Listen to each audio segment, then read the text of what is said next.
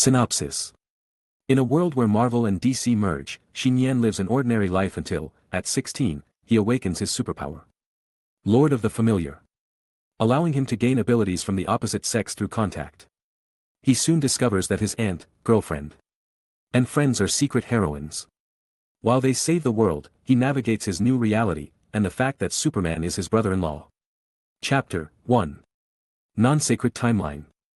Under the dark blue night, the neon lights of the modern city are dazzling, and it looks far more prosperous and lively than the scenery during the day. A golden figure fell diagonally from the top of the skyscraper, like lightning, but straighter than lightning. Like a shooting star, but smaller than shooting stars. It passed by the billboards and giant screens hanging 100 meters in the sky, and hit the ground hard on the lower ground. On the rooftop of a short 5-star hotel. It hurts, it hurts, it hurts. The hard floor tiles smashed out a shocking hole. The owner of the figure in the middle only groaned a few times. His body and clothes were intact, and he stood up slowly with the silver sword in his right hand.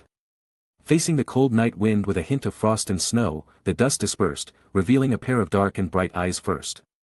He carries a round shield on his back and holds a long sword. Nian had a look of despair on his face, the corners of his mouth twitched slightly, and he looked down at his current attire. The top is a pair of small and tight-fitting red-gold battle armor. It is bare from the neck to the shoulders, and there is a raised structure on the chest that is obviously reserved for certain parts. The bottom is a dark blue skirt that is integrated with the upper body armor. It is more exposed than the most fashionable mini skirt and hot pants, and it forms an absolute realm with the gold knee pads at the knees. The left and right hands are covered with a pair of silver wrist bracelets, and if you include the silver starlight crown above the forehead. This is a sexy outfit that makes even the top models feel ashamed and want to use their hands to pull down the sparse skirt. It should be a superhero outfit exclusive to Wonder Woman. And Nian, who is wearing it now, is undoubtedly a man, the kind with a handle. What on earth am I doing? I should be doing my homework at home now instead of running wild in women's clothing like this. Nian was on the verge of tears. In the morning, he was just an ordinary middle school student, thinking that all extraordinary and supernatural things had nothing to do with him. Unexpectedly, he almost became a supernatural incarnation at this time. Don't wait for Nian to come to his senses. Click, click, click. As a huge buzzing sound reached my ears, the air 100 meters above the city vibrated.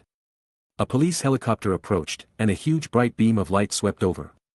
The strong wind caused by the helicopter propeller made Nian feel that her crotch was getting colder and colder, and she subconsciously wanted to pull down her skirt.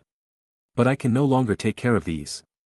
If this look was captured by a helicopter, Nian felt that he could live in another city or even another planet overnight. Depend on. Nian gritted his teeth and picked up the retro long sword in his hand again. He simply did not look at the frightening ground. As he exerted force with his toes. Due to improper control of the force, the top floor of the hotel beneath him was directly trampled to pieces. The moment before the lighting beam fell on him, Nian jumped high again and rushed towards another building dozens of meters away. The reason that led to this scene happened half a day ago. 12 hours ago. United States, downtown Washington, residential area next to Center Street. Nian yawned and stood up from the bed. He could faintly hear the clear words of the female host on the TV coming from the living room outside through a door. The current time in Washington is 7 o'clock in the morning. Today's weather is cloudy and lightly snowing, the outdoor temperature is 5 to 3 degrees Celsius. We recommend that all viewers and friends bring snow jackets and rain gear when going out. Nian stopped the electronic alarm clock that was about to go off and took a look at the time. It happened to be fixed at 7 o'clock on December 22, 2011. Another Christmas is coming. Time flies so fast. Nian sighed, found his slippers on a blanket not far from the bed, put on a set of winter campus clothes that had been prepared in the closet, and left the room. Pushing open the door, Nian habitually shouted into the living room, "Auntie, good morning." His greeting went unanswered. Outside the living room. The cool morning light flows in from the floor-to-ceiling balcony windows with rolled-up curtains, and the already monotonous light-colored floor looks like an ice floe on the sea. The TV that was not turned off continued to play the morning news from the local channel. On the other side, a breakfast was already placed on the clean and modern dining table. With the same simple configuration of milk, eggs, and baked bread. In the stagnant cold air in the living room, there was a faint scent of violet lingering, but the source of it was nowhere to be seen. "Did you go out so early?" Nian muttered and didn't care. He turned around and walked into the shower room next to the room. There are not many items placed in the shower room, just facial towels, mouthwash cups, and toothbrushes. The background color and style are single, and they are basically two sets, one large and one small. Well, Nian naturally uses a smaller size. Although he had repeatedly requested to change to a larger size, someone refused him on the grounds that he was underage. Nian started to wash up, and the mirror on the water table reflected a young man's face. With black hair and brown eyes, he is obviously of Chinese descent. There is still a trace of youthfulness on his delicate face, and his skin is too slender and fair, making him look like a girl at first glance. Especially the white gauze sweatshirt and plain long scarf she wears, making her overall appearance more soft and neutral. Nian curled up the corner of his frothy mouth. There was nothing he could do. This was also the aesthetic style of the owner of the family. Fortunately, his height is not low. During the period of growth and development at the age of 16, his body has easily exceeded the life and death barrier of 1.7 meters. Returned to the living room. Nian began to prepare the American breakfast on the table, and his attention was quickly attracted by the morning news on TV. Yesterday afternoon, Iron Man appeared in Iraq, Iran and other places. And within half an hour, he caused a devastating blow to the local criminal organization base. That night, Tony Stark and his secretary Pepper Potts attended the bar banquet in New York on time, which was a worthy call to a generation of time management masters. According to statistics, the crime rate in Gotham City has dropped significantly in recent years.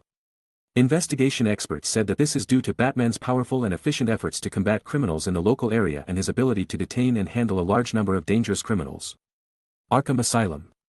The reporter discovered that there have been small-scale demonstrations in the metropolis recently. Some citizens expressed dissatisfaction with the superhero who settled in the city, Superman. The specific reasons need to be ascertained. It seems that any report that has nothing to do with superheroes cannot be considered popular news today. This is the trend of the current era. Nian was used to this kind of news, but when he raised his head and took a sip of warm milk, feeling the silky warmth entering his stomach, he couldn't help but sigh. A strange world. Yes, Nian is a reincarnation. The specific reason why one died and was reincarnated is no longer important. What is important is the world he was reincarnated into. A parallel world where Marvel and DC merge. This is what Nian learned from reading geography and history books when he was young. For example, in the First World War here on Earth, the real god of war was involved, and in the end it was the legendary goddess who ended the war. As for the subsequent World War II, it was the evil organization Hydra that made trouble and wanted to rule the world in one fell swoop. In the end, the superhero Captain America ended the long war. Above. These are just major events in the torrent of history, and there are countless unknown disputes. Due to the coexistence of New York City and Gotham City, justice and evil are fighting almost every day. In this world, technology becomes king, magic becomes god, mutation dominates, and aliens invade. However, these have little to do with Nian. In his previous life, his knowledge of movies and animations such as Marvel and DC was limited to some hero titles, and he knew nothing about the relevant worldview and plot. Although he is a reincarnation from another world, this is also the biggest secret hidden in Nian. But now he is just a normal ordinary person. He has lived in Washington for 16 years since childhood. And his daily life has not been disrupted by supernatural events. Right. Except for the superpower he suddenly awakened on his 16th birthday last weekend. As long as you have close physical contact with a relative of the opposite sex and have a liquid level of exchange, you can master the other person's abilities within a certain period of time. Simple, direct and brutal. Nian named this similar superpower that he had only seen in strange comics in his previous life, Lord of the Families. After all, this superpower is tailor-made for evil villains and LSP. The nature of this ability is as bad as hypnosis, clairvoyance, time prohibition, etc. that are common in strange comics. Of course, Nian never thought about using this superpower to do bad things or become a superhero. To be honest, this superpower is useless to him. Compared with Mr. Stark's steel suit, Mr. Superman's body of steel, and Captain America's super soldier physique, it is impossible for him to do it before fighting with others. Let me pause for a moment and find a girl to add buffs to, right? Also, if this girl had an ordinary physique, she would only be able to increase her combat power a little at most. What's more, for Nian, who has been single in both his mother and child, this so-called superpower is equivalent to nothing. Quickly losing interest in news reports gossiping about when Iron Man Tony Stark will sleep with the fashionable cover girl this month. Nian gradually turned his attention to the side of the TV and saw that the wooden shelf was filled with photos of him, from his infancy to his current teenage years. They are basically his personal photos, and his aunt has never appeared on them, not even a simple back view. My aunt doesn't like taking pictures, especially selfies. Nian knows this. It's not that my aunt is ugly or unphotogenic. Nian dared to pat her chest and say that her aunt is definitely a top beauty, comparable to or even surpassing the female stars and models in TV shows. From the day he was picked up by his aunt on Christmas Day in 1995. In his impression, his aunt's appearance has not changed with age, and she is a perfect frozen age goddess. No, I must let my aunt take a photo with me next time. If I'm stronger, if I act coquettishly, it should still be useful, right? Nian was just making up his mind when the doorbell rang at the door. Who is it? Nian frowned slightly. In his memory, his aunt had never forgotten her keys when going out. Just as Nian walked from the living room to the door, before looking outside through the peephole, a photo came in through the gap under the door. Seeing the photo, Nian looked slightly stunned and stopped all movements. The photo was a rare black and white background. From the pixels to the natural yellowing of the photo, it was an old product from the last century. The background of the city wasteland in the photo, which was suspected to be a battlefield somewhere in World War I, also confirmed this. What shocked Nian was that, in this strange old-time photo, surrounded by officers and soldiers, a figure similar to his aunt appeared. Chapter 2. Winter morning. Snowflakes as big as goose feathers fell from the sky to every corner of the metropolis. It was still the morning when the sky was just getting light. As a world-class city, Washington had already radiated its due vitality. The figures of two groups of students and office workers were constantly walking on the streets that had just been cleared of snow. Beep. A local police car drove slowly and finally stopped on the side of the road in the community. The door opened, and a cute blonde girl jumped out of the back seat with a school bag in her hand. Gwen, slow down, your water cup. In the main driver's seat, Officer George, who was dressed in a formal police uniform, opened the door and chased down. He held the thermos water cup in his hand and looked at his beloved daughter. The tone of this big man couldn't help but be a little doting. Don't you really need me to take you to school? The road is slippery and it's snowing. Gwen took the water cup and put it in her school bag, and refused crisply, no, I have rain gear and non-slip boots. But Officer George wanted to say something else. But at this moment, Gwen's eyes suddenly lit up, her cheeks were filled with joy and excitement, she jumped up like a rabbit, and excitedly waved her arms towards a place. Nian, here. Here. I knew it. Officer George sighed in his heart, turned around, and saw a familiar figure of a teenager appearing at the corner of the street. Gwen, Uncle George, good morning. What a coincidence to meet you again. Nian was still very familiar with them. Gwen, full name. George Stacy. Is a child of the same age living in a nearby community. When they were young, they went to the same nursery school. Went through elementary school and junior high school, and now study in the same high school. They can be regarded as childhood sweethearts with deep feelings. As for her father, he is a local police officer with some reputation and power, who happens to be in charge of the security of their urban area. Full name. George Stacy. Yes, what a coincidence. Gwen's eyes were curved, full of unstoppable smiles. The snow around was very white and crystal clear, but Officer George's face was a little dark. Is this a coincidence? No way. It was clearly for this kid that he deliberately timed and bumped into him here. Of course. Officer George had no time to protect his daughter's little girlish thoughts, so how could he possibly expose them on the spot? Besides, he had investigated Nian's family background 10 years ago, and he was indeed a poor and kind child. Ah. Nian, why don't you wear a hat or hold an umbrella? Gwen said in surprise, and quickly moved in front of Nian. Before he could reply, her hands had already cleaned the frost and snow on his hair and eyebrows for him. I was in a hurry to go out, so I forgot. Nian smiled carelessly, temporarily putting aside his chaotic thoughts. Then remember to keep warm. What if you catch a cold? Gwen puffed up her cheeks a little angrily, which made her look a little more playful and cute. Without thinking too much, she put the furry hat on her head on Nian and blew hot air from her hands on his slightly cold face. This was considered a very intimate behavior in the eyes of others. But for the two who had grown up together, it was so common that there was no special meaning. It's cold outside, I'll take you to school. Officer George couldn't bear it anymore and said. Gwen didn't respond, but looked up at Nian. The school is not far away, I still. Nian wanted to refuse, but felt the sharp eyes of Officer George, and nodded and agreed, thank you, Uncle George. Gwen smiled and said, then please take us a ride, Dad. You're welcome. Officer George held his head high, and for his beloved daughter, he obviously had the consciousness of becoming a tool man. After a while, the police car started and drove into the main road, heading towards the high school. In the car with sufficient heating, Gwen and Nian sat in the back seat together. After getting in the car, Nian looked at the winter street scene passing by quickly outside the car window, and his face and eyes were a little dazed from time to time. His hand was suddenly held by a gentle and soft hand. Nian turned sideways and saw a girl with a worried face. Nian, how are you today? Are you feeling unwell? Why do you look so worried? Nian didn't know how to start.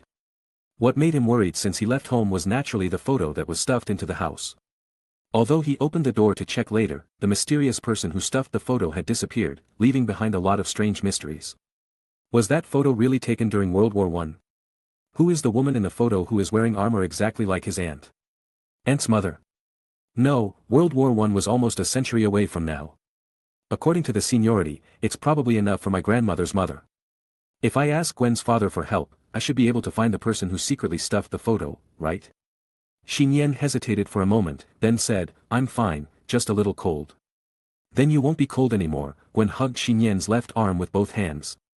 At this distance, they could clearly feel each other's body temperature. Officer George, who was driving, only glanced at the rearview mirror and almost exploded.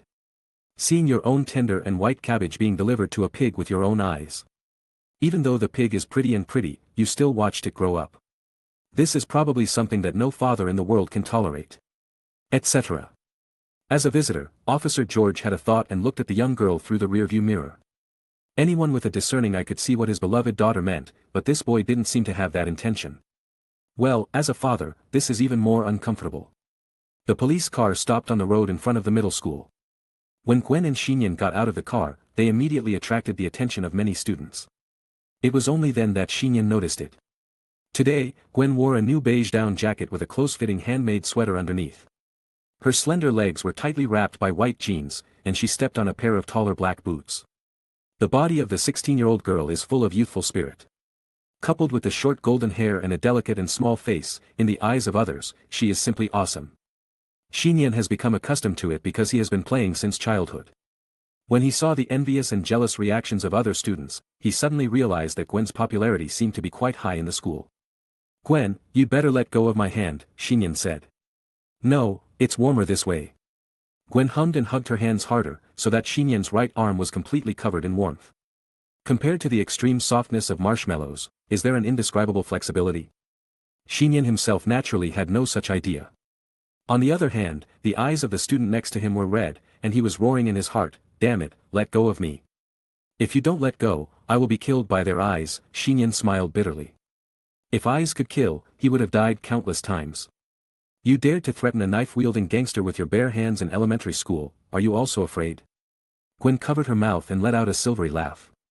She let go of Nian's arm, and then her face turned red. Quite a few. Don't always mention my dark history. At that time, if the police had not arrived on the scene in time, he would have been reincarnated in the third life. After spending 16 years as an ordinary person, Nian, a reincarnated person without system plugins, has completely looked away. How can there be so many talented superheroes? Nowadays, there are 5 to 6 billion people in the world, and only a few people such as Captain America, Iron Man, Batman, and Superman have truly stepped onto the stage of the era as superheroes. Among them, Superman is still a Kryptonian. It's not like I'm afraid of trouble. Nian ignored the angry students and walked into the relatively warm corridor of the teaching building. He looked at the girl beside him and said jokingly, of course I don't care, I just feel that this is not good for you, you are not very popular. Gao Mo, I heard that he is about to run for the No. 1 position here. Where did you hear that? Gwen couldn't help but spit. Just, this moment. Gwen suddenly realized that childhood sweethearts were not a good thing. Sometimes once a relationship is established for a long time, it is difficult to change it subtly. Just as Nian and Gwen were walking down the corridor of the teaching building, in a 10th grade classroom. A girl wearing glasses sat in the corner seat in the last row, looking outside in a daze, with a subtle look in her eyes. Follow Nian back in the corridor. Kara, what are you looking at? A female classmate approached the table and asked curiously. I didn't see anything, Kara quickly looked away. Really? The female classmate was dubious and looked along Kara's gaze, only to see a wall with artistic graffiti. Thick walls blocked the outdoor corridor, making it impossible to see anything passing by outside. Chapter 3.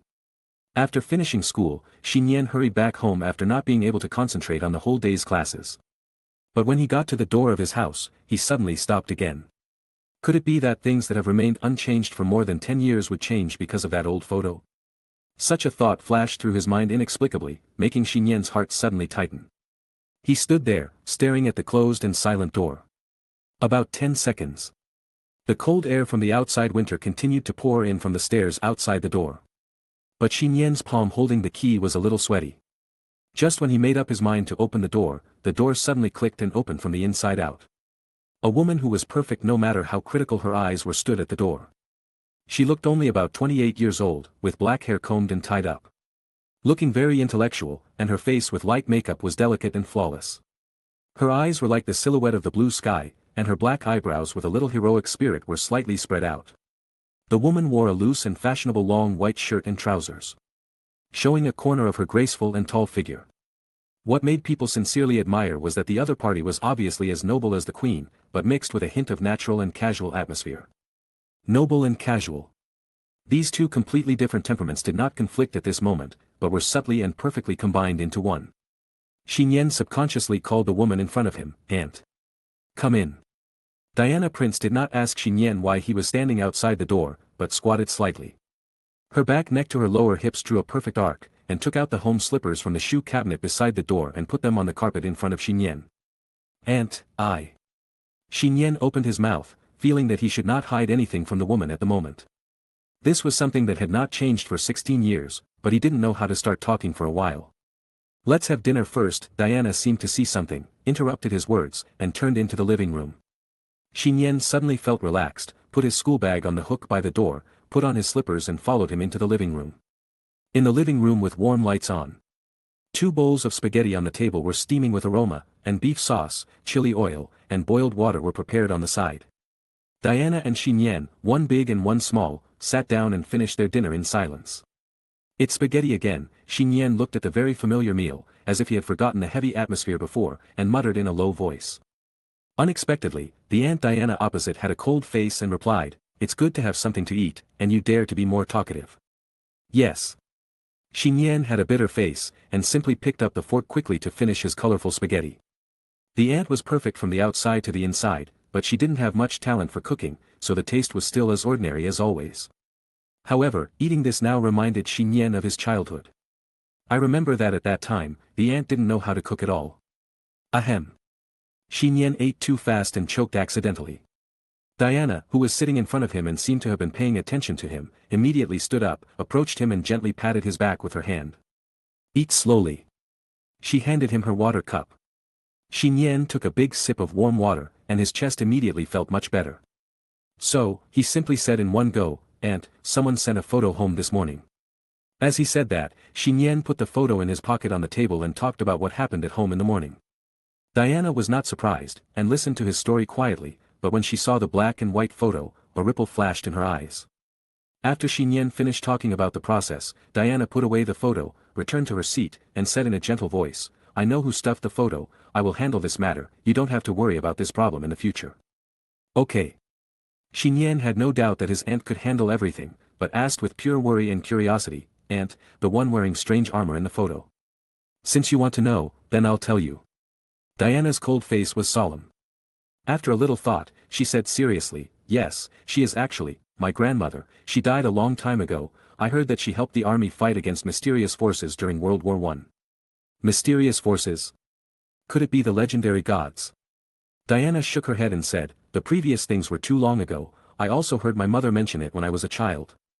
She paused, "But there are no gods in this world." "That's right," Nian nodded, and he was completely relieved. Diana was also relieved. "I have an appointment with a friend. I will go out later and may come back later," Diana said softly, picked up her water cup and took a sip, and found that Nian was staring at the water cup in her hand. "What's wrong?" Diana put down the cup and asked curiously. It's okay," Nian shook his head. He just suddenly remembered a question. "I just used my aunt's water cup, and now my aunt used the water cup again. Isn't this an indirect kiss?" "There is nothing wrong with kissing my aunt indirectly." When I was a child, Nian and my aunt often took a bath together. This is also a major reason why girls find it difficult to attract Nian's attention. Just like you have watched anime masterpieces such as Fullmetal and Lelouch for enlightenment, but you always feel boring when watching other anime works. But now, here comes the problem. Will indirect kissing trigger Lord of Families? Nian couldn't help but think about it. He has not tried out his superpowers yet, and only knows the 3 prerequisites for the activation of Lord of Families. Need the opposite sex. After close contact. There is fluid exchange with each other. Nian's aunt is naturally the opposite sex, and she is a perfect opposite sex. As for close contact, I wonder if the pat on the back just now counts. The most important thing is the exchange of liquids. Even if there was an exchange just now, it was neutralized by the water in the cup. So, it should be fine, right? Nian was absent-mindedly thinking about this problem until the evening meal was over. Don't wait for me, go to bed early at home. Diana's tone was like coaxing a child, which made Nian feel dumbfounded for a moment. Of superheroes. Currently, only New York City, Gotham City, and Metropolis, the 3 major economic cities, have Iron Man, Batman, and Superman respectively stationed there, also because they live there. Don't worry, I have been very lucky. It's up to you to take good care of the house and don't run around. Diana blinked, leaving a reassuring smile, put on winter high-heeled boots and walked out of the house. The room fell into silence again. Nian looked at the closed door, feeling inexplicably empty, and began to recall the conversation just now. Is the photo thing really over like this? Nian murmured. If the meaning behind that photo really just represents my aunt's grandmother, what were the thoughts of the person who put it into their home? This matter doesn't seem that simple. Nian was sorting away his tableware in a daze, but he heard the crisp sound of something exploding. Nian was taken aback. When he regained consciousness, he looked down and his pupils suddenly shrank. The water glass he was holding in his hand shattered and exploded, as if it had endured a violent force beyond what he could bear, and the glass shards scattered all over the floor. This cup? No, it's my body. Nian's palm was not damaged at all, but he felt that the power of his palm was unprecedentedly powerful, and he felt like it could crush everything and defeat everything. Hallucination or delusion? Nian was stunned and looked at the metal knife and fork held in his other hand. His fingers moved slightly, and the metal knife and fork quickly bent and deformed under the naked eye.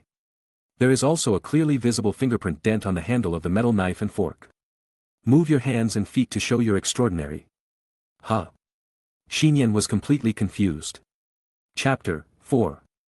Diana went out and turned 2 or 3 corners downstairs, and soon came to a retro-style coffee shop not far from home. Because it was dinner time, there were not many people in the coffee shop, and Diana found the person she was going to meet at a glance. In a secluded corner near the window of the coffee shop, there sat a middle-aged woman in her early 40s with slightly curly long hair and sunglasses. "Madam, what would you like to order?" The tall and fashionable Diana immediately became the focus of attention in the store, and even the young female clerk was suddenly impressed and politely came forward with the order. "A cup of hot coffee will do," Diana smiled and responded, and sat down in the chair opposite the woman in sunglasses. "Diana Prince, long time no see." The middle-aged woman took off her sunglasses, with an indifference in her eyes that was colder than winter. Diana nodded slightly. "It's been a long time, Barbara Minerva." Seeing this former colleague, friend, and enemy again, she couldn't help but feel a little complicated. "More than 20 years have passed, and you are still the same as you were back then. Without getting older, should I say you are worthy of being a descendant of God?" Barbara laughed, staring at Diana's perfect and familiar face, and said self-deprecatingly, "Since I lost my ability as a leopard girl and reached a certain age, I can't help but have more crow's feet on my face. My body is getting out of shape day by day, and my skin is no longer as tough and elastic as it used to be." "You still can't let go of what happened back then?" Diana frowned slightly and asked bluntly, "So, this is why you secretly stuffed my old photos into my house? Why don't you just talk about the past and get down to business so quickly? It seems that you care about that child very much." Diana did not comment and said seriously, "He is just an ordinary person. So, that's why I stuffed the photo." Barbara had a hint of sarcasm on her face. "You are a goddess who is high above, flying into the sky and into the earth. And immortal. In these years, you actually adopted an ordinary human child. What are you doing? Do you want to completely integrate into our human world? Don't joke." At the end, she slapped her hands on the table and stood up, looking at Diana with great resentment and anger. Diana looked calm, with her long legs tilted and pressed together. Even if she was just sitting quietly on the chair, her aura was still not shaken by Barbara. She was silent for a moment, and then whispered, "I was originally disappointed with humans and had no hope. What are you talking about? Barbara's face was full of confusion, and she finally sat down again. Diana glanced at the snow-covered street outside the window and continued, until, 16 years ago, on Christmas night. What happened to me?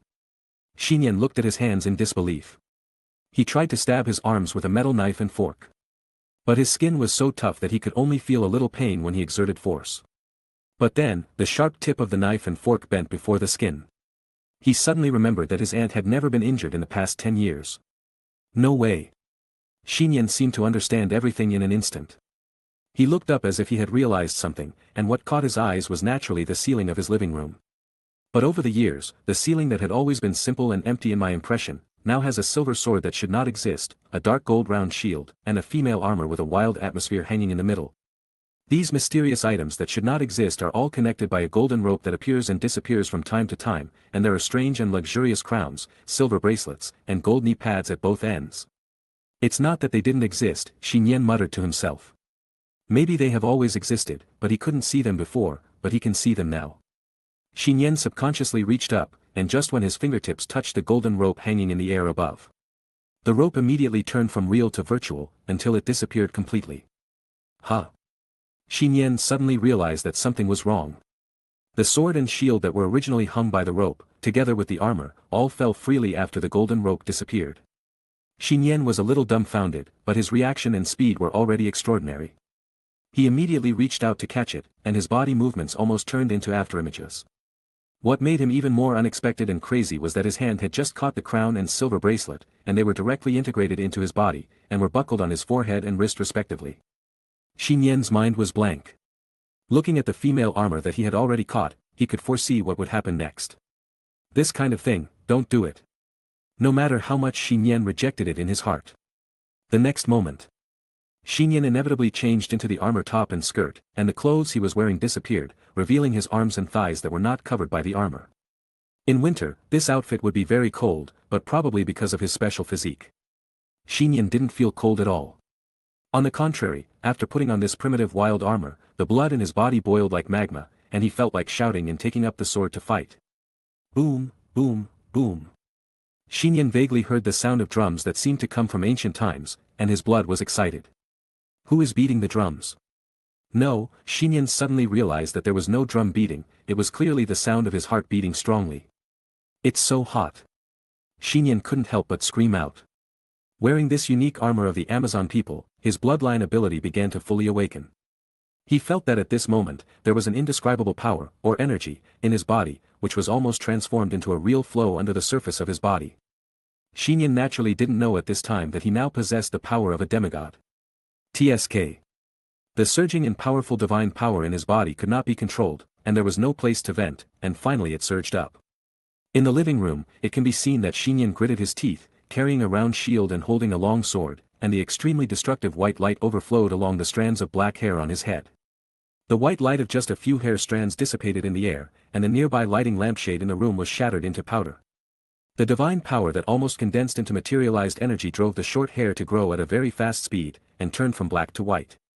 And fell wildly on Nian's lower back, shoulders, and face. Wearing long silver hair. Nian was completely stunned, and quickly touched the hem of his skirt.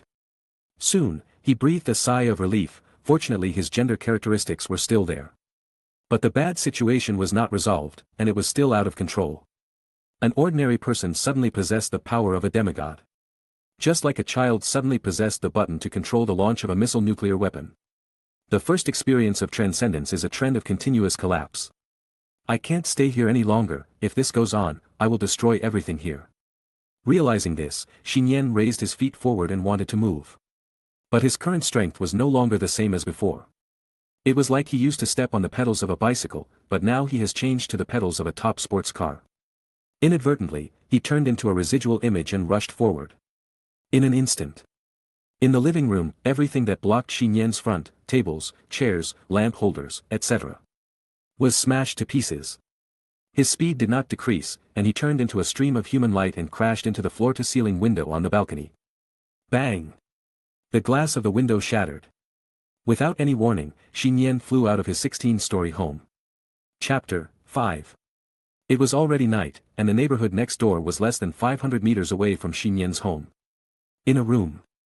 After dinner, taking a shower, and changing into long-sleeved pajamas. Gwen was lying on the bed. The girl buried her head between the dolls like an ostrich, and her body full of youth and beauty did not move. However, the pair of feet that were kicking the duvet rhythmically undoubtedly exposed her hidden sorrow. Gwen.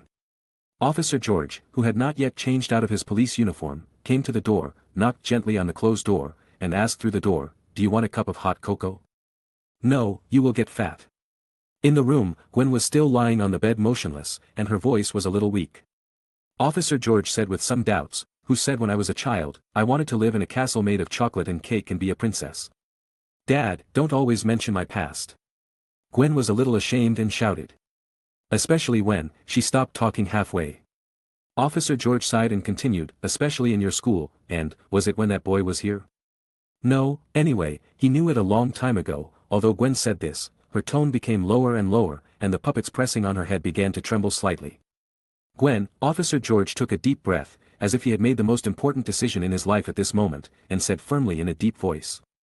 "If you really like that boy Nian, then go and show your feelings. Dad, I will definitely support you behind the scenes." Inside the room. The puppets pressing on the girl's head stopped trembling, and after falling into silence for 3 seconds, the puppets were all thrown out of the bed. "Dad, what are you talking about?" Gwen jumped up from the bed directly, sitting on the quilt like a duck. And kneading the pillow with both hands. I don't know if her face was buried for too long or because of being poked in the heart, with a fiercely heated flush. There is no doubt that steam will overflow in the next second. Sweat beads appeared, and a few strands of golden hair stained the girl's cheeks. "I don't like Nian." Gwen was so ashamed and angry that she instinctively wanted to refute as a girl, but because of the pause in the middle, her rebuttal was as pale and powerless as a blank paper. Okay, I just said if. Officer George, who had been standing outside the door, understood what he meant. He wanted to say something, but the pager on his sleeve suddenly beeped. Officer George immediately answered, "This is Sheriff George, what happened?" Knowing that there was an emergency, Gwen in the room quickly quieted down. Listening to the report from his subordinates on the pager, Officer George's already serious face became more solemn. "You mean, there is a woman in strange clothes who robbed the money transporter from the sky? I see, it's not far from where I am, I'll be there soon." Officer George put down the pager and hurriedly called into the door, "Gwen, I have something to go out for, you stay at home." "Okay, Dad, be safe," Gwen replied. "I will." Officer George nodded, and then hurriedly left home. In the room. The temperature on Gwen's face eased a little. Thinking about what her father had just said, she couldn't help but murmured, "A woman who fell from the sky. Isn't she a mutant or a superpower?" Gwen frowned slightly, and became more and more worried about her father's safety. In this world, people with talents beyond ordinary humans are very rare, but it cannot be said that there are none. Because, she is one of them. Gwen quickly came to the closet in her room, pushed all the clothes to the sides, and opened the innermost layer of the closet, revealing what she had hidden behind the layer. It was a set of tight and strange uniforms with a black and white background. The uniform was white from the neck to the chest, and the opposite black from the chest to the abdomen, buttocks, and legs. In addition to the white hood that can cover the head, the uniform is also equipped with an additional one-piece hood, and the inside of the hood is a black and red pattern like a spider web. In addition to the strange female spider uniform and hood, there is also a pair of green low-top special shoes in the layer. Gwen didn't think too much, took out the hood, uniform, and shoes, and took out 3 ordinary band-aids from the lowest drawer of the closet. And tore them open with her mouth. After a while, along with the home pajamas, including bras and hollow fabric clothes, scattered on the floor, Gwen also put on the whole set of female spider uniforms. Put on female spider clothes. Gwen gently placed her palms on the floor, crouched down and walked like a predator, like a crawling spider, without making any sound. Tuning the radio on the table to the pure music channel, Gwen created the illusion that she was concentrating on her homework. Raised her hand and pushed open the window of her room. Looking back at the closed door, she grasped the window sill with her hands and exerted a little force, and her body leaned out of the window nimbly. You know, although Gwen's house is not as high as Nian's, it is also a 10-story house, nearly 30 meters above the ground. Gwen's perspective was reversed, and the city shrouded in the night below was reflected in reverse. She leaped up and leaped 10 meters in the air. At the moment when she was about to fall, she turned her wrist and a not-so-obvious white spider silk shot out, accurately hitting the eaves of the tall building next door.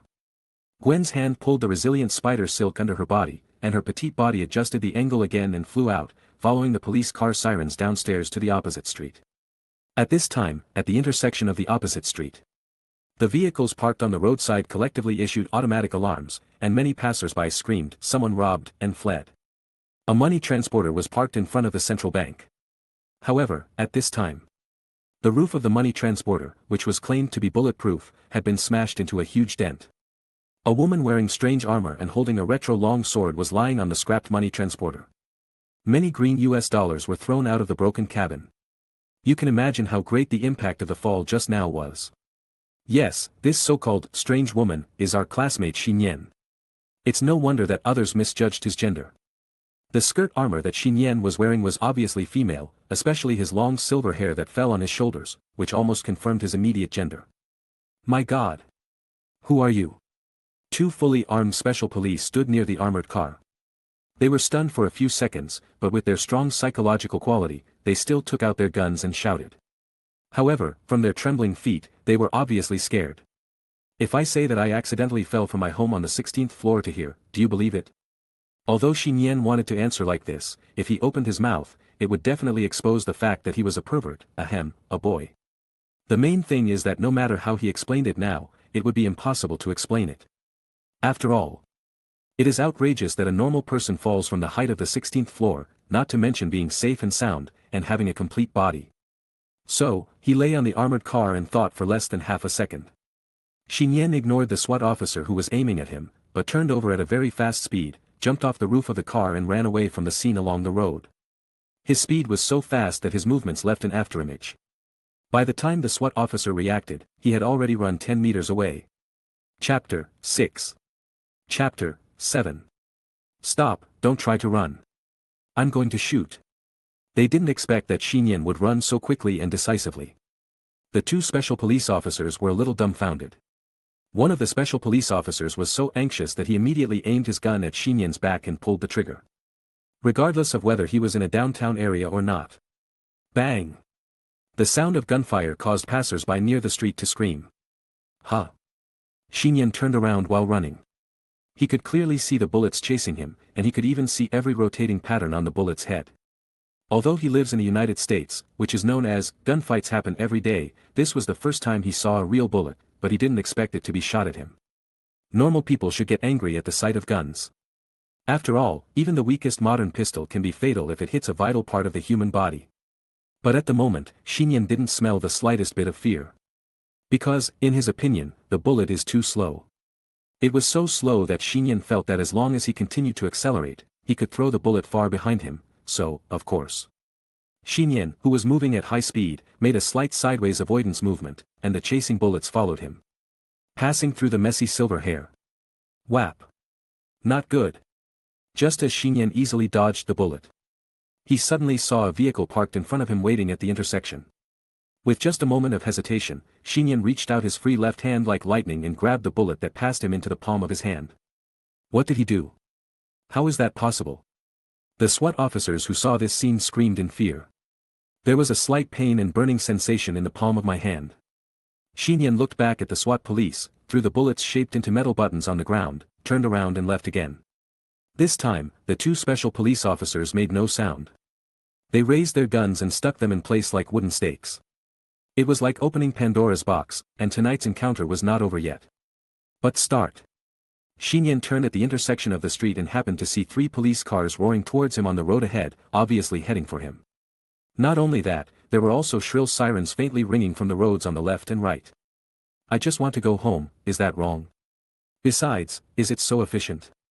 How come you met him so quickly? This is not scientific. Never mind, in short, we can't stay on the busy street anymore. Nian also didn't want to accidentally hurt ordinary people. He looked around at the buildings on the roadside and quickly selected a relatively low 4-story convenience store. Nian accelerated forward and tried to jump to the top of the convenience store. But this time, the force was too much compared to before. Nian's body suddenly felt weak for a moment, so he only jumped about 6 meters and fell to the ground before he got close to the building. Below, there are police convoys arriving from various intersections. Fuck, don't play with me. Nian started dancing in mid-air, feeling the familiar feeling of falling, and watched the top of the building getting further and further away. Just then. Laugh. From Xinyan's left hand, which he waved forward unintentionally. A rope with golden light appeared from the air, spreading and wandering over the city like a dragon. One end of the golden rope was firmly held by Xinyan, and the other end extended forward like a lasso until it was tied to the lightning rod of the building in front. There was no time to study how the rope appeared. Xinyan pulled it with his left hand, and the body that was stagnant in midair jumped up again, flying to the rooftop of the four-story building next to the intersection. What a risk! Xinyan retracted the golden rope in shock, looked away from the empty police car, and quickly fled the scene using the tall building next to him as a stepping stone. On the road below, 5 or 6 police cars came to a screeching halt and stopped at the spot where Xinyan had just taken off. Who is that? A police officer got out of the driver's seat of the police car, looked at the road that had been trampled with footprints, and said to himself in shock. They are not ordinary people anyway, another police officer who got out of the car answered. Nonsense, many police officers were speechless. They caught bullets with their bare hands and reached a speed of over 100 yards. They jumped 4 stories high, which is outrageous for ordinary people. What do we do next? Just when the police officers felt helpless, a police car with a siren finally arrived belatedly and stopped on the road along with other police cars. The car door opened, and Officer George got out of the car vigorously. He looked at the police officers and asked quickly, "Where did the target criminal go?" "Report to the police officer, the other party flew." "No, he jumped away." The police officer at the scene saluted and pointed to the building more than 10 meters high. It took Officer George 5 seconds to understand what he meant by jumping away. After a brief thought, Officer George said in a deep voice, "Immediately request helicopter support from the local police force, such a dangerous unknown person cannot be allowed to run wild in this city." "Yes, officer." Xinyan moved quickly on the rows of tall buildings. Although he was still unable to control his extraordinary physique, he finally became familiar with the actions outside. So this is what it feels like to fly. With the help of the golden rope in his hand, Xinyan can leap back and forth on the top floors of several to more than 10 floors. When the force used is too strong or fails, he will use the lasso to pull himself to another building. Body to ensure that you will not fall off the roof. I don't know what kind of material this golden rope is made of. It can be stretched and retracted at will, and can be placed on railings, eaves, clothes hanging to dry, and other objects. He was shocked to find out. Even if it is not an entity that can be touched, but is just a black smoke rising from the chimney, the golden rope can be used as a trap for the concrete object, and can use it to draw strength. Xinyan even doubted that it could be used to trap clouds and even things with deeper meanings such as the so-called soul. Of course, the premise is that the concept of soul exists in this world. Should we get rid of them? Xinyan came to the top of a skyscraper and stood near the almost suspended railing. Looking down at the small black dots of vehicles and pedestrians below, he still felt a heart palpitating from the bottom of his heart. It's time to return home. Thinking of this, Xinyan jumped up again with all his strength. He was in the air, trying to throw a golden lasso to close the distance between himself and the building opposite. But it wasn't until his left hand made a throwing motion that he noticed that the golden rope that came to the rescue in time disappeared out of thin air at some point. No way, are you still playing with me? Xinyan's heart twitched hard, and for the 3rd time tonight, he experienced a long falling feeling. Newton was ecstatic. Thus, the scene we first saw appeared. Xinyan fell obliquely on the roof of the 5-star hotel. When he saw the police helicopter chasing him, he could only continue to escape with unstable strength. 10 minutes later. Even Xinyan himself didn't know how long he had been flying on the high-rise building. He only knew that he was getting further and further away from the urban area at home. Once again, he hid in the shadow of the water tower of a high-rise building and watched the helicopter patrolling away in the wrong direction until it completely disappeared from his sight. Only then did Xinyan let out a breath. The heat coming out of his body was enough to evaporate the frost and snow, and his eyes were tired. "Can you finally go home now?" he murmured softly. "It's like setting up a fog." As soon as Xinyan finished speaking, a figure appeared out of nowhere and landed gracefully and lightly on the top of the high-rise water storage tower. Chapter 8. Chapter 9. Let me go. Being sat down and suppressed to the ground by others, even though she knew that the other person was also a woman, Gwen still felt ashamed and angry, struggled hard and gritted her teeth and screamed. Xinyan, who was sitting on her, was in trouble. It was also because Gwen took the lead just now. In order to prevent the other party from hurting him and seeing his true appearance, he was forced to fight back in self-defense. But, although he had subdued the opponent now, he had not thought of what to do next. Let Spider-Woman go. Not to mention whether the other party will continue to attack, once you let go from such a close distance, you can see your face clearly just by turning around. Nian doesn't want to reveal his true identity. All his current abilities come from his aunt, not his own talents. Maybe he only held it for a short time tonight, and the next day, he would return to a normal human being. But don't let it go, we can't just stay in a stalemate like this all night. Otherwise, just knock him out. A look of hesitation flashed in Nian's eyes, worried that he had accidentally used too much force. Just when he was thinking about how to make Spider-Woman temporarily incapacitated. The struggling Spider-Man's body suddenly arched. And she raised her only right foot that was not bound. The little foot wearing a green low-cut special shoe was like a hook, hooking the person sitting above her body. Nian's neck. Nian's throat was tightly squeezed by the small and flexible soles of his feet, and his body couldn't help but lean back. Understanding that Spider-Man wanted to get rid of her own oppression. Nian held her breath with her left hand and still held onto the opponent's left ankle with her left hand. The palm of her right hand pressed harder against the clasped wrists to prevent her from breaking free. Opportunity. Giggle. The bones crackled like fried beans. Up and down, the two people's bodies were almost in close contact, as if they were entering a tug-of-war of endurance competition. Spider-Woman Gwen is in the lower position, her hunched body is almost bent into a moon. And her slender waist seems to be broken at any time. Nian, who was sitting on top and clinging to the spider uniform, could clearly feel the amazing flexibility and strength of the body underneath. Relax your feet. Nian wanted to shout. Spider-Man shouted out before him, let me go quickly. She hooked her little feet around Nian's throat and pulled back with all her strength, while her petite and exquisite body was constantly twisting and struggling.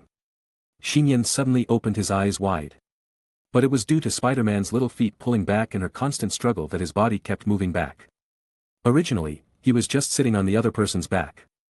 But now, Nian's hard seat has been upgraded to a soft seat, which is still the most advanced kind. Nian was confused. She was wearing a short skirt now.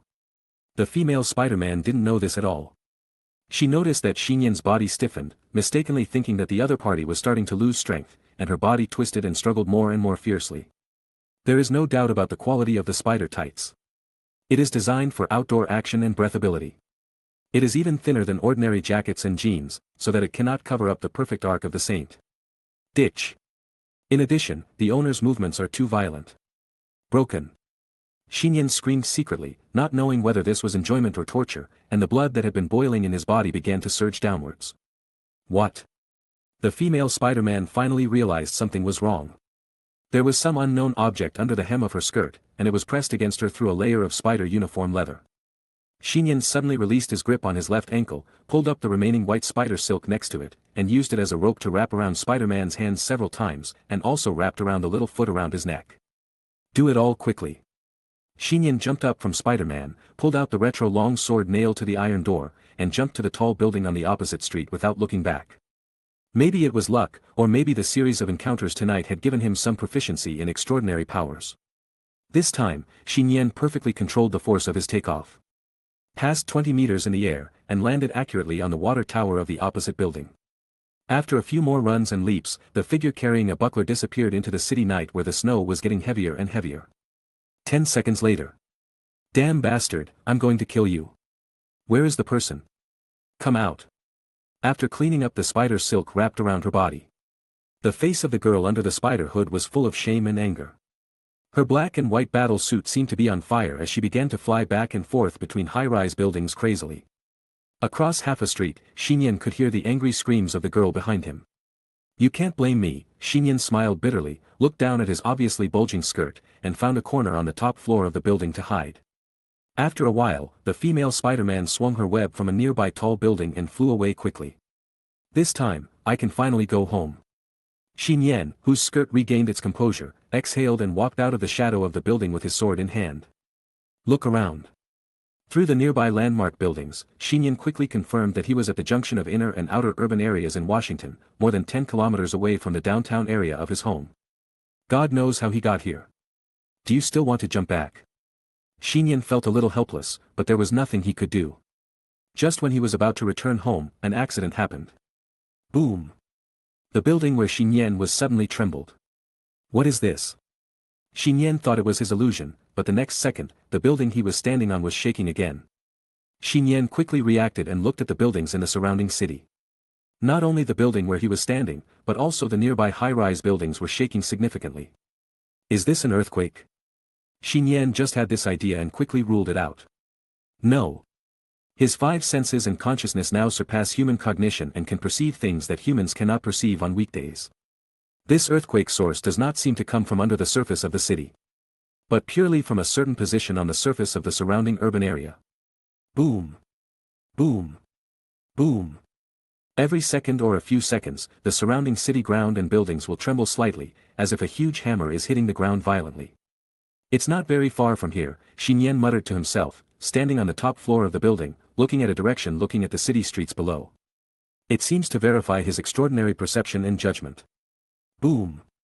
In Nian's vision, a building in the city area 2 or 3 kilometers away suddenly collapsed with a roar.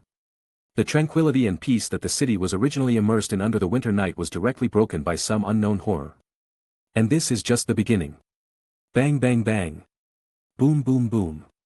The deafening sound of guns and shells came one after another, densely packed, without a gap, like thunder in a summer rainstorm, erupting with the collapsed building as the center. The sky was full of flames rising into the sky, spreading rapidly in all directions, burning several busy streets and the city sky around. Roar. From the city battlefield that instantly became a corner of purgatory, a creepy roar resounded.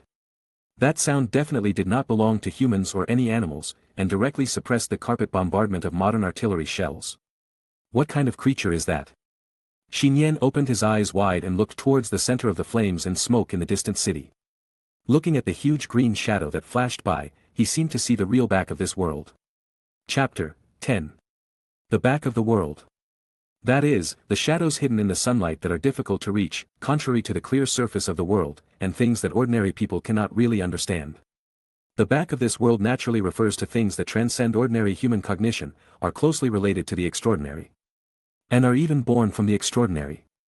Superhero movie is one of the representative products. After all, the current world is the fusion of Marvel and DC. Nian, who has been reincarnated into this world for 16 years, has learned about the birth and legendary journey of the first superhero of mankind, Captain America, from elementary school history books, and has heard people around him mention that the Dark Knight of Gotham City, Batman, has been watching over evil for more than 10 years. Although a year and a half ago, the billionaire playboy who inherited Stark Industries created the Iron Man suit and became the local technology king in New York. And a year ago, Superman, a Kryptonian who grew up on Earth, strongly repelled the Kryptonian warship from outer space and became the god of the world. Even though news reports about superheroes are overwhelming, and related gossip information is different every day, Nian always felt that these extraordinary things on the other side of the world were very far away from him.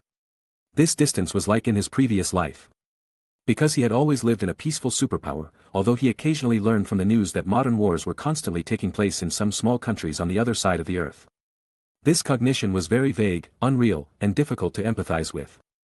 The distance between ordinary humans and the other side of the world was far more cruel than the class of slaves to the nobles in ancient times. After all, even if it is the so-called rich rely on technology, poor rely on mutation. And whether it is technology or mutation, wanting to cross the critical point of normal cognition and reach or possess extraordinariness is a rare probability in the human group. Nian gave up becoming extraordinary many years ago and got used to the life of an ordinary person. Until tonight. Nian first accidentally got an indescribable extraordinary power from his aunt, and then encountered a female Spider-Man with spider abilities outside the city, and now he saw a green monster fighting with an elite army. He had never truly peeked into or stepped half a foot into the back of this world like tonight.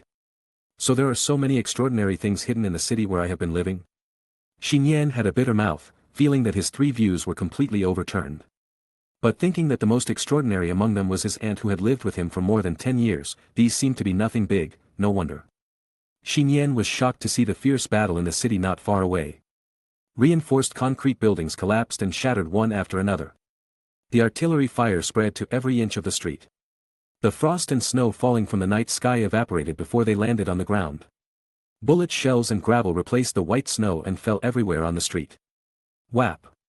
However, it was the human army that had always been at an absolute disadvantage. The center of the battle in the city. The Gatling gun barrels on the special military vehicles were spitting out flames, and the dense bullets were like a torrent of steel, concentrated into the deepest part of the flames and smoke. There was a giant green monster that was more than 2 meters tall. With muscles like pieces of iron, a hard and terrifying pale skeleton protruding, and naked except for a pair of large shorts.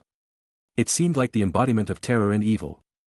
At first glance, it made people tremble from the bottom of their hearts, and endless coldness rose from the tailbone. It also had a very appropriate name. Abomination. Facing the hail of bullets. Abomination bounced back and forth between the buildings and ruins on the street. It was a dexterity and speed that was completely inconsistent with its bloated body.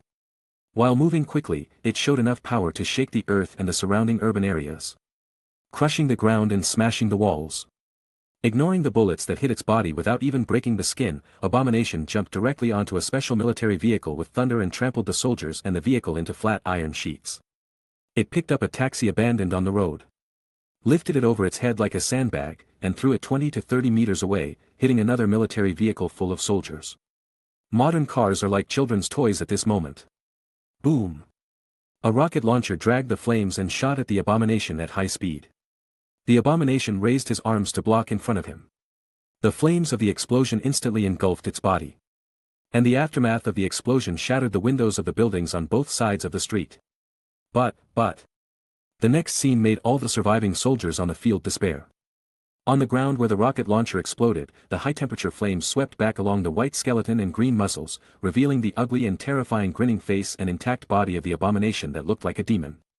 The next battle, no. It should be a one-sided massacre, which is still going on. Is that the Hulk? Nian frowned as he watched this scene from afar. Compared to other characters who had only heard of the hero's title, he had the highest level of knowledge about the Hulk. At least, when he was studying in his previous life, he passed by a cinema and saw the poster of the Hulk movie hanging on the wall at the entrance. Why is it different from the one on the poster? I remember that the Hulk had hair and didn't look so ugly. Could he be a fake like me now? Nian didn't know that his guess almost touched the truth.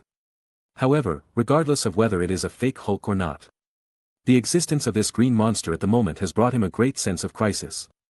Now he will not be injured even if he falls from more than 10 floors, but if he encounters this monster, he might die.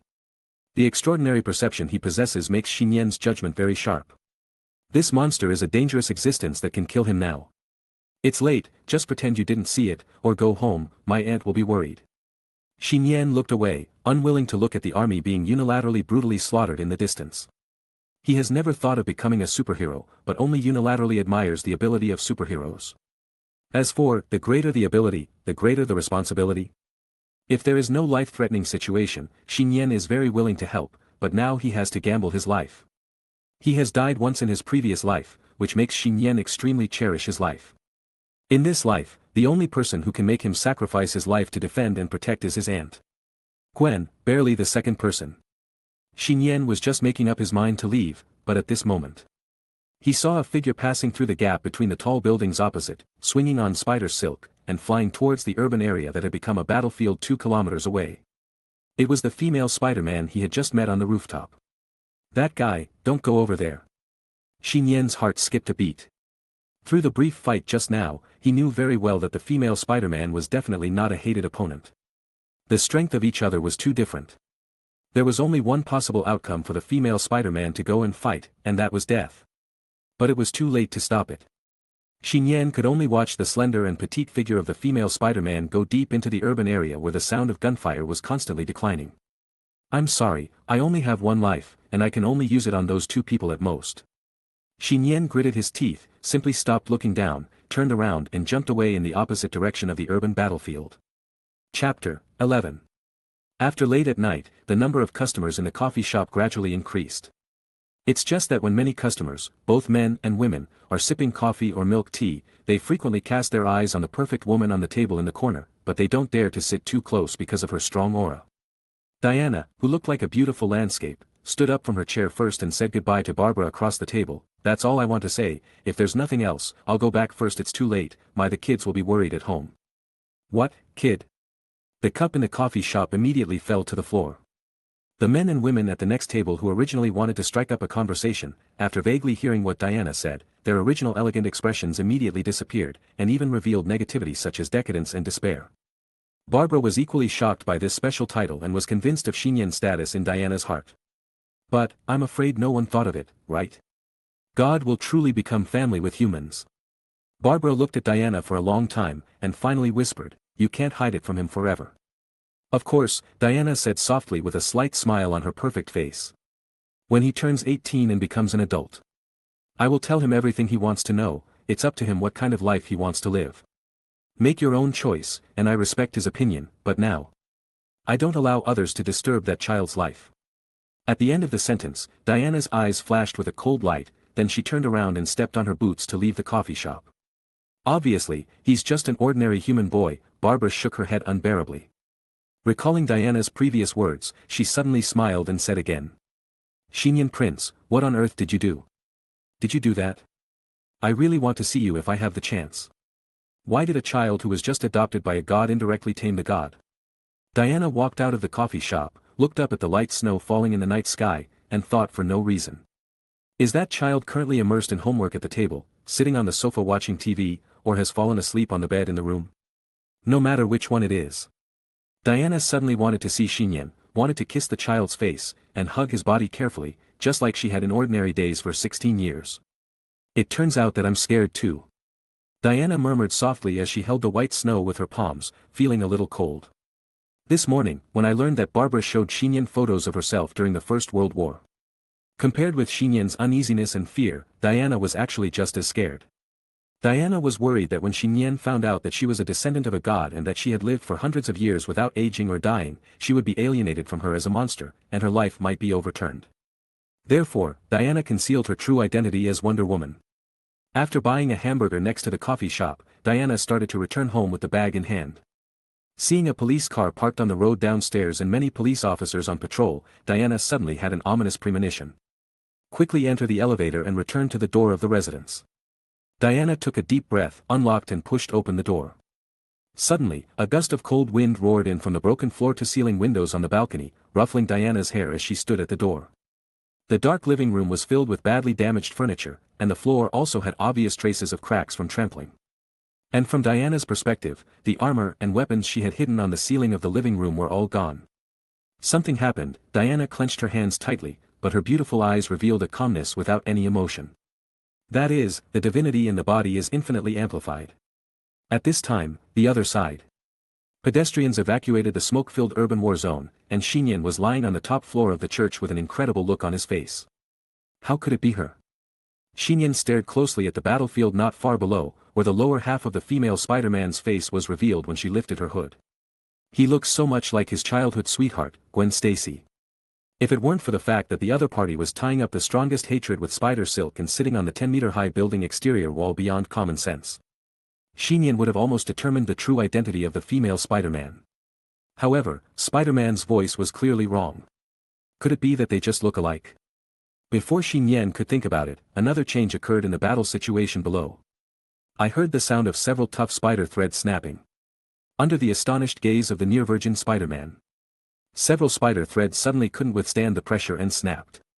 Although more spider threads were still fixed on the exterior wall of the building, they also experienced a complete collapse in the next moment. The outer wall of the building where the spider threads were fixed was pulled and collapsed along with the spider threads. Boom! For a moment, the earthquake shook the mountains, and dust rose instead of snow. The building where Spider-Man was sitting also collapsed and fell, and Spider-Man fell down unprepared. She was in the air, and she was about to shoot out new spider silk to fly up. But at this moment, a big green hand violently broke open between the spider web and the outer wall, grabbing the female spider tightly like an iron pliers with 5 fingers. Xia's waist was imprisoned together with his hands. In the dust, a pair of cold and terrifying green beast eyes opened. "Let me go." Spider-Man struggled and cried out. No matter how hard she tried, her hand still didn't move at all. This terrifying and inhuman strength reminded her of the cross-dressing pervert she met on the roof of the building earlier. The abomination smiled grimly. Under its 2-meter-tall monster body, the petite Spider-Woman in its hand looked as young as a baby.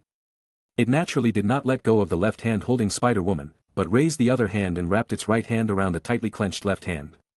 As the 2 hands of the abomination exerted force together, the hand it held shrank inward inch by inch, and the amplitude of Spider-Woman's struggle decreased, and blood flowed out of her small mouth that had been pursed. Obviously, the abomination wanted to crush her alive. Spider-Woman Gwen's feet fell down, and she completely lost the strength to resist, and her consciousness began to dim. Am I going to die here? Wait a minute, I haven't put on the white wedding dress yet. Gwen thought unwillingly, and then her eyes went black and she passed out.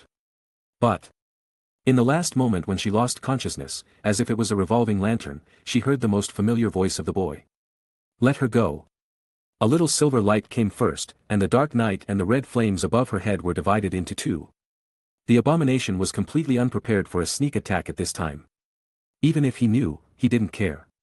After all, even hot weapons such as rocket launchers could not break through the defense, so he just watched the tip of the sword continue to expand in the reflection of the pupil. This time, it was wrong. Puff. The retro long sword instantly broke through the hard eyelids that were closed, and the right eyeball inside then burst open, and a section of the sword completely sank into the eye socket of the abomination. How is this possible? The abomination was stunned, and the only remaining eye suddenly opened wide, looking at the silver-haired boy who fell from the sky on his arms. I'm curious, monster, do you feel pain? Perhaps because of the divine nature that inherited the ability, Nian's face was very calm, without any emotion revealed. But because of this, he showed his current anger. Chapter 12. Do monsters also feel pain? Nian, who was wearing a woman's armor, asked expressionlessly, with her feet on the raised arms of abomination, and her hands holding the retro long sword moved downwards, making the patterned blade sink deeper into her eyes. Hold head high. His right eye was stabbed directly, and abomination, who had a splitting headache, couldn't help but scream, and finally let go of Spider-Man in his hands. Seeing that the female Spider-Man was about to fall to the ground of the ruins, Nian pulled out the long sword with lightning speed, causing hot and smelly green blood to spurt out. He reached back with his left hand, hugged Spider-Man's waist, and fled out of the smoke-filled city as quickly as possible. After he led the female Spider-Man and rushed out dozens of meters away, behind him, the hatred that stood on the spot and covered his right eye with bleeding, roared to the sky like a volcano about to erupt. The sharp and terrifying roar almost formed an actual sound wave, shaking the air in a 100-meter radius. And the burning flames fearfully moved away from the area where the abomination was located. Countless glass products were shattered by the sonic buzz, and abandoned cars parked on the road all sounded warning sirens. The wounded hatred was really angry this time. Before Nian and the female Spider-Man could escape 100 meters away, they felt something roaring towards them from behind. When they looked back, they discovered that it was a military four-wheel drive vehicle flying wildly in the night sky of the city.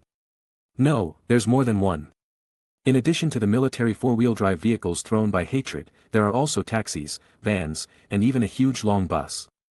4 or 5 cars were like meteorites from the sky, falling with huge impact.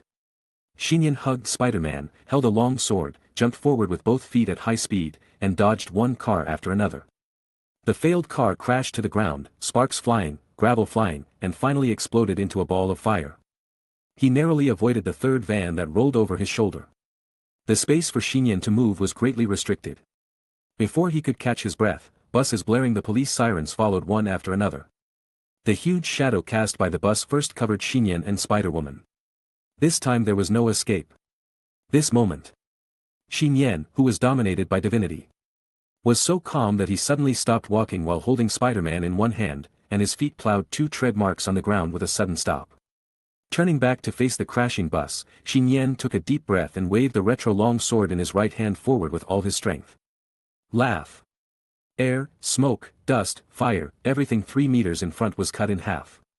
At the same time, the bus was also cut off by Nian's sword. The car body was broken into 2 parts from the middle. And the metal part of the cut was as flat as a mirror. The movement of the 2 bus bodies continued unabated, and they continued to roll backwards from both sides of his body, turning into 2 piles of scrap copper and iron wrapped in flames. Nian's hand holding the retro long sword trembled slightly. He had just exhaled a mouthful of turbid hot air when the green figure fell close behind him without any warning, and the surrounding ground suddenly sank under the heavy pressure. It's hate. Nian's silvery pupils shrank slightly. I immediately realized that the behavior of throwing the car just now was just a way to cover up my own actions. He still underestimated hatred. With his right eye injured and extremely angry, the opponent actually changed his previous recklessness and used a battle strategy that ordinary people would not use. The hateful face was twisted and ferocious, and at the same time as he landed, he punched Nian on the back. The air exploded and the wind pressure was chaotic. The retro long sword in his hand fell off and was nailed to the ground. Nian, together with the female Spider-Man in his hand, were hit hard by the fist. After flying 20 or 30 meters in the air, they crashed through the outer wall and entered a building. In vivo. Ahem, Nian coughed a few times and got up from the ground. He held Spider-Man tightly in his arms and withstood the impact with his own body. He only felt that the energy and blood in his body were turbid. He faced a punch that was powerful enough to bring down a tall building, but there were not many obvious injuries. Nian seemed to have thought of something. He reached out and took off the retro round shield that he had been carrying on his back. He saw faint energy ripples subtly flowing on the dark gold round shield. And then quickly dimmed and became silent. It was made of unknown material and had lines. There is no trace of damage on the shield surface. It's this shield. Nian's eyes brightened slightly, and he almost forgot about the shield he carried from home. Now that the golden rope that disappears and appears at times contains extraordinary qualities. It can freely expand, contract, and appear, and can trap any tangible or intangible thing. The retro sword is incredibly sharp and can easily cut through objects including metal. So, this shield is naturally no ordinary shield. Now, being able to withstand and counteract the punch of hatred just proves its extraordinary qualities. In addition, the remaining boots and bracelets may have hidden extraordinary abilities.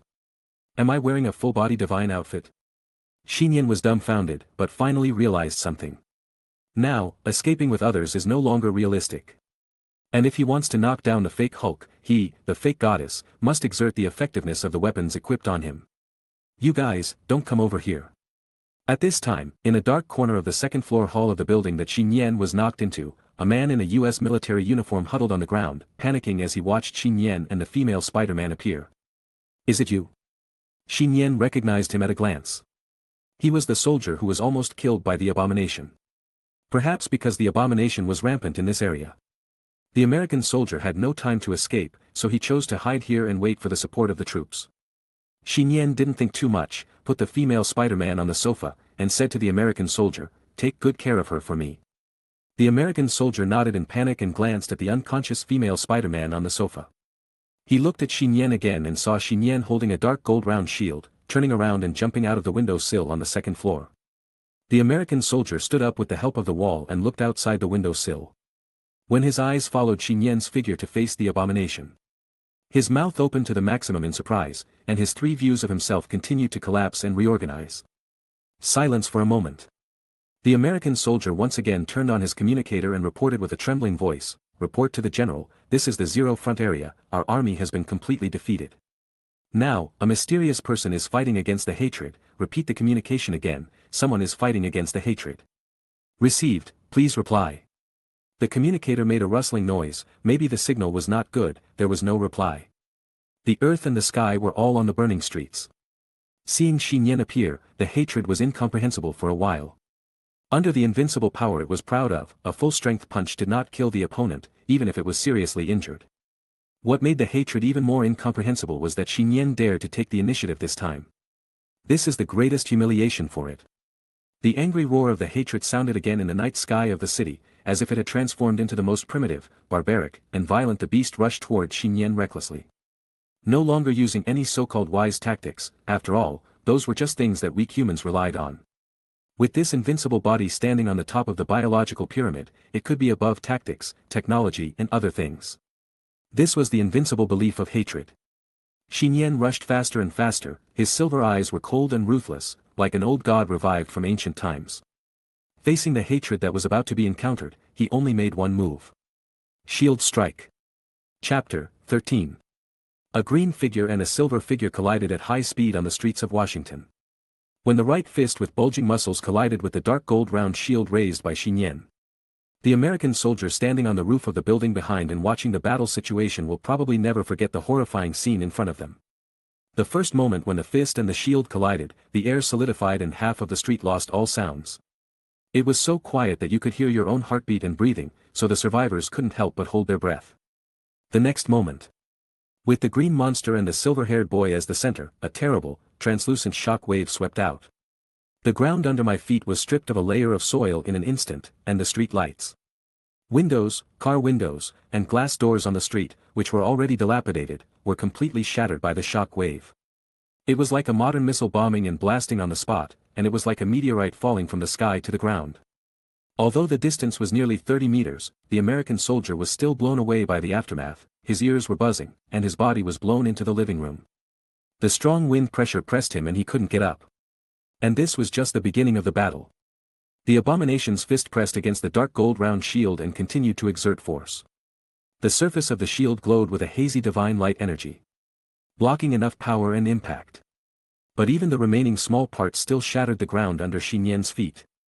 Xinyan used a shield to take the abomination's punch, and his afterglow swept across the abomination's arm and fell on the long sword behind it that was inserted diagonally into the ground. Without the retro long sword, even the surface defense of the abomination could not be broken. This is also the reason why Xinyan chose to take the initiative to attack. He carried the dark gold round shield without taking a step back, wanting to pass by the abomination and take the retro long sword back into his hand. The abomination seemed to know Xinyan's intention, smiled grimly, and hammered down with his other fist from top to bottom. Don't give him any chance to escape. Bang! The road surface, which was covered with cracks like spider webs, collapsed first and could not bear the pressure, forming a circular pit half a meter deep. Xinyan stood in the middle of the pit, his feet in combat boots deeply inserted into the ground. Faced with an unprecedented crisis, his body still stood tall, holding the dark gold round shield with both hands. Obviously, he was just an ordinary middle school student during the day. At this time, Xinyan was so calm that even he felt incredible. Perhaps it was because he inherited the divinity in his aunt's ability, which made his emotions as an ordinary human transparent. Or in other words, he was born to fight. While using the shield to resist the crazy beating of the hatred, Xinyan was thinking about countermeasures with extremely fast thinking in his brain. In addition to the long sword, what else can be used as a weapon on his body at present? That's right. Xinyan was thinking of something. At this time, the hatred suddenly loosened his fist, grabbed the dark gold round shield instead, and hammered at Xinyan's head from the side with his other hand. Xinyan no longer hesitated, and immediately released the round shield with his right hand, and simply raised it with his arm as a shield. The huge green fist hit the back of Xinyan's hand, no, to be more precise, on the silver bracelet on his wrist. Buzz! An indescribable silver energy radiated on the bracelet, and also forcibly offset the punch of the hatred. I knew it. Xinyan was pleasantly surprised. Full of artifacts, this is really not a joke. The hatred failed to hit, and suddenly swung his head forward fiercely, like a giant green hammer, blasting Xinyan and his shield away 50 meters. His body fell on the ground like a skipping stone, and Xinyan hit the door of a car, and the car body was exaggeratedly dented and deformed inward. I almost got into trouble. The crown, isn't it a defensive equipment? Xinyan almost fainted, lying flat on the completely scrapped car, feeling a burning pain on his forehead, and simply took off the silver crown on his head. The surface of the silver crown was not damaged at all, and the patterns carved on it were delicate and luxurious, but it seemed too inferior as a defensive equipment, compared to the round shield and bracelet with divine power protection. But looking at the shape of the silver crown in his hand, Xinyan was stunned again. Why does this crown look a bit like some kind of long-range weapon? It can't be. Xinyan thought of a possibility, stood up with the silver crown, raised his eyes and looked at the pursuit of hatred, and suddenly threw the crown forward with force. If my aunt knew, she would not beat him, right? Such a thought flashed through Xinyan's mind. TSK. The crown flying in the dark night flashed, turning into a subtle silver light that was difficult to perceive. The abomination paused while sprinting forward, and then a blood flower floated from its left eye. The silver crown went around its body, spun around and flew back to Xinyan's hand. Looking at the silver crown in his hand, which was not stained with blood and was still as gorgeous as ever, Xinyan was also a little terrified. Who would have thought? This silver crown, which looks the most beautiful and noble, is also the most difficult to defend against hidden weapon. Or in other words, this is the real way to open the artifact. After the right eye became a bloody flesh hole, the left eye also added an obvious scar. The abomination could not accept what happened. It opened its single eye, which was filled with blood and had a crack. Its bloated body was rustling with strong winds, and it rushed towards Xinyan frantically regardless of everything. The silver eyes reflected the infinitely approaching hatred. Xinyan did not hesitate and quickly put his left arm with the bracelet in front of him. As if he felt that this was not reliable enough, he raised his right hand. What Xinyan did not expect was that when he crossed his hands in front of him and the bracelets on his wrists collided with each other. It was like triggering a unique mechanism. The bracelets on his left and right hands collided and made a clear sound. In this short moment, Xinyan felt that the divine power on his body was burning and evaporating, and it converged to the end where his wrists crossed. Buzz! The unknown huge energy exploded near Xinyan, but did not cause any damage to Xinyan's body.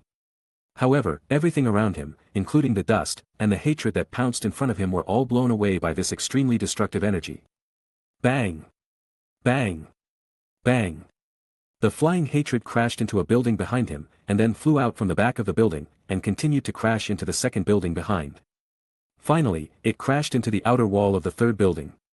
It stopped with hatred and anger, and was so depressed that it wanted to vomit blood. Can you imagine?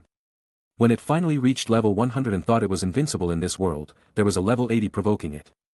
When it wanted to press the opponent to the ground, the opponent showed a full-level god outfit. Chapter 14. Lying on the ruins of the collapsed building, Abomination could not accept the fact that he was the one who was knocked to the ground with a body that was comparable to or even far superior to the Hulk. This was the worst situation that should not have happened. Roar! Abomination roared angrily, but even its roar seemed a little weak. He wanted to tear that man to pieces alive, crush every piece of flesh and bone in his body into foam, and use his blood to avenge his own wounded and defeated posture. Abomination thought of this with hatred and evil, but before he could get up again, because his left eye was blocked by blood, a ray of light suddenly lit up in front of him in a green vision. Whoosh! The dust ball that filled the ruins was pierced by the tip of the sword, and the sound barrier was also pierced. So, it was the tip of the sword that came first, and the sound of the sword piercing the sound barrier followed closely.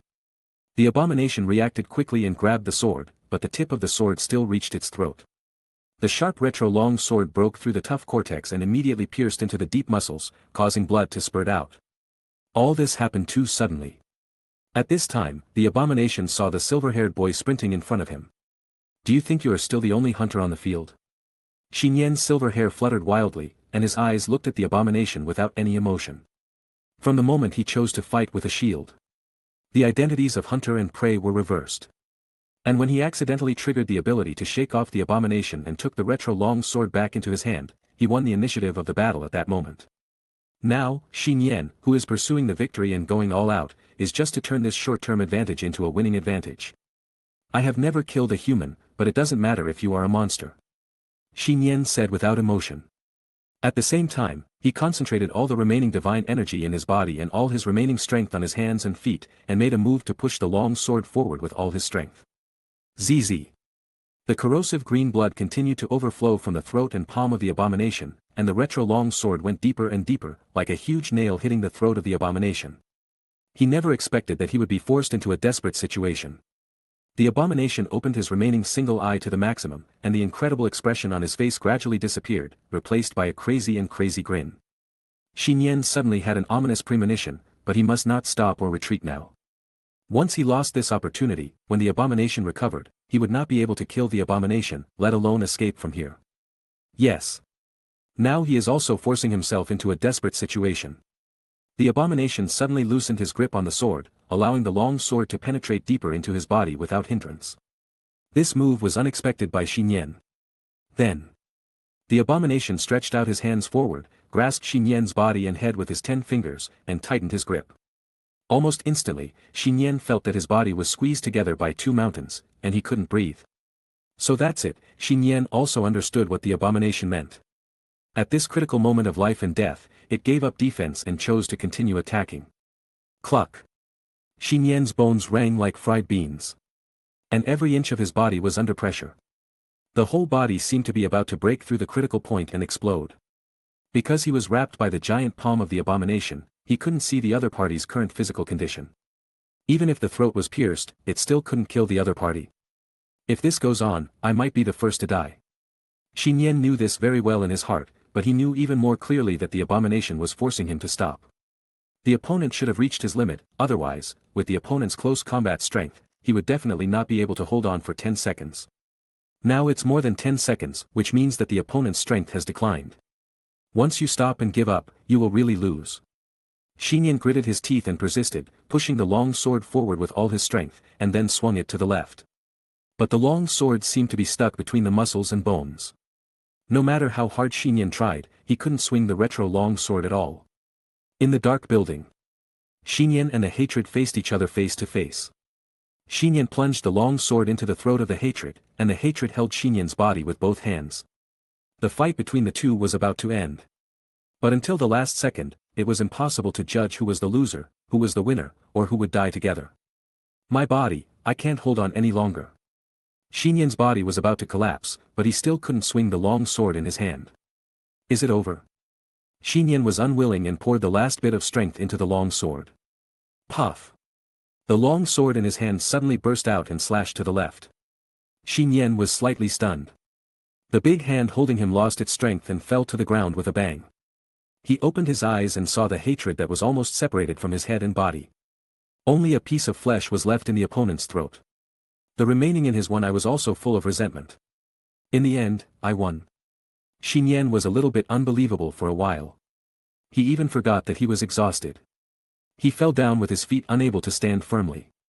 However, his back did not hit the ruins, but a very warm and familiar embrace. What do you think? A cold and pleasant voice came from his ears. Nian opened his eyes and saw the person he wanted to see most at the critical moment of life and death. Aunt. Even Nian didn't know when he couldn't help shouting. Look at what you have done to yourself. Diana looked at Nian with a bit of reproach in her tone. Aunt, I was wrong. Nian, who was still fighting with hatred for his life, now drooped his ears and listened obediently, which made Diana angry and funny. But it was more of a fluke. Fortunately, I still caught up. Let's talk about it when I get home. Diana was more than 1.8 meters tall, and at this time she was wearing a set of golden armor, like a golden knight. She acted decisively, holding Nian's legs and holding him up in a princess hug. In the arms of the mature and tall Diana, the middle school student Nian looked petite, with silver hair lightly covering the golden armor, like a pair of knights and princesses. Well, it seems that there is nothing wrong. Nian also pulled down the hem of her skirt with her hands to avoid exposing herself, although no one saw it. Diana glanced at the disgusting corpse on the ground, pulled Nian's hand from her body, and pulled out the golden rope from somewhere. They went straight up and broke through the remaining ceiling of the building. Diana took Nian up into the sky, and the lasso caught something in the night sky. The two of them flew and disappeared quickly under the night. Right, in the sky, hugging his aunt's slender neck, Nian seemed to remember something. What? Diana asked, using the truth lasso to take him to fly over the city buildings in the sky. Forget it, she should be fine. Nian looked back at the faraway battle area and shook his head. At this time, the flames and smoke had not dissipated in the city. Is it over? Looking at the huge beheaded corpse of the abomination in the distance, the American soldier was still in a trance for a long time, until the communicator in his hand sounded. The support troops are about to arrive at the scene, please report the situation to the surviving soldiers. Situation. The target is dead, does this count as a situation? The American soldier felt like he was dreaming. The monster that easily slaughtered their entire army was finally beheaded and killed. He briefly reported the situation to the communicator, but he also knew that after returning to the base, the subsequent oral and written reports must be horrible. But it is God's blessing to be alive after tonight, so what is there to complain about? The American soldier looked back at the house where he was and was shocked again. But the sofa in the living room was empty, and the female Spider-Man who had been lying on it unconscious just now had disappeared at this time. No one noticed it. At the edge of the urban area that was the battlefield, a green figure similar to the abomination lurked in the shadow of a building. Sensing the dissipation of the life breath of the abomination, it looked at a corner of the night sky. Curious and a little belligerent. Finally, its body disappeared into the darkness behind, as if it had never been here. The city was undercurrent, and what happened here, including some detailed videos, would be spread to the other side of the world in just half an hour. No matter what. This extraordinary battle came to an end tonight, and the subsequent impact is bound to be even more far-reaching. Chapter 15. Step. Diana, wearing a golden battle armor, held Nian and landed lightly and accurately on her balcony from 100 meters in the night sky. Because the floor-to-ceiling window of the balcony had been broken, Diana continued to take a few steps forward and entered the messy and dark living room. Diana threw the golden lasso in her hand and hung it on the ceiling of the living room again. The golden light of the lasso itself served as a temporary lighting in the room. Under the reflection of the golden light, the golden armor on her tall body was dazzling. Aunt, what's the matter with your dress? Nian couldn't help but take a few more glances, and felt that the current dress of the aunt was noble and cold, no doubt like the goddess described in ancient Greek mythology. Diana looked at Nian calmly and said bluntly, the battle suit I usually wear outside has been taken away by you, so I can only wear the spare golden eagle battle armor at home to go out. Well, it makes sense. But Nian's mind was suddenly blank, and he realized that he was still wearing women's clothes, and everything he was wearing was his aunt's personal belongings. This time, it was really embarrassing. He was caught on the spot. How do you feel? Diana looked at Nian with a meaningful look, and asked with a smile. What do you mean? Nian pretended not to understand, and while pulling his skirt, he shouted in a panic. "Aunt, put me down." Just as Diana put Nian down from her arms, Nian suddenly stiffened, and felt that his body was hollowed out in an instant. His silver hair, which was originally draped over his shoulders, began to shrink back like water, returning to its original length, and his hair with silver light also faded back to black. The pupils of the silver divine eyes trembled slightly, and instantly turned back to the dark brown of ordinary humans. The extraordinary was peeled off from Nian like a tide. The weapons and armor he was wearing also left, including the vintage long sword, dark gold round shield, silver bracelet, noble crown, dress and armor, etc. All of which were automatically stripped from Nian and hung up one by the golden rope on the top. Nian subconsciously looked at the pendulum clock in the living room. The time was almost 11 o'clock in the evening. The ability of the dependent has finally failed. Did it last for about 4 hours? He exhaled lightly, lowered his head and glanced at his clothes. He changed back to the long shirt and casual pants he wore before, but the top and pants were wet and full of sweat. It seemed that what happened tonight was just a dream.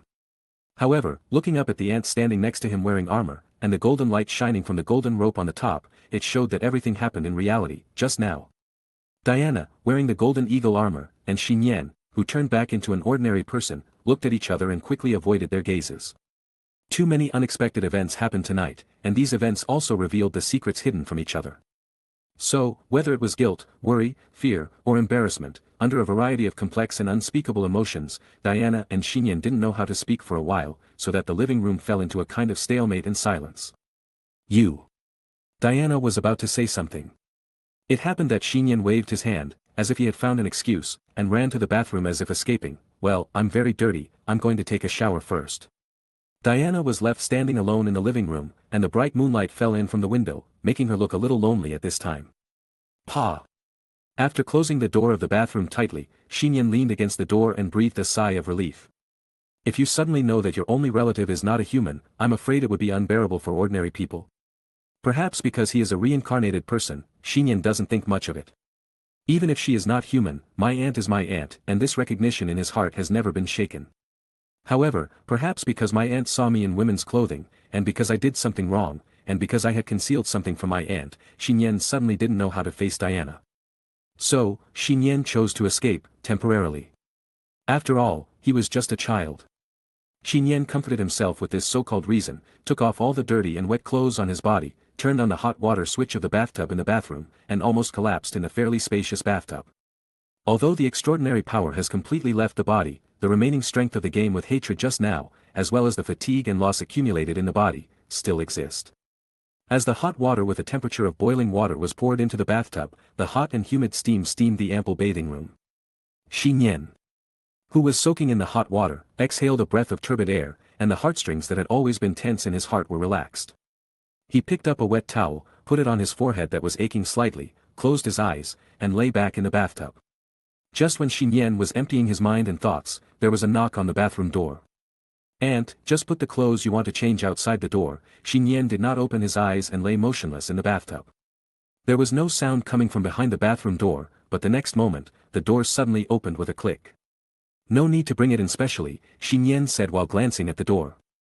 As a result, this glance made him completely stunned. It was naturally my aunt who opened the door and entered the bathroom. But... At this moment, my aunt was no longer wearing the golden eagle armor. She held her fluffy and beautiful hair with one hand, and gently grasped a white bath towel with her right hand. The bath towel hung down from the chest to the legs, as if covering something, but also as if not covering anything at all. In the hazy steam, Nian saw a beauty that could not be matched by any handicraft, a white bath towel that was better than a clean one, like the snow-white scenery lightly covering the hills of the Alps in winter. At this moment, Nian suddenly remembered a legend. In Greek mythology, Athena was given all the good blessings by the gods: beauty, strength, wisdom, and honesty. The beauty in front of him, perhaps only the legendary gods can give shape. Although he didn't know how many times he had seen it, Nian was still stunned for a moment. When he came to his senses, he quickly covered his crotch with the towel on his forehead. From childhood to adulthood, what's so good about it? Diana didn't know whether she was talking about herself or Nian. She closed the door again and walked into the bathroom barefoot. "Auntie, how did you get in?" Nian stuttered a little. Diana didn't answer, but walked to the front of the bathtub and whispered, "Turn around and make some room." Okay, okay. Nian almost subconsciously hugged his legs and turned to sit in a corner of the bathtub. Before he could understand the current situation. With a splash, the water in the bathtub, which was already filled, overflowed half of the person's share. Chapter 16.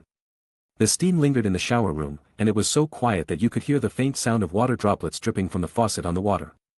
It turns out that the bathtub in our home is so small. Nian couldn't help but come up with this idea.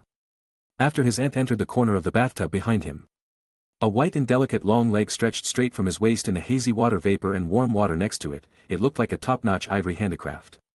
The sexy black hair is like a waterfall, falling down on the shoulders and the water. Diana's heroic eyebrows relaxed slightly. Since the bathtub accommodated 2 people, it seemed a bit crowded, so her other foot could only be slightly bent and pressed against her chest despite this.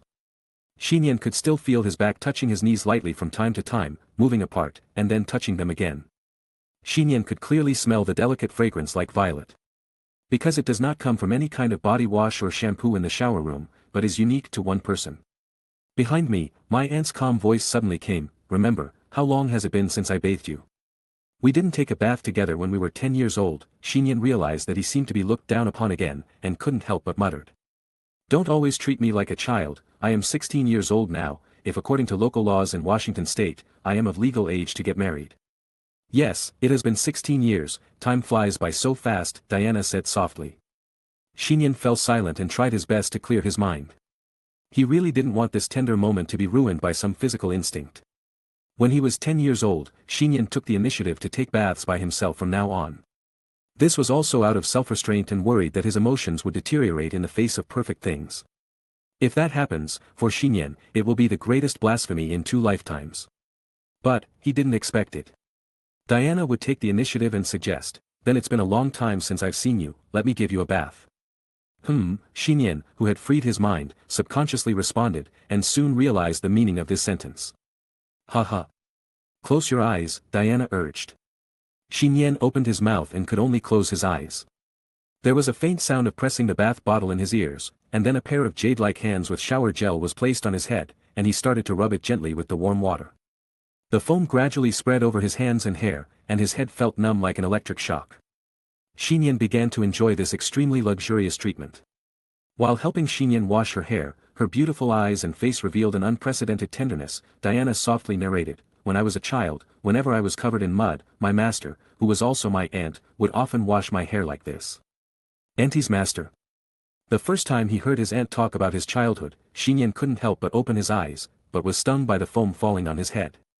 "I made you close your eyes." Even though Diana said this, she immediately came closer and used her hands to rinse Nian's eyes with water. Nian vaguely saw half an arc of hills that was even more stunning and beautiful than the snow-white end of the Alps, and he quickly closed his eyes again.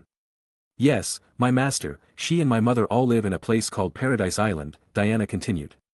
"There is an enchantment left by Zeus, the king of gods, which has been with the world for thousands of years. Isolated, we Amazons live on a paradise island.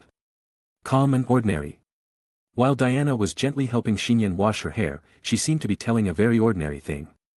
Nian did not expect that he would hear the shocking secrets left by the ancient Greek gods in such an unserious occasion as the bathing room. Diana continued, "I was originally a princess of the Amazon clan. I have always been cared for by my mother and master. Until one day, a fighter plane crashed into the sea near Paradise Island. I left Paradise Island and came to the outside, which is here. The world, at that time, mankind was in the midst of the First World War. Later, I discovered that behind the human world war, Ares, the god of war, was behind the scenes, so, I participated in that cruel war that was a catastrophe for mankind." Next. Diana not only told her origin and background, but also her experience in participating in World War I as Wonder Woman and her final choice to stay in the human world.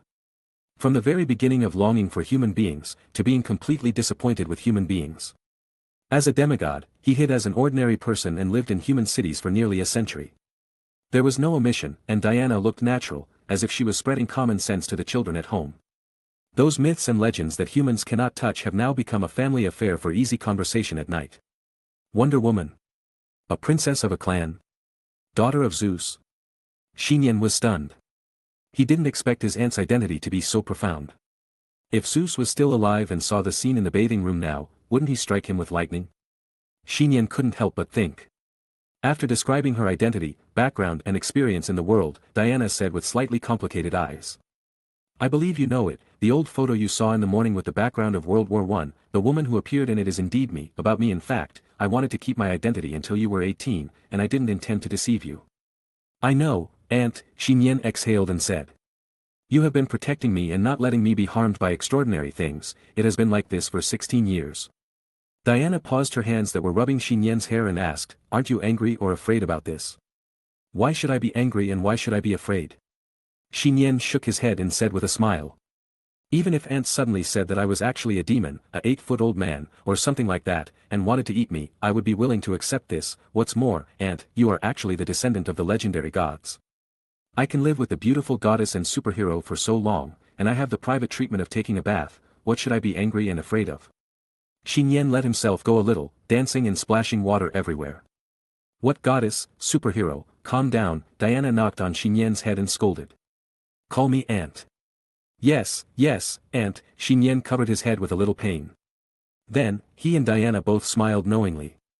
The stalemate and estrangement between the two of them completely melted away at this moment. Instead, there was a harmony and tacit understanding of always considering each other. Diana's slender fingers suddenly pinched Nian's ears and said, by the way, tell me the truth about you wearing my clothes and running outside to fight the green monster. Please let me go, I was just about to say it. Nian raised his hand to beg for mercy, and organized his words a little. In fact, I accidentally awakened a certain superpower a week ago, I call it Lord of the Dependents. Without hiding anything from his aunt, Nian truthfully reported the ability status he knew. By having close contact with the opposite sex and exchanging fluids, can you master the other person's abilities? Diana frowned, and a hint of enlightenment appeared in her eyes. So that's how it is, you triggered this ability when you were having dinner with me. Yes, Nian smiled bitterly. Even I didn't expect that just using a used water cup as a medium could trigger the ability. The main thing is that you and I have exchanged fluids with each other, which should be the most critical point. Diana's eyes flashed with wisdom, and she said with even more surprise. This superpower seems to have the law of cause and effect, however, it can even control the bloodline ability of God. Diana thought of the wishing stone she had encountered before, and only the holy objects left by the gods have such extraordinary effects. However, although Nian's ability is time-limited, it has no negative effects and does not require any price. Diana thought of a lot at once, her beautiful eyes lit up slightly, and she muttered inexplicably, I said, I will give you the opportunity to choose which path to take in the future, I didn't expect that you really have such conditions to choose. Aunt, what did you say, what conditions? Nian was confused. No, I was just thinking about the superpower you awakened. Diana did not explain this, but raised a question. I was thinking, just by exchanging cups and exchanging saliva neutralized by boiling water, you can also master all my abilities. That's true, Nian nodded. But it can only last for about 4 hours, is there any problem with this? What I'm thinking about is, Diana took a deep breath and thought. If, it's not neutralization, but a direct liquid exchange, or even increasing the amount of liquid medium, what effect will your ability have? Nian felt that his aunt's idea was very dangerous. However, he did not expect this. Could it be that the performance of the ability of the Lord of the Dependents will change in duration or intensity due to the amount of liquid exchange medium? Chapter 17. The next day, early morning. From the moment Kara Danvers, wearing a pair of old-fashioned black glasses, holding a school bag, and walking with her head slightly lowered, stepped into the school gate, the sound of the entire middle school opened up for her.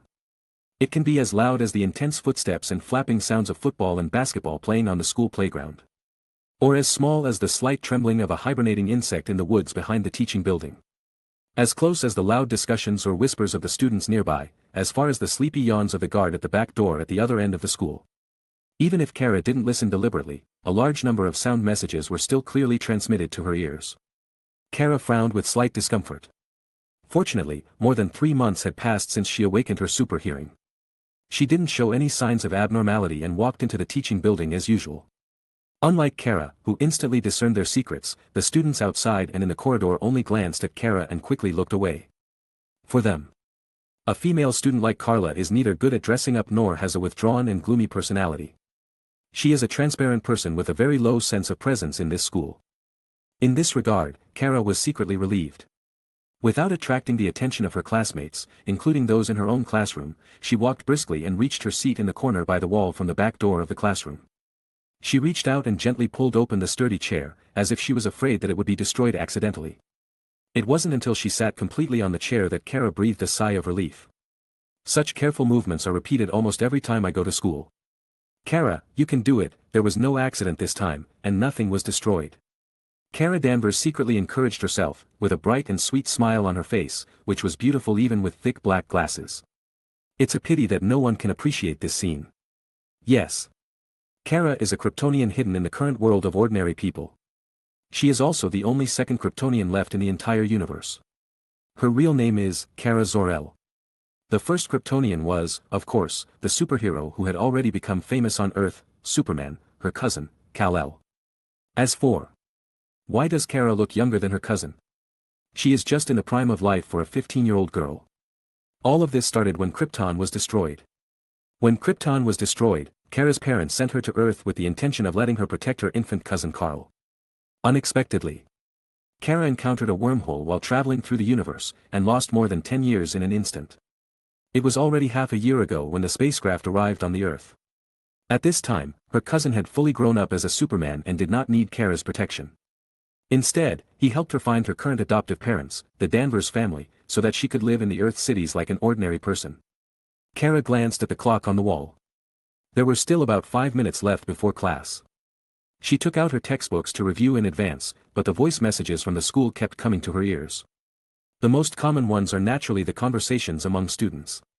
Today, the trend was different from the usual discussions about gossips about lovers in school, famous superheroes and other topics. Almost all the students on the 9th floor were talking about today's morning news. Although it was on the morning news, the incident happened last night. A huge green monster appeared in an outer city of Washington. The armed army immediately suppressed the monster. As a result, the military soldiers suffered heavy casualties. In news reports interspersed with blurry and bumpy live footage, the green monster can be seen destroying cities and ravaging armies with terrifying power. After that, the female Spider-Man, the silver-haired goddess, and the knight in golden armor appeared successively in the urban battle. Among them, a short clip of the confrontation between the silver-haired goddess and the green monster was played. The confrontation between the shield and the giant fist immediately caused a huge sensation and repercussions around the world. Among them, the most talked about topic is naturally the silver-haired goddess who defeated and beheaded the green monster. I unilaterally declare that the silver-haired goddess will be my superhero idol from now on. Bah! Get out of here, you said before that your idol is Superman. Who says that if your idol is a Superman, you can't support the silver-haired goddess? I am a fan of Batman, and I also love the silver-haired goddess. I blame her for being too cool. Not only among students, in just one morning, the silver-haired goddess became the most popular superhero female in Washington. Even many teachers in middle schools, especially male teachers, slapped the table in the office and said excitedly, "Does this mean that the silver-haired goddess is a local superhero living in Washington City?" It's hard to say that for superheroes with extraordinary talents like them, the distance between cities is not as far as we understand, one of the teachers analyzed rationally. Some other teachers immediately nodded in agreement. Just like Superman and Iron Man, although the public knows that they live in Metropolis and New York City respectively. With their extraordinary abilities, even if they appear on the other side of the world, they will never surprise others. I don't care, she will be the goddess of my dreams from now on. I will definitely buy any hero peripherals. The male teacher looked determined. However, he doesn't know how he would feel if he knew the identity of the silver-haired goddess behind the scenes. Silver-haired goddess, Spider-Woman, green monster. Kara muttered it softly, but was completely indifferent to it. Just the opposite of ordinary people. Kara is only interested in ordinary human things. As for the so-called extraordinary, her existence as a Kryptonian is the greatest degree of extraordinary hidden in the city of Washington. So, there is nothing to care about. Class is about to start. Kara was slightly stunned, but she did not hear the gentle voice she wanted to hear the most among the many voices in the school. That person did not pass through the wall corridor next to her seat as usual. Ding! The bell of the teaching building rang. Kara quickly looked to the side of the upper floor of the teaching building. In her eyes, several layers of walls suddenly became useless. And she could see a classroom of the advanced level. In the classroom full of students, there were 2 very conspicuous empty seats. The male teacher who was talking about buying hero peripherals just now came to the classroom podium with a thermos cup and explained, "Today, Nian Prince and Gwen Stacy, 2 students, took a day off because they were not feeling well." Feeling unwell? Yesterday, he looked healthy. Kara frowned slightly, and what made her more concerned was that many students in that classroom were whispering. How could it be such a coincidence that two people took leave at the same time? It seems that my guess is correct, they may really be a couple. So, I have no chance. You didn't have a chance in the first place, my goddess Gwen. Hearing the heartfelt cries of many students, Kara's heart couldn't help but tremble. Chapter 18. Stayed up all night. Nian lay on the bed, almost watching the night outside the room window gradually being replaced by the cool morning light. After all, what happened last night was too much and too exciting, and the extraordinary mysteries I experienced were more than those in my 16 years of life combined. Also, in the shower room. When my aunt mentioned that he had awakened the superpower of the familiar master, she was not disgusted with it, or expressed her opposition to him using this strange ability. On the contrary. My aunt is helping me think about the triggering conditions and ultimate effectiveness of the Lord's abilities, as if she wants to find an opportunity for him to conduct ability experiments, which is very meaningful to explore. So, it wasn't that Nian couldn't hold back, it was just that the theory was too tempting. He unconsciously raised his hands underneath him, as if he wanted to express his opinions. Nian didn't know whether his aunt saw it when she was rinsing the foam out of his hair. He only remembered the last words his aunt said in the shower room. Nian, what kind of person do you want to be? There is no rush to answer this question. When the time comes, I will give you a chance to choose. No matter what choice you make, I will support you from behind. Nian thought about it all night, but still couldn't understand the meaning of choice and support in her aunt's words. What choice? How to support? In other words, Nian did not dare to think about one aspect. The master of his super-powerful family could only be truly effective with the help of someone of the opposite sex with extraordinary abilities. The so-called help from the opposite sex requires a series of harsh, triggering conditions, which is equivalent to passive skills. If there is no suitable supernatural being around to help, it cannot be used as a regular ability. So, could the support my aunt was talking about be? Recalling his aunt's initiative that liquid is a medium, the more medium, the stronger the effect, Nian felt that his body was getting hot again, which was the real reason why he didn't sleep all night. Fortunately. Worried that Nian's body would suffer from side effects, her aunt reported to the school early to give him a day off. By chance, Nian learned from the school that Gwen also took a day off. The half of Spider-Man's face shown last night flashed in his mind. Nian thought for a while and couldn't help but suggest to her aunt, Gwen has a cold, let me go over and see her after lunch. Diana naturally knew Nian's childhood playmate, and immediately agreed, that's fine, the distance is so close anyway. She looked around the messy living room. I will arrange for someone to come over later to renovate the living room and add new furniture. There won't be any trouble, right? Nian was a little worried. The broken footprints, astonishing potholes, and window sills of furniture that he forcibly smashed on the living room floor could be seen by anyone with a discerning eye that they were not ordinary damage caused by daily use. If we get in touch again, the robbery that happened across the street downstairs last night may be exposed. Won't. Diana looked calm. She was wearing a very intellectual and beautiful white shirt and trousers. She said elegantly and calmly, I still have some connections, and I know what type of people to find to deal with it. That's good. After lunch, Nian put on his winter windbreaker and went out to Gwen's house. Just crossing a pedestrian street, less than 100 meters away, Nian arrived at the next-door community. The security guard on duty in the community also recognized him. While greeting him, he opened the access control and said, Xiao Nian, you haven't been here for a while, right? Indeed, it's been a long time since I've been here. Nian shrugged. It used to be okay when he was a kid, but in recent years, Officer George has become more and more wary of him like a thief. Nian once wondered whether he had a criminal gene and was being targeted. Soon, he arrived at the door of Gwen's house familiarly, and when he pressed the doorbell, Nian suddenly felt a little uneasy. Fortunately, maybe because I finally had some luck, a gentle female voice came from inside, here we come. The portal opens. What caught Nian's eyes was a middle-aged woman about 38 years old. Although there were some wrinkles at the corners of her eyes, her figure still retained her charm. Her appearance with a hint of lively temperament was very similar to Gwen's.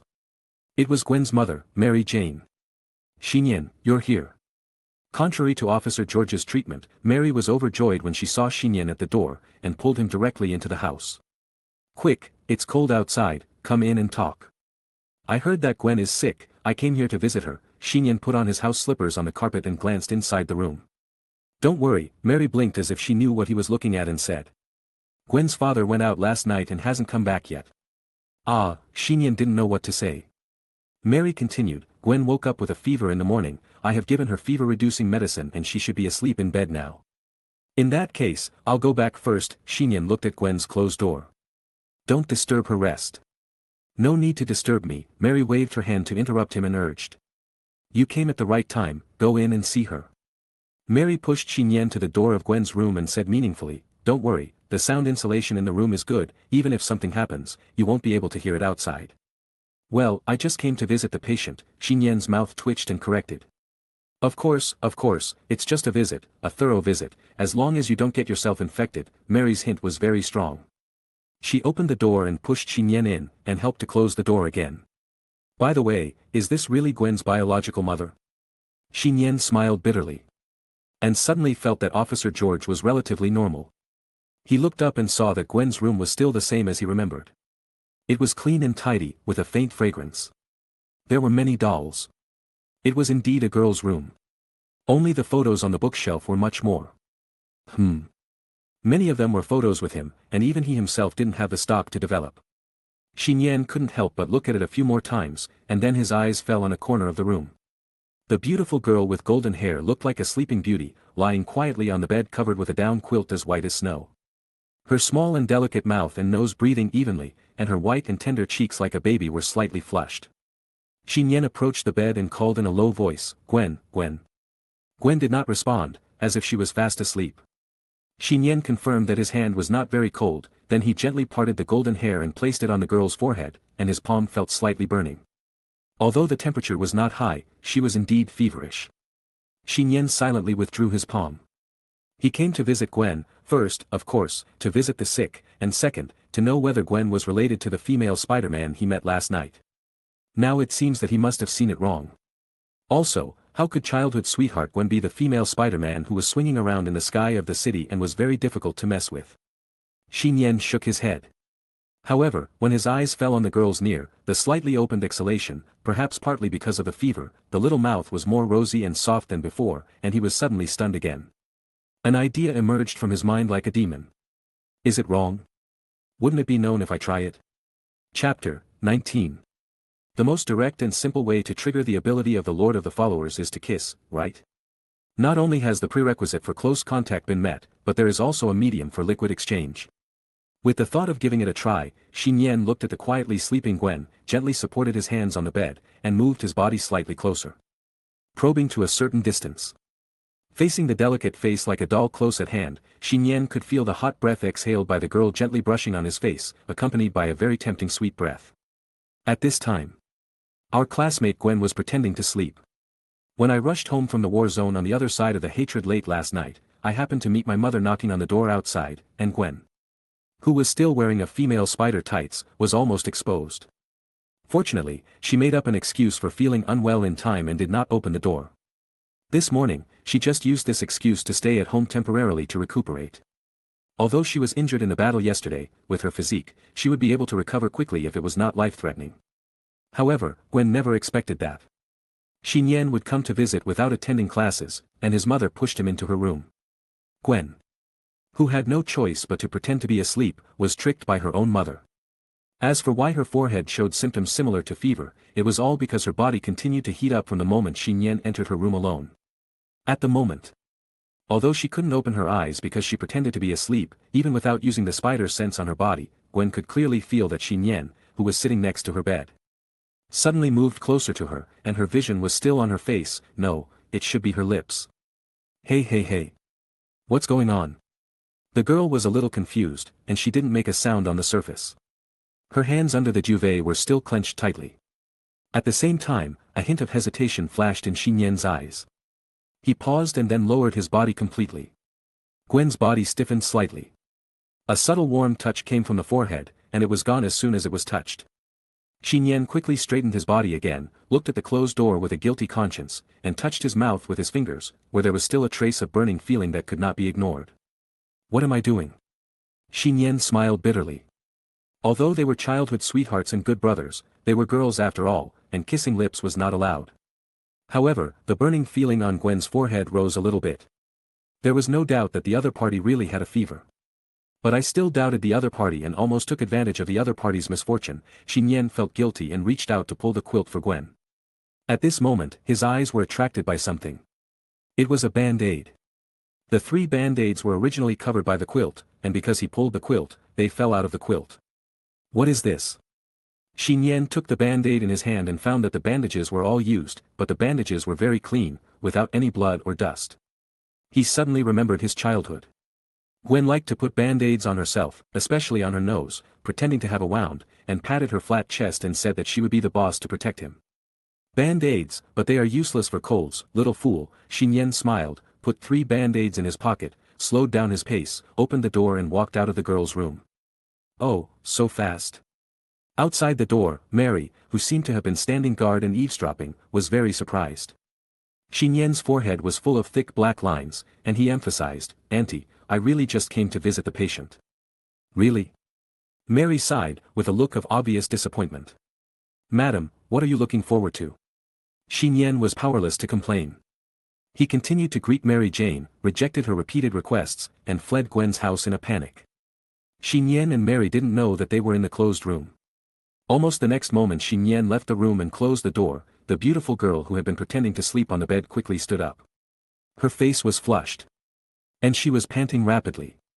She covered her hot face with both hands, and as a result, the forehead that Nian touched was the first to emit actual steam.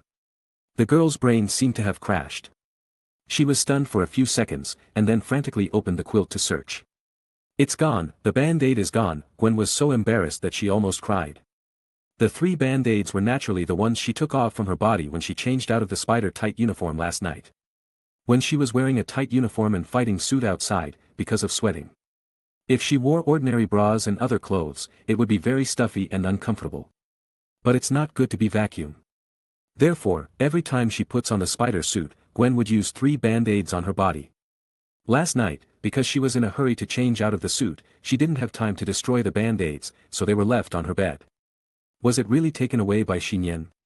When Gwen thought that the 3 band-aids fell into Nian's hands, she immediately buried her head under the pillow like an ostrich, and steam sizzled out of the back of her head. "No, I am too embarrassed to see anyone. Return home." As soon as Nian came out of the elevator for residence, he saw many staff members dressed in uniform and without specific company logos coming in and out of his house. In the living room that was being renovated with terrifying efficiency, an old man with gray hair and a suit stood there, directing the staff to renovate and replace furniture in an orderly manner. Seeing Nian coming in from the door, the old man immediately took off his hat, bowed slightly, and greeted politely and friendly, "You should be the young master of the Prince family, right?" "Young master?" Nian was slightly stunned. It was the first time in his life that someone called him that. He didn't know whether to nod or shake his head. "I am Nian Prince." "That's right." The old man's eyes were deep and he smiled gently. "My name is Alfred Pennyworth, which is a bit difficult to remember. You can just call me Butler Afew from now on. This is my business card." While introducing himself, he immediately touched his suit pocket and handed over his black business card politely with both hands. Nian took the business card and felt that the other party was not very polite. Although he is just a butler, he has a noble temperament that is ingrained in his bones, and his neither humble nor overbearing appearance makes people instinctively like him. This is definitely not something that can be easily pretended. It takes more than 10 years, or even decades, for a big family to cultivate. The information on the business card in his hand also happened to verify this point. The business card clearly states, Wayne Industries. Chapter 20. Wayne Industries. I believe that no one in this world does not know the meaning and gold content it represents. Although in daily news reports, Wayne Industries is always overshadowed by Stark Industries in the technology field at the World Expo, but it can also be seen from this that it has an undoubted super technological background. What's more, compared to Stark Industries, which focuses on the development of chemical industry, metal forming industry, satellite communications industry, military industry and other heavy industry fields and artificial intelligence. The Wayne Consortium represented behind Wayne Industries is also involved in a wide range of light industries such as financial investment, pharmaceutical industry, civil aerospace, railways, shipbuilding industry, and even electronic games and toys. It is often said that almost half of Gotham City's properties are owned by the Wayne Consortium. This sentence is probably not a joke. Therefore, Wayne Industries Consortium is truly a big dog in the whole world. It turns out that this is the connection that my aunt was referring to in the morning. As if guessing what Nian was thinking, Butler Afew waved his hand, and all the staff in the room immediately exited the door.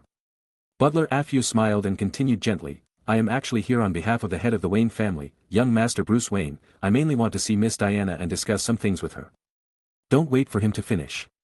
If you have anything to say, just tell me." The door outside suddenly opened, and Diana walked in elegantly and nobly. "Miss Diana," Butler Affew bowed slightly, with great respect in his eyes. "Hello." Diana bowed slightly, looked at Butler Affew calmly, took Xinyan's hand, sat down on the sofa in the living room, and said, "Sit down wherever you want." "Okay, Miss Diana, you're welcome." Butler Affew sat down on the sofa chair opposite. Even though he was sitting, his waist was still as straight as loose. "If you have anything to do, just say it directly, there is no need to hide it from Xinyan," Diana repeated her previous words. "Yes, I understand." Butler Affew looked at Xinyan with a look of surprise. He organized his words a little and said. "This time, originally, Master Bruce planned to come in person, but there was an emergency in Gotham. I couldn't spare my time, so I specially arranged for me to come over." Xinyan frowned slightly.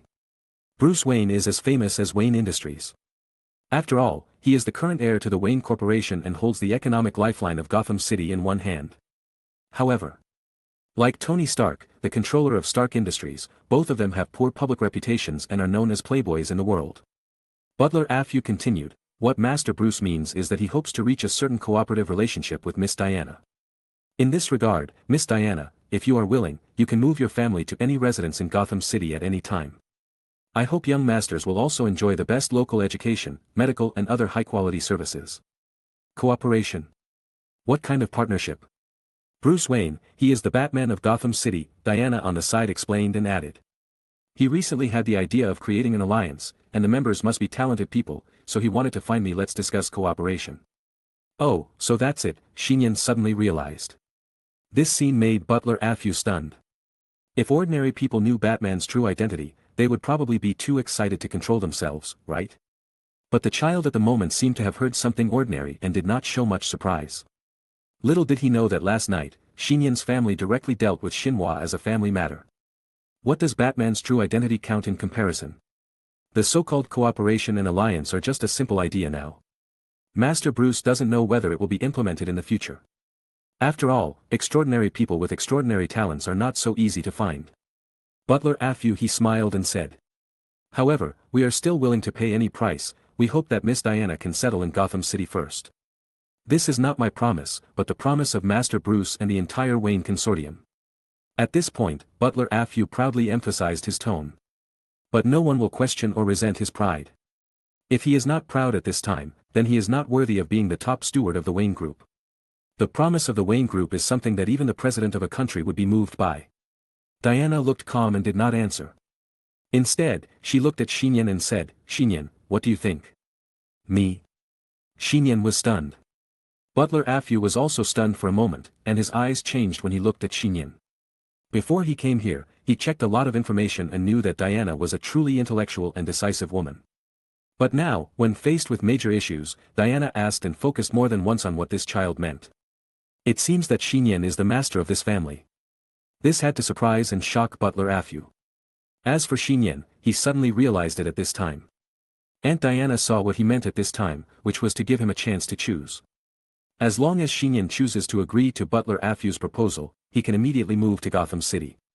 Enjoying the best local education, entertainment, medical and other services, and under the care of the Wayne Group, he can live a very high-quality upper-class wealthy life even if he doesn't work hard and settle down. But. Xinyan shook his head slightly, indicating that he rejected the proposal. "Why?" Butler Affew asked first, incomprehensibly. "Master Xinyan, don't you yearn for life in Gotham City? With the help of the Wayne Group, you can get almost everything you want." Xinyan still shook his head, his eyes sparkling. "Butler Affew, you misunderstood me. I actually yearn for life in Gotham City. To be honest, there are few people in this world who can't resist the promise and care of the Wayne Group." "But why?" Butler Affew was even more confused. "Because I don't want my choice to affect my aunt's own choice. You want our family to go to Gotham City because you value my aunt's ability, not because of me." Xinyan said calmly, "If my aunt is really interested in your alliance, I would be happy to see her join it, and there is no need for the promise or care of the Wayne Group. And if my aunt herself does not want to join it, then even if you give me more and better things, I can't choose to accept your proposal." "I see." Butler Affew was thoughtful, and his eyes reflected Xinyan's eyes with more deep admiration. "That's what I mean, Diana, who had been silent, said softly. Now, I am not interested in Bruce Wayne's alliance idea for the time being, so, I'm sorry. It's okay. Butler Afew smiled and took the initiative to stand up. Then I'll say goodbye first, and go back to convey your meaning to Master Bruce.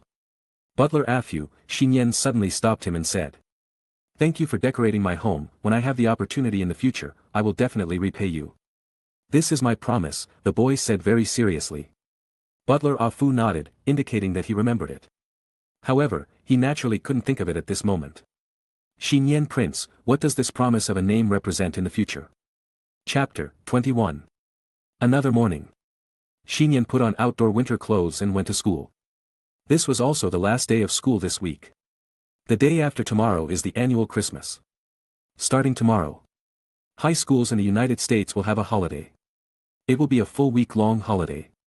Passing by the intersection, I didn't run into Gwen as usual, and I didn't know if she would continue to call in sick today. However, when passing the intersection next to the community, a small orange beast jumped out from the lawn of the park, suddenly frightening Nian. Perhaps starting from the night before yesterday, I opened the door to the extraordinary and frequently came into contact with extraordinary things. With one foot on the threshold behind the world, Nian is physically and mentally tired, his worldview continues to refresh, and he is not quite used to it yet, tightening his spirit and heartstrings. Nian glanced over cautiously and saw a kitten squatting on the ground. It was about 1 or 2 years old, with a slightly thin body and orange hair that showed its breed. It's just a little orange cat, Nian breathed a sigh of relief and couldn't help but smile bitterly. I have been really nervous recently. The world is so big, how can I encounter the extraordinary so easily? What, are you hungry? Seeing that the kitten had no name tag on its neck and looked dirty and pitiful, Nian knew that it was probably a wild cat abandoned in the park. After thinking about it, Nian ran to a convenience store not far away, bought 3 ham sausages and turned back. Seeing the two-legged beast Nian approaching, the little orange cat quickly hid in the grass, revealing a pair of green vertical pupils, full of deep vigilance. This is edible, you see. Nian opened the package in front of it, happily ate one of the ham sausages, and placed the remaining 2 ham sausages on the ground in front of the grass. Class time was approaching, so Nian did not stay too long. After he walked out of the park, he looked back and saw the grass in the distance swaying violently, and the ham on the ground had disappeared. Nian smiled knowingly and continued to rush to school. Among the grass, the pair of green vertical eyes watched Nian go away. The kitten licked its paws.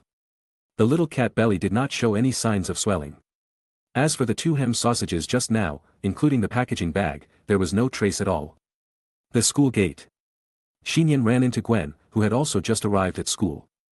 The two were obviously startled when they saw each other. Gwen, are you feeling better about your cold? Nian stepped forward to say hello. Result. Gwen suddenly puffed up her cheeks and walked into the school quickly as if she didn't see him on purpose. Nian was confused. What's going on? The girl's thoughts are really difficult to fathom. Nian shook his head, confused, and simply stopped thinking about it. However, we still have to chase. Nian quickened his pace and caught up. However, the faster he chased, the faster Gwen ran in front. The two ran into the teaching building one after the other. At this time, a girl stopped Nian in the corridor. Senior, please stop for a moment. Nian raised his eyes and saw a junior female student about 15 years old.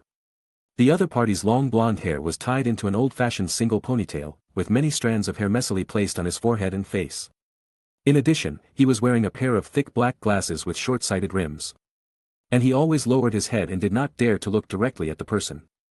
It makes her look like a nerd, a transparent person in school, or the best target among girls of the same age to be bullied and ridiculed. Nian had no special impression of this female classmate. Out of politeness, he asked gently, "This classmate, what can I do for you?" The girl hesitated, bit her lip, and plucked up the courage to say. "Senior, my name is Kara Danvers, we have met at the opening party." "I remember." Nian suddenly realized that he remembered that at the opening party. This female classmate stayed alone in a deserted corner outside the crowd. Perhaps he was remembering some of his experiences before meeting Gwen when he was a child, which made him unbearable.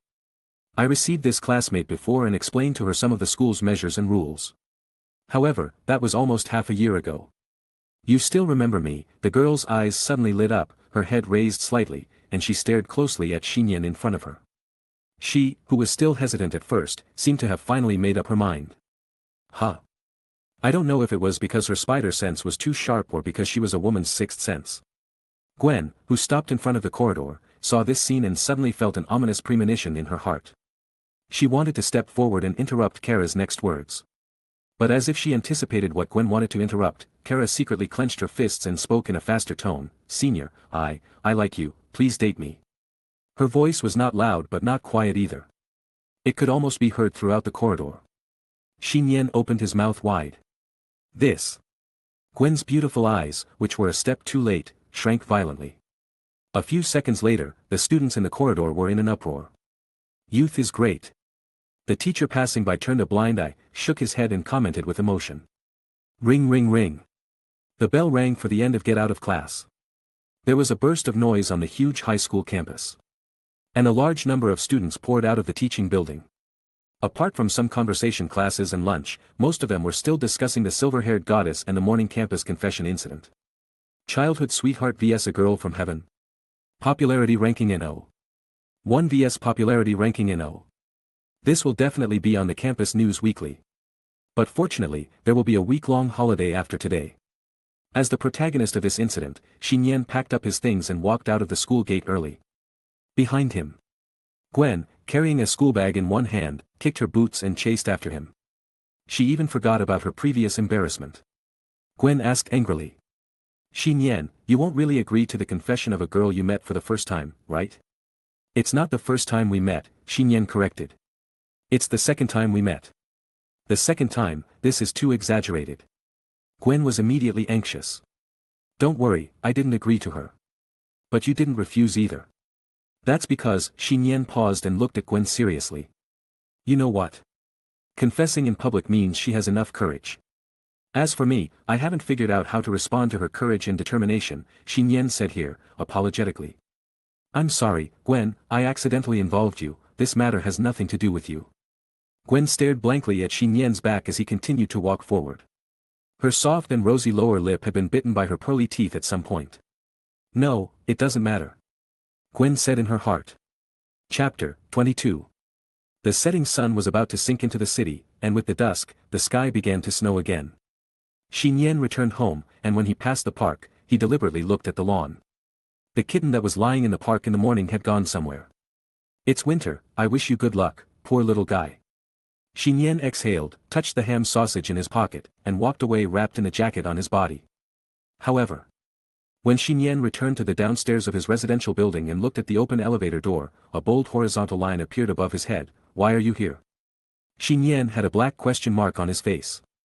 In the elevator of the resident, a small orange cat was curled up in the corner, and it was unknown how long it had been lying there. After Nian appeared at the elevator entrance, the little orange cat yawned as if he had sensed something, rubbed his sleepy eyes with his paws, and showed a harmless expression. Nian was a little dumbfounded. How did this cat know that his family lived here? No, this was probably just a coincidence. Nian pretended not to see it, walked into the elevator and pressed the floor where he lived. During this time, many residents also entered the elevator. In order to prevent the kitten from being stepped on by others, Nian chose to stand in front of it. The elevator began to go up, and pedestrians came in and out. During this time, Nian took a peek at the kitten lying on the ground behind him. Well behaved, no movement. Until he arrived at the 16th floor where he lived. Nian hadn't moved yet. The little orange cat who was squatting in the corner and had already woken up suddenly got up first, took a step and passed through the gap between his feet and walked out of the elevator. No way.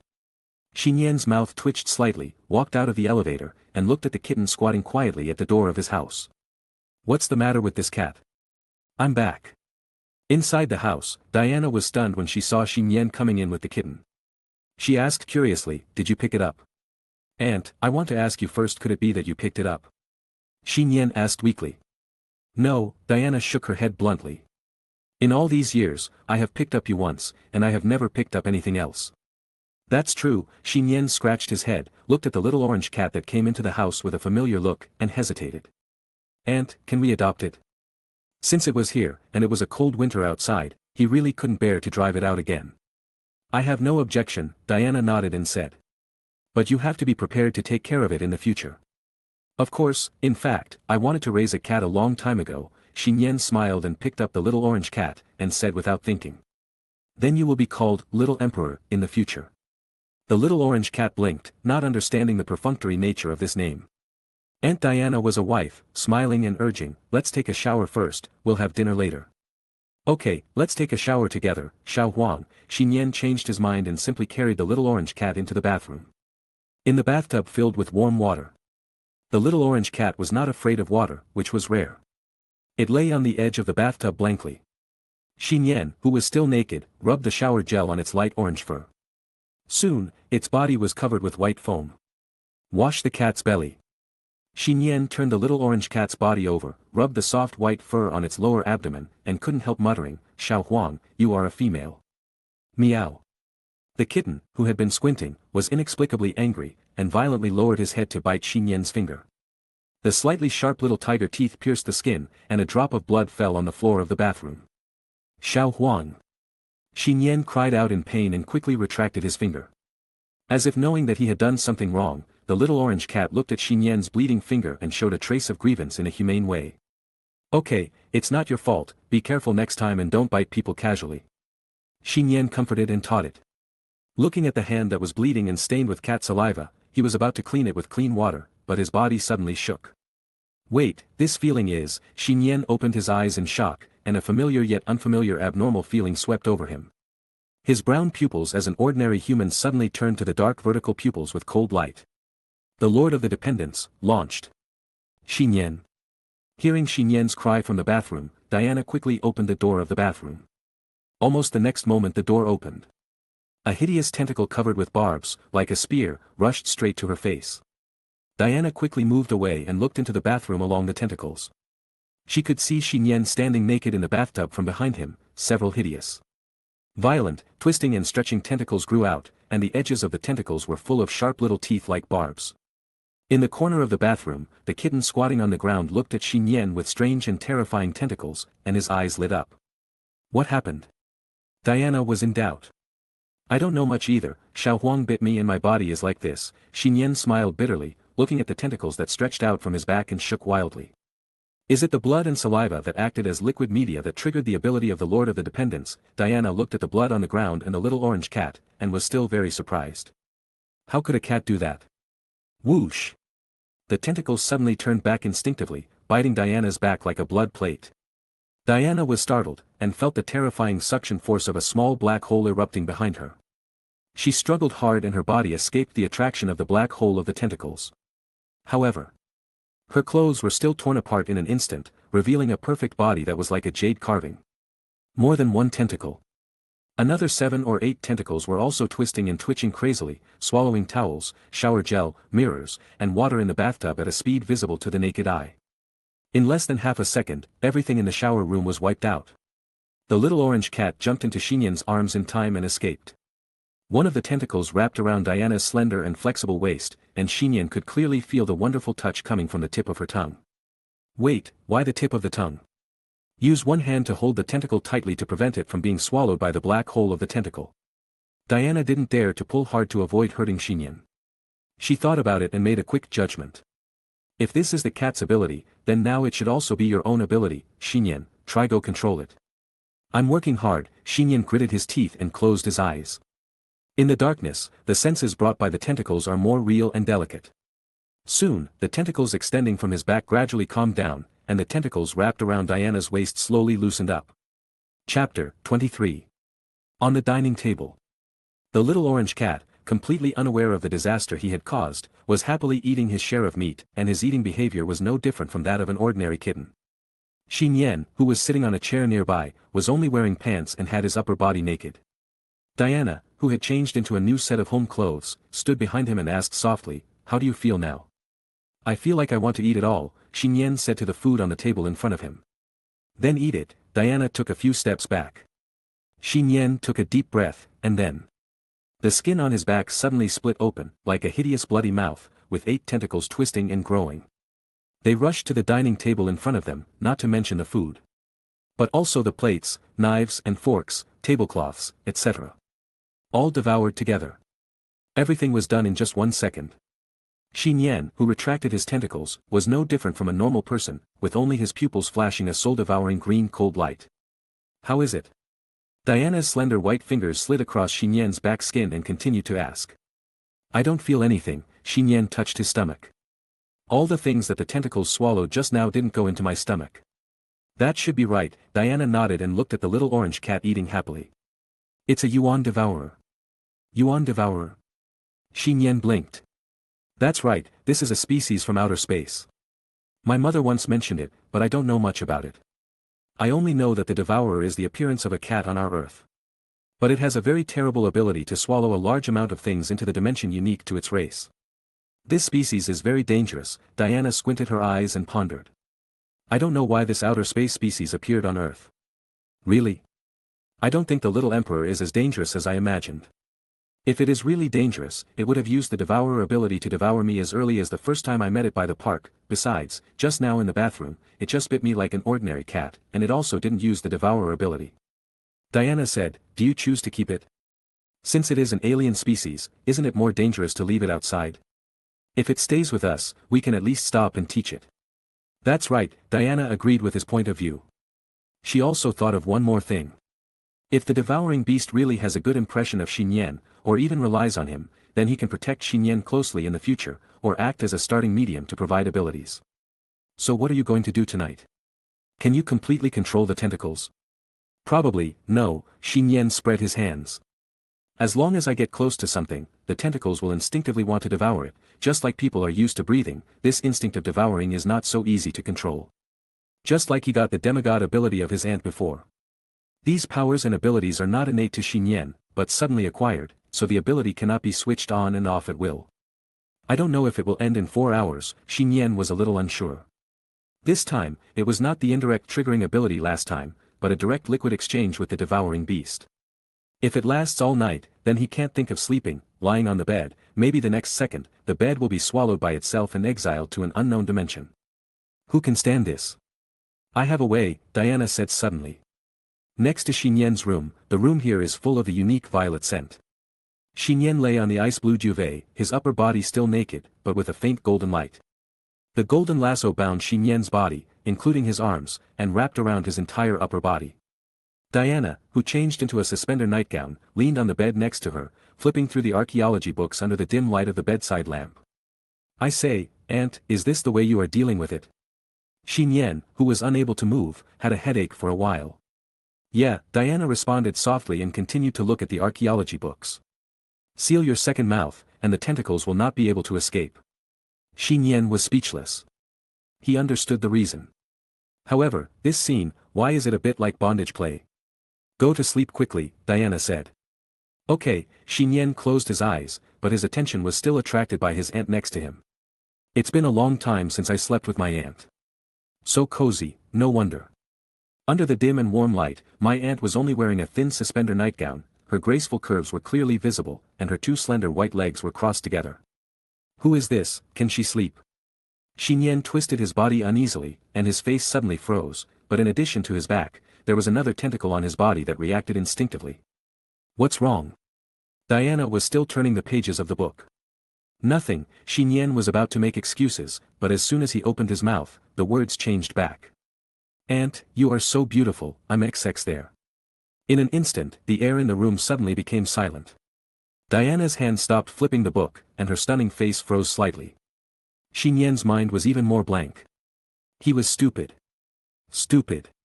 What did he say just now? What I would never say to my aunt, just blurted out like that.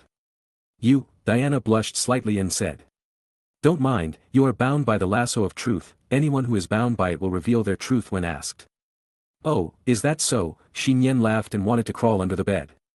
Don't mind. How can I not mind? How was your day at school? Diana deliberately changed the subject. Nian, bound by the lasso of truth, said bluntly, nothing happened. Gwen got angry for some reason. Also, a girl in the lower grade, named Kara, confessed to me in public. Suddenly, there was a subtle silence in the room again. Diana didn't know what she was thinking. She was silent for a moment, and then asked softly, so, do you like that girl? Nian continued to reveal the truth without hesitation. I have only met her twice, and I can't say whether I like her or not, however, I have a good feeling and impression of her. You are indeed at the age of falling in love. Diana closed the archaeology book and smiled slightly. If you think a girl is good, you must take the initiative to seize the opportunity. Nian suddenly said, I think my aunt is very good. Diana's body trembled slightly. She put down the archaeology book in her hand, reached out to turn off the bedside lamp, and said calmly in the dark, go to bed early. Nian did not speak again. Is the last sentence a truth that was forced to be spoken under the power of the truth lasso? Is it a word that can only be spoken after ignoring taboos, common sense, and ignoring the relationship between each other? He didn't know. Nian only knew that that was the word he wanted to convey most at this time. Chapter 24. Morning, 7:30. Nian stood in front of the mirror and watched his pupils transform from cat-like vertical pupils back to the brown color of ordinary humans. Nian tried to hold a new piece of soap in his hand, but it didn't get swallowed by the tentacles like last night. The ability to eat elements has disappeared. Nian breathed a sigh of relief, but it was precisely because of this accident that he had a better understanding of his ability, the master of the family. 12 hours. If you directly exchange liquid with the opposite sex, Nian will be able to possess the other person's abilities for half a day. Compared with the previous 4 hours, there is a threefold difference in lasting effect.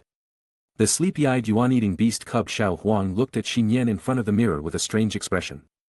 In its unique senses, Nian, who had become a fellow race, changed back again, which was a bit disappointing. If I take another bite, will I be able to transform back into my own race?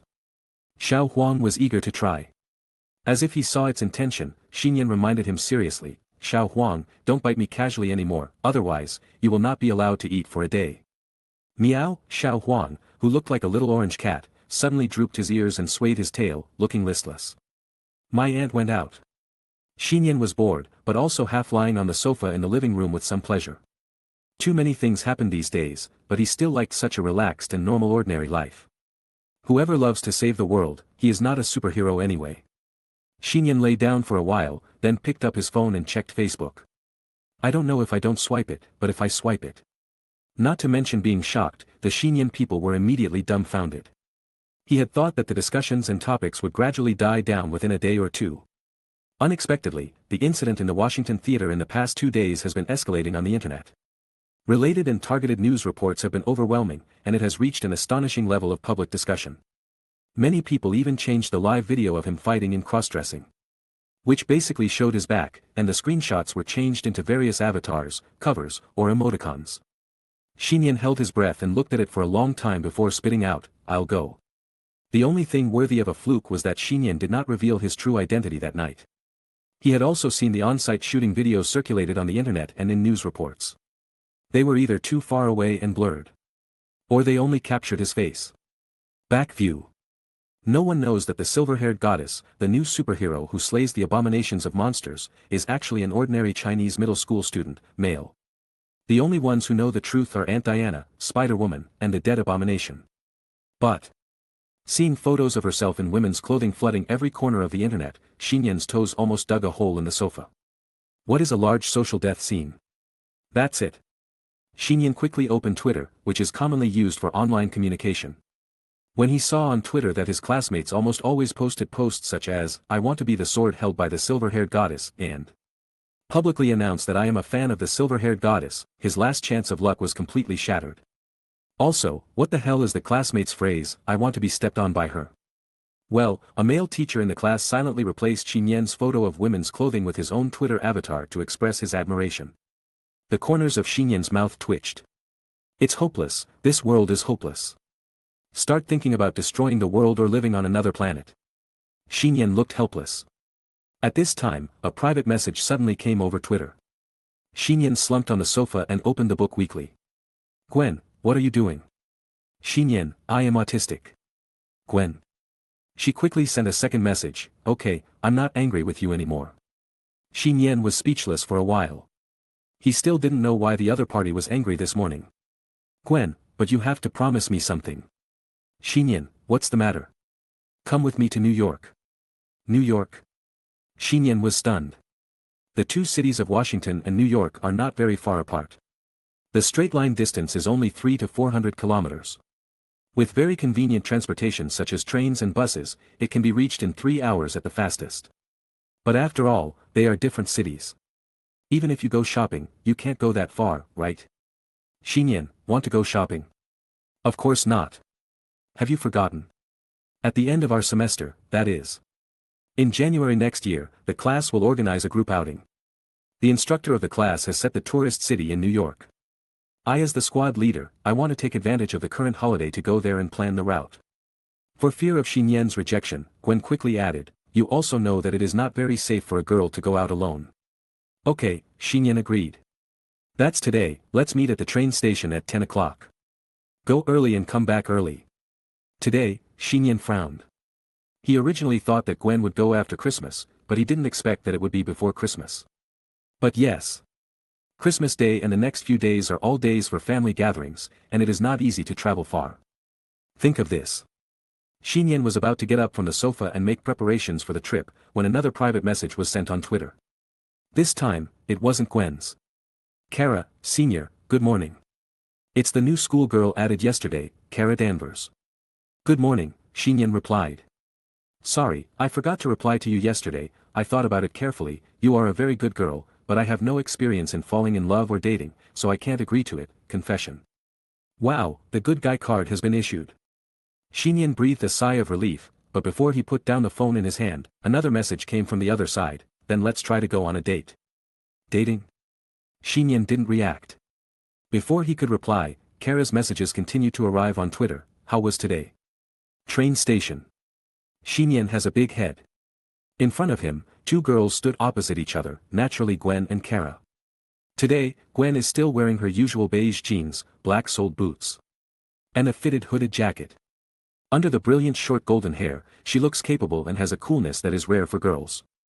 To use the words commonly used by students in school to evaluate her, she has the A-level royal sister type. As for Kara, when they saw it for the first time, both Nian and Gwen almost couldn't recognize it. Today, Kara did not wear her usual black-rimmed glasses, nor did she tie up her hair. Her slightly curly dark blonde hair fell down to her shoulders and lower back. When she raised her head slightly, she revealed a youthful and sweet girl's face. She has a pair of white canvas shoes on her feet. Although she is still wearing an ordinary jacket and trousers without any extra decoration, she is still a very young, beautiful and sweet girl despite her natural beauty. Two beautiful girls with different styles standing together immediately attracted the attention of many passengers at the station. However, when they saw the young man standing between the two girls, all the passengers soon showed expressions of sadness and anger with the same hatred. What a sin! Chapter 25. The train slowly pulled out of the platform and headed towards New York. Gwen and Kara, who were sitting one seat apart, looked at each other with a hint of hostility in their eyes. Nian, who was sitting between them, was completely unaware of this. He put his school bag on his knees, and as the zipper of the school bag was slightly opened, a small orange head poked out from it. Kitten. Seeing this, Gwen couldn't help but wonder. Nian, when did you raise a kitten, and it's an orange cat? It's called Xiao Huang, I picked it up in the park yesterday, my aunt went out, and I thought it would be better to take it with me. Nian gently massaged the soft chin of the little orange cat with the belly of his thumb, and Xiao Huang also showed a comfortable and enjoyable expression at the right time. I wanted to adopt a kitten before, Gwen's beautiful eyes sparkled, and she felt it was extremely novel. After all, who can resist cuteness? Kara, who was next to him, had a strange look in her blue eyes from the moment she saw Xiao Huang. Let me hold it for a while, Gwen said, stretching her hand towards the little orange cat. However, before her hand touched Xiao Huang's body, the little orange cat's hair immediately exploded and quickly shrank back into Nian's school bag. Through the darkness that could be seen through the zipper of the school bag, a pair of strange vertical pupils of the animal glowed with a faint green light. Gwen was shocked, and her hand subconsciously shrank back at the same time, and the tiny hairs on her body also exploded like the instinct of a beast. Obviously, both the man and the beast were surprised. As an ordinary person, Nian naturally did not notice Gwen's abnormality. What are you afraid of? She is my friend. Don't worry, Gwen, this little guy is very defensive, now, except for me, it won't even let my aunt touch it. It's okay, I'm fine, Gwen shook her head, and her eyes couldn't help staring at Nian's school bag, with deep fear and surprise in her eyes. The spider sensed very clearly that at that moment, he had the illusion that he was about to be eaten. Is it really an illusion? Okay, I'll take Xiao Huang to the train's toilet to drink some water, he will become a little impatient when he is thirsty. Nian left his seat with his school bag. Watching Nian's back entering the train's restroom, Gwen's attention immediately shifted from the little orange cat to the schoolmate sitting quietly beside him. Tell me, what is your purpose? Senior sister, what is your purpose? The bright sunlight outside fell into the carriage from the windowsill. Kara's originally dark golden hair turned white and gold. She asked curiously like a fresh and lovely girl next door. I want to date Senior Nian, can this be said to be a purpose? Shameless. Gwen's cheeks flushed slightly, and shame flashed across her. Then she lowered her voice and said. You can deceive others, but you can't deceive me, you clearly. Senior Sister Gwen, Kara narrowed her eyes slightly and said naturally. You are not an ordinary person, right? So what? Since the other party has already revealed his cards, Gwen also admitted it very straightforwardly. When Gwen saw Kara at school for the first time, an unprecedented sense of crisis surged in her heart. This sense of crisis is not from the so-called rival psychology, but from a deeper level. It makes her body and mind tremble more than facing a huge and powerful hatred. No matter what your purpose is, you can come to me in private, Nian is just an ordinary person. Gwen quietly clenched her fists and faced Kara, ready to fight at any time. Kara just stroked her hair lightly, and said seriously. Senior Sister, my view on mate selection is very normal, and I have no personal interest in you. As for Senior Nian, since you, who are not ordinary people, can be friends with him, why can't I be his future lover? Seems reasonable. Gwen raised her eyebrows lightly, realizing that Kara was not easy to mess with, but the other party really did not seem to have the intention of hurting Nian. Recalling what happened just now, Gwen said, what do you think of the cat just now? That's not an ordinary cat, Kara said solemnly. No, it should be said that it just has a similar appearance to a cat. In fact, whether it is internal or race, it has nothing to do with cats on Earth. Kara slightly supported one of her cheeks and thought, this is also the first time I have seen this kind of creature. The structure of its bones and internal organs is very different, like a small movable black hole. Ah. Isn't it dangerous for Nian to be alone with it? Don't worry, Senior Sister, Kara blinked and said to a metal cover in the toilet. I have been watching since just now, the creature is very well behaved with the senior, and it is no different from an ordinary kitten. You can see through. Gwen looked back at Kara in shock, remembering the other party's analysis and judgment of the kitten just now. If he couldn't see through, how could he know the situation inside the kitten? I am not an ordinary person, so I should be seen through by the other party in this way. Of course, Kara nodded as a matter of course and pointed to the bathroom. Look, Senior Nian is in there now. Close your eyes. Stop looking. Kara subconsciously raised her hand and gently pushed Gwen away from her. But with a bang, Gwen hit the back of the seat opposite with a look of shock on her face. Where did that slender and fair little arm get such terrible strength? Kara panicked this time and apologized quickly. I'm sorry, Senior Sister, I didn't control the strength well. I can only say, fortunately, the target was me. Gwen exhaled, patted the dust on her clothes on her back, and stood up again without any problem. After a while, Nian returned to his seat with a school bag containing the little orange cat, and looked at Gwen and Kara in surprise as they were playing together. These two beautiful girls seemed to get along better than expected. Seeing Nian coming back, Gwen and Kara quickly returned to normal. They sat in their seats calmly, as if nothing had happened, and returned to their cold and arrogant appearances as a queen and a girl next door. Nian was confused. Wait, why is there a dent in the back of the chair in front of him? No matter what. The train continued to move forward at a constant speed, getting closer and closer to its destination, New York. Chapter 26. In the United States, New York is world famous as the economic capital. There are row upon row of high-rise buildings and LED billboards are dazzling. Today is another peaceful day, how strange. In the bustling downtown streets, police sirens with local characteristics will sound every half hour, and there is a warm atmosphere of freedom everywhere. In fact, since Tony Stark publicly revealed his identity as Iron Man more than a year ago, New York, where Stark Industries headquarters is stationed, has become much more stable. After all, before criminals commit crimes here, they are not sure whether the playboy worth hundreds of billions will suddenly put on his damn cool steel suit and fall from the sky at a speed of Mach 1 to blast them into the sky to meet God. Although everyone knows that Tony Stark rarely takes action to punish small crimes such as bank robbery, but the desperate lack of strength that once encountered, there will be no chance of escape, still makes many criminal gangs I was frightened. It is in line with the current advertising slogan, in 2009, technology makes the world a better place. Iron Man is the king sealed with cross-generational technology. His huge deterrent effect as a superhero is, to some extent, more powerful than that of a city police officer. At this moment, Tony Stark, who has titles such as Iron Man, Playboy, Billionaire, etc., is in a famous nightclub in New York, surrounded by a group of dancers and models with bulging figures and very few clothes. I'm telling you, Tony, could you please not make appointments at places like this every time we talk about business? His friend and U.S. Army Colonel James Lord was speechless. He was trying to get through the crowd of women and get next to Tony Stark. The dignified and neat officer uniform on his body was incompatible with the current environment. But the title of colonel was still enough to intimidate many people. After Rhodes arrived, the women dispersed from Stark, who was attracting bees and butterflies. It's impossible to change the place, it's impossible to change in this life, but can you please stop wearing these clothes every time? It will affect the atmosphere and mood. I just snuck out from the base. Having said that, Rhodes also took a glass of red wine from the passing bartender's tray and toasted with Stark. The lights are bright and the sound is booming. After drinking, Rhodes looked intoxicated and quickly integrated into the present moment. What do you want to do with me suddenly at this noon? Stark asked casually. By the way, I almost forgot about the real thing. Rhodes trembled, looked at his friend seriously, and lowered his voice. In the past 6 months, haven't you been looking for people with extraordinary talents or incredible powers? That's true. Stark nodded calmly. He did not hide his desire to create a superhero team from his friends. If Rhodes didn't have a military status and it was inconvenient to act privately in many cases, the other party must be one of them. How's the progress? Rhodes asked curiously. It's not bad, there are already 2 or 3 candidates. Although Stark's tone was still very casual, Rhodes could hear his helplessness. In fact, Stark only found 1 candidate, and he just found it in the past few days. There were 2 others proposed by the director of S.H.I.E.L.D. Fortunately, the person he found was not comparable to ordinary people in terms of brains or strength. This is the only thing that makes Stark feel relieved.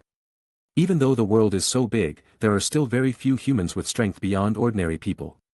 What do you think of the new superhero in Washington, the silver-haired goddess? She defeated the hatred of the Hulk clone. Of course, I asked Jax to check it out that night. Stark spread his hands and narrowed his eyes and said. Although there is not much information, I can confirm that she lives in Washington. The streets of Times Square are crowded with people everywhere, Christmas tree decorations can be seen everywhere, and a lively festive atmosphere has enveloped the entire city. Nian, what do you think of this? Gwen asked, wearing a Santa Claus hat and pulling Nian's sleeve. Nian, it looks good. Senior, where is this one of mine? Kara touched the reindeer bell she wore around her neck, and the bell made a clear and pleasant metallic sound. Nian, it looks good. Throughout the whole process, Gwen and Kara were wandering around the bustling commercial streets with their tool man Nian. The 2 beautiful girls also became a beautiful scenery in the urban area. Although it was a nice experience to be surrounded by beautiful girls, Nian did not forget about business. When they reached the intersection, Nian suggested, okay, now I'll take this side of the street and you 2 will go that way. Huh? Gwen's smile disappeared. Why? Kara also had a question mark on her face. Gwen, have you forgotten? You came here in advance to do tourism research. The street is so big, you can't finish it no matter how much you walk around. Why don't we divide our troops into 2 groups, and 1 person walks on one side? Together with Kara, you can stay safe. Gwen's mind suddenly went blank, and she never thought that the reason she had found earlier had deceived her. Senior, Kara raised her eyes and was about to say something, but she met Nian's smile. Then it's up to you, Kara, you and Gwen, take care of each other's safety. Kara opened her mouth and wanted to say something. You are the most unsafe, right? She couldn't say no, so she could only agree helplessly, okay. That's settled. Nian walked alone towards a street with his school bag. Gwen and Kara, who were left standing, looked at each other in bewilderment. How could things turn out like this? Nian took his phone and took photos while walking in one direction of the street. He didn't know how long he walked until a building attracted him. It was a memorial hall. From time to time, adult tourists came in and out with their children. Some children held plastic 5-star round shields in their hands, their eyes full of excitement and longing. Seeing this distinctive scene, you don't need to ask what kind of memorial hall this is. Captain America Memorial Hall. As the first superhero created in human history, Captain America's influence in this country is unquestionable. Even though he has been dead for more than half a century. But in the military, there are still many American soldiers who regard him as a benchmark idol for soldiers. Nian had only heard about it before, but now was the first time he saw the Captain America Memorial. This is a landmark for New York tourists. Nian stood in front of the entrance stairs of the memorial, hesitating whether to go in for a tour, when a tall young man walked out from inside. The white young man was wearing casual pants and a jacket, and a peaked cap with a very low brim. He lowered his head slightly so that his face could not be seen clearly. However, Nian stood at the bottom of the stairs, from an upward angle that just allowed him to see his appearance clearly. Mr. Steve? Nian said in surprise. The white young man was stunned for a moment, looked at the boy in front of him, and nodded slightly. The person who secretly walked out of the memorial at that moment was the person commemorated by the memorial, Captain America, Steve Rogers. Chapter 27. New York Park. A thin layer of transparent ice floats on the surface of the central lake, glittering in the sun. On the wooden chairs by the lake, a white youth and a Chinese teenager sit side by side. Captain America Steve Rogers looked at Nian with a teasing tone. Thank you for not shouting loudly just now, otherwise you might be blocked by people and watched again. That's not what I want to see either, I don't like to attract too much attention, Nian shrugged, and then asked curiously. Captain, you are not dead yet? Just dug out of the ice in the Arctic Ocean not long ago, Steve spread his hands. Maybe Steve and Nian didn't think the other was special, so they talked and chatted tacitly and naturally. You just said that you don't like to attract too much attention, Steve sighed. In my era, everyone wanted others to focus their attention on themselves. Have the young people of this generation changed? Times have changed, Captain. Nian wanted to complain about this, but finally changed it to, in fact, the intensity of people's pursuit of attention is definitely more exaggerated than your era. I don't want to attract attention, it's just because I prefer a peaceful and calm daily life. After hearing what Nian said, Steve's young and handsome face was obviously stunned for a moment.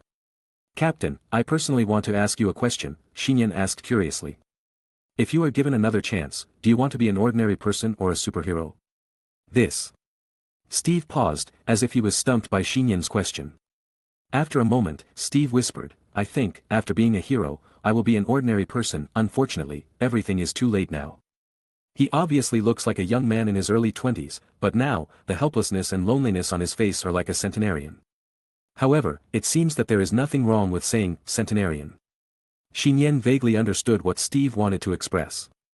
As a superhero, it is mostly for this world, and as an ordinary person, it must be for someone. When this world is still there, and that person is gone, many things lose their meaning of existence. Why do you think of such a question? Steve looked at Nian in confusion. Nothing, I just thought of it suddenly, Nian shook his head. This question will also be the biggest problem he needs to face in his future life. The choice that my aunt mentioned also comes from here. Extraordinary, ordinary people. A difference of one thought. Nian. Senior. Suddenly there were two calls from behind, and Nian looked back. It was Gwen and Kara. How did they find me? Child, Steve suddenly patted Nian on the shoulder and said meaningfully. As a person who has been through it, I want to remind you to cherish the present, also, take care of your body. Captain, you misunderstood. Nian's mouth twitched, thinking about why Captain America is always so frivolous. Captain, see you again if there's a chance. He waved his hand, stood up from the chair, and walked towards Gwen and the others with his backpack. Steve made an okay gesture. Nian, who were you talking to just now? Gwen looked at the chair in the distance curiously. Nian also looked back, and Captain America had long disappeared from the wooden chair by the lake. Nian casually said, we met on the road and chatted for a few words. Really? Gwen blinked, doubtful, but did not ask further. Kara next to him looked thoughtful. Nian and his group continued to go shopping and have fun, and it was dark when they came to their senses. After nightfall, the city that never sleeps, New York, glows with more vitality. For young boys and girls who are young and in love, night is the best time to create miracles. Especially when traveling, there is just an excuse to take a temporary rest in another place for one night. This is the perfect time and place. In a local hotel in Queens, New York. What? Only one room left. Then let's open one. Nian, this is not good. Behind him, Gwen's ears were red. This was too exciting and bold for her. Senior, Kara also shook his hand a little shyly, as if she wanted to say something but stopped. What are you thinking about? Nian scratched his head and arranged. Tonight, you two will stay here. I will go to the nearby streets and find another hotel to rest. The unexpected path and ending made the two beautiful girls dumbfounded again. The hotel receptionist opened her mouth wide when she saw this scene, not knowing what to say. Please, be a human being. After arranging the accommodation for childhood sweetheart Go-won and schoolmate Kara, Nian couldn't help but breathe a sigh of relief. He carried a schoolbag with a small orange cat's head occasionally exposed, and walked along the street outside the hotel entrance to look for accommodation. Under the night, neon lights flickered. The busy streets were crowded with cars. Nian joined the crowd and walked, at the same time, in a corner of the same street. In the dark alley without lighting, damp and smelly. A pool of unknown static water on the ground suddenly moved on its own. The viscous black gelatinous liquid seemed to have vitality at this time, rolling and quietly moving to the dark corner of the wall, as if lurking and spying on the pedestrians passing by on the street outside. Is there a human physique suitable for parasitism? I can't hold on any longer. The unknown creature whispered hoarsely in anxiety. It had no actual limbs or brain, just a ball of black liquid, and even the words were unknown. At this moment, a boy with a school bag passed by the street outside the alley. The black liquid creature suddenly moved violently, along the wall of the alley, and chased Nian frantically and quickly. Puff! Nian staggered while walking on the street. He looked back in surprise and felt someone gently pushed his back. However, there was no one behind him. Is it an illusion? Nian muttered to himself. He didn't notice that inside the backpack he was carrying, a pair of cat eyes suddenly stared at a certain part of Nian's body. Very quickly. Nian found a second hotel not far from where Gwen and the others were. The hotel door was designed in the style of a revolving door. Nian stepped forward and stretched out his hand to push the revolving door. But just as he entered a built-in space of the revolving door, his body suddenly trembled violently. A strange feeling from inside and outside filled his heart. What's going on? Nian opened his eyes wide in confusion. He looked at his hands in surprise. Only to see that his body and the clothes he was wearing were melting rapidly like a snowman in summer. Countless black liquids fell to the ground, and they were sticky and connected to the body with wires. Gulu! In an instant, Nian melted into a pool of black liquid, and fell to the ground with the backpack he was carrying. Chapter 28. The revolving door, which just separates the inner hotel from the street outside, is in the compartment. A group of dark black liquid moved on the ground. Suffocated, depressed. An unprecedented feeling flooded into Nian's body and mind. Having trouble breathing? No, I can't breathe. At this moment, Nian felt that he was not suitable to survive on the current planet. It's absolutely true, it was the ability of the Lord of the Dependent that was triggered, so much so that the body was transformed by some kind of transcendent ability. If this continues, will I die? Nian was lying on the ground like a ball of boiling liquid, his whole body squirming restlessly. Meow. The cat's meow attracted Nian's attention. The school bag that fell to the ground next to him revealed a small orange cat from the zipper gap. It's Xiao Huang. Nian's whole body was shocked. At this moment it was like he was driven by his body's instinct. The black liquid he turned into pounced forward, wrapping the little orange cat in it, and quickly integrated into and attached to the little cat's body. Hotel front desk. Welcome. The front desk clerk saw the revolving door being pushed open and subconsciously raised her eyes. What caught her eye was a black kitten. Where did the wild cat come from? The front desk clerk quickly stepped forward to chase it away. The black kitten squatted on the spot and was stunned for a moment. Then, he quickly picked up the school bag on the ground and rushed out of the rotating door to the street outside. On a busy street. Seeing the black kitten suddenly rushing out of the hotel, pedestrians gave way and watched it disappear into the alley around the corner with its school bag. After a while, the open-air rooftop of a 5-story building.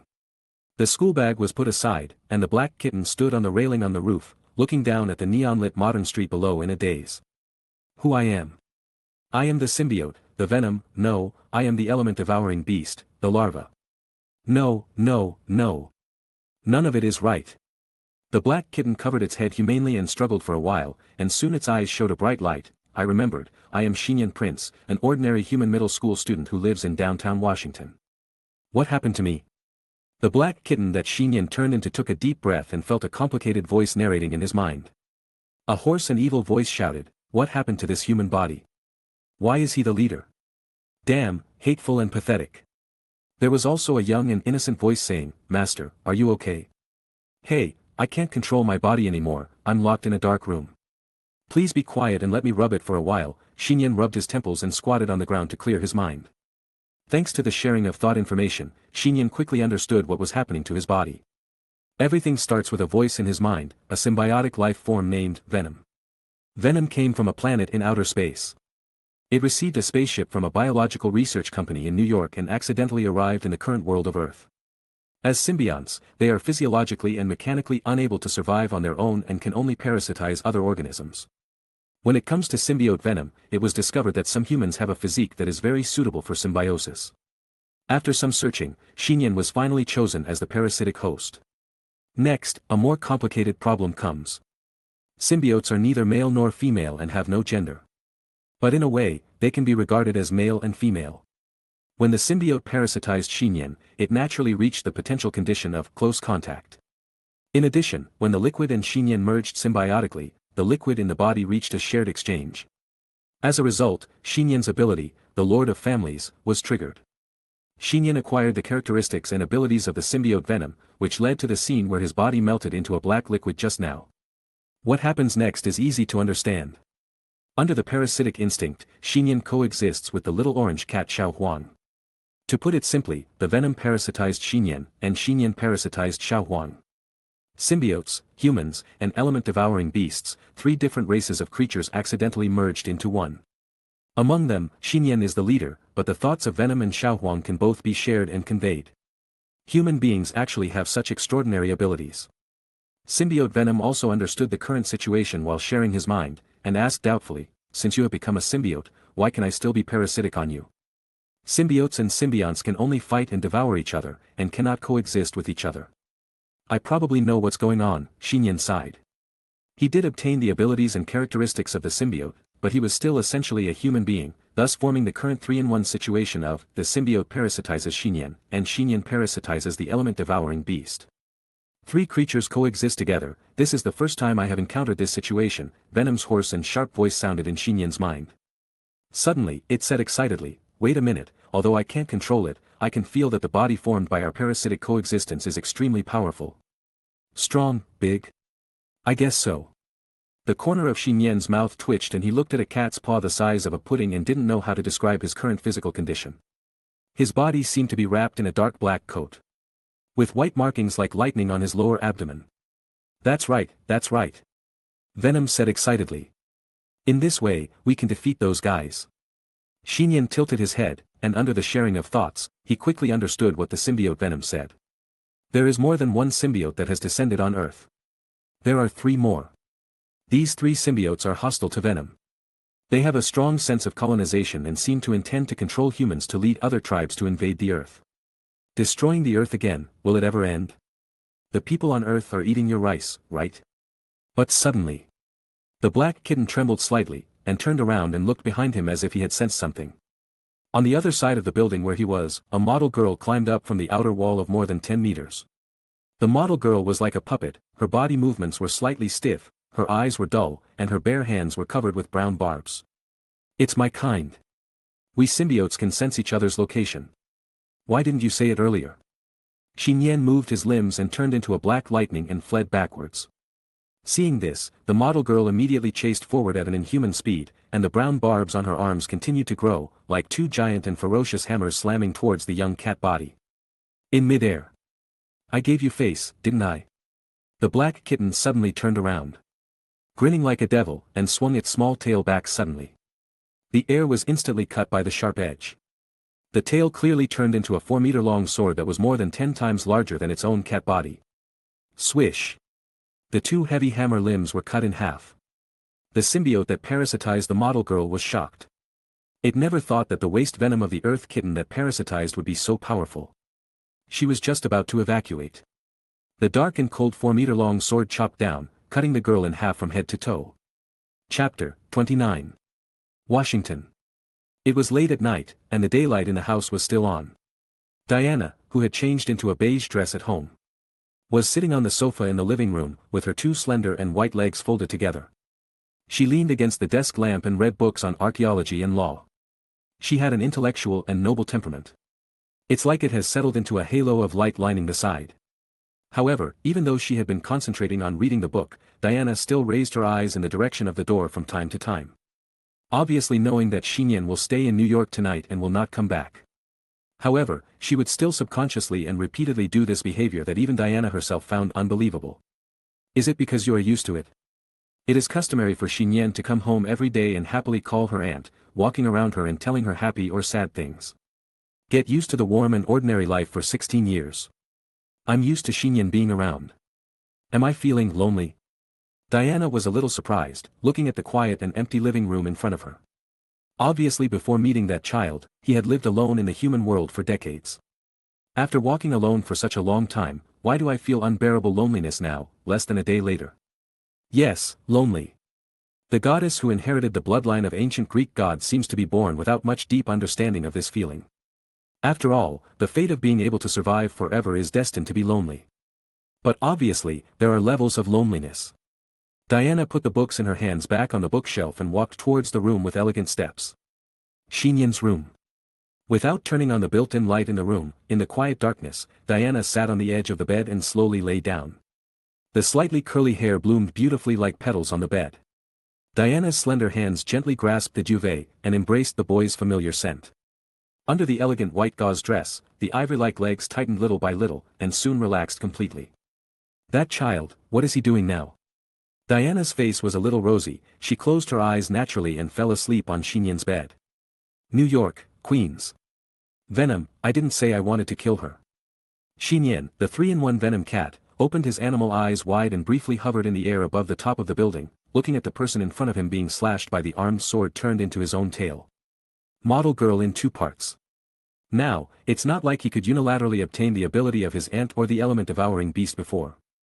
In the special case of parasitism plus parasitism, Nian possesses the 2 racial abilities of Venom and Yuan devouring beast. He internally controls the symbiote Venom that parasitizes him, and externally controls the host body of the Yuan devouring beast. The difficulty of mastering the current body has increased by more than 1 level. Fortunately, Nian is not the only one with random groping abilities this time. The consciousness of Venom and the devouring beast is like the secondary system of the host computer, which can appropriately remind Nian of his own racial abilities, as well as put forward the best action plan and suggestions for the next step. Well, this is a true 3-in-1 model. This is why Nian was able to respond accurately just now, and skillfully used the symbiote's transformation ability to transform his tail into an armed sword. However, the first sword was Nian's decision, and the second sword was slashed under the guidance of Venom. It won't die that easily, Venom's voice sounded in Nian's mind. Follow its words. Reflected in Nian's cat-like eyes, there was no blood on the model girl's body that was chopped into 2 halves. Or even on the hands and wrists that were cut off first. Instead of the blood splashing out, there were strands of brown viscous liquid. Brown liquid gushes out from the incisions on the model girl's body, gathers together, and quickly pulls the 4 parts of the model's body together. In about 2 seconds, the model girl recovered completely and fell to the ground. Venom's hoarse voice sounded. This human woman is hopeless. Looking at her current appearance and behavior, it is obvious that the symbiote in her body is the completely dominant party. In this case, her brain and body have been almost destroyed long ago, and she is equivalent to a vegetative state, with only the last trace of life retained. Signs, unable to make any conscious resistance. In addition to the injury just now, it is also the symbiote in her body that is maintaining it. Once the symbiote dies or leaves her body, she will die immediately. Really, in this case, there is nothing to worry about. Nian suddenly smiled ferociously, and his small mouth opened in an arc that took up half of the cat's face. The large mouth was full of sharp fangs that intertwined with each other. The black kitten, which was cute before, seemed to have transformed into a little devil from hell. The ruthless violence of the symbiote and the violent wildness of the element-devouring beast continue to affect human rationality, causing even Nian, who is the dominant member of the 3-in-1, to exhibit unbelievable monster behavior at this time. The symbiote parasitizing the model girl knew that there was no chance of escaping, and a layer of brown hard barbed skin immediately appeared on the entire body. Almost the next moment she formed the symbiote's defensive coat. The black kitten in front moved. The model girl only felt her eyes blurred and had no time to make any preparations for attack or defense. She looked down with some delay, and her chest was so hollow that she could directly see the things on her back. What happened just now? The symbiote parasitic model girl was stunned. The tough symbiote's protective coat, inner flesh, bones, and even internal organs were all broken through in an instant. So fast. The speed is impossible to see clearly. No, just amazing speed can't do this. The model girl covered the big hole in her chest with her hands, and the symbiote in her body surged and continued to repair her body. It's useless, you can't kill it like this. The symbiote can repair itself almost infinitely. The black kitten behind the model girl turned a deaf ear and continued to rush forward with lightning speed. Its small body was like a supersonic missile head. Bang! The model girl who was also parasitized by the symbiote once again had a dark hole in the lower abdomen of her body that had not yet been repaired. TSK, TSK, TSK. The trajectory of the black kitten moving back and forth at high speed was like lightning, leaving deep scratches on the roof of the building, and numerous dense cat claw dents appeared on the surrounding walls. As if being baptized by 1,000 times the storm. The model girl standing in the middle was unable to move. Her body was constantly being torn to pieces, and the speed at which the symbiote could repair the body could not keep up with the destruction. Why? The symbiote in the model girl's body was horrified. That damn guy Venom, what kind of monster is he parasitizing? The difference in strength is so huge. It couldn't help it. Brown liquid spurted out from the mouth of the girl's remains and quickly rushed to the crowded street below the rooftop. Stop it, it wants to parasitize other human bodies. Venom screamed. Thinking too much. The black kitten waved his hand indifferently, and its armed claws, which were larger than its own size, were like tentacles. It shot forward at a high speed and firmly grasped the brown liquid still above the street. You can't kill me. The brown liquid-shaped symbiote's whole body was boiling violently, struggling to move crazily. Oh. The black kitten showed a weird smile, grabbed the symbiote back close to him, and threw it directly into his open mouth. As soon as Nian closed his mouth, not even making a move of swallowing, the symbiote completely disappeared from the world. It's not what it looks like. Instead, he was exiled to the different dimension of the element-devouring beast. Without a host inside, the seemingly difficult-to-kill symbiote will soon lose its life. Quickly, let's clean up the rest in this current situation. Nian whispered evilly, hoarsely. Looking down at the New York City under the night indifferently. As the three people coexisted for a longer time, his behavior pattern changed. He also gradually favored the venom symbiote and the element-devouring beast. Human reason is distorted and collapsed. But precisely because of this, the power of the 3-in-1 system began to emerge. Chapter 30.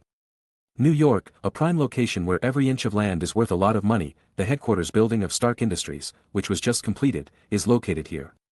The cool upward-spinning building shape with a futuristic sense of technology, the top-floor outdoor platform large enough to be used as a landing platform for fighter jets, and the unique Stark logo, even if it is placed in the center of the high-rise New York City, this building is still outstanding and dazzling. At this time, on the top floor of the Stark headquarters building, in the luxurious hall built into the outdoor platform. How is it here? The gentleman in a decent black suit shook the red wine glass, his hands proudly and unconcealedly opened outward. And the blue light in the middle of his chest overflowed through his shirt, giving a sense of embracing half of the city outside the floor-to-ceiling window. Behind him. A man wearing a gray long shirt, overalls, Martin boots, etc. With fluffy hair and sloppy hair, who was extremely inconsistent with the current high-end environment, walked forward. How should I put it? The sloppy man pushed his glasses on his nose, pondered for a moment, and commented. It is indeed your style and characteristics. In the future, this will also be the headquarters of our alliance, Stark smiled. It couldn't be better, this can directly upgrade our alliance, which has not yet been launched, to several levels, the sloppy man shrugged and said. I don't have money, and I can only help at most. More than just strength, Stark shook his head gently, looked at him sincerely and said. Banner, I also need your wisdom and knowledge, with your help, I believe that many of my technological ideas and thoughts can be realized in the future. The sloppy man named Banner did not comment. Facing Stark's exaggerated praise in the industry, his face was still surprisingly calm. Because, in the field of science and technology, he does have the capital. Banner. Full name, Robert Bruce Banner. As a world-renowned physicist with 7 doctoral degrees, if he had not been incognito in recent years, he would also be a scientist who often appeared in newspapers. In addition, he has another unknown identity, which is also the biggest reason why he has been hiding in the back of the world in recent years, the Hulk. Not long ago, the hatred that appeared in Washington was indirectly caused by him. Banner. Stark was about to say something, but at this moment, a beeping warning sound came from somewhere on the top floor. Jarvis, what happened? Stark asked with a frown. Suddenly, from above a table in the luxurious hall on the top floor, hundreds of rays of light intertwined in the air, quickly forming a three-dimensional virtual projection image. Artificial intelligence responded in a gentle and concise male voice, Sir, just now, there was a special accident involving the extraordinary field in Queens, this is the scene. Banner heard the words and looked at the virtual projection curiously. Ah! The opening line of the video played by the virtual projection was a scream. On the main road next to the bustling modern street, a specially modified muscle car was roaring and racing at full horsepower. Red light, intersection. Boom boom boom. Sparks flew. The muscle car directly knocked away several vehicles blocking the front, as if in a panic, and continued to accelerate and reverse into the opposite main road. Seeing that the muscle car was about to crash into the parked cars, the next scene made Stark and Banner's pupils shrink violently. The muscle car that was driving fast suddenly stopped, like a shadow of black fog flashed by. And the next moment the front of the car suddenly and strangely sank inward, and then the whole body burst in two. It was like being torn apart by some terrifying force. Then, an even more terrifying scene appeared. From the muscle car that was about to explode and disintegrate, several human male remains fell out and were thrown in different directions of the streets around the intersection. Two of the bodies just sank into the crowd standing in a daze on the pedestrian street. Terror and blood fell. Ah! What jumped out? Go! The screams rang again, and the black flash flashed at the intersection and chased into one of the streets. The images played by the virtual projection ended here. What happened just now? Stark looked at Banner with a look of surprise, and Banner shook his head, indicating that he also didn't see it clearly. Jarvis, rewind the image, Stark thought and gave the order. Yes, sir. Under the guidance of artificial intelligence.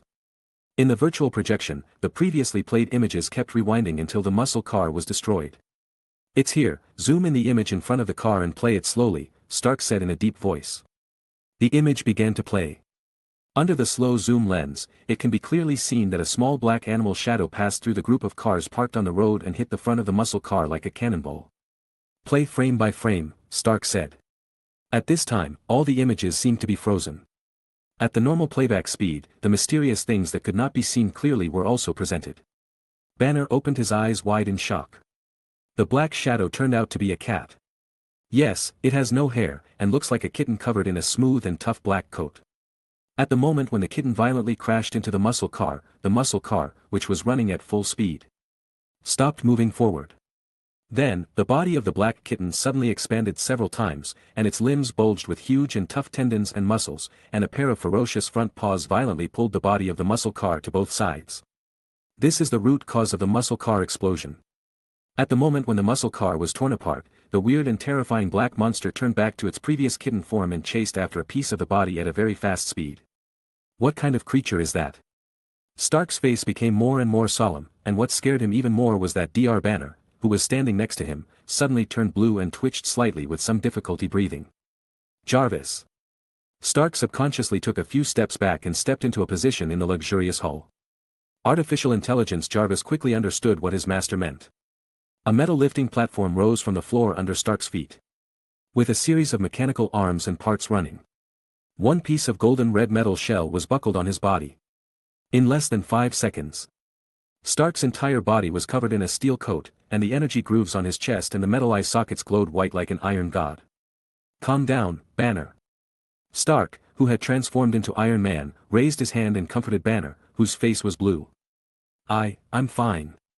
Banner clenched his hands into fists and kept breathing rapidly to calm his excitement.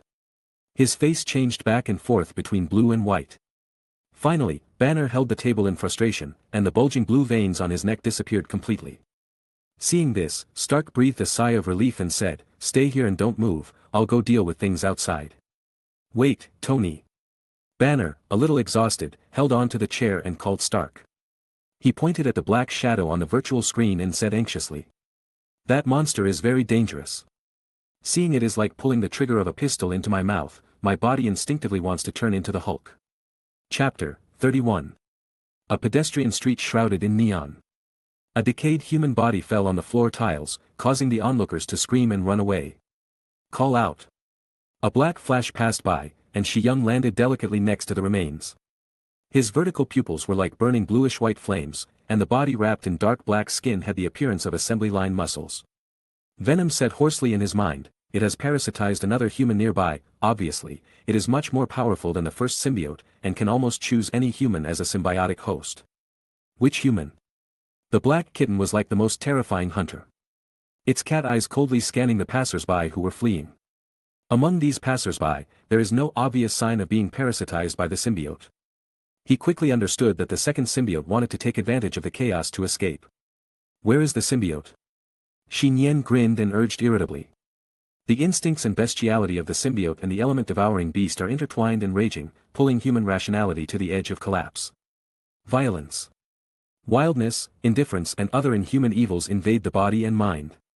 This also makes Xinyan's behavior become more and more wanton and crazy.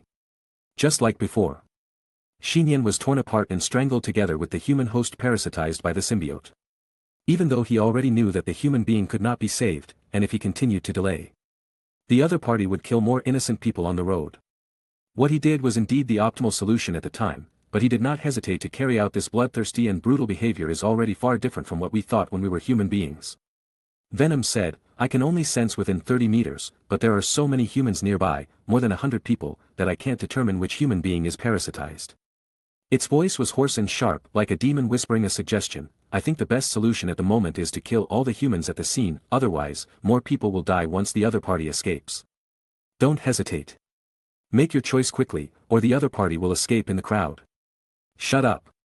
Xinyan growled hoarsely. Looking at the humans fleeing in all directions, he suddenly inserted one of his claws into the ground below. Laugh. Along with the violent tremors of the entire pedestrian street, dozens of terrifying cracks spread across the flat surface, centered on the black kitten-shaped Xinyan. Then, using the 30-meter range as the dividing point, hard tentacles made of black mucus broke out of the ground and stabbed straight up into the city night sky 10 meters above. Dozens of hard tentacles formed a dense barbed railing, trapping everyone within 30 meters. Dead silence. The scene was completely silent. Countless people raised their eyes in horror, dominated by huge fear. At the same time, I also recalled the shame of being imprisoned in a birdcage. Ahem, I went to the wrong set. Find it for me. Xinyan kept one paw on the ground, motionless, and the other paw turned into a tentacle to reach out to the people surrounding him. Monster, don't come here. Many people screamed and fell to the ground.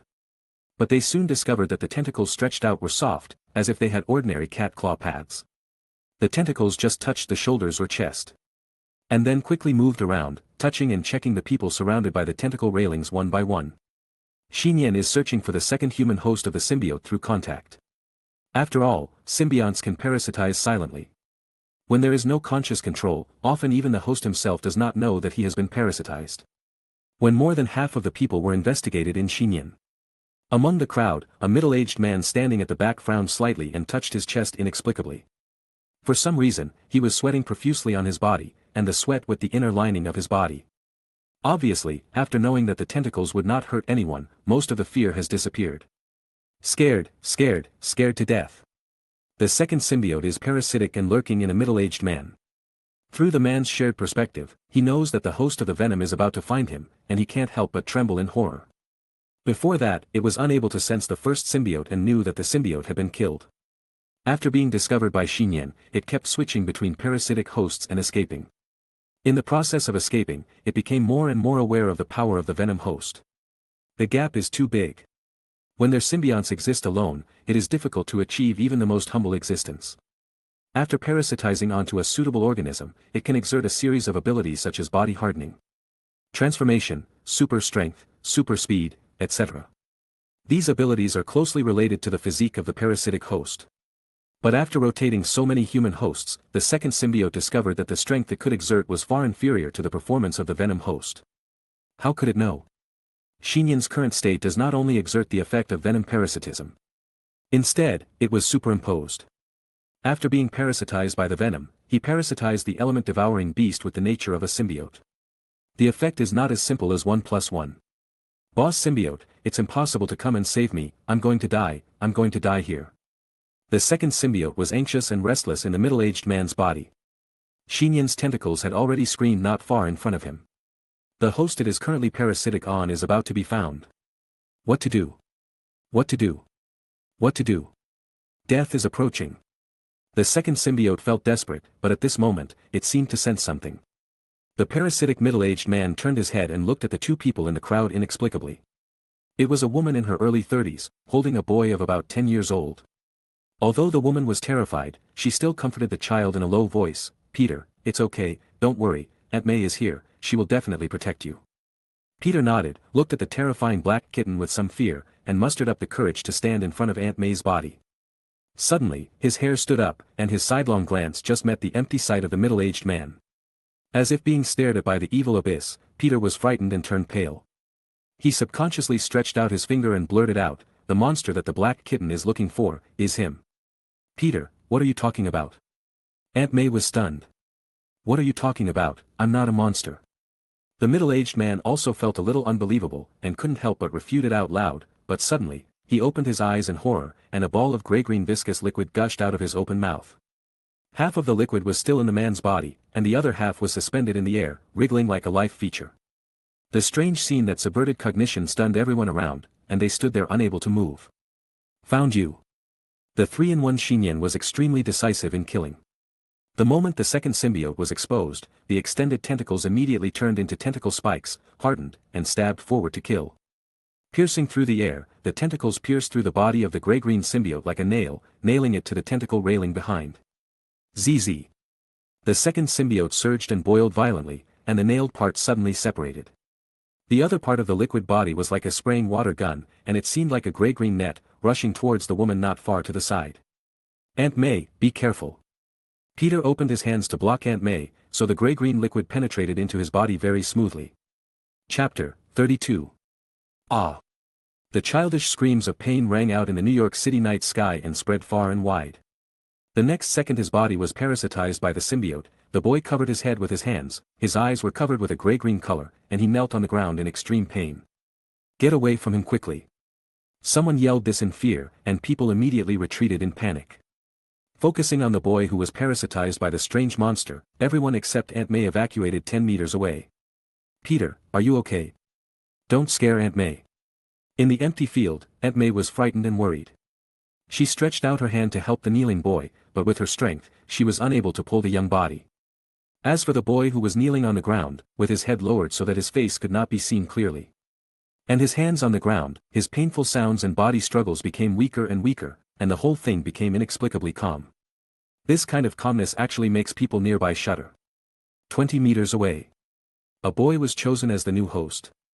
Seeing the second symbiote's almost desperate choice, the 3-in-1 Nian felt a little surprised, but he did not stop his decisive and indifferent offensive. Bow! The sharp and hardened dark tentacles pierced the air and stabbed Peter, the boy parasitized by the second symbiote. At this time, Venom's voice sounded in his mind, "Something's not right, I can vaguely sense that the physique of that human child is different from that of ordinary humans." As if following the words of the symbiote Venom, at the moment when the tentacle spike was about to hit, one of the boy's small hands raised up like lightning, and unexpectedly firmly grasped the high-speed sniping tentacle. The tip of the dark hardened tentacle suddenly stopped, about 1 centimeter in front of Peter's chest. "Jia jia." A hoarse and cold voice sounded, and the boy holding the tentacles let out an inhuman grin. The surface of his body began to ooze gray-green viscous liquid. This viscous liquid rapidly expanded, twisted, deformed, and hardened, to form a more complete and tough gray-green reproductive body and cortex. The whole scene looked like Peter's body had deformed into an adult, turning into a gray-green alien monster nearly 2 meters tall. Gray-green, tall, and a sense of strength that can be seen from the strong muscles alone. This time reminded Nian of hatred. However, it is still very different from the appearance of hatred. The shape of the second symbiote parasitic boy currently shows a body outline that is strong but not bloated. The arms and legs have a tough and slender feel, especially the pale poisonous spider pattern on the chest and back. I didn't expect that there would be such a powerful physique among humans. Looking down at the gray-green palm that was holding the hand, the poisonous spider smiled ferociously, grinned and spit out its long scarlet tongue, and a stream of heat came out of the strong and deformed body. After parasitizing the human child Peter, the ability of the symbiote was revealed to its fullest for the first time. It feels that it is stronger than ever before. Facts have proved that this is indeed the case. The poisonous spider just tried it and easily received the tentacle attack launched by the venom host. That was a terrifying attack that I couldn't resist at all. This makes it feel that it is stable. Okay again. With this body as a parasitic host, I am the real boss of the symbiote. The poisonous spider was extremely excited and licked its sharp and ugly fangs. "Peter, Peter." A woman's miserable and trembling voice came from the side. "You are not Peter." Aunt May looked at the poisonous spider nearby and suppressed her fear without retreating. She whimpered. "Monster, give Peter back to me quickly." "Jia jia. I will kill you first, and then kill the venom and his parasitic host." At this time, a hoarse and cold voice suddenly sounded from the front, "Have you caught enough?" Before the poisonous spider's palm was completely captured, he was shocked to find that the tentacles it had been holding suddenly latched onto its palm. Holding hands, but not friendly and wonderful.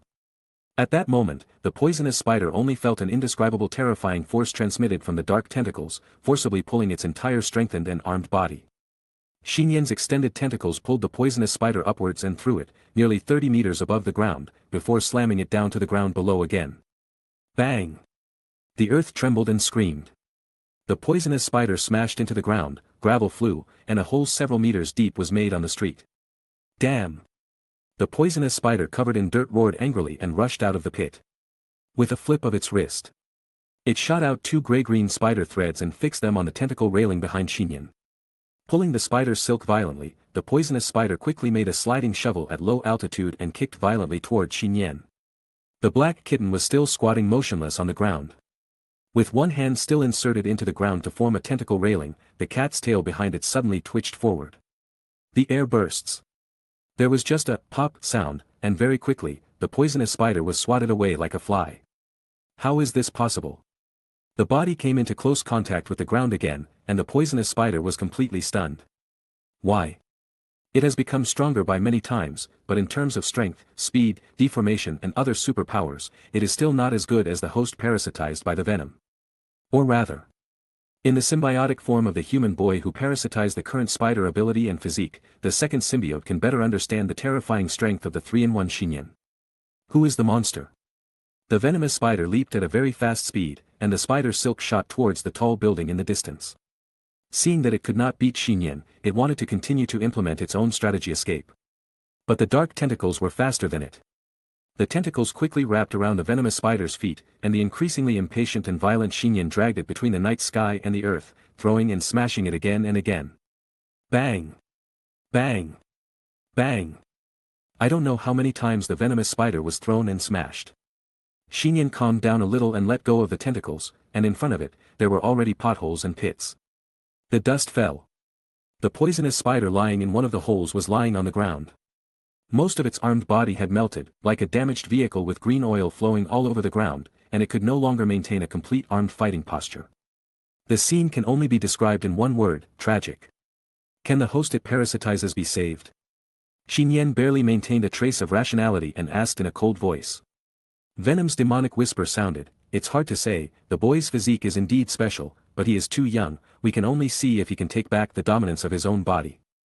It smiled grimly, "My suggestion is, don't delay, just wipe out the host directly." Xinyan didn't speak, and the tentacles began to turn into a giant sickle, hanging above the poisonous spider's head. There is little human rationality left, and the 3-in-1 him is becoming more bloodthirsty and indifferent. Chapter 33. The invincible and terrifying kitten is like the incarnation of death, hanging a black sickle on the poisonous spider's head. Xinyan had clearly proven this when he had previously fought the first symbiote. Even if the symbiote can quickly repair the host's injuries, there are certain limits. Once the damage suffered by the parasitic host far exceeds the speed of repair within a short period of time, the symbiote will be unable to maintain the host's life and will be forced to leave. But in this case, obviously, the host it parasitizes will also die. "Please, don't kill him." Aunt May rolled and crawled in front of the poisonous spider, opened her arms, and blocked the black sickle with her thin body. At this time, Sanhei Xinyan, whose rationality was collapsing, could no longer listen to her words and would only decisively carry out what he thought was right. Even if everything he is doing now seems to be a villain's act. At the critical moment. Boom! One side of the tentacle railing was penetrated and blasted by 2 laser beams under the surprised eyes of the people trapped inside. A figure clad in a golden-red steel battle suit fell from the sky. Bang! His left knee and right fist hit the ground at the same time, making a dull metallic sound. The being who looked like a man-made steel god stood up. With his raised palm right in the middle of the engine mouth, which was accumulating a dazzling white light that shocked the scene. "It's really lively here tonight," ignoring the atmosphere, Iron Man joked in a cheerful tone. "It's Iron Man. Iron Man is here, we are saved." "Very good." He immediately dispelled the fear and despair that enveloped the current situation and became the backbone of the trapped people at the scene. In the city of New York, probably only Iron Man can do it. "This is not a live fan reception," Iron Man continued to tease. "Ladies and gentlemen, could you please leave here first?" At his words, people immediately reacted and left through the broken tentacle railing behind Iron Man. From the moment he appeared until now, Iron Man has acted relaxed and natural, as if he has grasped the overall situation of the scene. But, what no one knows is. At this moment, inside the steel suit, Stark's face was solemn and nervous, staring at the harmless-looking black kitten on the field, and whispered, "Jarvis, can you tell who the other party is?" "Biology." "Sorry, sir, there is currently no information in the database, the scan cannot detect the other party's body, we can only make a preliminary judgment that it is an alien organism. Two unknown alien creatures are fighting each other." Stark kept his hands facing the enemy and glanced at the poisonous spider lying behind the woman. He could easily make a judgment based on the traces on the scene. At this time, the black kitten's paws that had been stuck on the ground moved. Iron Man was shocked, mistakenly thinking that the other party wanted to kill the evacuating people and couldn't help but fire a laser cannon. The laser beam, as bright as daylight, suddenly lit up the street and hit the black kitten's head in the blink of an eye. Boom! The scorching energy and fire light washed over the young body. Nian retracted his claws from the ground. Now that the symbiote had been found, there was no need for the tentacle railings. But Iron Man, who shot it in the head without saying a word, made him a little bit excited. If you use Nian's normal thinking, you might just think it's a misunderstanding. But now it's the 3-in-1 Nian. This is the year when human rationality almost ceases to exist. He is a violent, bloodthirsty, wild, extreme, and evil-minded Nian. Then, while the extremely destructive laser energy ripples washed along the dark body surface, the black kitten-shaped Nian turned into a black stream of light, broke through the sound barrier, and slammed forward into Iron Man's lower abdomen. Iron Man felt like he was hit by a miniature truck at full speed. The artificial intelligence Jarvis immediately issued a warning feedback of parts damaged. The steel body suffered a huge impact and hit the outer wall of a tall building behind him. "Superior. Fire me." The steel suit sank deep into the wall, and Stark became angry and growled. Suddenly, the strategic weapon device hidden on the shoulder of the steel suit was activated, and 4 micromissiles dragged their tail flames towards the black kitten. Nian was stuck in the air, watching the flying micromissile, and suddenly opened his mouth violently to 3 or 4 times the size of his body, like a blood plate biting the oncoming micromissile. "Put it in your mouth like a candy." The micromissiles detonated simultaneously in the mouth, causing Nian's face to bulge several times in a row, and then relaxed again. It burped and spit out several rounds of gunpowder-smelling smoke. Stark looked in disbelief. He finally knew why Dar Banner wanted to become the Hulk in an emergency just now. This cat. It is a truly unreasonable and unscientific monster. Stark gritted his teeth and flew up on the engine of the steel suit, firing missiles and engine lasers with full firepower and power. This moment was like the most brilliant fireworks. Iron Man, suspended dozens of meters above the sky, has completely transformed into a human-shaped turret. And every part of his body is shining brightly. When the artificial intelligence immediately completes the instructions, micromissiles and laser beams are densely intertwined with Nian, who is wrapping the downwards. Nian smiled ferociously like a demon, the black hardened claws of his hands, and the tail that turned into a slender tentacle, slapped together at high speed and continuously. Shooting small missiles is like swatting mosquitoes. Boom boom boom. The targeted explosions of missiles and lasers shattered the air, and the terrible shock waves swept across, shattering all the glass windows on both sides of the street. Suddenly, one of the small missiles deviated from its trajectory and bombarded Aunt May, who was still at the scene. Not good. Iron Man saw this scene, but it was too late to stop it. Aunt May opened her eyes wide in horror, and seeing that the small missile was about to fall on her. The poisonous spider that was lying on the ground suddenly turned over. The poisonous spider pressed Aunt May to the ground, and its gray-green deformed body acted as a human shield to block the explosion impact of the small missile. In the surging flames, the poisonous spider melted half of its head with armed liquid, slightly revealing a corner of Peter's tender and immature face, and a tear that could be called human nature dripped down on Aunt May's face. The explosion center was enough to blow an entire building into ruins. Nian, who was wrapped in a black skin, was unharmed, and he was still thinking about the situation of the poisonous spider below. That human boy actually took back some of the dominance. But it's probably only temporary, soon, the symbiote in his body will completely take over the dominance. You mean, he can still be saved now? Nian's eyes regained a trace of clarity, and the rational heartstrings that had been broken were connected again. Venom responded, now, as long as there is a way to separate him from the symbiote, he can survive. I know. Nian glanced at the poisonous spider below, and then looked at Iron Man above, and suddenly a flash of inspiration flashed in his mind. His 2 claws suddenly stretched out and shot out, wrapping around Iron Man's feet and hands respectively. A question mark popped up in Iron Man's mind, and then he was pulled down suddenly, until his body sank into a dark hole. Nian closed his mouth and fell back to the ground lightly. The streets were filled with smoke, and Iron Man had completely disappeared. This was the best suggestion from the devourer he parasitized. Chapter 34. Silence. Deathly silence.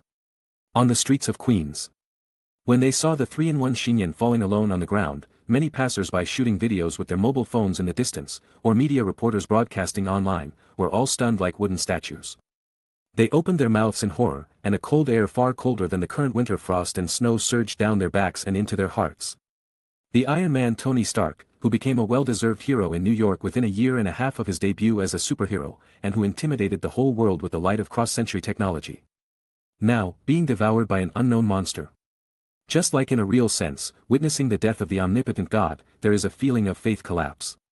Tonight is destined to be a night of despair for countless people in New York City. Nian, the culprit on the field, didn't think so much. He just felt that Iron Man's interference was too troublesome and would greatly affect the action of hunting the symbiote, so he simply removed the opponent, ban. Fall back to the ground. Nian took steps and came behind the poisonous spider who was protecting Aunt May with his body. Although it looks like a body slightly larger than an adult's hand, harmless to humans and animals. And slightly cute, the poisonous spider dominated by Peter's consciousness at this time clearly understands how terrifying and inexplicable the unknown creature in the shape of a black kitten is in front of him. Existence. Realizing that Nian was approaching its body, the poisonous spider held its gray-green hands on the ground and pressed its knees to the ground.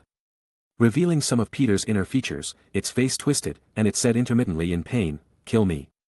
Please, kill me, I can't control it anymore." As he spoke, the gray-green viscous liquid on his body began to squirm, like rotten and evil sludge, eroding back on the boy's exposed face bit by bit. "No, Peter." Aunt May underneath burst into tears, reaching out to peel off the gray-green liquid on the poisonous spider's face, but to no avail. At the moment, Peter is about to be re-encased in the symbiote's reproductive weapons. The 3-in-1 Nian nodded indifferently and raised his cat's paw, then, "As you wish." Giggle. The bones were crackling, and Nian's extended and enlarged claws clamped the poisonous spider's hands from behind, lifting its body upwards, and the dark black tail bounded the poisonous spider's feet forward like tentacles. He ignored Aunt May who was crying beside her. The corners of the black kitten's mouth were exaggeratedly split, far beyond the outline of the face, turning into a bloody mouth with intertwined fangs. Venom chuckled in his mind, "It should have been like this, just swallow it up."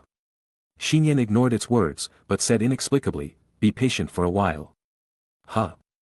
The venom parasitizing in Nian's body was stunned, and suddenly had an extremely ominous premonition. "Wait a minute, what do you want to do?" Nian did not swallow the poisonous spider into the dimension of the devouring element, but just took a deep breath, so big that his chest quickly expanded like a balloon. After a while, his body swelled about 5 to 6 times its original size. "You are crazy. Stop right now." Nian ignored it and was even less likely to stop. He raised the poisonous spider over his head, brooded, and then raised his lower jaw. Nian's mouth was aimed at the poisonous spider and suddenly opened. The next second, people within a radius of 5 miles subconsciously covered their ears, and countless glass windows, car windows, and light bulbs burst. "Hold head high." A terrifying and high-pitched sound roared out of his mouth. Nian was like an eternal monster roaring up to the sky. The sound waves were like layers of tides, roaring and exploding in the nearby air. The sound waves turned into actual sound waves, with an indescribable impact. If it hadn't spread towards the night sky, a layer of skin would have been lifted off the earth.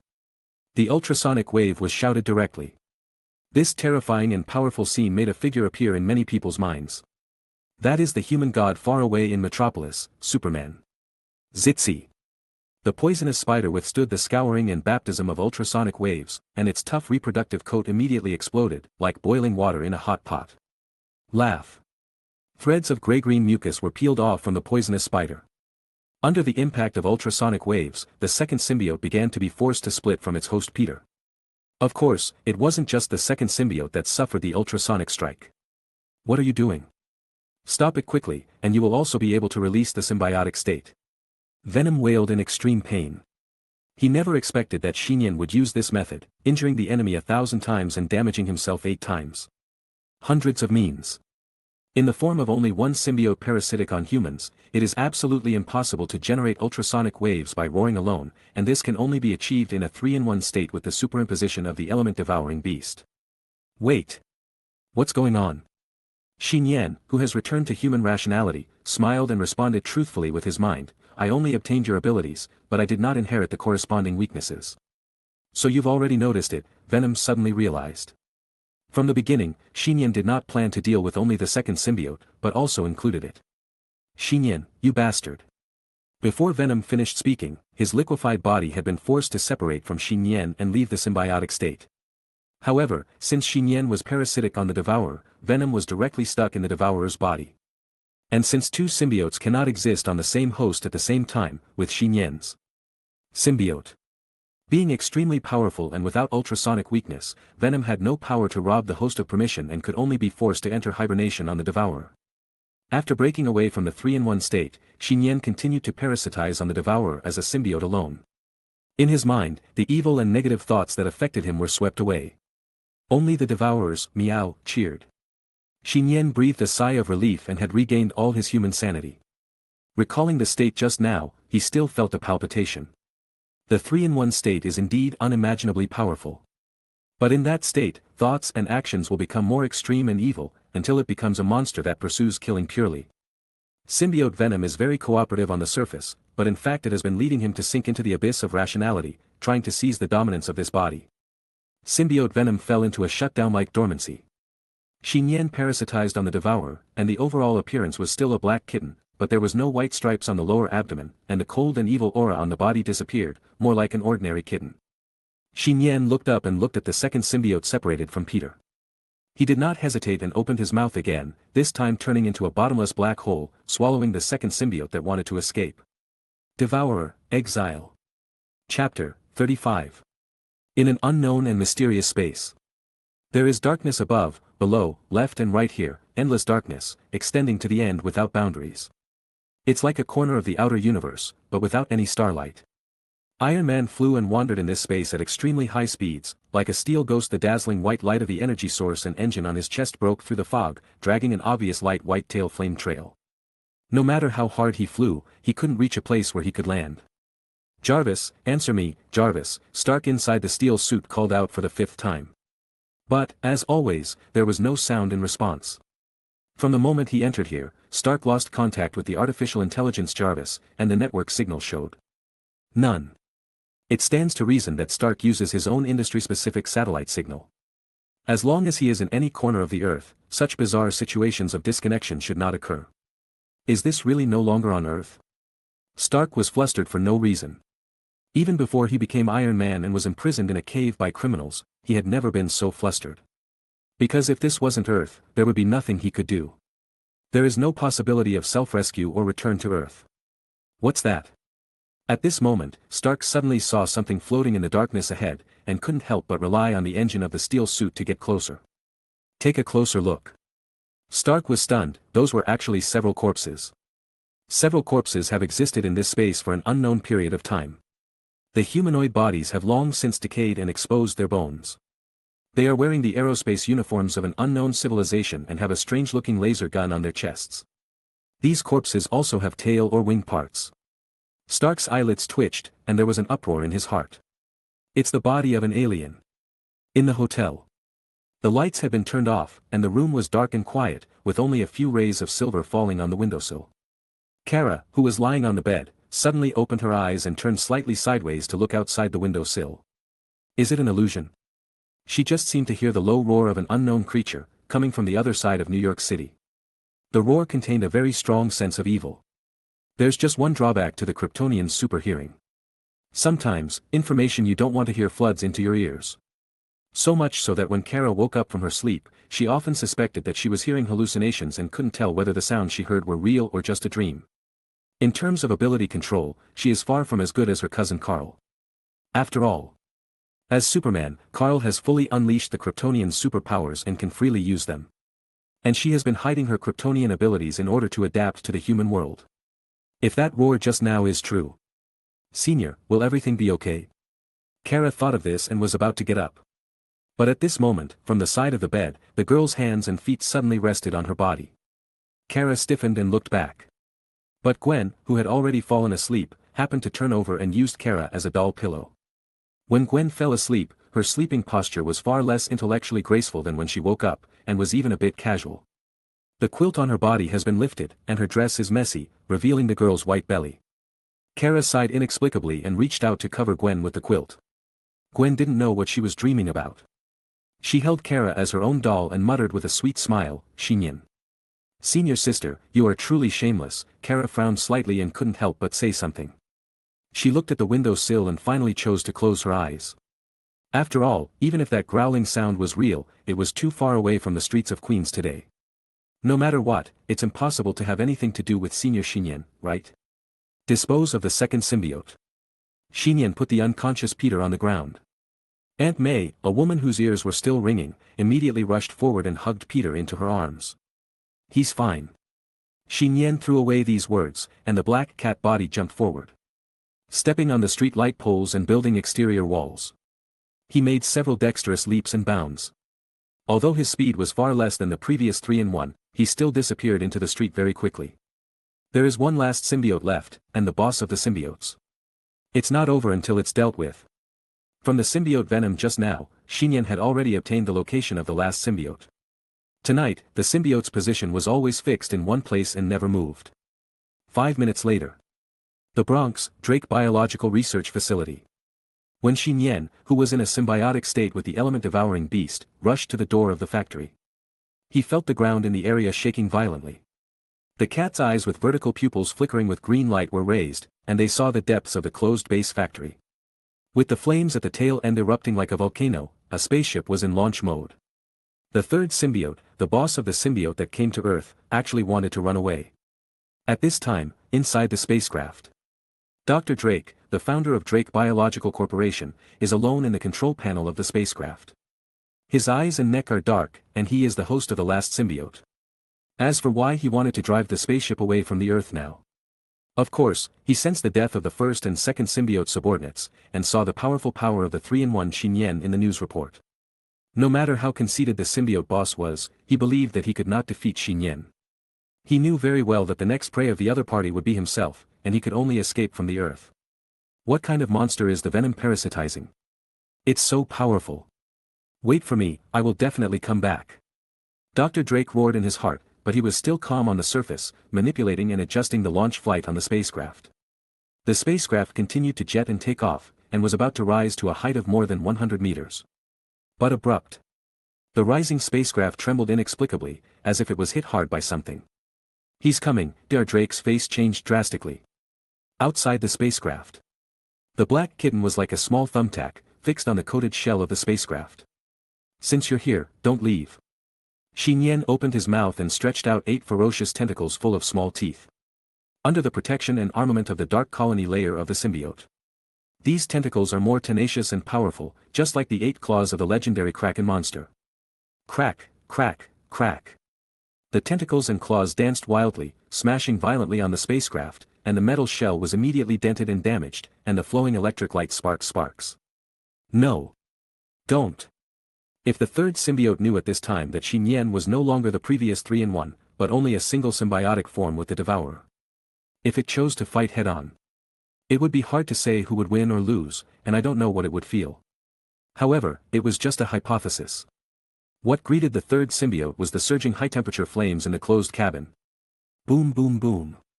The spacecraft that rose to 500 meters exploded everywhere, turning into a giant burning fireball. The huge explosion also drowned out the sharp roar of the symbiote called Riot inside. Chapter 36. Inside the Biological Research Base Factory. In a closed office building, a man was looking through information in the dark archives by relying on the faint light of a flashlight. Eddie Brock was originally a well-known local reporter in New York. Some time ago, he accidentally discovered that the Drake Biological Foundation was conducting inhumane human experiments and also involved mysterious and unknown alien creatures. Cultivate more advanced strategic creatures. Eddie originally wanted to announce this huge conspiracy to the public, but was fired by the media company instead. In desperation, he could only sneak into the biological research base to find and investigate evidence about human experiments and alien creatures. Yes, this is it. Eddie, suddenly excited, pulled out a document from the safe, and immediately picked up the flashlight in his mouth and started reading through it. Alien symbiote, venom, riot, a liquid life form. Parasitizing a suitable human host can display extraordinary and powerful abilities. Of the 5 human experimental subjects, only 1 succeeded in symbiosis with its symbiote. The more Eddie read, the more frightened he became.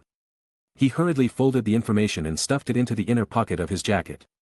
Just as he was about to leave here, the entire office building where he was located shook violently, the lamps, tables, and cabinets inside shook, and dust continued to fall from the ceiling. What's wrong? Eddie was surprised. He looked out the window of his office and could see that the spacecraft in the base factory was starting to launch. Boom! Immediately afterwards, the spacecraft that was about to pierce the night sky and rush out of the Earth exploded violently at an altitude of several hundred meters. The orange-red firelight illuminated the huge base below. Eddie was shocked to witness all this, and out of professional habit, he did not forget to take out a small camera to record the scene. Countless fragments of the spacecraft carrying open flames and thick smoke, like meteorites from the sky, streaked across the night sky of the city and fell towards the base. In the camera lens, falling together with the wreckage of the spacecraft, a small black beast shadow flashed past under the light of the fire. In the mysterious dimensional space, insufficient energy. The warning is repeated, the energy is seriously insufficient. The light on Iron Man's chest and eye sockets dimmed, and he could only keep the suit's engine running at extremely low power, allowing himself to stagnate in the middle of the space where alien corpses were floating. The only white light, flickering on and off, is about to sink into darkness. Are you going to die in this unknown ghost place? There was a wry smile on Stark's lips, and he was lost in it. He found that there were countless alien creatures buried in it. Moreover, the clothes and weapons on these corpses varied. This actually verifies Stark's long-held speculation that there are obviously more complex and dense alien advanced civilizations outside the Earth. The creation of the Avengers is the right path for the future. Unfortunately, knowing this in advance is useless now. Stark felt helpless. The energy in his body was about to be exhausted, which meant that this place would also be his burial place.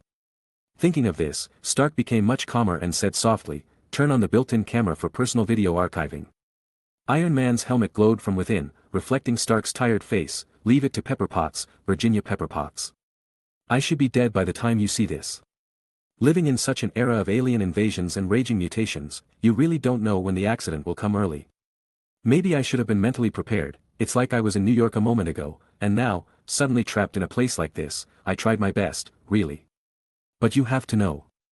I don't leave this here to complain. I just want to tell you that I actually love you very much." Falling straight from a height of 100 meters to the factory floor, gravel splashed everywhere. And Nian stepped into a depression in the ground below. Next to it, the remains and fragments of the spacecraft also fell on the factory building, sparking a raging fire. Nian did not relax his vigilance. He carefully sensed the outside and confirmed that the third symbiote was indeed dead, and then he breathed a sigh of relief. Dealing with the third and final symbiote was much easier than imagined. It was also because the symbiote rebels insisted on seeking death and wanted to escape in a spaceship. Instead, they trapped themselves in a closed spacecraft cabin and burned to death in extreme agony. Certainly. If Shilai was a step too late and allowed the other party to escape from the Earth in a spaceship, the result would be different. Now, all 3 symbiotes are dead, and the symbiote venom is dormant in the body of the devourer. It's over. Nian kicked his cat's paw, his body suddenly accelerated, and his small figure jumped over the railing of the base factory. Return to Queen Street at Gwen and Kara's Day Hotel. Only halfway through, Nian, who was parasitic on the element-devouring beast, suddenly remembered something, a very important thing. By the way, I almost forgot. Nian didn't stop. While leaping over the tall building, the kitten's mouth opened ferociously and he spat into the block below. Pooh! Suddenly, a golden and red steel body spat out from his mouth and fell in a free fall. Nian did not stop, sprinting faster and disappearing into the night of the city. Bang! The dull sound of metal touching the ground rang out, and Iron Man was covered in sticky saliva, sitting in the middle of the street in a daze. What happened? Stark was still a little dizzy. What caught his eyes was naturally the familiar and prosperous modern streets of New York, with cars and people everywhere, and the Christmas songs that were over the moon began to sound on the streets. Seeing more and more people gathering around, some people began to take pictures. Stark was silent for a moment, not lucky enough to survive the disaster, but wanted to swear. WTF. Last words, recorded in vain. Not long after Nian left. In the office building of the biological base factory. Eddie looked at the fire outside that had spread to most of the factory, and immediately fled outside in a panic. As a result, he accidentally kicked and hit a chair, causing him to fall heavily on the floor of the office. The scratched palm was burning hot. Eddie struggled to get up again in pain, but at this moment, a cold feeling came from the end of his palm. It was as if something had penetrated through his wound. Eddie stood up and subconsciously looked at his palm. He did not find anything on his hand, but there was no wound at all. It seemed that his palm was not scratched just now. The fire was about to burn to the office building. Eddie did not think too much and hurriedly opened the door and fled. Chapter 37. In the early morning, it started to snow lightly in New York, adding a lot of romance to this economic metropolis. Today is also the annual Christmas. Christmas tree decorations can be seen everywhere on the streets, and holiday songs are floating in the streets and alleys. Nian, Merry Christmas. Good morning, Senior. Two beautiful young girls with different styles, one wearing a red elk Little Red Riding Hood, and the other swinging a light Christmas silver bell on her wrist, were both small gifts that Nian bought in advance yesterday. They appeared side by side stepping on the white snow on the street, undoubtedly becoming the most beautiful scenery on the pedestrian street. Merry Christmas and good morning, Nian, carrying his school bag, waved in response and couldn't help but yawn sleepily. In the backpack, the Emperor of the Yuan devouring beast was also lying on the pile of clothes, soundly sleeping. Nian, what were you doing last night? Gwen asked curiously, looking at Nian's obvious dark circles. Nian rubbed his messy black hair and replied feebly, I was forced to save the world. Liar. Gwen spat angrily. Nian shrugged, knowing that Gwen would take this sentence as a joke. Did you not sleep well? Kara said warmly. Yes, Nian nodded and followed Kara's words. I'm not used to hotel beds. Nian himself is very fond of beds. If he suddenly changes his bed, he will indeed be unable to sleep. Well, except for my aunt's bed. What's more, he didn't sleep on a bed at all last night. He slept like a stray cat on a tree, and it was difficult not to feel sleepy. Fortunately, the symbiosis ability has been released in time, otherwise it would be impossible to join Gwen and the others in human form now. Nian sighed secretly, is it easy for him? After Nian gathered with Gwen and Kara, the three of them continued to browse the morning market, had a simple lunch, and then set off on their way back to Washington. On the train leaving New York, Gwen and Kara flipped through their phones and newspapers and began to learn bits and pieces of information about what happened in New York City last night. Iron Man was eaten alive. Scared. What is that gray-green liquid monster? It's so disgusting. The discussion between the two women was somewhat normal at first, but it soon went awry. Wow, the black kitten is so cute. I really want to hold it. It's so powerful. Seeing that Gwen and Kara were not afraid, but actually liked the black kitten, Nian blinked and said, I think that cat looks a bit like a little emperor. When Gwen and Kara heard this, they all looked at the orange kitten sleeping on Nian's lap. In fact, the first moment they saw the black kitten, they felt like the little emperor Nian was carrying. However, when they first heard Nian mention it, they felt that Xiao Huang was very different from the black kitten. There are obvious differences in appearance, coat color, and even aura. In particular, the presence of the black kitten in the news reports posed a subtle threat to Kara herself, but for Xiao Huang at the moment, in her opinion, even special alien creatures were far from posing a threat. Seeing Kara shake her head, Gwen smiled and retorted, Xiao Huang, he is different from that black kitten. Yes, Nian nodded in agreement, feeling relieved in his heart. This level has also been passed. But, looking at that black kitten, I feel inexplicably familiar, Gwen muttered doubtfully. Me too, Kara smoothed her platinum hair that was shining under the sunlight, and a look of doubt flashed in her beautiful eyes. It seems like I have seen her before somewhere. Is this the legendary sixth sense of women? How could I have seen it before? It's so dangerous and scary, but even Iron Man has eaten it. No matter what.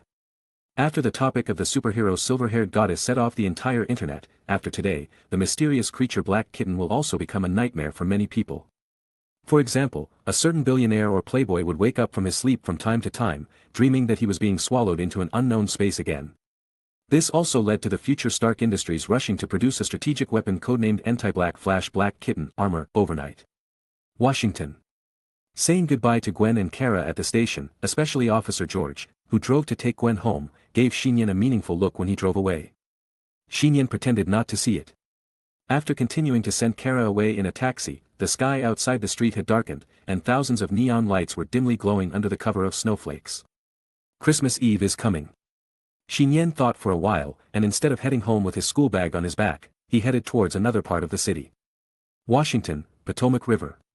The bustling commercial street next to it is exaggerated by the lively festive atmosphere, making the snow-covered woods beside the river bridge seem a bit deserted. When Nian came here, he couldn't help but quicken his pace when he saw the perfect figure sitting on the wooden chair by the river. "Auntie. Are you back?" The woman sitting elegantly on the wooden chair turned around, her stunningly beautiful face was cold and soft, and her jewel-like clear eyes reflected the young man's figure. Nian's heart beat violently, and he nodded with a smile, "I'm back, I kept you waiting for a long time." The two of them had no agreement or contact, but came here in perfect agreement. After all, this is where they first met, on Christmas Eve 16 years ago. 16 years ago today.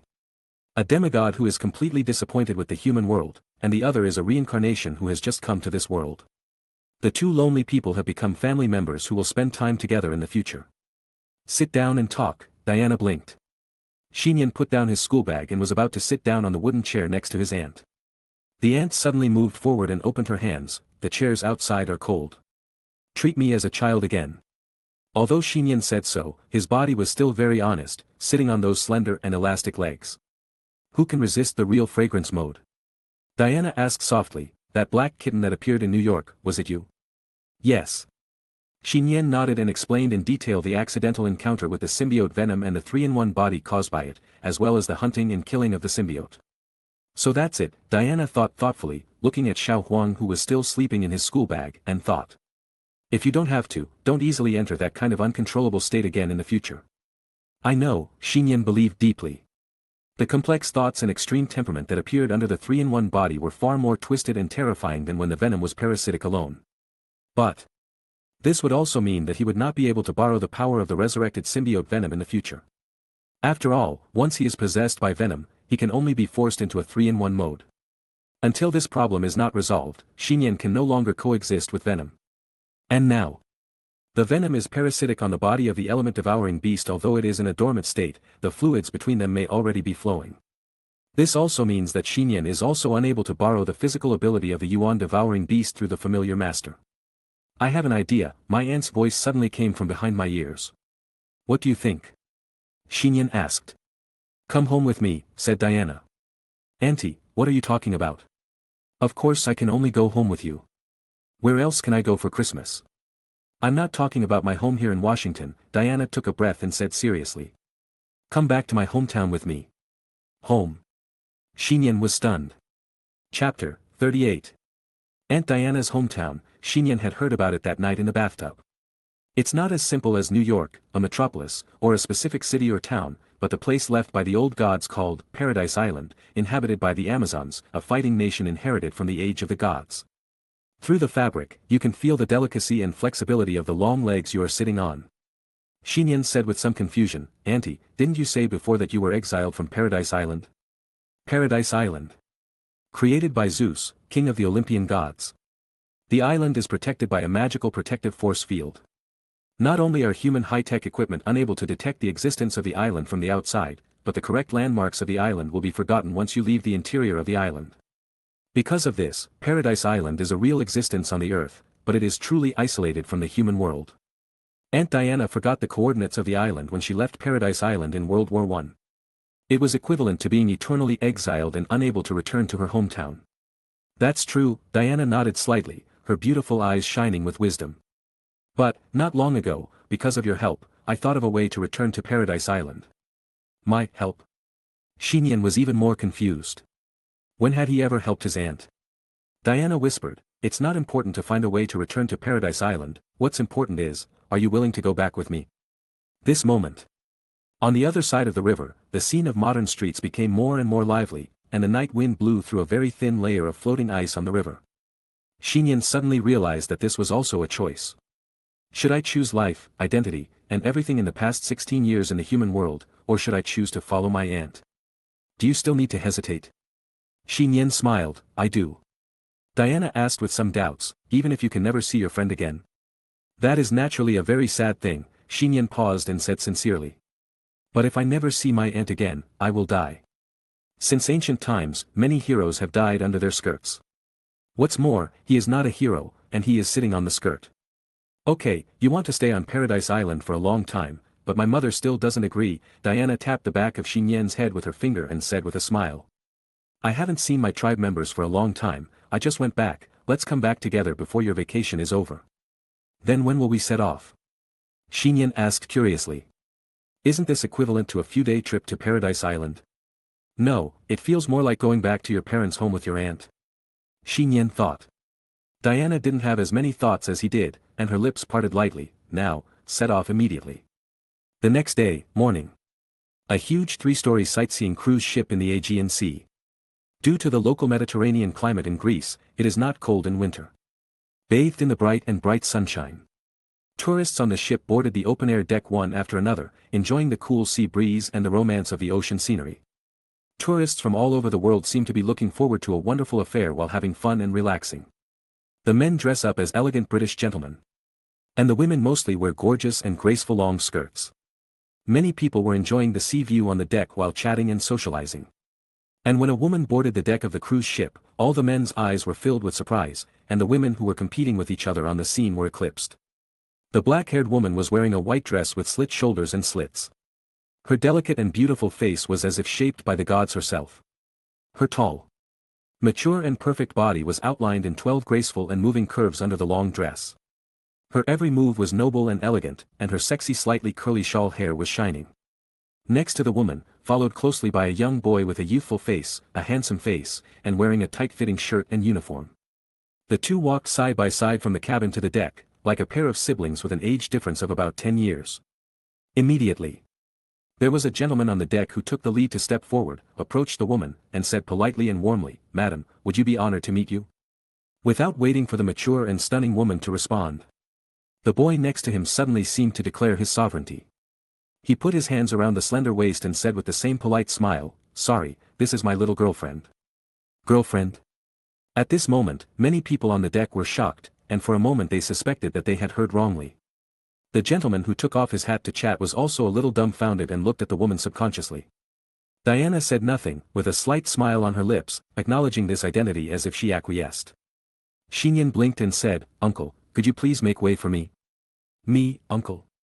The corner of the gentleman's mouth twitched, and he stepped aside dejectedly after receiving some kind of fatal blow. When the other gentlemen saw this, they did not go over to strike up a conversation, but they suddenly felt that the lady hanging around them was not attractive. He has reached the peak of human beings at a young age and drives a top-notch car. There is really no comparison between others. Nian held Diana in one hand and came to the deck railing. What came into view was the vast blue sea. Diana glanced at Nian and suddenly said, "Just now, what did you say I was to you?" "Shao." Nian opened his mouth, and then said decisively, "Auntie." "Seriously?" Diana's face was expressionless. "Certainly. Hurry up and let go of your hands." "Oh." Nian took his hand back awkwardly, looking a little aggrieved. Diana seemed to feel that her tone was a little too harsh, and couldn't help but whispered, "Don't hug me like this outside." Nian's heart jumped inexplicably. "This means that you can hug me at home if you don't hug me outside? Top understanding. If I want to hug you tonight," Nian couldn't help but speak, thinking that he still needed to get his aunt's approval. Diana turned her face away and looked at the sea in front of her seriously, as if she didn't hear what he said. "It seems that there is no hope." Nian didn't feel much pity in his heart. If he really let him hug her, he would be the one who felt uncomfortable in the end. Diana suddenly said, "I remember some of the location of Paradise Island." "That's great, think about it carefully." Nian's eyes lit up, he stopped talking, and asked his aunt to concentrate. "If you have divine power, you will definitely see it." At this time, Diana's right hand has been holding the golden lasso. The other side of the lasso is tied to her left wrist. The golden lasso is used to bind others and make them tell the truth. There is also a hidden rule in this. Even if it is something deep in the memory that one has forgotten, one will be forced to remember it. Because of the inspiration she got when she bound Nian last time, Diana now uses the truth lasso on herself. Borrowing the power of the artifact to fight against the laws of Paradise Island, so as to remind herself of the correct coordinates of Paradise Island. Chapter 39. I remembered. Diana suddenly opened her beautiful eyes and reminded inexplicably. Nian, get ready. Prepare. Prepare for what? Nian turned his head and glanced at his aunt. And found that the white dress with slit shoulders and slits that her aunt was wearing had transformed into the red armor dress she wore when armed. She also carried a war shield and a silver sword weapon on her back, which she wore on her forehead and wrists. The crown and bracelet sparkled dazzlingly in the sunlight. "Auntie, you're like this." Nian turned around in surprise, and his hurried voice quickly stopped. I saw many tourists on the deck still watching and socializing, and no one cast a glance at Aunt Diana in disguise, as if they no longer existed on the deck in the eyes of others. "Don't worry, they can't see it," Diana said, and at the same time, she reached out and picked up Nian. She held the golden lasso in her right hand and raised it up. She squatted down slightly in a posture of accumulating power. "Wait a minute. I'm not ready yet." Before Nian finished speaking, Diana had already taken off vigorously and moved forward dozens of meters beyond the cruise ship. Just as the two were about to land on the sea, Diana swung the golden rope forward, caught the surging waves in the distance, pulled with force, and once again leaped high into the sea ahead. "It looks like it is speeding on the sea, with violent ripples flying all the way. Look! What is that?" The tourists on the deck looked at the sea in front of the cruise ship. They could only see a straight white track. Mistakenly thinking it was a marine creature similar to tuna, and watched the white water arrow quickly disappear at the end of the Aegean Sea. Diana was like a human-shaped fighter jet diving at low altitude on the sea. Nian, who was in her arms, took out a pair of wind protection glasses from his pocket and put them on. Only then was he able to open his eyes under the oncoming strong hurricane. It can be seen that the sea is constantly retreating to both sides of the body, soon leaving the yacht far behind, and finally disappearing. Above the vast sea, only Diana and Nian were swooping and flying. That's all. I don't know whether I have advanced 10 kilometers or hundreds of kilometers toward a certain place. Until. With a boo sound, Diana led Nian through an invisible barrier. Nian opened his eyes wide. What was originally an endless deep blue sea suddenly turned into a blue sea with clear and slightly shallow water. Among the large rock formations guarded by soldiers. The majestic archipelago sits in the deepest part of this sea. The largest and most central island among them is surrounded by golden quicksand-like beaches, surrounded by steep mountains. On the peaks and cliffs are numerous white temples and sanctuaries built in the ancient Greek style. The large waterfall is like a crown on the top of the mountains, falling down vigorously, forming an extremely dazzling rainbow halo. Aunt Diana didn't need to explain, Nian knew it after just one glance. This is the place left by the old Olympic gods, a dream paradise island isolated from human beings and without worldly disputes. Paradise Island. Paradise Island touches the beach outside the sea. A group of wild female warriors wearing leather suits and armors with ancient Greek characteristics, holding bows, arrows, metal spears and other cold weapons. Looked at the unknown existence forming a trajectory of water arrows approaching at high speed in the offshore sea, and raised their arms in preparation. The shield, holding the big bow, points the cold and sharp spear tip and sword tip outward at the same time. The leading female general is sitting on the back of a strong black horse, holding a silver sword in her hand. Her face is determined and cold. Her exposed muscles are bronze, and she has a domineering and murderous aura that far exceeds that of most men. Just as the Amazons prepare to attack the intruders. The female general looked at the intruders who were getting closer and closer. Suddenly she was shocked and shouted, "Everyone, put down your weapons." "General? This." The female warriors didn't know why, but they still obeyed the instructions and put away their weapons. Tap. An intruder, no, it should be two intruders, arrived at the beach of Paradise Island from the outside sea at extremely fast speeds. Looking at the woman wearing a battle uniform wearing the unique crown of the Amazon royal family. The Amazon female warriors on the field were stunned. Then they collectively put their hands on their chests with great excitement and knelt down on one knee to show their loyalty and loyalty. Support. Your Highness the Princess. Your Highness Diana, is that you? The female general got off the black horse, her whole body trembling, and said in disbelief. Diana put down Nian in her arms and stepped forward quickly, unable to hide her joy. "Yes, Antiope, Aunt, I'm back." The two hugged each other tightly. Nian had a smile on his face and stayed aside very wisely, not disturbing the reunion between his aunt and her relatives. Okay, just come back. Your mother and I, and all the people in the Amazon, have been looking forward to waiting for you, return. Mother, is she okay? Diana asked softly. That's very good, but I still care about you very much, Antiope smiled and urged. Hurry up and go back to the palace with me, so that your mother and the clan can take a look at you. Antiope, wait a moment, Diana shook her head. At this time, the Amazons on the field had all focused their attention on Nian behind Diana. Human. Many female warriors subconsciously showed sharp eyes of rejection and hostility. Your Highness Diana, Antiope looked at Nian who was nearby, and his face returned to its previous seriousness and indifference. You should know that outsiders are not allowed to set foot on Paradise Island, what's more, it's a male human being. Antiope said to Nian again, who are you? I am, Nian hesitated. Facing the female General Antiope and a group of fierce and cold Amazon female warriors, he suddenly didn't know how to describe his identity. The most appropriate one should be Diana's adopted son. In fact, Nian has always instinctively rejected the identity of an adopted son, so he has called Diana his aunt since she was a child, and Diana tacitly agreed to this title. However, if you don't use your identity as an adopted son or claim to be a relative of Diana, it will obviously be difficult for the Amazons to get through this. Just when Nian was hesitant, Diana stepped forward. Diana didn't say any words of explanation, her stunningly beautiful face remained calm. She stood close in front of Nian, suddenly raised her hands, and took off the crown that symbolized her status. Your Highness Diana, what do you want to do? Antiope seemed to realize something and couldn't help but exclaimed in surprise. Ignoring Antiope's obstructive words, Diana smiled slightly, and put her silver crown on Nian's head under the shocked eyes of the Amazon female warrior. Nian blinked, unable to understand what this meant. Chapter 40. On the beach of Paradise Island.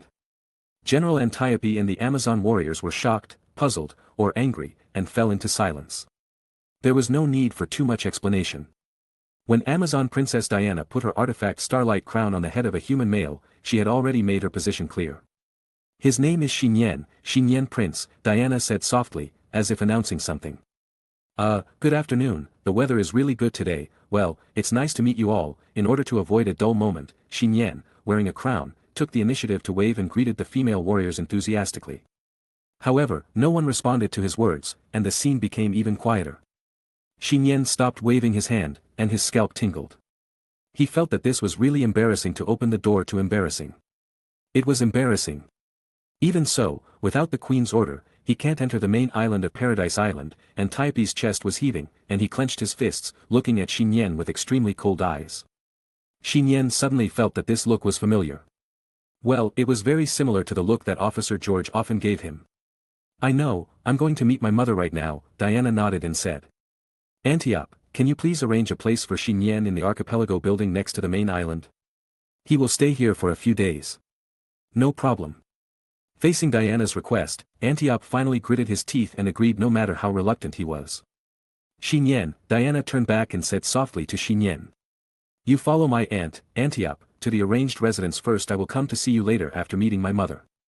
Okay, go ahead, Nian agreed, thinking that it was nothing to come to a tourist island with poor tourist services. Come with me, Antiope looked at him expressionlessly, turned over and rode on the black horse. Far away from the royal palace and the residence of the Amazon residents, Paradise Island is on the cliffside facing the open sea. There is a huge and peculiar ancient round building here. Antiope brought Nian to the main entrance of the ancient building. Is this a place for me to live? In fact, it doesn't have to be so good.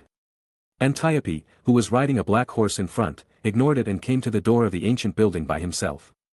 He said to the female guards in silver armor on both sides of the door, arrange a spare guard room for him. Yes, General. The two female guards in front of the door quickly received the order. They looked at the first human boy who came here curiously. And when they saw the familiar crown on the boy's head, they immediately showed the same shocked expression as the female warrior before. Why, look at me like this again? Nian muttered in his heart, completely not understanding the meaning of the crown on his head. Keep an eye on him, don't let him walk around, Antiope threw this sentence to the female guard, and then left Nian alone at the door of the ancient building, and rode away on a black horse, without facing or speaking to Nian. After Antiope left in a swift and decisive manner. One of the female guards respectfully said to Nian, Your Highness, please follow me in. Your Highness. Nian was stunned for a moment, looking at the female guard who walked into the ancient building, and suddenly felt that the people here were still very polite. Nian followed the female guard into the door, and the further he went into the building, the more he felt something was wrong. The inner wall of this ancient building is unimaginably thick, with no doors or windows, and the only main door is just a crowded corridor 2 meters high. Rather than being a residence, it is more like a secret place to imprison prisoners or store items.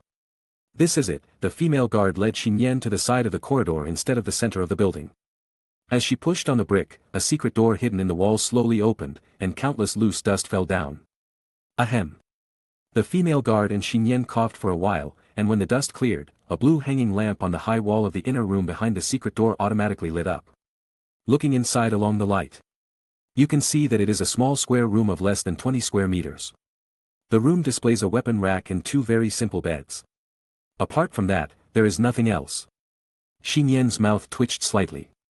It's okay for a small dark room, but the weapon rack and the bed are covered with thick dust. I don't know how long it has been since anyone has lived there.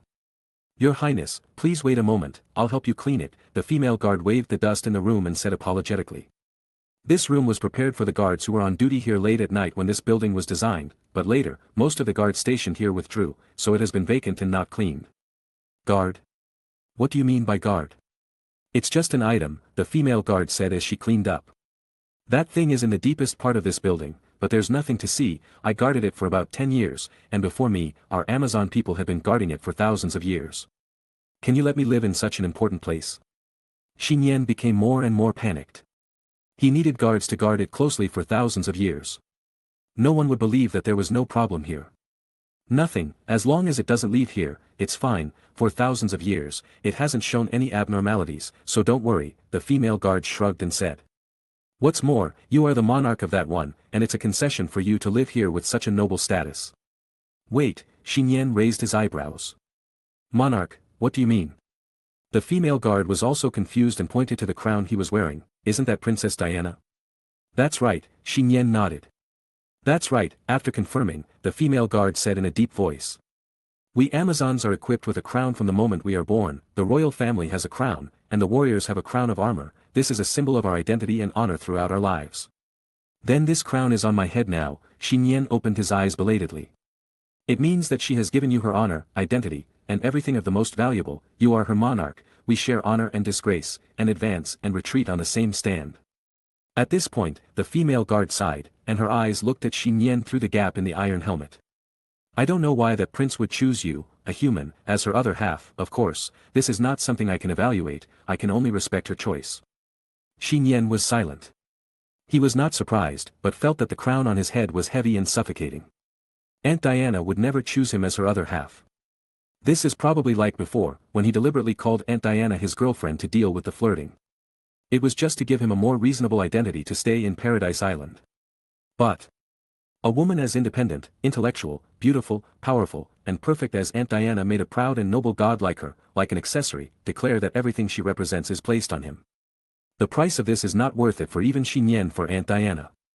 Chapter 41.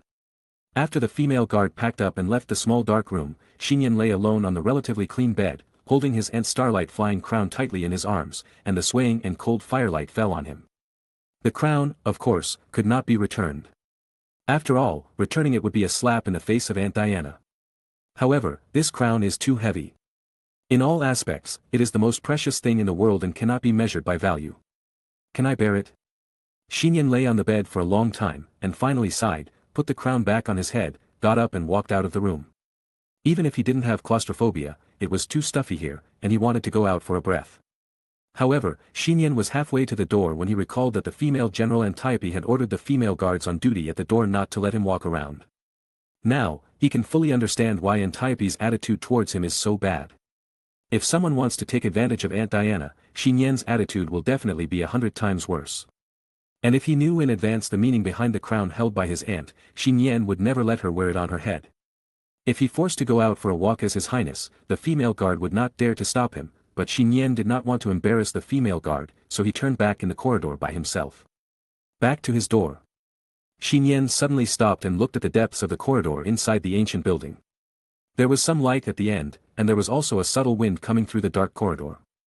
Since you are not allowed to walk around outside, it doesn't matter if you walk inside, right? Nian shrugged. Besides, the female guard just said that as long as you don't take the objects inside out, there will be no problem. Nian didn't think too much, and didn't stop, and continued to walk deeper into the ancient building. This wall is really thick. The further Nian walked into the corridor, the more surprised he felt. This ancient circular building, except for the dark room on duty just now, has almost no other rooms. All of them are solid brick walls, and there is only a not very spacious corridor leading to the inside. Can you imagine it? From the design style, this circular building is like a closed pokeball. As long as the corridor is closed, no one can get out from it. Perhaps, only the 3-in-1 state can force its way out when trapped inside. Nian pondered for a moment, and suddenly remembered the Yuan Devourer. My aunt said it was not easy to bring it to Paradise Island, so she entrusted it to a friend who had experience in raising pets to take care of it for a few days. That friend seemed to be called Barry Allen. Nian quickly came to the deepest part of the building. The moment he walked out of the corridor, the scene in front of him became clear. Inside, it was a very spacious retro hall. The hall was engraved with strange stone murals and ancient Greek characters around it, as if recording a long and unknown history of the old gods. There was light, cool breeze, and air seeping in from the gaps between the star-shaped metal fences on the top floor of the hall. Weak beams of light that were barely visible from the dust shone down and delicately fell on the stone altar in the middle of the main hall of the ancient building. Above the 2-meter-high stone altar, there was a mysterious cube-shaped object, like a rusty metal box. The iron box, I don't know how long it has been placed here, the faint light, the floating dust, and even the years, have all been quietly sinking beside it. This is what has been guarded for more than 1,000 years. Nian was stunned for a moment. He finally knew why no one could move it for 1,000 years. Not to mention that Paradise Island has its own Zeus barrier and is guarded by Amazonians on duty, just for its pitiful appearance. Who wants this broken box? Of course, maybe it is a hidden artifact. Nian did not intend to study it. He stood in front of the stone altar and began to do the middle school student chest lifting exercise. He took a deep breath. The air in the deepest main hall was connected to the outside world, and Nian felt a lot more comfortable. But, suddenly, his peripheral vision seemed to see something. Nian stopped moving, and his eyes fell on the iron box on the top of the stone altar in surprise. Just now. Did that thing move? Paradise Island, Amazon Palace. The palace is magnificent, and any decoration inside, including the golden chairs and beaded curtains that are still in use, are collectors' collections. Mother, Diana walked into the palace and squatted on a chair. On the golden chair, a dignified woman who looked a bit like Diana, with a face and body that did not look old, and wearing a golden crown, Amazon Queen Hippolyta, could not help but show an excited and sincere smile. Hippolyta reached forward and gently touched Diana's face with her palm. Child, you suffered alone outside. No, Diana shook her head gently, grabbed her mother's hand and said. Mother, I'm fine and can take care of myself. Of course I know, after all, you are the only daughter of my Amazon Queen. Hippolyta smiled and nodded, then suddenly paused and looked at Diana's forehead. Diana, your starlight flying crown. Mother, I was just about to tell you this, I didn't come back alone this time. Diana smiled happily, and said very seriously and proudly, I gave it to a person, a human being. Ancient building, in the main hall. Nian looked at the iron box in a daze. Didn't the female guard just say that this thing hadn't moved for 1,000 years? Why did he see the iron box shaking slightly just now? Blurred eyes, did he see it wrong? This possibility cannot be ruled out. Nian just glanced at it with his peripheral vision, and it is very likely that the interference of light and shadow made him mistakenly think that the box moved. To confirm. Nian held his breath and approached the stone altar. When he was close to 3 meters, Nian could see more clearly that the iron box on the stone altar had strange patterns, like stars and the sun, and a very thick layer of dust accumulated on the surface of the box. The beam of light on the dome of the building bathed him. Nian subconsciously reached out to the iron box on the stone altar, trying to wipe off the dust on the surface of the box. Fingers, approaching little by little. The moment before the fingertips were about to touch the box, Nian hurriedly retracted his hand. What are you doing? It's not a good habit to touch other people's things. However, looking at the dust on the box, Nian also confirmed that he had indeed seen it wrong just now. If the box really shook, the dust on it would definitely be shaken off. Forget it, let's go back. Nian gave up exploring the broken box and turned to walk out of the main hall of the building. Nian didn't find it. As soon as he walked out of the main hall and entered the corridor, the iron box placed on the stone altar trembled slightly for some unknown reason, shaking off a lot of dust. The dust that fell off disappeared strangely in the space in the hall before it fell to the ground. The box seemed to be trembling with its own life. As if it was afraid of something. And this trembling soon fell back into the calmness that had been maintained for thousands of years. It continued to lie dormant, waiting for an opportunity. Chapter 42. Inside the Amazon Palace. Diana's eyes were bright and she looked at the Amazon queen naturally, like a female knight with proud and glorious wings, rather than the princess who was protected and loved by all the Amazons. Mother, when I was a child, didn't you say that humans are the most miraculous, powerful, and infinitely potential artifacts created by the gods? She paused and said sincerely, when I went to the human world outside, I was looking forward to it, but soon I was completely disappointed with humans. So, in fact, I exiled myself and chose to stay in the world over there to find an answer for my heart. Did you find it? Hippolyta's frown eased, and she looked at her only daughter calmly. Yes, I understand what you said at the beginning, Diana smiled slightly. Nian, he is the miracle I chose, and the answer I want to find. Hippolyta was silent for a moment, and asked softly, are you so confident in him? Diana's heroic eyebrows spread like a sword, and she said seriously, I have confidence in myself, so I made this decision.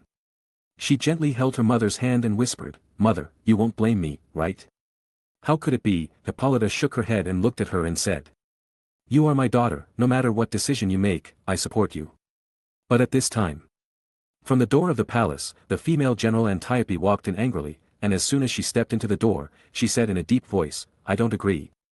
Antiope, Hippolyta raised her eyes and glanced at her. Greetings, Her Majesty. Antiope knelt on one knee in the palace hall and saluted, then repeated.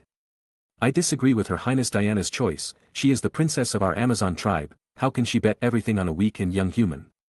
Antiope, Diana was about to speak, but Hippolyta patted the back of her hand and said to Antiope. You are still so hot-tempered, do you remember when Diana was a child?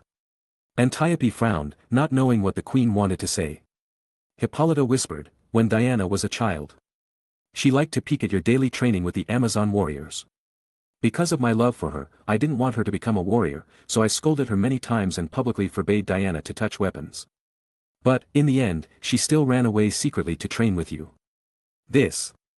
Antiope opened his mouth, wanting to say something but stopped. I think you should know it very well, Hippolyta said with emotion. You and I can't influence Diana when she was a child, so how can we influence her choice when she grows up? You said she was outstanding enough, and now this is the decision she made, how can you question her? Antiope was completely silent. She clenched her fist tightly, and then loosened it a little bit, and said helplessly, I respect the decision of Her Highness Diana. And when the Amazon Queen Hippolyta and the female General Antiope no longer vetoed, no one in Paradise Island could question Diana's choice. This will also show that Nian's identity and status in Paradise Island will rise to the same position as the Amazon Princess Diana. Diana suddenly said, Antiope, I have another thing I want to ask you, it's about Nian. Queen Hippolyta was slightly stunned. Entrusting the matter about Nian to Antiope, isn't this unreliable? Antiope raised his eyebrows and said, Your Highness Diana, you say. Diana whispered, I think, let Nian. In the ancient building. Nian, lying in the small dark room, was starving and collapsed on the bed. Suddenly, there was a clear sound of footsteps from the corridor outside. Someone is finally here. Nian sat up suddenly, and saw the previous female guard hurried in with a set of clothes in her hand. Your Highness, change it quickly, General Antiope wants to see you. Is it time for dinner? Nian took the clothes handed over by the female guard, and took off his shirt without thinking, scaring the female guard to run out in a panic. What, it's not like I haven't seen a man before, Nian muttered for a while, changed the clothes given, and walked out of the ancient building. Walked out of the long and dark corridor of the ancient building. When Nian came to the door, he felt like he saw the light of day again. He looked down at the clothes he had just changed. Well. This time at least it was proper men's clothing, a brown linen short-sleeved top and leggings for easy movement, which were also the characteristics of old clothing in ancient Greece. However, these leggings looked like they were newly modified and sewn, with new threads. Before Nian could think about it, a sound of horse hooves and roars sounded in front, and a group of female cavalry quickly appeared in front of the ancient building on the edge of the cliff. The one riding a black horse in the lead was naturally the female General Antiope. Antiope looked at Nian at the door, whispered a few words to the female guard, and then said to the female cavalry behind her, leave him a horse. Horse. Nian looked at a female cavalry pulling a sturdy and handsome white horse to him, and the corners of his mouth twitched. Sir, times have changed. Can we get some modern means of transportation? Seeing that Antiope and the female knights were all staring at him, Nian could only exchange glances with the nearby white horse. The female guard seemed to see his embarrassment and stepped forward and asked, Your Highness, do you want me to help you get on the horse? Then I'll leave it to you. Nian was deeply moved, and then he flew. He was thrown 2 or 3 meters up by the female guard and landed on the back of the white horse. The white horse was frightened and carried Nian violently, moving its limbs and flying out like an arrow. "Let's go." Antiope stared and led the female cavalry to chase the white horse. The white horse began to slow down its pace under the escort of the female cavalry. Nian on the saddle was still in shock. Fortunately, he grabbed the leash in time, otherwise he would have been thrown out. After riding on the white horse to catch his breath, Nian found that the female cavalry slowed down not for his sake, but because they had entered the town area of Paradise Island.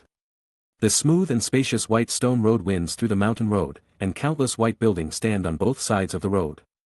When the female cavalry team led Nian through the town road, hundreds of local residents in white long skirts, and even armed soldiers standing guard everywhere, all came to the side of the road and stared at Nian in the center of the team, with strange colors in their eyes.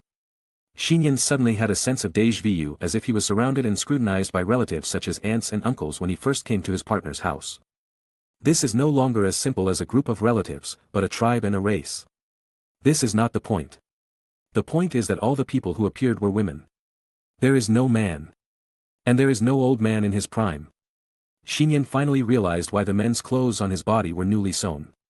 Because men's clothes are not needed on this island. Paradise Island. Why not change the name to the Kingdom of Women? Chapter 43. Antiope led the female knights and took Nian through the town of Paradise Island to a mountain. Nian, riding on a white horse, felt his eyes light up. This mountain seemed to have been cut off by a mighty force, like a natural training ground platform with open sides. The field was covered with soft grass like a carpet, and faced the sky and the ocean with no end.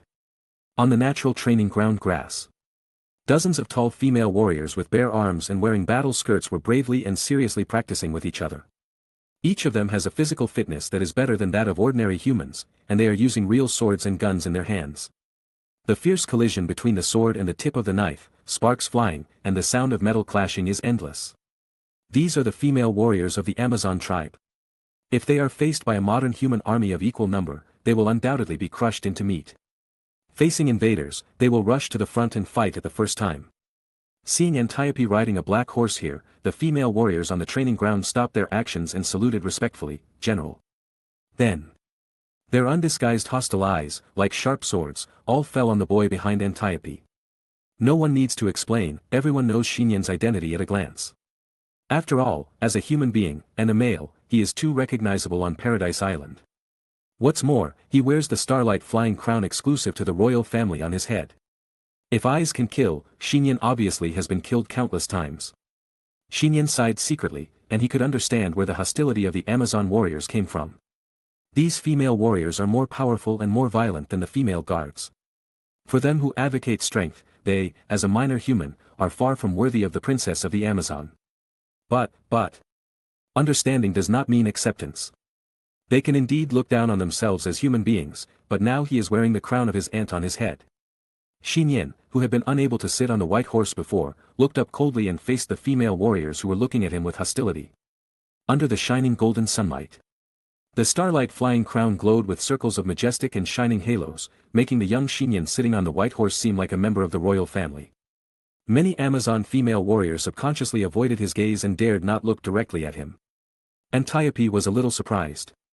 She deliberately let the most brave and powerful female warriors fight against Nian, just to give Nian a warning and let him know that he could not bear the weight of the crown. But Antiope's idea was wrong, very wrong.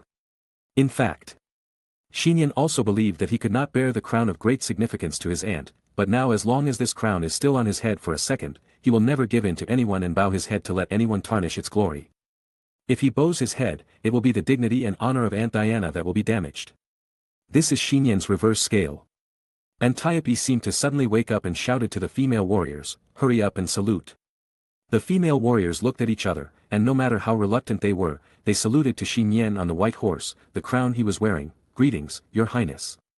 Nian patted the white horse, and even the white horse was much more obedient at this time, and bowed down obediently.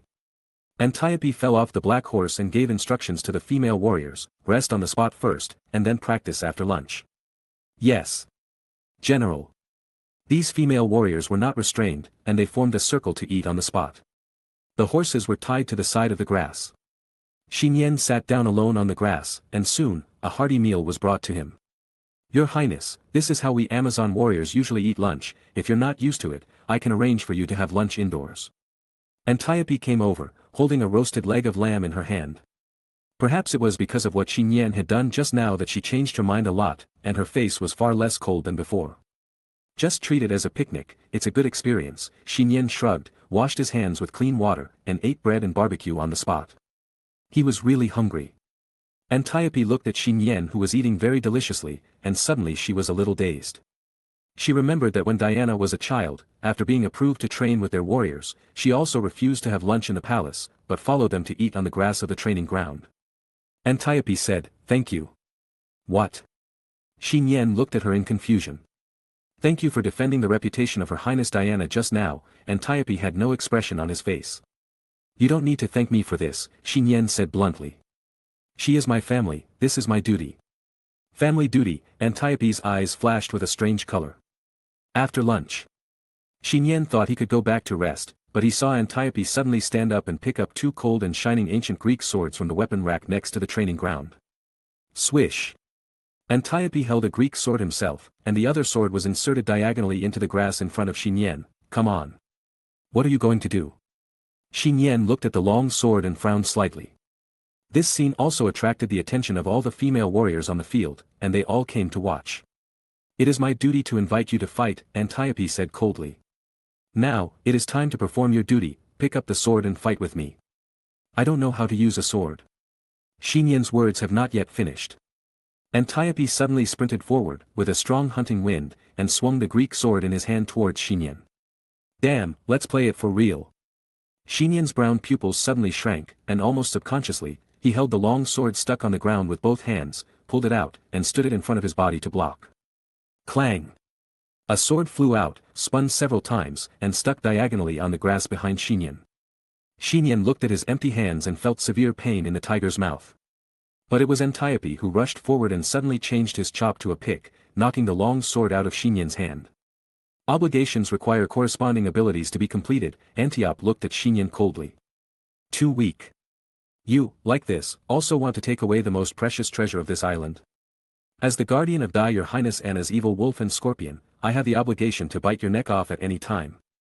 Nian did not speak, but turned around, picked up the sword again, and held it in his hand. "Come again." Facing the strongest general of the Amazon clan, the human boy wearing a star crown said firmly. Chapter 44. At this time, Washington. A white young man in his early 20s was carrying a backpack and yawning sleepily as he took out his keys and opened the door and returned to his home. Change into house slippers at the door. That's right, Barry Allen suddenly remembered something. Last night, a friend entrusted him with a kitten to take care of. That kitten has been sleeping from last night to this morning, and I don't know if it's awake now. Thinking of this, Barry couldn't help but take out a can of small fish from his backpack and walk to his room. Open the door. What caught Barry's eyes was the zippered pet bag on the table. The little orange cat that was originally curled up in it had long disappeared. Where did he go? Barry muttered for a while, but he wasn't too worried. Because he has rich experience in raising pets. He plans to apply for a job as a pet store clerk in the future. Before leaving home in the morning, he had closed the doors and windows and unplugged the electric plug in advance. Even if the kitten runs around the house, there shouldn't be any danger. Huh. Barry seemed to notice something and stared blankly in front of his desk. Wait, where is his chair? Where are the chairs? Such a big chair that was originally in the room disappeared out of thin air. Just when Barry thought his home was being robbed, a soft cat meowed from behind. Barry looked back and saw a harmless-looking little orange cat standing in front of the door, watching him with vigilance. Kitty, you are here, Barry breathed a sigh of relief and shook the canned fish in his hand. Look, I brought you something to eat. Barry walked forward, approaching the little orange cat. Accidents happen. The little orange cat suddenly opened its mouth ferociously, and several thick and terrifying tentacles stretched out from the mouth, and swept towards Barry in the room at high speed. Barry's eyes widened in surprise. At the critical moment, a slight flow of electricity appeared next to him. The next moment, the little orange cat, the room, and even the world, everything came to a standstill. No, not still. But Barry was so fast that time stopped for him. Barry, who had entered a certain state of ability, fell into silence for a while around the element-eating beast that almost stopped in front of him. He remembered. The friends seem to have reminded me that there was something special about this kitten. Is this special? This is not a cat. Paradise Island, above the training ground. Clang. Countless times, the Greek sword in Nian's hand was knocked out and nailed to the grass. Nian's palms were red, almost bleeding. Despite this, he had no intention of admitting defeat. He walked towards the sword again and again, grasped the Greek sword with the 5 fingers of his right hand. Come again. Nian gasped, holding the sword firmly, and once again faced Antiope, who was not breathing at all. Around the two of them, there were already a crowd of female warriors, and further outside, many Amazon residents stood beside the building, watching this battle with a huge disparity in strength. It's useless, Antiope had no expression on his face. He approached Nian with a single step, and landed a sword with both strength and speed. Nian tried his best to block it with his sword, but he fell backwards with the sword and fell hard on the grass. The surrounding female warriors and residents all shook their heads. Only Antiope on the field suddenly showed a subtle expression. This time, Nian held the sword and did not let it go. Of course, there's a price to pay. When Nian held up the sword to support his body, a drop of blood flowed down between his fingers and landed on the hilt of the Greek sword. Antiope looked at the young man who was standing up, and said coldly, "It's useless, just admit defeat as soon as possible." "Antiope, you are right," Nian held the sword and smiled. "If I want to protect her in the future, I have to become stronger." He said inexplicably, "Are you sweating?" "It's just the sun, you're not enough to make me sweat." Antiope lowered her head and glanced at her body. To be honest, Nian was indeed stronger than she thought. But that's all. She couldn't see any hope in Nian. This made Antiope feel a little disappointed, and once again he had the idea of questioning Her Royal Highness the Princess's choice. Tread. At this moment, Nian seemed to be dragging his sword and sprinting towards Antiope. Antiope raised his eyebrows, completely unexpected that the other party would choose to take the initiative. "It's useless," Antiope shook his head and was about to raise his sword to fight, but found that Nian threw the long sword in his hand first when he was halfway through. "Abandoned the sword voluntarily? Stupid." Antiope shouted in a low voice, swung his long sword, and immediately swung the thrown long sword to the ground. But at the same time, Nian rushed to Antiope's body, clenched the hand that was holding the sword into a fist, and hit Antiope's exposed shoulder with all his strength. Antiope's body was motionless, like a burly mountain, which was difficult to shake with the strength of a human teenager. "You lose." Antiope's right hand turned into a knife and slashed at Nian's neck, but before the knife fell, his wrist was suddenly firmly grasped by a hand. It's Nian's hand. Now. A glimmer flashed in Nian's eyes, and he twisted his waist violently, and with the powerful force in his hands, he lifted Antiope's whole body and swung it towards the open space beside him. The sword in Antiope's hand fell off and was grabbed by Nian. Snap! Not only Antiope fell 10 meters away, but even the female warriors on the field were stunned, looking at Nian, the only one standing on the field. It was obviously a one-sided situation, but it was reversed in an instant. What happened at that moment? What's going on? Antiope, who was lying on the ground, was still a little confused and couldn't understand what was happening at the moment. Just now, Nian's hand transmitted a power comparable to his own. No, it was a point stronger than his own. She naturally didn't know. At the moment when Nian hit that punch, the blood on his hand was exchanged with the sweat on Antiope's body, meeting the prerequisite for triggering the Lord of the Dependents.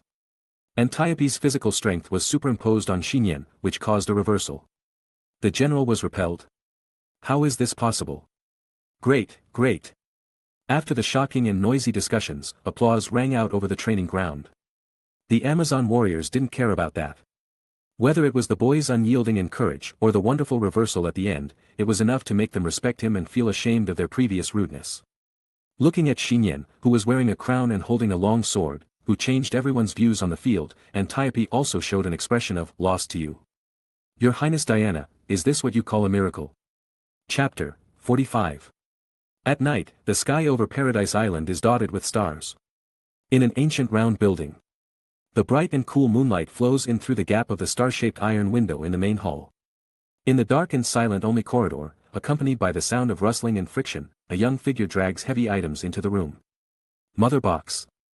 Nian breathed a sigh of relief, placed the mattress in the small black room in the corner of the open-air main hall, and then lay down on it completely tired. The small dark room is too closed, so it is better to sleep in the airy main hall. Anyway, there is nothing else here except a box. Do you have any problem with me sleeping here? Neighbor box. The mother box was motionless. If you don't say anything, I will agree on your behalf. Nian blinked and slept on the mattress with a very peaceful mind, covered with a quilt. Mother box. How does it move? How dare you move? I don't know how my aunt is doing. When Nian fell asleep, he still held Xinguang Feidian tightly in his arms. Today, he saw many people on Paradise Island, but he did not see Aunt Diana alone. That's right, I haven't seen my mother for so long, so I must have stayed in the palace and not come out. Nian thought about it and soon fell into a distant and deep dream. Sleep until midnight. The temperature in the main hall continued to drop a few points. Nian suddenly felt a chill in his body. Before he could open his eyes, he felt a familiar fragrance faintly coming from the tip of his nose. It was like a garden of violets blooming beside me. Huh. Nian woke up with a start. He opened his eyes wide and looked beside him blankly. A beautiful and mature woman was lying on the mattress next to her. The woman's black slightly curly hair fell freely on the bed. Her eyes were closed, and her eyebrows and eyelashes looked dark and thick. From the exquisite face with its own beauty effect. There is a tall and delicate body made of perfect proportions. The proud breasts rise and fall in excellent shape, rising and falling with the even breathing, and the slender and toned waist. A pair of long legs can only be bent and overlapped to prevent them from sticking out of the bed. She was wearing a noble and gorgeous golden royal dress, and the bright moonlight covered her body like a silver gauze. She was like a god who did not belong to the human world, with an unreal sense of beauty. It seems that Nian has woken up and is watching him. The woman's beautiful jewel-like eyes opened slightly, clearly reflecting the face of the boy nearby. Auntie, why are you here? Nian thought he was dreaming. Didn't you say that in the morning? Do you want to hold me tonight? Morning. Nian suddenly remembered. In fact, he just said that casually. Unexpectedly, my aunt not only remembered it, but also came here to fulfill her wish at this time. Auntie's version of Ding Dong Cat, you deserve it. Really, is that okay? His eyes fell on the slender waist like a mermaid, and Nian felt that his heart accelerated a lot. Yeah, Diana nodded gently. So, Nian put his hand gently on his aunt's waist. Nian's first feeling was. It is worthy of being said to be the royal clothing of the Amazon clan. The fabric is obviously the finest silk and satin. The fabric is soft, warm, and smooth, with a hint of powerful toughness. There is no excess fat at all. I can imagine that it must be healthy underneath. Color. Nian cherishes love and affection more and more, so much so that he doesn't dare to use force. And just holds her gently with one hand, like a ruler measuring his waist, although he knew that even with the power of Antiope, he would not be able to harm his aunt in the slightest. Women's waists are generally untouchable, and the perception here is sometimes even sharper than the so-called feet. After all, whether it's up or down, it's an extremely important place. Young gently held Aunt Diana's waist without making any other movements, or that was enough for now. This is already a big step ahead than before. Nian could feel her aunt's body shaking slightly, and suddenly felt relieved. It turned out that she was not the only one who was so nervous and careful. Auntie, this crown. Nian seemed to remember something and took out the starlight flying crown in his arms. Put it with you first, Diana said softly. You need it now. Okay, I will take good care of it, Nian nodded solemnly. After the afternoon battle, he no longer resisted. If even he himself thinks that he cannot bear the crown, how can he make the Amazons on Paradise Island believe that they can bear and protect the crown and the future of his aunt? This afternoon, in fact, I asked Antiope to fight with you specifically. Diana touched Nian's forehead with a warm finger, and said with a smile as if she was tapping. My unawakened body is surely also trained with Antiope before, so I wanted her to help train you, but I didn't expect you to hold back at all. Nian smiled bitterly. In fact, he also noticed that Antiope had been letting off steam. The afternoon was more like a special sparring session than a battle. Otherwise, with Antiope's strength, he would not be able to get out of 2 rounds. In the next few days, you will train with Antiope, Diana arranged. You need to master more combat skills. In this way, after you trigger the ability of the Lord of the Followers, you can better adapt to and control the abilities of others. Don't accidentally break the window at home and lose control of your body like before. Okay, Nian sighed. It seems that this relaxing and enjoyable trip is completely ruined.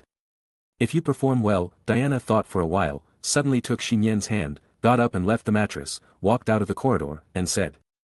At night, I will let you hug me for a while. Nian's eyes lit up immediately. The goal and motivation suddenly came. In order to better adapt to physical ability, in order to get the limited edition pillow of my aunt. So. The next morning. When Nian appeared on the training ground excitedly and full of energy, and took the initiative to ask for her to teach, the female general Antiope herself was a little confused. Although he was confused, Antiope still taught Nian strictly and seriously. Swordsmanship, javelin throwing, archery, shield fighting, horse riding. Even if it was basic training according to human standards, Nian was still exhausted after a day. He could only hug a pillow with a great feel at night to heal his body and mind. That's it. 3 days passed quickly. The last day of Diana and Nian on Paradise Island finally arrived. Chapter 46. Paradise Island. Nian's third day of training on the island came to an end. Half of the sun sank into the sea level, and the sea seemed to be burning with flames. Tomorrow is the day when Diana and Nian will leave the island and return to the human world. It will also be the day of the annual Amazon Warrior competition on Paradise Island. This is a tradition that has existed since ancient times on Paradise Island, which values force. It is a competition that runs through individual cross-country, swimming, horseback riding, archery, spear throwing and other levels to select the strongest warrior. At that time, everyone in the Amazon family will step forward. Come watch and gather. Either way, the current night on Paradise Island is destined to be different from usual. When the female general Antiope came down from the mountain where the training ground was located, she saw Diana without a crown and black hair shawl, standing at the intersection that she must pass home. Your Highness Diana. Antiope was about to salute, but Diana stepped forward first. Just like the little girl she once was, Diana held her arm and said with a dexterous wink, Antiope, how about walking with me? Antiope felt a little helpless towards her, but more caring, so he nodded without hesitation. As night fell, the two came to the cliff next to the training ground. Diana said, Antiope, thank you for your training and teaching of Nian these days. It's nothing, teaching him is no different from teaching other Amazons. Antiope shook his head and said in a deep voice. Have you really decided? You will leave Paradise Island again tomorrow and go back outside, to the human world. Antiope raised his brows and said dissatisfied, it's only been 3 days, that boy has only learned a little bit of everything, to make him a real warrior, he needs more time to hone. Antiope, weren't you very reluctant to teach him at the beginning? Now, why do you want to teach him more things? Just like before, just like when I was a kid, I was secretly trained.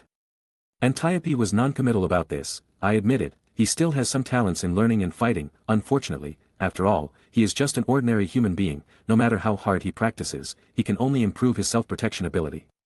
Diana said, as long as there is a foundation, that is enough. Could it be that, Antiope recalled for no reason the strange scene where Nian suddenly reversed the situation 3 days ago. Your mother, aren't you still planning to summon him? Now, compared to a few days ago, some Amazons have gradually recognized him. That's not enough, Diana's beautiful eyes flashed brightly. She said, Antiope, can you please do me one more thing? Your Highness Diana, please speak, Antiope nodded solemnly. Diana said, I want to help Nian register for him to participate in the warrior competition tomorrow morning. What did you say? Antiope suspected that he had heard wrongly, with a look of shock on his face.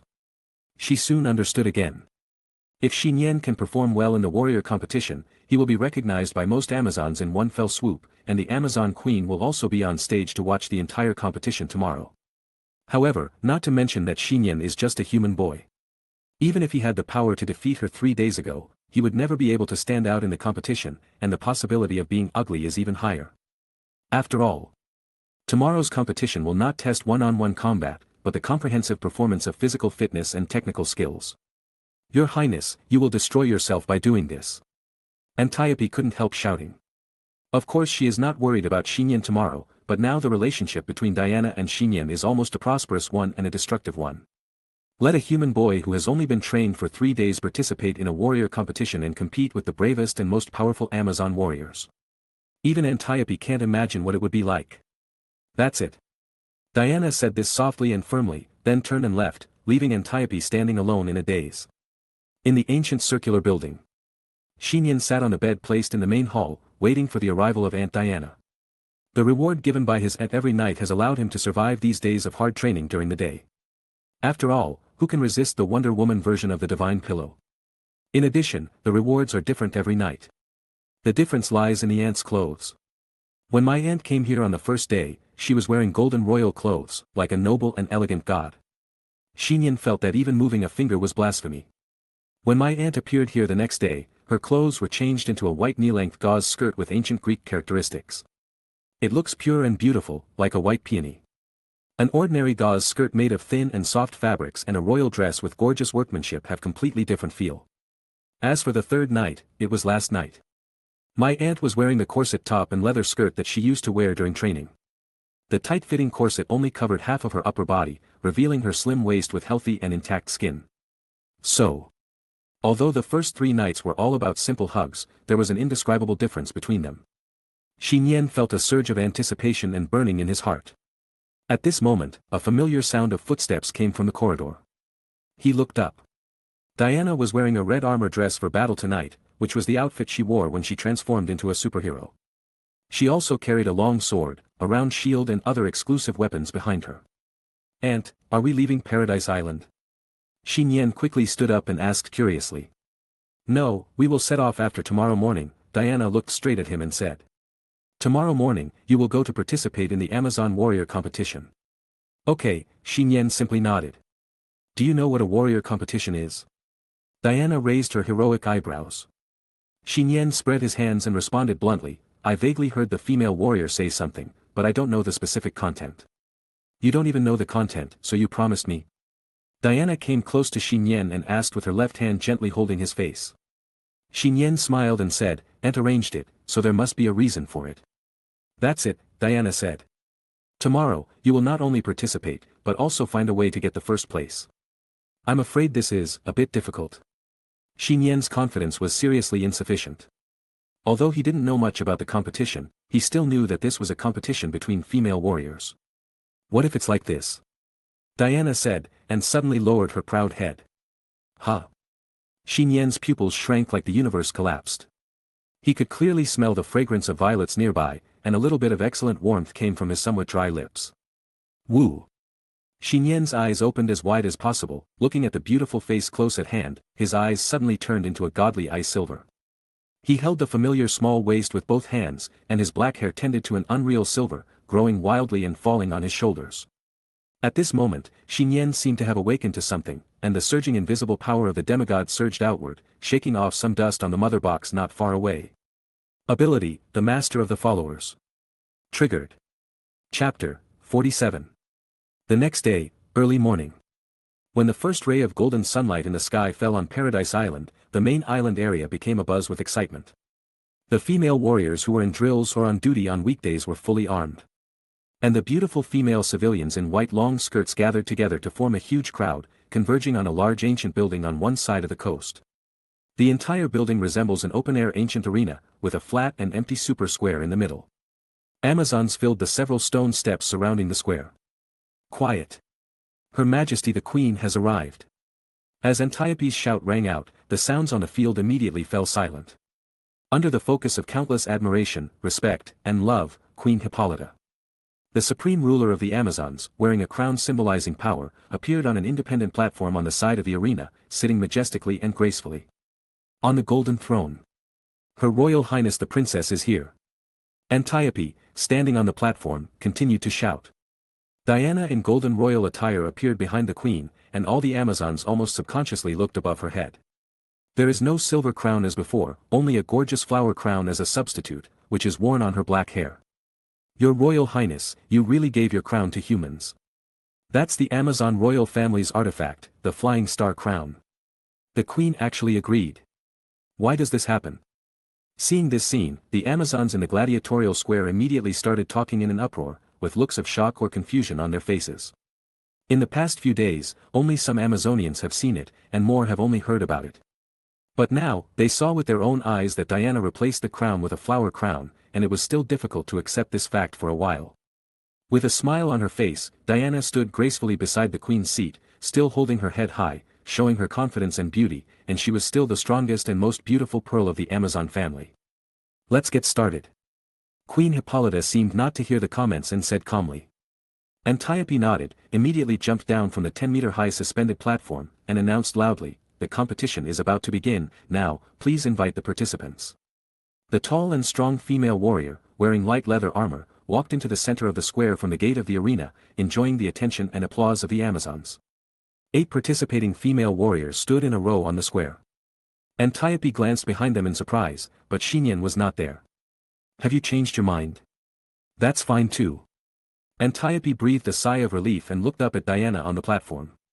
But he found Diana with a smile on her face, still staring in the direction of the arena gate, her beautiful eyes shining brightly. That's not right.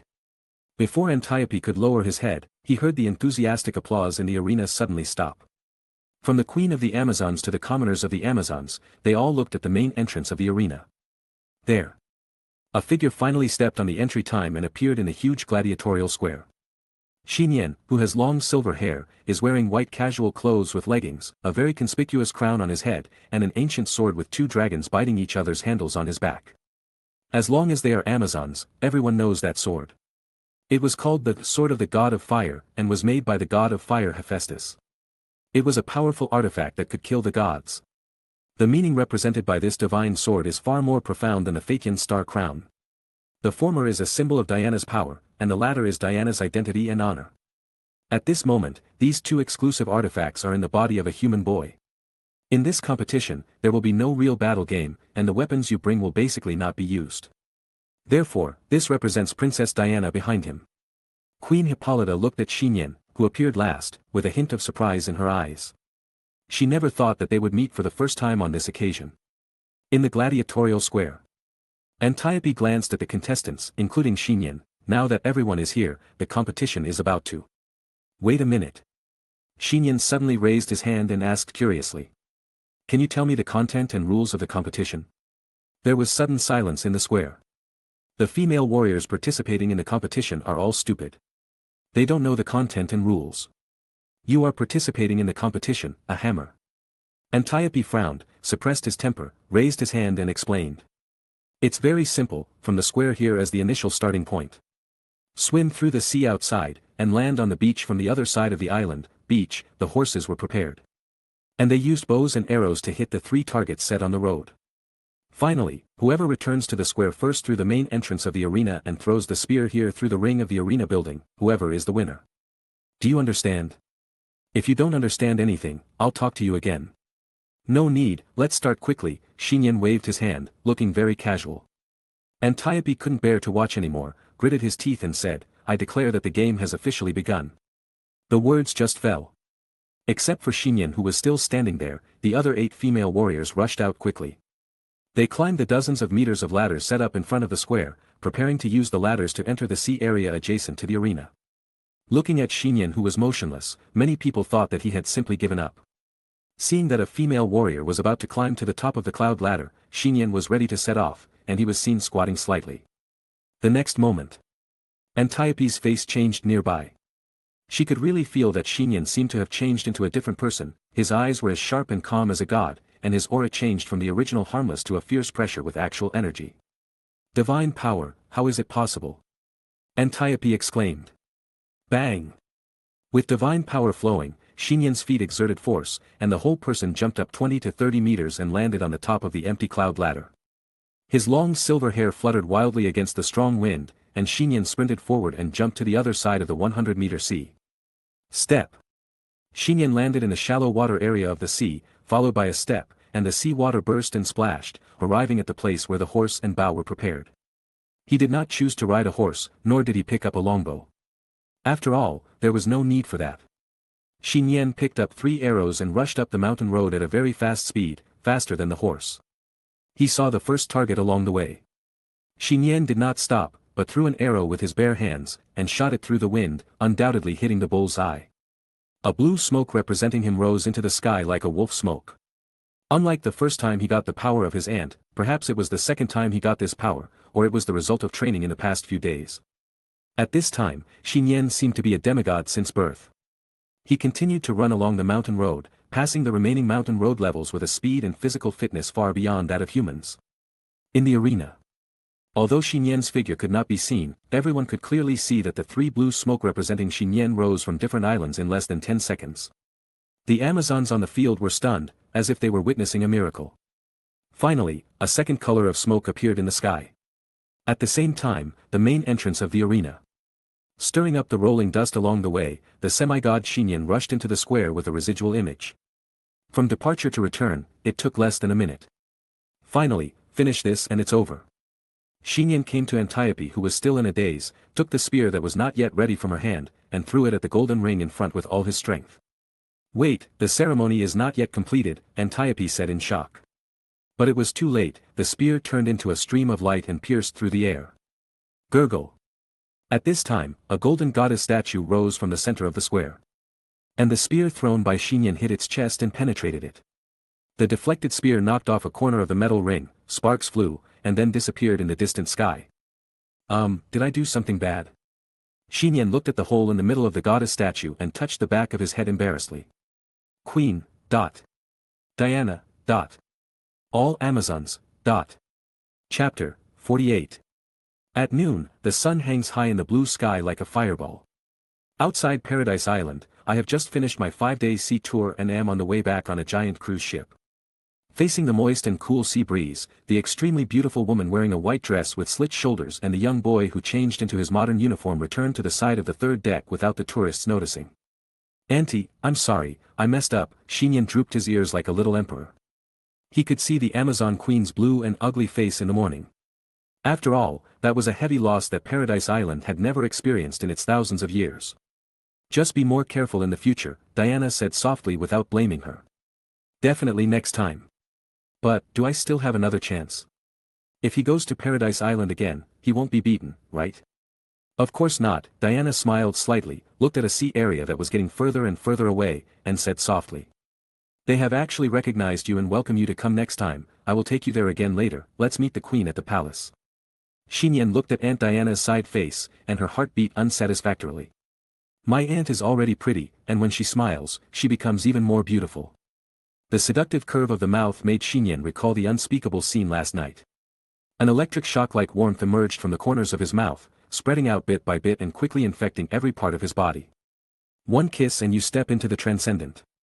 Nian, who entered demigod mode, opened his silver eyes wide and looked at Wonder Woman who was nearby with a calm and natural face. Let's consider this as a reward for hugging tonight. She raised her head slightly, and Wonder Woman's voice was somewhat unstable, revealing that she was not as calm as she seemed on the surface, and she seemed to be speaking to herself. However, this is also for you to inherit my power, yes, that's all.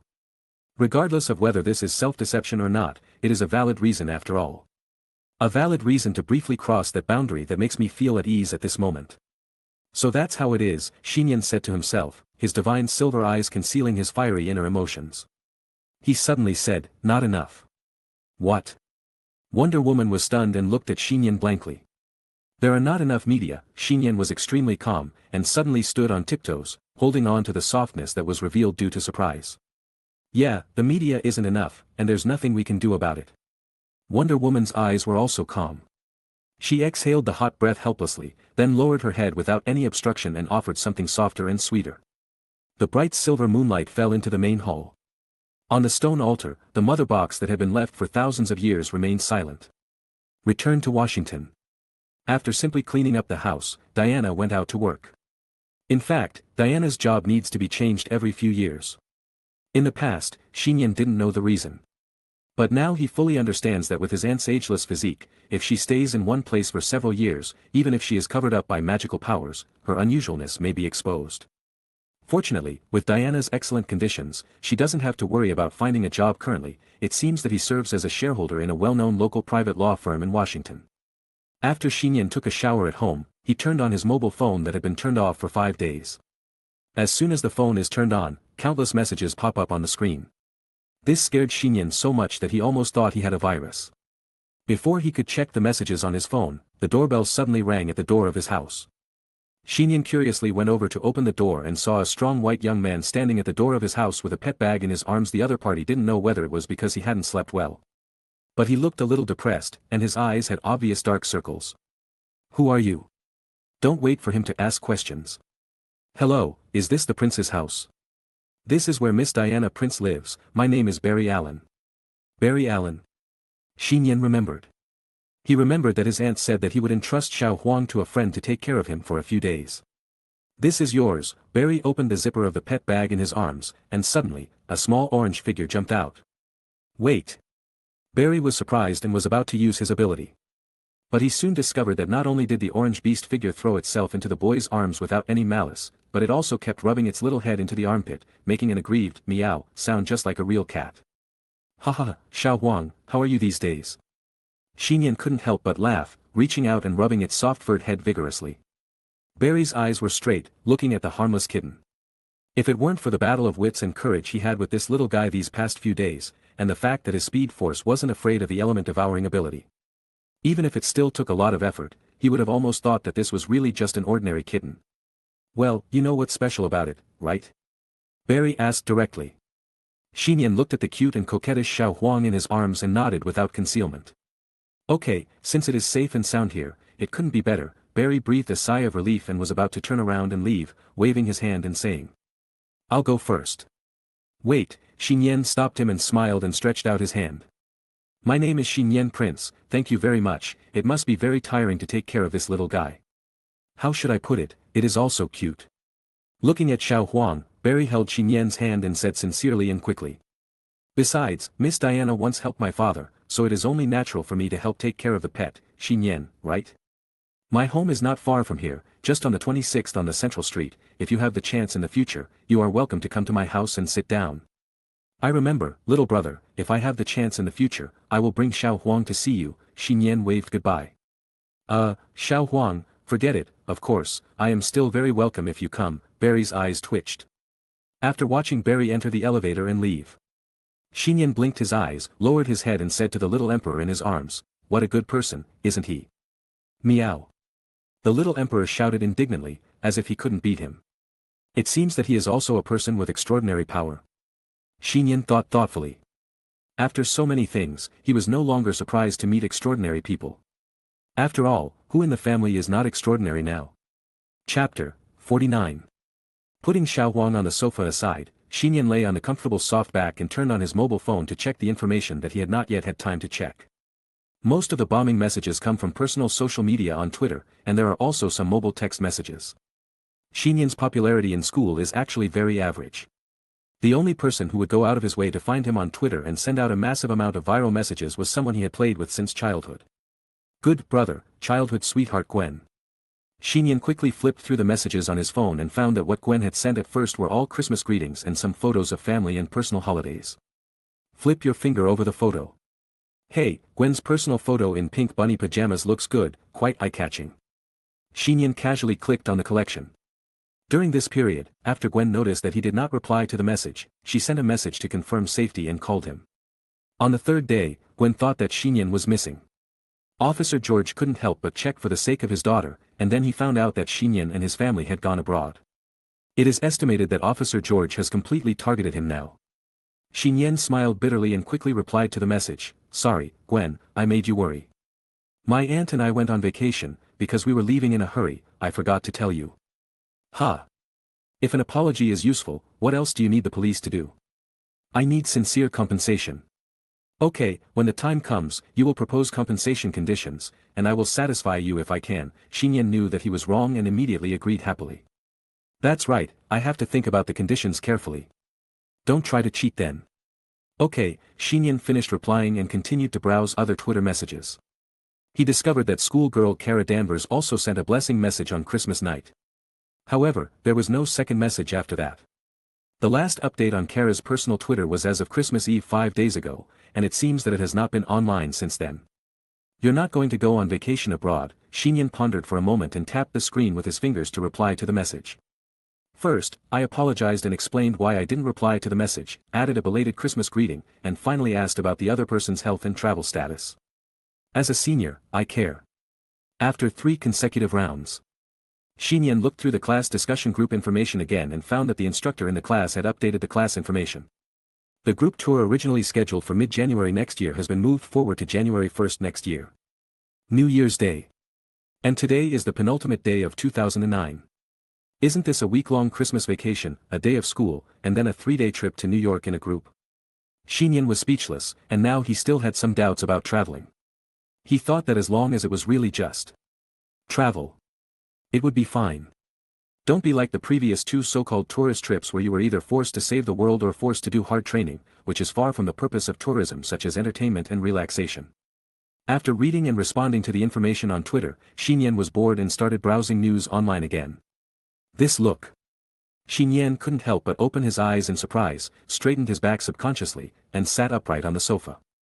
His face was solemn, and he quickly scrolled down the news information on his mobile phone. During the few days that Nian stayed on Paradise Island, there were two things that caused a stir on the internet. First thing, about the superhero Captain America, Steve Rogers. Due to the death of former U.S. Secret Service agent Peggy Carter due to illness, Captain America, who recovered from the iceberg and disappeared for more than 70 years, made his first appearance in front of the public as one of the pallbearers. The lovers of the same generation have aged in appearance and lost their bodies, but as the first superhero to break through the boundaries of humanity, Captain America is still as young as a young man in his early 20s. Without peers and comrades fighting together, that promise can never be fulfilled. This is an extremely cruel thing for a superhero.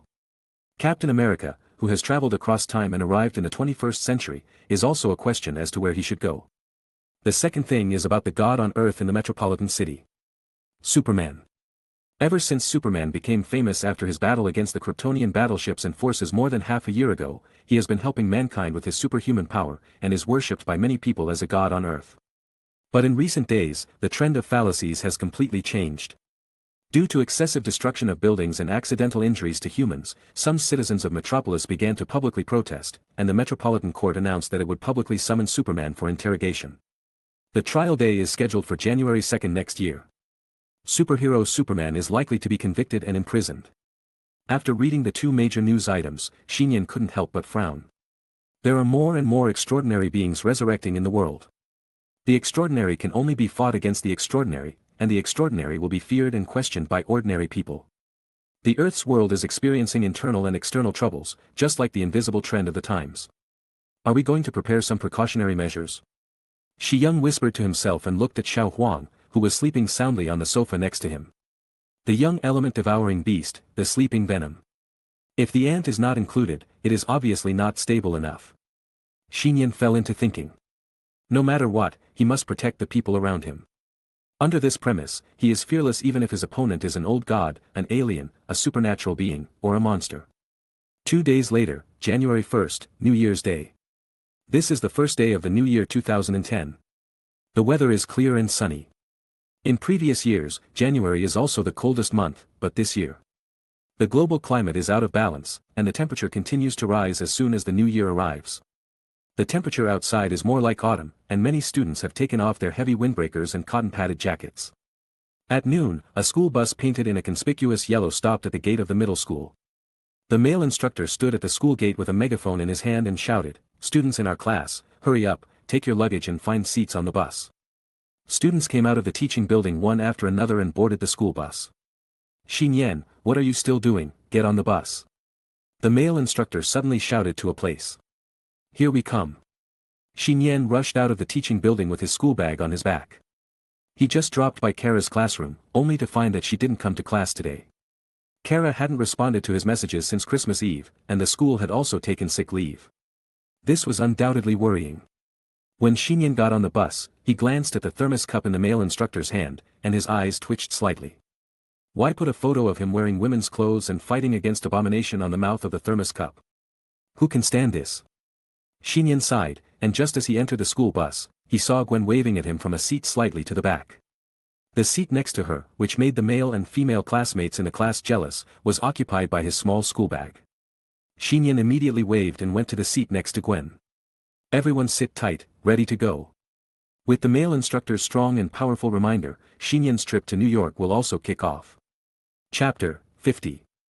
Ding! The bus horn sounded a signal whistle, and the school bus at the school gate started slowly and merged into the main road to New York City. On the bus, the students looked at the city scenery passing by on both sides, and they could not suppress their excitement and joy. They talked and discussed among themselves.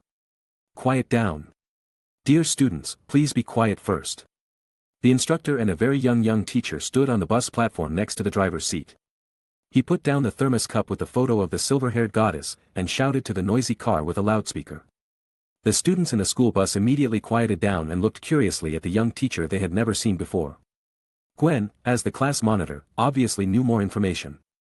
She whispered to Nian, "That's the new instructor assistant." At this time, the instructor with a bit of a macho look grinned and said, Classmates, I believe you all know who I am, however, I will introduce myself again. I am the instructor of this class, Roth Harrington. You can call me Teacher Harrington, or just call me instructor. Male instructor Roth Harrington clapped his hands enthusiastically. I am responsible for arranging all matters for the class's collective outing. I am both a teacher and a tour guide. If you have any questions, just come to me, don't be embarrassed. Also, I'll tell you a secret, I am a loyal fan of the silver-haired goddess. Instructor Roth smiled. The photo was directly pasted on the thermos cup. Who doesn't know this so-called secret? However, the last joke of Instructor Roth immediately caused a burst of laughter from the students in the car, breaking the barriers between him and many students and shortening the distance. In one of the back seats, Nian patted his forehead, looking hopeless. No need, no need.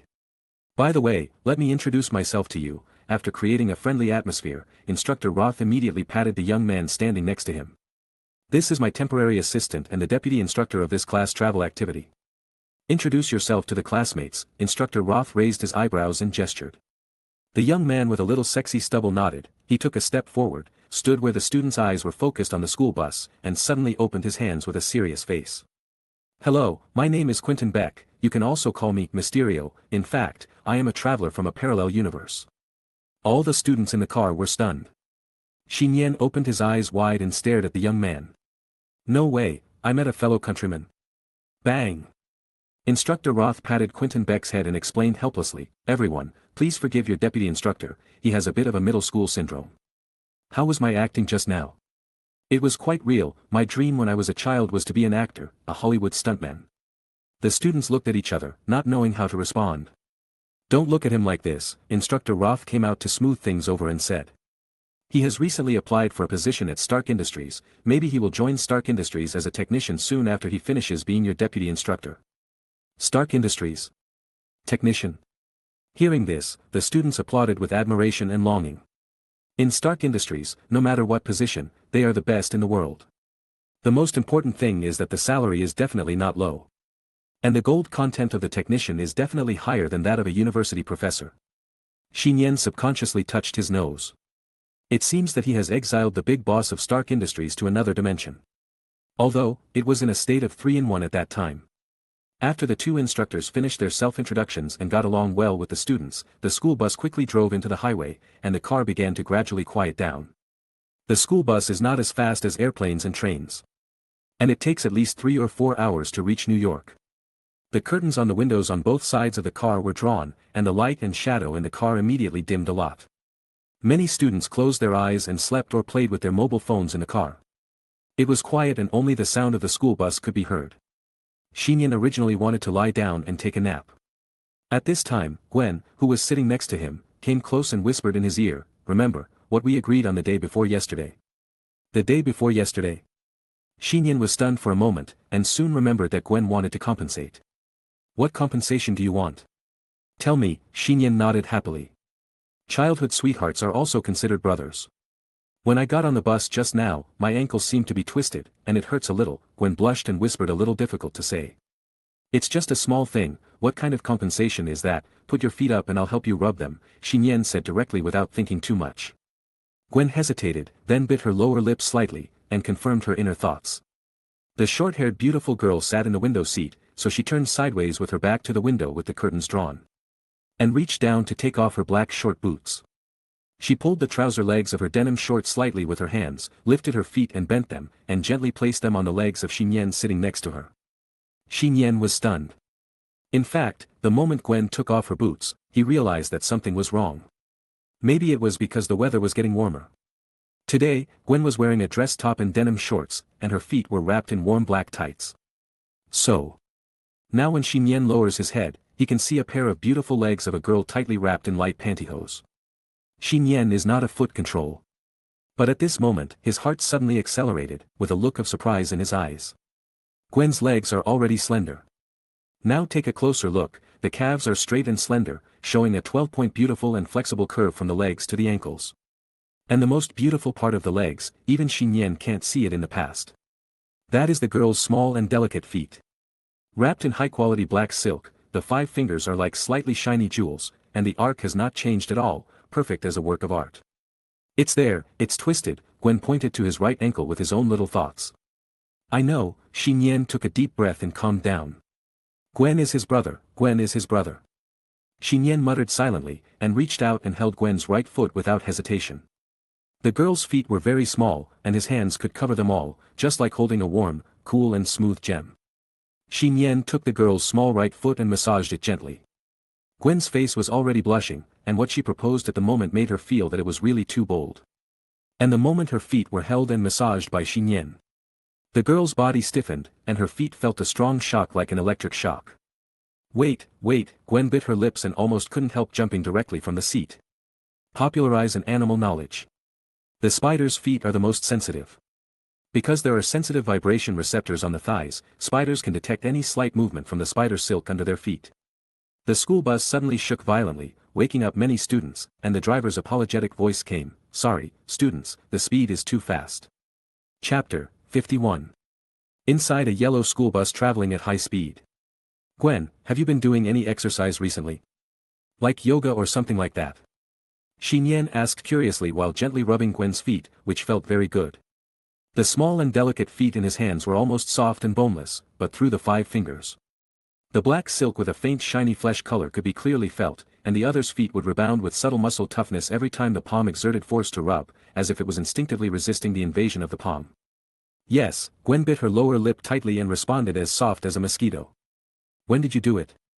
Nian asked doubtfully, and his fingers began to massage the intact and slender ankle. He was basically with Gwen at school on weekdays, but he didn't see Gwen participating in any school sports. Woo, Gwen murmured subconsciously. On the rooftop, no, I just do aerobics in my bedroom occasionally. Is that so? Nian didn't think much, nor did he have the energy to think much. Most of his attention was now on Gwen's perfect and small left foot. This was even more comfortable than when he was stroking the little emperor. In a trance, Nian's original rubbing action was unconsciously changed to stroking. His fairly large palm wrapped around the entire flexible and white foot, and then slid up along the high-quality black silk. Nian's 5 fingers stretched out a little greedily, feeling the delicate and smooth feeling coming from his fingertips. Woo! The feeling and stimulation of this time far exceeded the sum of the previous ones. The girl was struck by lightning, her eyes were shining with crystal water, and her small mouth with sharp tiger teeth opened and bit Nian's shoulder fiercely. Nian felt pain, and then reacted, and quickly released Gwen's little foot. Woo! Gwen bit Nian and suppressed the sound that almost screamed out just now. Nian smiled bitterly and let her bite. The school bus was still quiet at a constant speed, and no one noticed this scene. After a long time, Gwen finally let go of her mouth, and then put her legs down, with a face full of shame and anger, pretending to sit in the seat as if nothing had happened. I'm sorry, Gwen, I didn't mean it. Nian looked at the girl with apology, but didn't explain too much. It's impossible to say that he mistook her for a little emperor, right? Gwen didn't respond, nor did she look at Nian, but calmly stretched out a finger to indicate. I owe you a compensation, right? No problem. As long as it's not rubbing your legs. It's not that my brother is not strong, but I really can't stand it. Nian felt that if he continued to rub, he might suddenly awaken some strange hobby. Is your shoulder okay? Gwen was angry for only 3 seconds, and then she looked at Nian's shoulder with concern, and took out a tissue to wipe off the wetness on it. It's okay, I have thick skin. Nian glanced at his shoulder. In fact, Gwen didn't bite it hard. There was only a tooth mark on the jacket, and the flesh underneath was not bitten deeply. Otherwise, the Lord of the Dependents might be triggered again. However, Gwen is just an ordinary person, and even if it is triggered, it shouldn't cause any trouble. Nian, what is on your left hand? Gwen seemed to have forgotten the embarrassing thing just now, and returned to the calm and intellectual cold lady, looking down at Nian's left hand. Ah, are you talking about this? Nian noticed that the long sleeve of his left hand was pulled up a little, revealing the silver bracelet worn on the front of his arm. Its name is the Guardian Silver Bracelet artifact. The Guardian Silver Bracelet is made of fragments of Zeus's shield, which can withstand all physical and magical attacks. When the arms are crossed, it can generate a powerful shield barrier and shock wave. Even for my Aunt Diana, who is dressed in divine attire, the ranking of the Guardian Silver Bracelet is only second to the sword of the God of Fire. Of course, the Guardian Silver Bracelet is a pair of linked ones. If there is only one, its power will obviously be greatly reduced. But because of this, even in a human body, he can barely use the basic ability of this half-artifact. This is the lucky charm my aunt gave me, for self-defense outside. Nian smiled and pulled up his sleeves to cover the single Guardian Silver Bracelet. Lucky charm? Gwen whispered softly. Somehow, she always felt that the peculiar silver bracelet seemed to have been seen somewhere before. New York, Manhattan. When the school bus arrived at the bustling downtown area of the destination, it was already approaching dusk. The warm sunset fell on the tall buildings, and neon lights were lit everywhere on the ground. Instructor Rhodes and the mysterious assistant arranged a group dinner in a restaurant, and then took the students to check in a residential apartment. By the time Nian entered his own small single room with his school bag on his back, the sunset outside the window had completely disappeared, and the dark night began to cover the sky over this city that never sleeps. The first day in New York has not even started, but it is almost over. In the evening, it is free time, and students can go out for activities. But it is limited to the nearby streets, and they must return to the apartment before 2200 hours, and the instructor will check the dormitory at that time. The instructor will not officially organize group play activities until tomorrow. Nian sat on the single bed in the room. Just as he took out his mobile phone to send a message to his aunt that he had arrived safely in New York, there was a knock on the door. Nian opened the door and saw who else but Gwen. However, the girl had already taken a shower, her short golden hair had not been completely dried, and she was wearing a dress uniform that looked intellectual and cool. After Nian opened the door, Gwen crossed her arms and said, "Go out with me to buy clothes, this is the compensation I want." "Didn't you bring enough clothes?" Nian scratched his head. "Not yet." Gwen stopped talking halfway, glared at him unhappily, and then turned and walked downstairs. Nian didn't understand, but still picked up his mobile phone and house key and followed him out the door. On the busy pedestrian street, Nian followed Gwen around several clothing stores, and Gwen finally picked out a suitable little skirt. Nian seemed to have finally realized it and paid for it with his half-month pocket money in advance. The effect was naturally significant. Seeing that Gwen was holding the packaging bag of the skirt all the way, he was obviously not angry anymore, and Nian also smiled. But just as Nian and Gwen were returning to their apartment after buying clothes, they walked to a relatively remote residential area. Accompanied by intense and rapid panting and footsteps, a silver-haired boy with goggles on his forehead approached from behind. The silver-haired boy suddenly stuffed a women's bag to Gwen. And then pretended to hold the bag with his hands, panting and trying to rush to the other direction. Nian and Gwen didn't know what happened yet, and saw a bearded man rushing past quickly and caught up with the silver-haired boy who had not yet run out of the current road. "Kid, where is my bag?" The bearded man grabbed the boy's shoulder angrily. "That's not yours, you stole it from someone else." The silver-haired boy retorted stubbornly. "Really?" The bearded man was furious, and immediately grabbed the silver-haired boy's collar with one hand and forcibly dragged him into a dark alley without road surveillance. "Nian, take this." Seeing this, Gwen stuffed the clothes and bag to Nian and quickly rushed to the alley.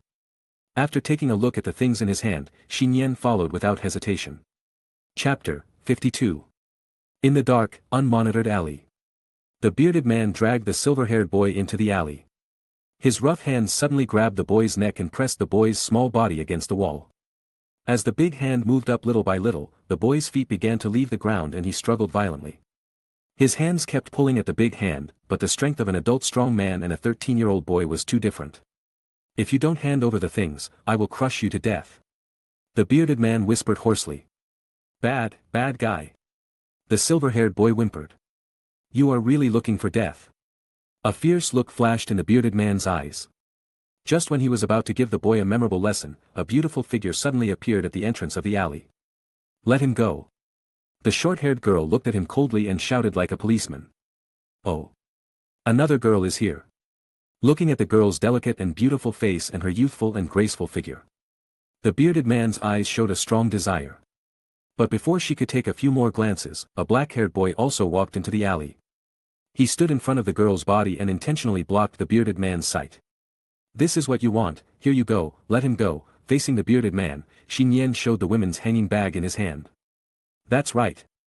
The bearded man spit out a vicious sentence, loosened his big hand, and let the silver-haired boy who was constantly panting sit on the ground. "Nian, why did you come here too?" Gwen lay lightly behind Nian. The girl did not panic, but felt a sense of warmth.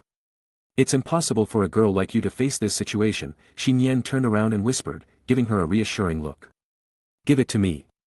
The tall and strong bearded man approached Nian and just glanced at the women's hanging bag, his eyes still vaguely cast at Gwen behind him. "Take it." Nian had a calm face and held the women's hanging bag in front of his chest with his right hand. Standing behind Nian, Gwen narrowed her eyes and raised her right wrist slightly. Even if she would expose her own ability later, she would not allow others to hurt Nian. The bearded man came to Nian and subconsciously reached out to take it, but Nian suddenly let go. The man's attention followed the bag falling to the ground. Nian suddenly moved. He kicked up and kicked the opponent's lower abdomen hard. It should be said that the special training in Paradise Island for a few days finally came in handy at this time. The lower abdomen was kicked by the boy with all his strength. The bearded man groaned in pain and fell backwards with his hands holding his stomach. Nian didn't make a move, but once he made a move, he would not stop until the opponent lost his ability to fight. Nian stepped out decisively, landing on the 5 fingers of the bearded man's palm, making the opponent so painful that he couldn't even make a fist. Nian thought about it, and then kicked the opponent in the stomach again, kicking the bearded man so hard that he almost vomited bile. All this was done simply and roughly. Nian squatted down and quickly searched the other party's pockets and trouser pockets. After confirming that the other party did not carry a gun, he stepped over the big man who was lying on the ground and groaning, and grabbed the silver-haired boy's hand. "Come with me and leave here." The silver-haired boy's eyes were shining all the time, and he immediately nodded obediently. "Okay, big brother. Gwen, let's go." Nian pulled the silver-haired boy, picked up the women's bag on the ground, and was about to leave here with Gwen. Before Nian and the other 2 walked out of the alley, they were forced to retreat again. Outside the alley, a dozen tall and strong young men with dyed hair and tattoos, who were the kind of people who were not easy to mess with in the dark city, merged into the narrow alley like a human wall. "Hey, isn't this Jackson? I haven't seen you for a long time, you're so pulled. You actually flipped over in the hands of a few kids. Bah. That kid is a bit cruel. Don't let him go off." 1, 2, 3, 11 people. Nian protected Gwen and the silver-haired boy behind him and retreated to the front of the wall at the deepest part of the dead end. He glanced at it and his eyes fell on a long wooden board on the ground. He quickly lowered his body and grabbed the thin wooden board in his right hand like a sword. With the board in hand, Nian felt a little more confident. But relying solely on the swordsmanship learned on Paradise Island and the current body of an ordinary human being, it was still too difficult to fight against 11 ruthless characters in society. Use a divine weapon. Nian thought of the protective silver bracelet on his left hand, which contained a part of the divine power sealed by his aunt. If it was used, it would undoubtedly easily resolve this crisis. However, using a weapon of this level against humans can easily lead to death. It's not easy to use until the last moment. Not knowing that he had walked on the edge of death, 11 gangsters pressed forward. Just when Gwen couldn't help but expose her secret and use the power of Spider-Man. Beside him, Nian suddenly whispered, "Gwen, kiss me." "Hey." Gwen was stunned. "Hurry up, otherwise, I'll kiss you," Nian said in a deep voice. What he thought was that although Gwen was just an ordinary person, it would be good to add some physical strength now. Gwen blushed, just when she made up her mind and was about to kiss Nian. Something happened on the field. "The boss is here." Someone suddenly shouted, and the 11 gangsters who were surrounded in the alley, including the bearded man lying on the ground vomiting bile, suddenly stood up against the walls on both sides and made way for a spacious and unobstructed path. Rode out. With compliments and enthusiasm on their faces, they stared in the direction of the alley entrance, bowed their heads one after another, and shouted in unison, "Boss! Boss!" Nian frowned and looked forward with the silver-haired boy and Gwen. Soon the 3 of them were stunned. I saw only the entrance of the alley. A green-haired girl who was only 12 or 13 years old walked in calmly. The green-haired girl, I should say lowly. Her long green hair, whether natural or dyed, cascades down her shoulders casually. Her delicate, doll-like face has a heavy smoky makeup, making her look much older than her age. The young and exquisite Lolita wears a suspender top on her body, a pair of ultra-short hot pants covering her immature buttocks, and her 2 slender legs are covered with colorful pantyhose. The green-haired Lolita boss appeared in front of Nian and his group in such a domineering manner. "Boss, the bearded man wanted to say something else." "Shut up." The green-haired lowly glanced at him coldly, her voice was clear and cold, and the man with the cheeks, who was twice as tall, immediately covered his mouth in silence. The green-haired lowly walked into the alley without stopping, until she came to Nian and his party. The green-haired lowly's eyes were huge, with a layer of ice-like indifference, and she glanced at Nian and the others. Her eyes paused on the silver-haired boy for a moment, then quickly moved away as if nothing had happened, and finally landed on Nian, who was deliberately protecting the silver-haired boy and Gwen. "Tread The green-haired loli raised 1 foot high, almost splitting her legs. Unfortunately, due to her limited height, her legs were a little short after all, and she could only barely step on the wall next to Xinyan's elbow. "What's your name?" The green-haired loli leaned forward, tapped Xinyan with her feet, and asked with interest. Xinyan looked at her. "You remember?" The green-haired loli grinned crazily and said, "My name is Lorna, I like you, so be my little brother." Chapter 53. This is a very strange scene. In the alley shrouded in the night, 12 tall and sturdy social personnel stood obediently on the walls on both sides, and the leader was a green-haired girl who was only 12 or 13 years old. Whether it was the delicate and tender face of the green-haired girl or the cute and petite lowly figure, she was far from the identity of a social boss, except for the smoky makeup on her face that was too mature. But looking at the green-haired girl who was full of rage at the moment, Xinyan's eyes flashed with a trace of pity. The stronger the opponent's status and identity, the more it means that the girl must have suffered a lot, and she must be much stronger and harder than her peers to live to the present without being bullied. "Hey, do you hear me? Do you want to be my little brother?" This scene stunned everyone on the scene. Especially the 12 social workers with dyed hair and tattoos. They opened their eyes wide in surprise, many of them gasped and kept saying, "It's over, that kid is dead." Lorna paused for a moment, and didn't seem to react. Then, the girl slapped her hands off her head, retracted her feet on the wall, took a step back, and stared at Xinyan coldly. "What are you doing?" There is dust on your head." Xinyan naturally couldn't say that it was his subconscious action, it was a kind of pity from the heart. If he said it out, he would definitely be beaten. "Oh, so that's the case." Hearing Xinyan's explanation, Luna nodded suddenly. A group of social workers. "Hey, boss, you don't really believe it, do you?" They chose to remain silent because they knew Luna's usual style of doing things. Just now, if any of them dared to touch the girl's head like that, the whole arm would have been crippled long ago. Obviously, people are treated differently. Xinyan did not regard the girl as a social boss, and said bluntly, "Sorry, I can't be your little brother, and I don't have that intention." The hearts of the social personnel tightened again. Unexpectedly, the boss Luna was not angry, but took the initiative to make way for her body. The green-haired girl leaned against the wall on one side, waved her hand casually at the Xinyan group who were surrounded, and said, "In this case, then you go." "You want to let us go?" Xinyan was a little surprised. "If you don't leave, do you still want me to treat you to supper?" Luna snorted coldly. "Boss." The bearded man who was beaten just now saw that Luna really intended to let Xinyan and the other two go, and he was immediately anxious and shouted unwillingly. "Make way, let them leave here." Luna said coldly, immediately intimidating the crowd. "Let's go." Xinyan took Gwen and the silver-haired boy's hands respectively, and walked cautiously to the entrance of the alley.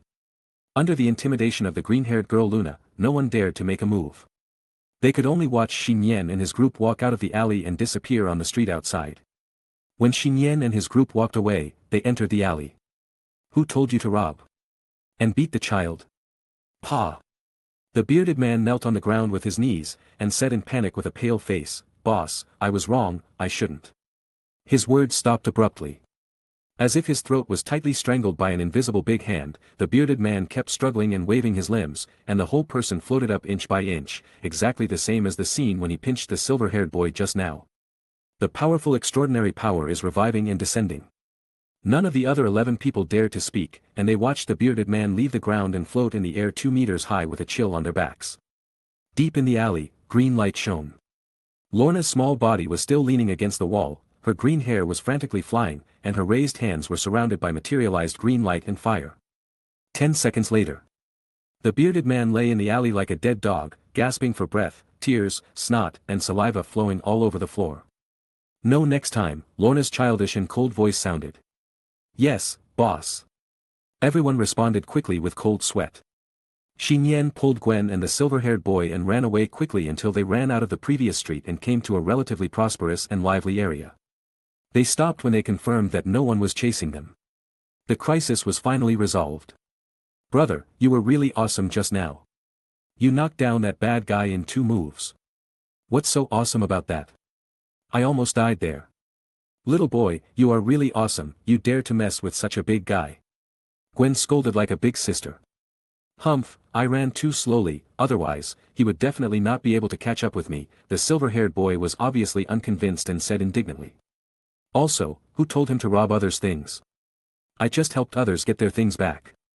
He pushed the crooked windshield goggles on his head and smiled happily at the women's bag. Not bad, when you grow up, you will definitely run faster than him, Gwen encouraged. Of course.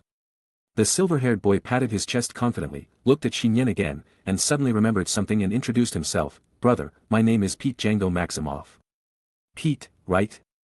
Nian said that he knew, touched his fluffy silver hair and said, it's late, you don't want to go out alone, go home, I will hand over the bag to the local police station.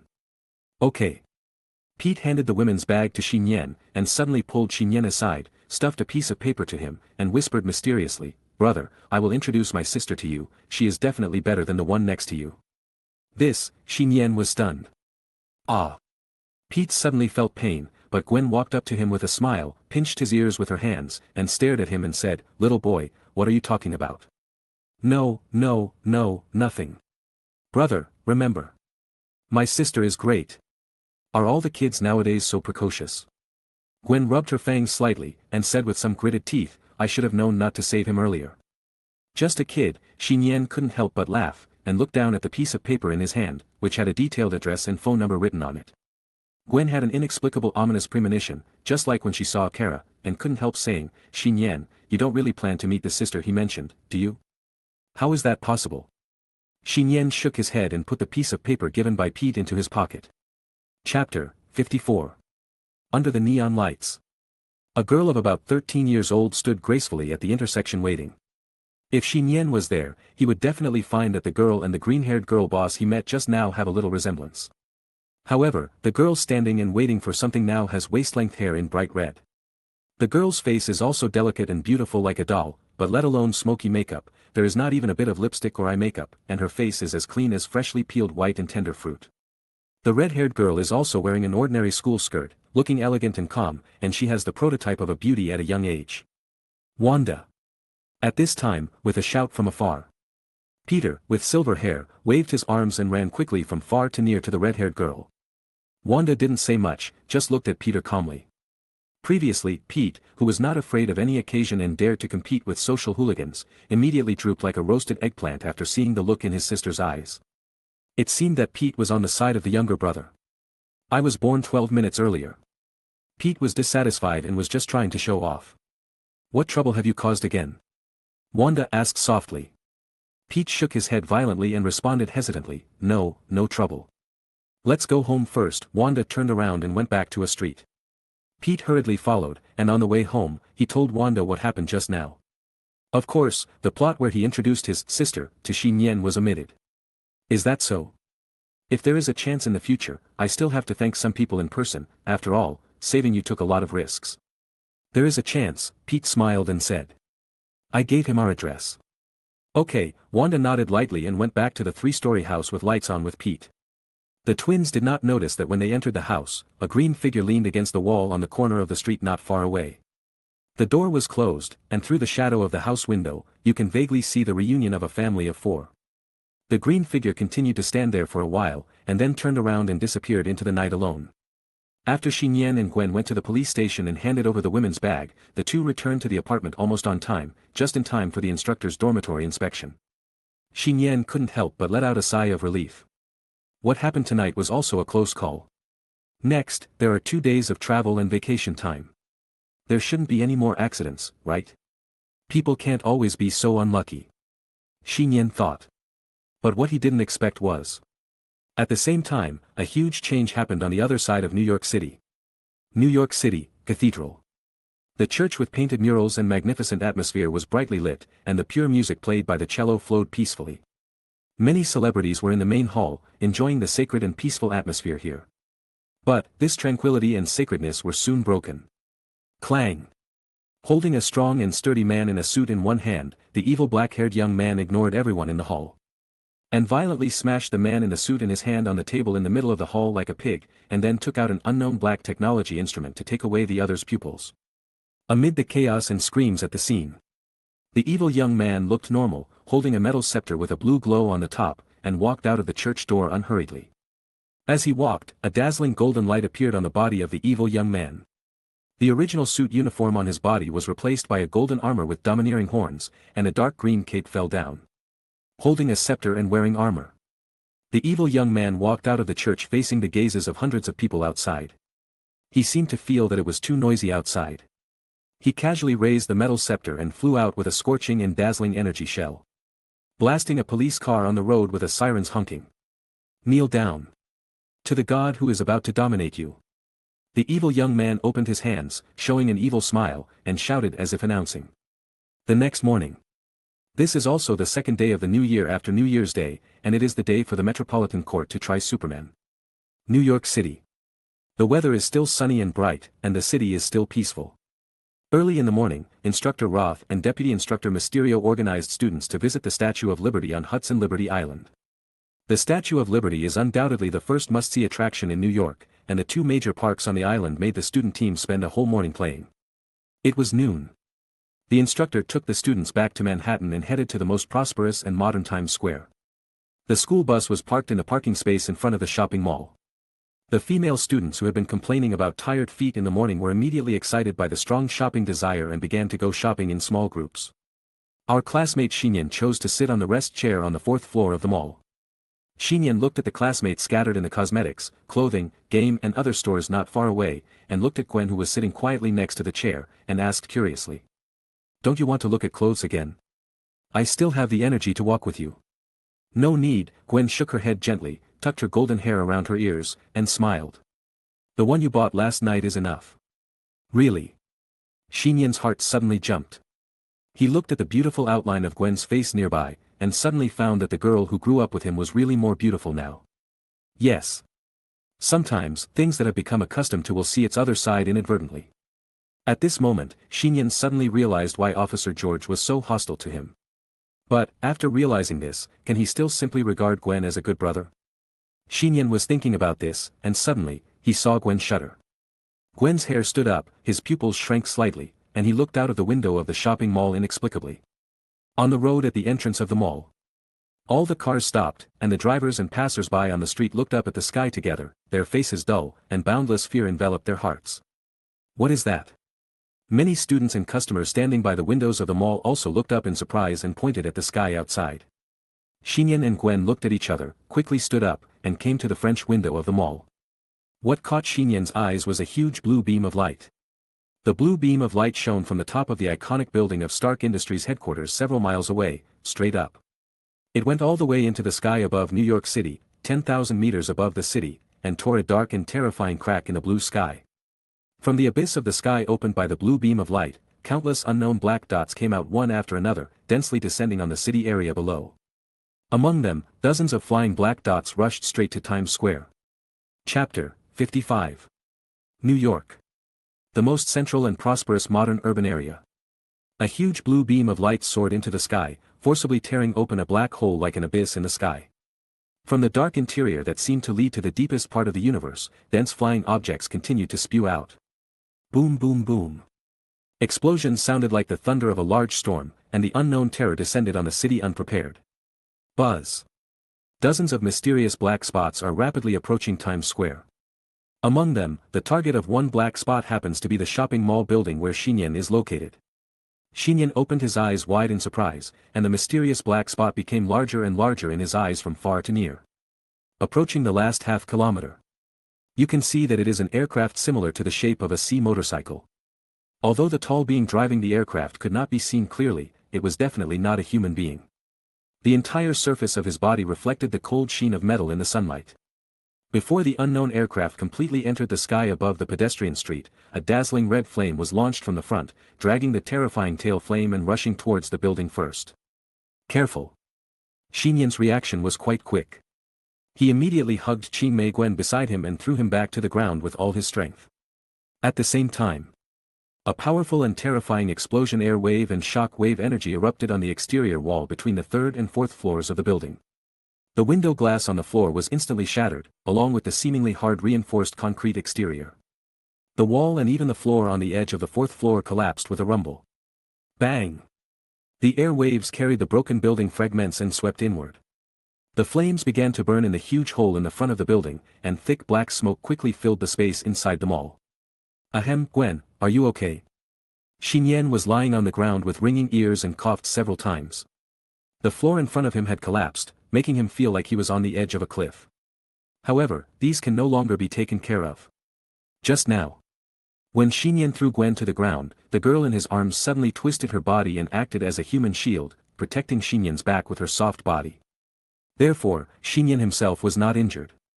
He stood up eagerly and looked around. Through the thick smoke, he could only see things within 2 meters, but Gwen could not be seen within the visual range. No way. Nian's heart twitched violently. Tap. At this moment, a tall figure jumped in from the outside of the shopping mall building and landed on the 4th floor not far from Nian, making a heavy metal sound. 2 emotionless red eyes first appeared in the smoke, and then, a nearly 2-meter-tall, metal-structured mechanical humanoid creature walked out of it, holding an energy gun that was not characteristic of Earth civilization. Its eyes kept moving and scanning, locking onto the humans in the mall like a killing weapon. You guy. Nian's eyes turned red and he immediately rushed towards the alien robot. His left hand was clenched into a fist, and the artifact guardian's silver bracelet covered by his sleeve was hot red, and in response to the little master's anger, it awakened and shimmered with divine light.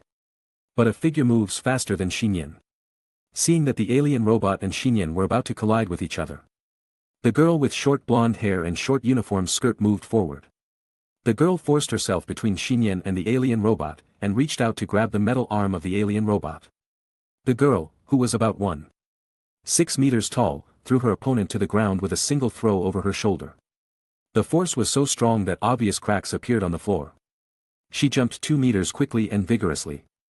As her body fell down, her white fist violently hit the alien robot on the face. Caca. The mechanical head created by the entire circuit, parts, crystals, etc., exploded with the surging current and shining sparks. Gwen. Nian looked at the girl blankly. The force of this punch must have been on the ton level. Is this Gwen? Is it that Qingmei who occasionally asks him to twist open the cap of a drink bottle? That's a lie. Nian was still in a daze. After finishing off an alien robot, Gwen took his hand and went into the smoke-filled shopping mall. There were screams and wailings inside and outside the shopping mall building, turning it into a tragic scene of hell on Earth. Apparently there was more than one invading alien body, and there were dozens and hundreds of them in the area just on the square alone. Gwen pulled Nian into an empty clothing store, quickly found a dressing room, and took Nian into a small isolated dressing room. Gwen pulled open the backpack she had been carrying, and after opening the dark layer of the backpack, just as Nian expected, there lay an extremely familiar, black and white, tight-fitting spider uniform inside. It turns out that the Spider-Man that night was Gwen. Nian understood everything, but before he could speak, Gwen suddenly grabbed the hem of his uniform with both hands, lifted it up and took it off. The girl's upper body is well proportioned, showing beautiful and strong muscle lines from her tender and snow-white neck down to her waistline-lined abdomen.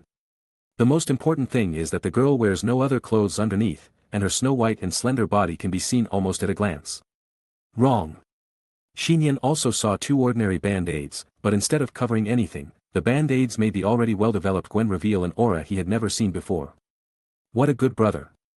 Turn around, Gwen suddenly seemed to react, blushing and glaring at Nian, biting her lip as she was about to take off the rest of her dress. Well, this makes her look even more sexy. Nian turned around without hesitation. The current situation was indeed not the time to appreciate. There was a rustling sound behind him, and soon Gwen indicated that she had changed. Nian looked back and saw that the person who appeared in front of him was the female Spider-Man he had encountered on the roof before. I will explain everything to you in the future. Now, I will take you and the people here to evacuate first. After putting on the female spider uniform, Gwen's voice changed a little, appearing capable and direct, giving people a sense of reliability and conviction. Okay. Nian had no objection. Students, gather together and don't run around. In a corner of the shopping mall, Instructor Roth and Assistant Mysterio, although they were also terrified, still led the protection of most of the students. Ta-ta-ta. The red electronic pupils flickered in the smoke. An alien robot scanned and found them, and immediately rushed over. Before it got close, it fired continuously, and several white lasers smashed the stone pillars and guardrails in front of it.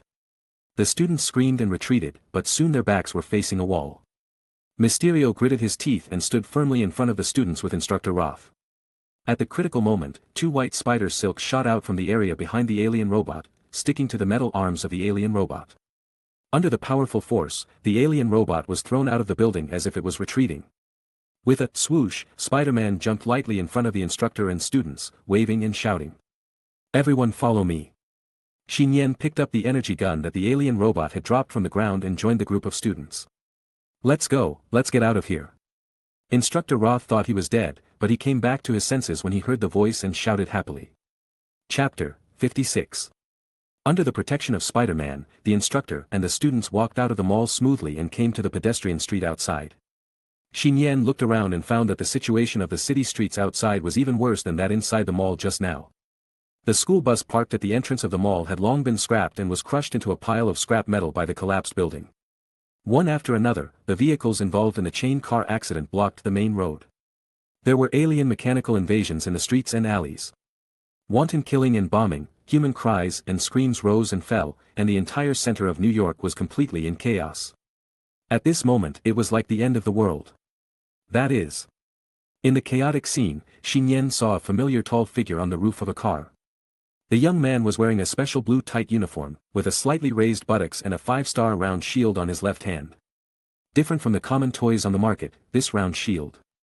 Whether it looks like a metal texture or the non-physical mechanical trajectory of throwing out and hitting an alien robot and then returning again, represents that it is a genuine product with a certain historical significance. Captain, Nian's mind moved. There is more than one superhero in New York City now. Captain America Steve Rogers also saw Nian. He jumped off the car and quickly said to Nian and his students, "It's very dangerous here, you should leave here quickly." "Where is safe now?" Instructor Roth asked anxiously. Captain America wore a helmet and half of his face was exposed. He looked serious and pessimistic and said bluntly, "Now it is not safe in New York, you should leave the city center along the road first. The outer city should have arranged for the citizens to evacuate the city now." "Is the situation so pessimistic?" Nian frowned. Listening to Captain America's words, the whole New York may even fall. But it is true. Nian raised his eyes solemnly and looked at the blue light column that was rushing into the sky in the distance. The dark abyss was getting bigger and bigger. The sky above the city area near the Stark Industrial Headquarters building was almost dark. Deafening thunders resounded from time to time in the area over there. Lightning from a clear sky directly knocked down a large number of alien aircraft flying in the air. Obviously, there were other unknown extraordinary heroes blocking the alien invasion. The alien mechanical forces that invaded New York now, the superheroes stationed here can barely cope with it, but as long as the hole cannot be closed, the number of alien mechanical bodies will continue to increase exponentially. This is the second large-scale alien invasion in modern human history. Nian handed the energy gun he picked up to the instructor for use. First, he had never learned shooting, and second, he had the artifact-guarding silver bracelet in his hand, which was much more useful than the alien energy gun. With the New York superheroes and alien forces fighting together, plus the secret protection of Spider-Man, Nian and a group of students in the class, as well as the instructor, evacuated the central city area that had become a battleground without any danger. Withdrew 10 kilometers away. There is no sign of alien invasion in this area for the time being. A large number of police officers are struggling to maintain traffic on the roadside. The main roads are full of vehicles and pedestrians. They carry large and small bags of luggage and continue to evacuate outside New York along the road out of the city. Instructor Roth, with an energy gun hanging on his chest, said to his assistant and a group of students, "Baker, you take the students here to continue evacuating outside the city." "Roth, you want to stay?" Mysterious Baker said in surprise. Instructor Roth said firmly, "Some students just separated from the main force and stayed in the city. As an instructor, I must stay here to find them and take them out." "Okay." Baker saw that he had made up his mind, sighed, and stopped persuading him. "Wait, where is classmate Nian?" Baker glanced at the students around him and said in surprise, "I don't know, just now, he was still here." The students looked at each other. In the outer city, in an alley not far from the main road. Nian entered here alone. As the shadow on the wall flashed, Spider-Woman was seen hanging on white spider silk, her body upside down and landing 2 meters below. "You still want to return to the city battle, right?" Nian looked at Spider-Woman and asked. Spider-Woman nodded and said softly, "There are still many people there who have not had time to evacuate." "I knew it." Nian was not surprised by this. Not only Gwen herself has the temperament of Officer George, she hates evil as much as she hates evil. Even when facing hatred, she chose to fight as Spider-Woman. Now, Spider-Woman will naturally not back down. "Then go ahead and do what you want to do," Nian thought about it and encouraged. But, Spider-Woman, who was decisive and calm before, suddenly hesitated at this moment. "You are worried about me," Nian said helplessly. If it was the usual Gwen, she would definitely deny it arrogantly, but now she is not Gwen, but Spider-Woman Gwen. So, she said with certainty, yes. Then I'll tell you a secret too. Nian smiled, and suddenly reached forward, slightly opened the female Spider-Man's face mask, and pulled it up to the position of the other's high nose wing. What appeared in front of Nian was an upside-down, small and delicate half-face of a girl. Half of the girl's face, half of the spider's head mask. What secret? The female Spider-Man asked curiously. Before she finished speaking, Nian leaned forward and gently kissed the corner of the girl's lips. But this seemed to not meet the conditions for triggering the ability. After all, there was no medium. Nian paused, and just as he hesitated, Spider-Woman's lips slightly opened, like a small dessert waiting to be tasted. There was nothing to hesitate about. Nian adjusted the position of his mouth, covered the girl's two soft lips, and asked for the medium needed for the ability. Should we say that Gwen is worthy of being Spider-Woman? Not only is her body flexible outside, but her inside is also unbelievably flexible. Nian once felt that he was tasting the most precious, fragrant and soft sandwich jelly. At the same time, his body began to have subtle changes. The pupils of his eyes shrank slightly. The hairs all over his body stood up sharply.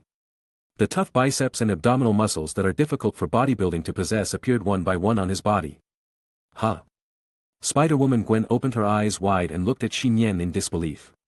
She could feel Nian's changes even more. After all, at this moment, her spider sense was strongly activated. Spider-Man's physique told her that the person in front of her was her own kind. There's nothing to worry about now. After parting lips, Nian, who had obtained the super spider ability, said. Chapter 57. Hey, have you been bitten by a spider too? Spider-Gwen, whose body was hanging upside down in the low air, was in doubt and looked at Nian, who had super spider abilities in front of her. For a moment, she ignored the fact that Nian suddenly kissed her. Nian spread his hands. This is my hidden ability. Through the contact with you just now, I briefly possessed your ability. He paused and continued, remember the person you met on the rooftop last week? That was me. You are that pervert. Spider-Man exclaimed and blurted out, and then as if reacting, she covered her mouth with force and said with a blushing face, so, as long as you kiss a girl, you can get her power. How to say it, it's almost like this. Nian felt a little guilty, so he naturally couldn't tell the truth. In fact, as long as there is physical contact and the conditions for liquid exchange, it will be fine. Of course. Through the direct channel of kissing, plus enough media. The ability that Nian obtained is more perfect, stable, and lasting.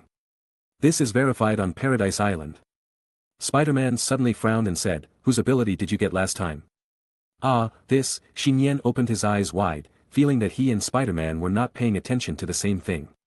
At this moment, the ground suddenly trembled and shook, and the thunder and roar in the sky continued, indirectly helping Nian out of the siege. What is that? Nian and Spider-Man subconsciously raised their eyes and looked at the sky above the city outside the alley. They could see that the blue light column 10 kilometers away pierced the sky. And the area of the abyss torn open was 3 times larger than before. In the huge sky abyss, in addition to more black spots of alien mechanical bodies that descended, there were also alien flying objects as huge as spaceships and warships. The powerful momentum of the alien warships flying can be clearly heard 10 kilometers away, causing countless humans to tremble with fear from the bottom of their hearts. Nian, I have to go, Spider-Man said firmly, looking at the alien forces descending in the distance. Nian nodded, be careful, if you can't win, remember to evacuate, don't fight like last time. Okay, I will. Spider-Woman looked at Nian deeply, then pulled up her spider hood. Raised her hand and shot spider silk at the building opposite the alley. Her slender body flew and shuttled on the high-rise buildings, and soon disappeared in the direction of the battle in the city center. Watching the figure of Spider-Woman go away, Nian exhaled helplessly and muttered to himself, you have chosen to stay, how can I leave like this, silly Gwen? In this respect, Gwen is very similar to her aunt. She always stands up when disaster strikes. She is a real hero with the glorious qualities of a god. Nian is naturally not a hero, nor does she want to be a superhero. She is far from the great existence who gave up her life and everything for someone she doesn't know. But. Nian is a person who will fight for his beloved. Since you want to protect the world, let me protect you. Nian's eyes became brighter and brighter. He calmed down and began to look around the walls. First, he must master Gwen's super spider ability. Nian tried to put his palm on the wall. The fingertips seemed to have invisible barbs, allowing him to climb up very easily. Even his feet stepped on the straight wall. Nian was like a newborn spider. He tested his natural ability for the first time and climbed up the flat wall. His movements were very slow and cautious. Climbed to a wall 10 meters above. Nian breathed evenly and looked down at the sky. His movements of crawling on the wall became more and more skilled and quick. Soon, Nian climbed up the 10-story rooftop along the wall. He looked up and looked down, and could see the current tragic situation in New York City more clearly. With the high-rise Stark Industries headquarters building as the center. The area within a radius of 10 kilometers has become a large-scale alien war. There are a large number of alien mechanical bodies and giant reptile warships that have just landed in human cities and caused heavy damage to modern urban areas. High-rise buildings were razed to the ground in an instant, streets were burning with raging flames, and the smoke and dust floating in the sky condensed into dark clouds. Countless humans were screaming in despair. The miserable situation on Earth. In the outer area of the city center 10 kilometers away, there were vehicles and pedestrians carrying luggage on the road, leaving along the main road outside the city in all directions. With trance, fear, anxiety, misery, and other expressions on their faces. It's like the end of the world. This hell is not a good start. Just as Nian was looking at the situation of the battle in the distance, with a bang. Several dazzling flames fell on the buildings not far away, and immediately collapsed several low-rise houses into ruins. Countless wood chips and gravel flew with flames, causing the people who had not yet evacuated to flee in panic. Nian narrowed his eyes and quickly looked at the sky on one side. Less than half a kilometer away, several small alien aircraft were approaching at a high speed. Has the battle spread to 10 kilometers away? Just right, I'll use you to practice. Nian took a deep breath and suddenly rushed to one end of the rooftop. He jumped over the more than 10-meter wide street and landed on the top floor of the high-rise building opposite. Although not as strong as the demigod when he had the ability of his aunt, his body seemed very light and agile under the spider ability. Nian leapt and moved on the rooftop to a tall building, and happened to capture the movement trajectory of a small alien flying object. That's it now. Nian looked at the flying object within 20 meters, his mind moved, and he quickly imitated the female Spider-Man and flipped his wrist. Well, the idea is very rich and the reality is very skinny. There was no spider silk shooting out of the wrist at all. Come out. Nian was anxious and tried to flip his other wrist, but still no response. Looking at the alien flying body that was about to pass by, Nian gritted his teeth and jumped forward directly. Saw a figure flash by. The alien robot driving the small aircraft was startled. He controlled the aircraft and tried to dodge, but Nian jumped forward and grabbed a corner of the pedal of the aircraft with his left hand. Get off here. Nian grabbed the metal ankle of the alien robot with his right hand, pulled hard and threw the alien robot out of the aircraft. It smashed into the building next to it with a force of several tons. Wall. There is also a robot in the back seat of the alien craft. Seeing Nian, the alien robot's eyes glowed red, the muzzle of the gun was downwards, and the trigger of the energy gun in his hand was continuously pulled. At this moment, Nian was so excited that his extraordinary senses throughout his body were sharper than ever before. The keen perception seems to radiate outwards, weaving an invisible and dense spider web around it, and it can clearly perceive everything around it. In this state, he naturally understood the direction in which the gun was aimed, so when the alien robot pulled the trigger, his body also made dodge movements at the same time. Laugh. Laugh. Laugh. While holding on to the fast-moving aircraft at high altitude, Nian twisted his body with amazing flexibility, narrowly avoiding the laser beams that shot at him. Nian grabbed the other side of the aircraft's pedals, swung his body slightly, kicked his heels up high, and climbed directly over the aircraft, kicking away the alien robot that still wanted to shoot. Losing control, the aircraft accelerated out of control and crashed into a building. Nian was forced to jump out of the plane. He was in the air and he subconsciously turned his wrist. This time, the white spider silk successfully shot out from the wrist. There was no time to rejoice. The other end of the spider's thread was stuck to the outer wall of the tall building. Nian pulled the thread in time, and his whole body suddenly flew high. Take off.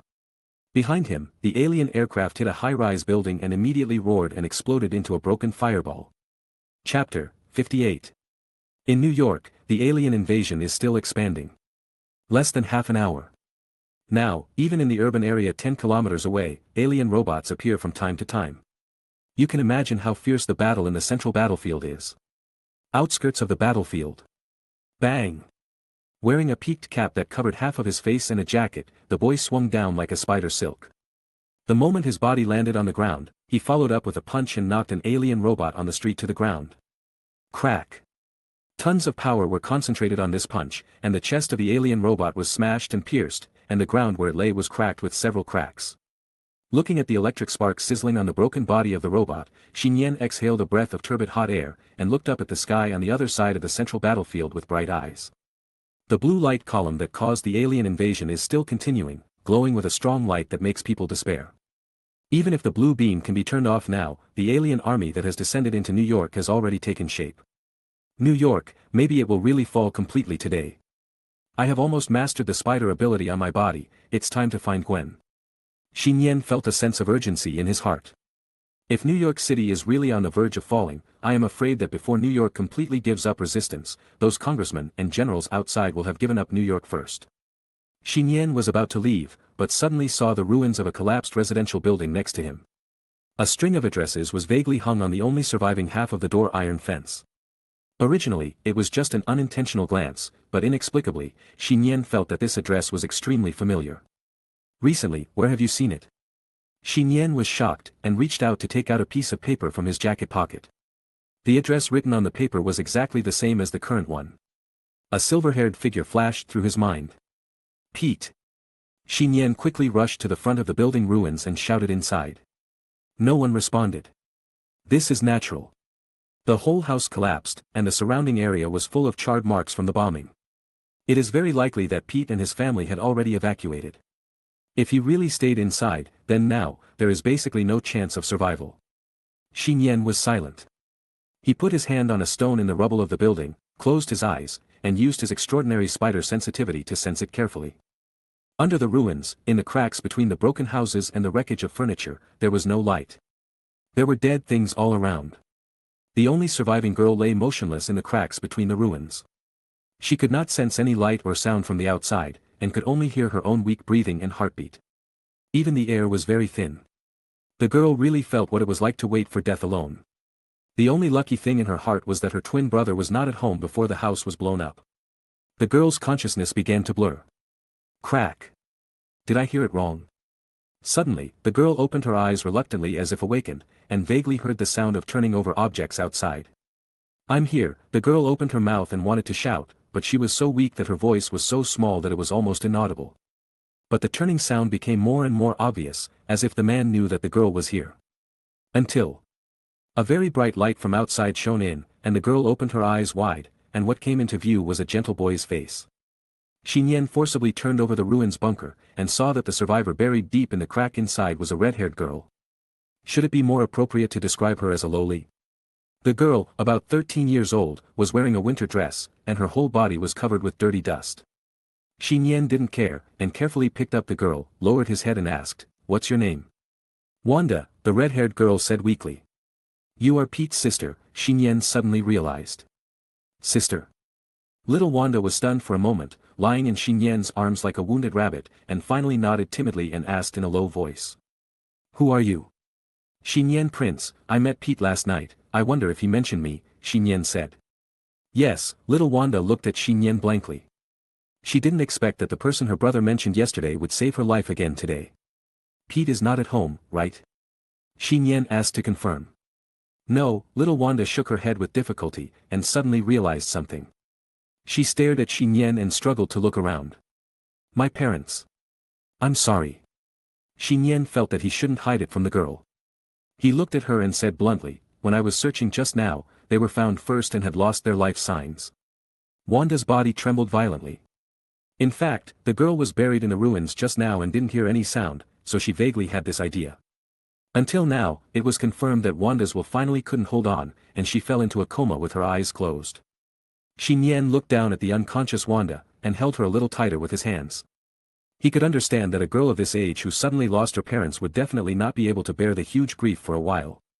And today, not only Wanda's family lost their family members, but countless families in New York were destined to be broken. Nian sighed and was about to take Wanda away with him in his arms and send her to a relatively safe place outside the city. But, something unexpected happened. Ta-ta. 1, 2, 3, 6. 6 alien robots fell from the sky, surrounded and landed in the outer area of the ruins, surrounding Nian, who was holding the girl on the ruins. In addition, there were several small alien aircraft hovering in the low sky, staring at Nian below. Are you coming for me? Nian's eyes were slightly cold. These alien robots were obviously communicating with each other. Since he had just killed some alien robots on the periphery of the battle, more alien forces were obviously sent to concentrate on encircling him. There were alien enemies in the sky and on the ground. If he was alone, the ability of the super spider alone would be a bit difficult. What's more, he was holding an unconscious girl in his arms, so it was not easy to take action. I can only break out. Nian was about to break out, but soon, he noticed something was wrong. The alien robots holding guns on the ground and the aircraft hovering in the low sky seemed to be in a dead state and were motionless at this time. No, it should be said that a mysterious and strange powerful force controlled their bodies. Unable to move at all. First, the head of the first alien robot twisted 360 degrees autonomously, and a sizzling electric current flowed from its neck. Then, the heads of the other alien robots also twisted one after another. Not only did the alien robots commit suicide and die, but in the air, the parts of the small alien aircraft began to tear and disintegrate one by one. Ding ding dang dang. The alien mechanical forces that could have posed a threat to the super spider Nian, before they could make a move, went to self-destruction in a dead silence, and turned into a pile of scrap copper and iron and fell on the ruins. The spider ability was a strong warning. Nian quickly hugged Wanda and turned around, and saw another green-haired girl with smoky makeup, stepping on the metal parts all over the ground and walking behind him. Hi, little brother. Lorna waved to Nian with the same enthusiasm as when they first met, and her white and slender hands were surrounded by green fluorescence. Chapter 59. On the ruins of the outer city battle. Nian was a little dazed, looking at the green-haired girl who appeared with a pile of alien mechanical parts under her feet. Isn't it the gangster boss Luna who met last night? At this time, Luna's hands were lingering with mysterious and unknown green fluorescence, and her small body exuded a powerful oppressive force that was as solid as reality.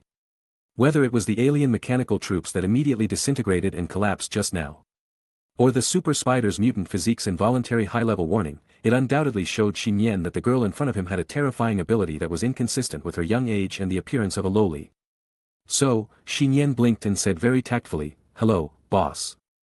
Tisk, Luna was slightly surprised, waved her hand to disperse the green fluorescent energy, and laughed wildly. "Why, now you want to join my forces?" No, Nian thought about it and gave an ambiguous statement. "But, in my mind, you are the boss, the most dazzling star in the night sky, North Star. By the way, how about I call you North Star boss from now on?" North Star. I like this name. Are you fooling me? The boss in my mind? In other words, you still don't plan to be my subordinate? Without waiting for Nian to speak, Lorna waved again and said, "Forget it, whatever you want." "Thank you, Boss Polaris." Nian breathed a sigh of relief, and then asked curiously.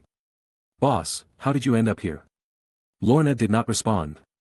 She glanced at the bodies of the middle-aged couple who had lost their vital signs on the ruins of the house. There was no expression on her smoky makeup face. Lorna said inexplicably, "Pete was taken away."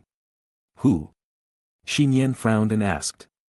"I don't know, my men saw it, not long ago. Someone took advantage of the chaos of the city's war and took Pete to a modified black bridge car. He should not be in New York City now." Lorna looked at Nian calmly and said, "My men and I are also preparing to evacuate out of the city." Nian nodded and said, "Then you should leave quickly. Now, this city may be destroyed at any time." He did not suggest that the powerful Lorna save the city or something. Facing the current alien invasion, everyone has their own choice. Even if that person is powerful enough, it is understandable to choose to evacuate, as long as he does not take advantage of the crisis to cause chaos. "Do you want to leave with us?" "With me here, I can ensure that you can leave New York safely." "No, my friend is still in the battle in the center of the city. I have to go in to find her." Nian refused very straightforwardly, and gestured to Wanda in his arms. "If possible, please take her to a safe place." Lorna's eyes fell on Wanda, and a ripple of emotion flashed in her eyes, and she stepped forward to approach Nian. "You are too tall, squat down a little." The green-haired lowly frowned slightly and said dissatisfiedly. "Yes, boss." Nian didn't know what to say.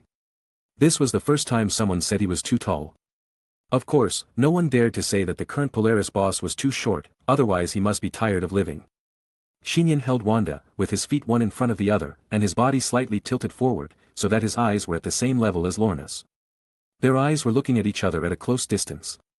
A look of surprise flashed in Xinyan's eyes. He didn't see clearly in the alley last night, but Lorna's eyes were light green, cold, charming, like a crystal-clear emerald. This is like the finishing touch. With Lorna's delicate and arrogant little face, the uninhibited and unrestrained smoky makeup at the corners of her eyes, she has an alternative and extreme beauty. Lorna looked at Wanda, who was unconscious in Xinyan's arms, and fell into silence for a short time. Xinyan suddenly became curious. Lorna appeared on the periphery of the battle here, most likely not for him, but for the current red-haired girl Wanda. After all, she was still paying attention to Pete, who was captured by the mysterious force. Wait. Xinyan noticed something. The green-haired girl Luna in front of him and the red-haired girl Wanda in his arms, although one was wearing heavy makeup and the other was without any makeup, they could still see a little resemblance from each other's beautiful faces. Could it be? A bold guess flashed through Xinyan's mind, but the next moment, his brain went blank and crashed.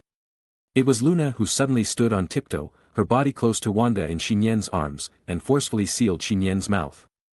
Xinyan was stunned for a moment. Was he kissed again? The girl's kiss seemed a little unfamiliar and unskilled, but very domineering and bold. Xinyan only felt that his lips were bitten, and a little blood tasted on the tip of his tongue, but the girl still showed no sign of stopping. Why is this happening? Xinyan wanted to retreat, but Luna put her hands on his shoulders instead, half controlling his body.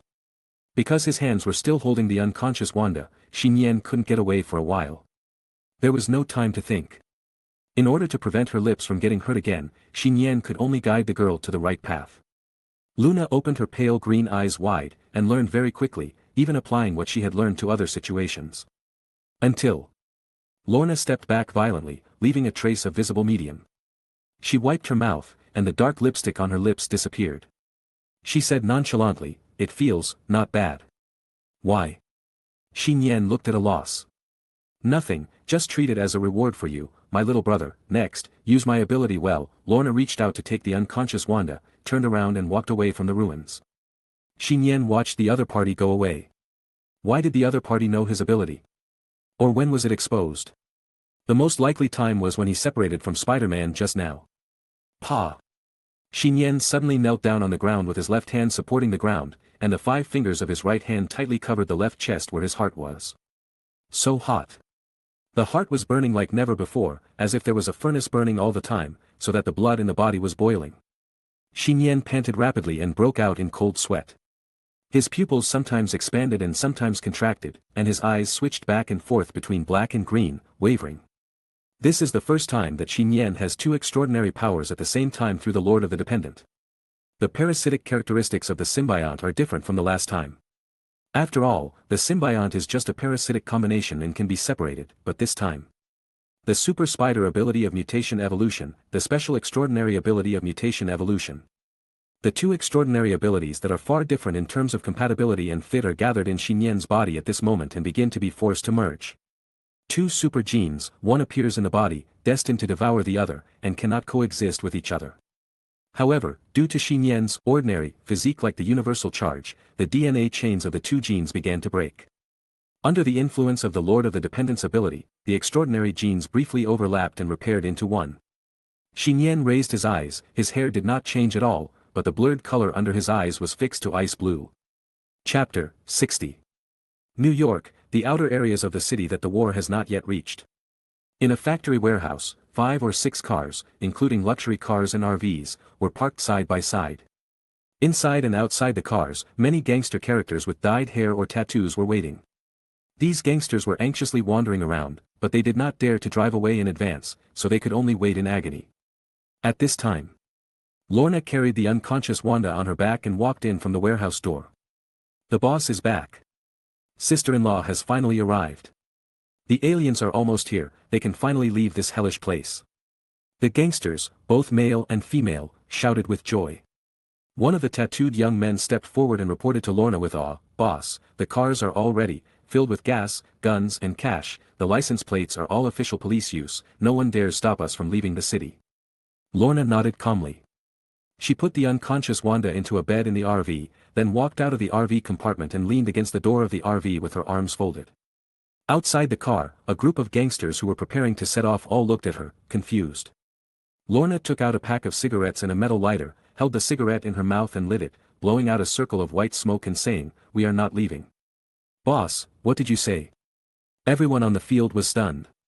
"Wait a moment, there is no need to leave in a hurry." Lorna raised her light green eyes, swallowed the mist, and looked up to one side of the city.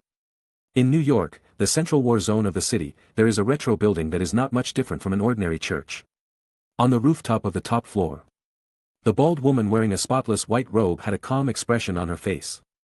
She had one hand behind her waist, and a strange golden circular mark appeared on the other hand.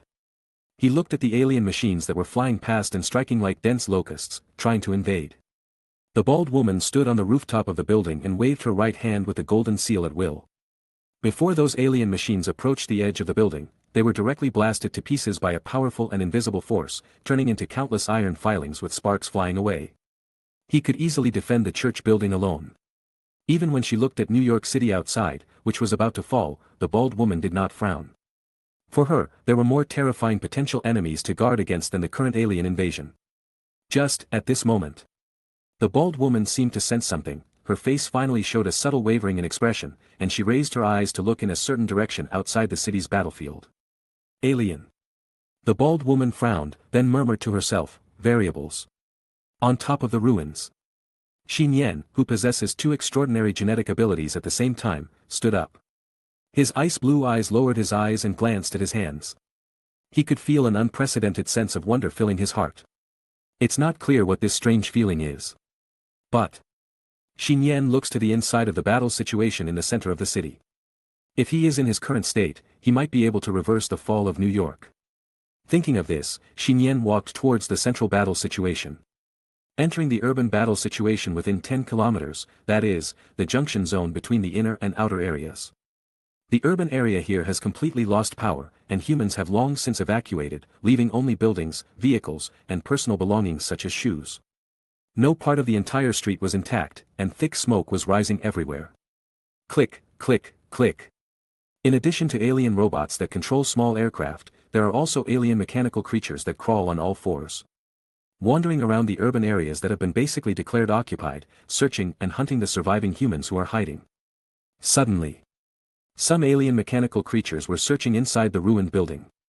They all raised their metal heads sharply and looked at the road outside with their eyes flashing with red electronic pupils. A deserted and messy city pedestrian street. A human boy with black hair and blue eyes was walking forward.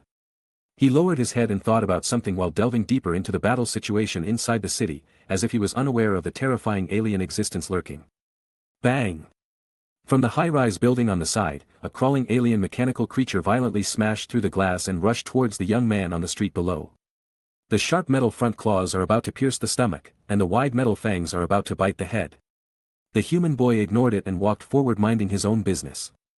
When the alien mechanical creature jumped within 3 meters of the boy, it suddenly stopped all its movements and was fixed in mid-air as if stuck.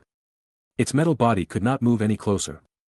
It's like being held tightly by an invisible big hand. The alien mechanical creature remained motionless in the air until the young man moved his finger forward. The alien mechanical creature, which had stopped for 5 seconds, suddenly flew through the air at an extremely fast speed and crashed into the alien creature that was attacking from the other end.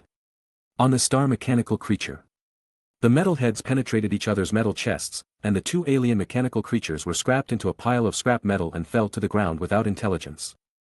"I see," Nian muttered to himself. At this moment, he finally understood that Lorna's powerful root ability, metal control. And Nian looked up and looked at 3 or 4 other alien mechanical creatures that were surrounding him from different directions at the same time. No action, just a thought. A huge green energy tide swept outward with Nian as the center. The energy tide washed over the oncoming alien mechanical creatures, causing their bodies to burst with lightning, disintegrate and shatter, and fall back and smash into abandoned cars and buildings. This is magnetic field manipulation. Metal control, magnetic field manipulation, and stance, these are the extraordinary abilities possessed by Lorna. However, the ability that Nian now possesses is a fusion of the abilities possessed by Lorna and Gwen. It is not as simple as possessing 2 extraordinary abilities at the same time. The 2 extraordinary abilities ushered in the fusion and superposition of each other, enhancing and optimizing each other's ability. Nian tried to stretch out an index finger forward, and suddenly, a metal spider silk shot out from the fingertips. Swish! The metal spider silk, which was almost invisible, shot forward, instantly passed through 100 meters, and directly pierced a small aircraft, including the 2 alien robots on the aircraft. String of candied haws. Is this the spider ability after the metal control is enhanced? Nian retracted the metal spider silk. While he was still thinking, several orange-yellow flames suddenly shot towards him from a distance. Nian instinctively tilted his head and easily avoided a flame, but because his position did not move, he was still covered by the flame. Boom! Nian and everything within a radius of 10 meters were enveloped by a powerful explosion. Before the flames and smoke caused by the explosion dissipated, a slender figure walked out of the pit that was more than 3 or 4 meters sunken. The silver spider pattern reflected the cold light of metal in the sun. Nian wore a spider-hooded suit of almost the same style as Spider-Man, but the suit was made of highly tough spider silk metal, like a layer of silver exoskeleton covering the entire surface of the boy's body. This should be the final form of having both metal control and super spider abilities. Chapter 61. With the continuous blue beam as the center, within 10 kilometers of the New York battle. At present, there are basically no signs of surviving human activities in the city. Whether it is the streets and alleys, or the sky and the ground, there are alien robots with guns and crawling alien mechanical bodies everywhere. Not only that, there is also. The entire appearance is like a supergiant centipede insect, nearly 100 meters long. Deformed and terrifying alien warships, the whole body shell flashes with a cold metallic luster, and it is driving at low altitude on the streets less than 50 meters away from the human city. And this is the most prosperous prime location in New York, with high-rise buildings everywhere. Boom boom boom.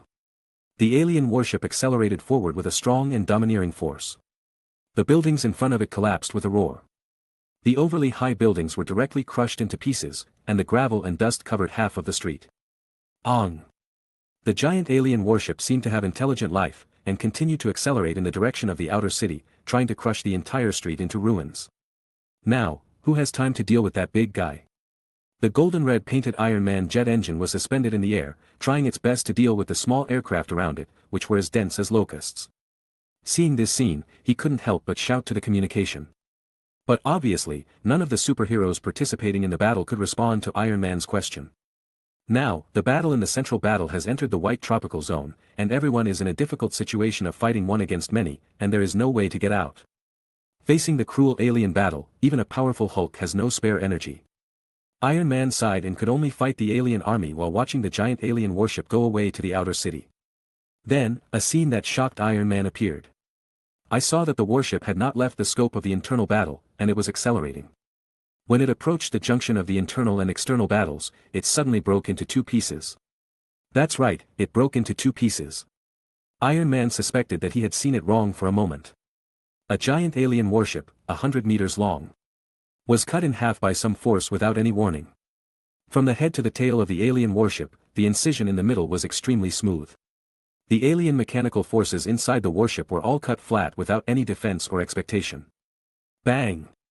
The wreckage of the alien warship cut in half fell down and smashed on the street below, and the earth couldn't help but tremble slightly. Under the reflection of the bright sunlight, an extremely fine metal spider silk appeared in the sky above the place where the wreckage of the warship fell. More than one. At the intersection of the street alone, there were more than a dozen spider silks densely crisscrossed and hung densely above the street. Swish! Swish! Swish! The alien robot that was driving a small aircraft approaching was instantly cut into several pieces of wreckage by the metal spider silk along the way, and continued to maintain the forward inertia and fell down. A silver metal figure with spider patterns stood on one of the metal spider silks. Magnetic spider transformed Nian.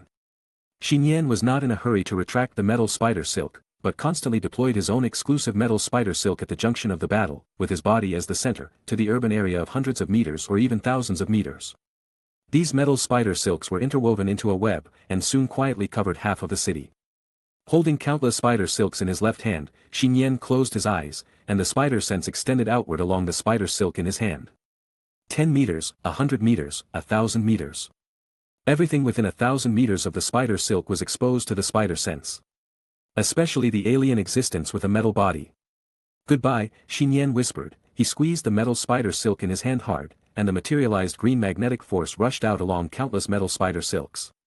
It was like a grand trial. Kakaka. In the urban area covered by spider webs, one alien mechanical body after another was destroyed and disordered by the magnetic force overflowing from the spider silk, and fell to the ground without function. At this moment, more than 100 alien mechanical beings died. With a wave of his hand, countless metal spider silks broke and were taken back into his hand. Controlling metal is undoubtedly one of the strongest derivative abilities of magnetic force. With the two extraordinary abilities of controlling magnetic force and super spider at the same time, Nian can be said to have pushed the ability of controlling metal to another level. After all, even Luna herself, who has the extraordinary ability of magnetism, cannot produce metal from nothing, and can only control the metal objects that already exist in the outside world. But under the strengthening of spider genes, Nian can metallize his own spider silk. In other words, he can produce metal out of thin air. And with the keen ability of spiders, the control of metal is more exquisite and perfect. I've almost figured out my abilities. Nian raised his icy blue eyes and used his right wrist for the first time. As his wrist flipped, a metal spider silk with its own magnetic force shot out and quickly sank into the central battle area of the city. This metal spider silk with magnetic levitation effect penetrated for several miles until it was nailed to the headquarters building of Stark Industries. At the same time, the spider scent spread out along the spider silk like static electricity. Found it. Nian pulled the spider silk violently, and his entire body covered with a metal spider suit flew forward like a silver lightning. An office building not far from the headquarters building of Stark Industries. In the 12th floor. Female Spider-Man was breathing heavily, punching hard, and was knocking two alien machines out. But from the severely damaged building window holes, more alien machines swarmed in. Although these alien machines were not strong in combat for superheroes, they were crazy and fearless of death, like weapons born only for fighting and killing. In addition, there were too many of them descending from the sky abyss to the city. Even if they were constantly eliminated, their number did not decrease, but increased. If this continued, they would be exhausted to death here in vain. Female Spider-Man was thinking about this, when suddenly, the movements of the alien machines that were drilling in stopped. Then, smooth cracks appeared on their necks, bodies, or limbs. Ding ding dang dang.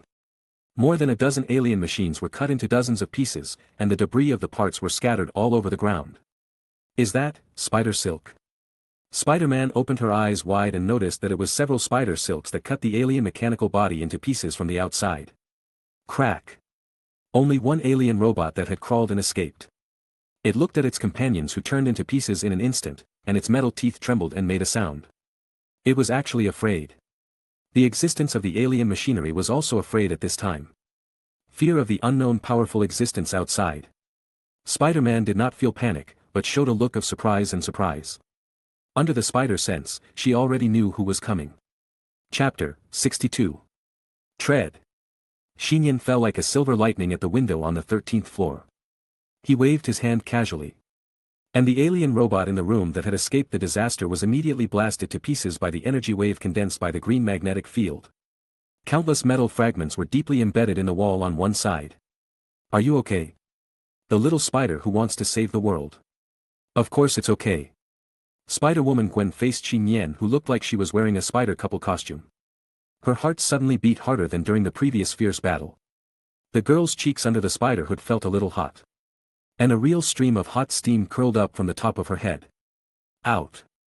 Obviously, it wouldn't have been like this before. Due to the nature of the spider's ability, the female Spider-Man faced Nian at this time and wanted to kiss her for no reason. Nian. Wait for me here, it will be solved soon. Nian naturally didn't know what Spider-Man was thinking. He turned and looked out the window. The Stark Industries headquarters building was right in front of him. Stark Industries headquarters building, the observation deck on the top floor. A large technological instrument is placed here, and its base is connected to several thick charging tubes, which penetrate deep into the industrial building below. There is a square, mysterious object similar to a Rubik's Cube floating above this instrument. Surrounding the Rubik's Cube, a huge stream of blue energy flows from it and rises upward into the sky. Obviously easy to see. This is the core strategic item that caused the current situation of sky abyss and alien invasion. At this time, a Russian woman wearing a black agent's tight leather jacket, swaying her sexy and charming dark red hair, simply unplugged all the charging tubes at the bottom of the instrument. However, after all 3 or 4 charging tubes were unplugged, the instrument that placed the Rubik's Cube still showed no sign of stopping. Damn it! Tell me how to make it stop. The somewhat bald doctor wearing elegant gold-rimmed glasses was in a daze, with a black luster flashing in his eyes from time to time. He looked at the instrument and the Rubik's Cube object and muttered to himself. It's too late, there's no way to close it. Fuck. Black Widow couldn't help but curse. Just then. With a swish sound, a silver figure appeared on the top floor here. Who are you? Black Widow's hand could reach for the special pistol at her waist, and she looked at the mysterious Spider-Man standing nearby with a slender and muscular body covered by a silver medal that resembled an exoskeleton. Nian did not choose to pay attention to her, and his eyes quickly fell on the instrument that produced the blue light beam. He raised his hand and grasped it with his 5 fingers through the void several meters away. Under the astonished eyes of the Black Widow, the instrument at the bottom of the Rubik's Cube exploded into pieces. Buzz. The Rubik's Cube floating in the air had a stress reaction, and a layer of blue energy light waves surged outward. Run! Black Widow saw this and immediately grabbed Dr. Shield's arm, trying to pull him to escape from here. Black Widow quickly noticed with surprise that Nian was still standing motionless. Facing the sweeping wash of blue energy light waves, Nian suddenly raised his hands, and a green energy tide immediately set off.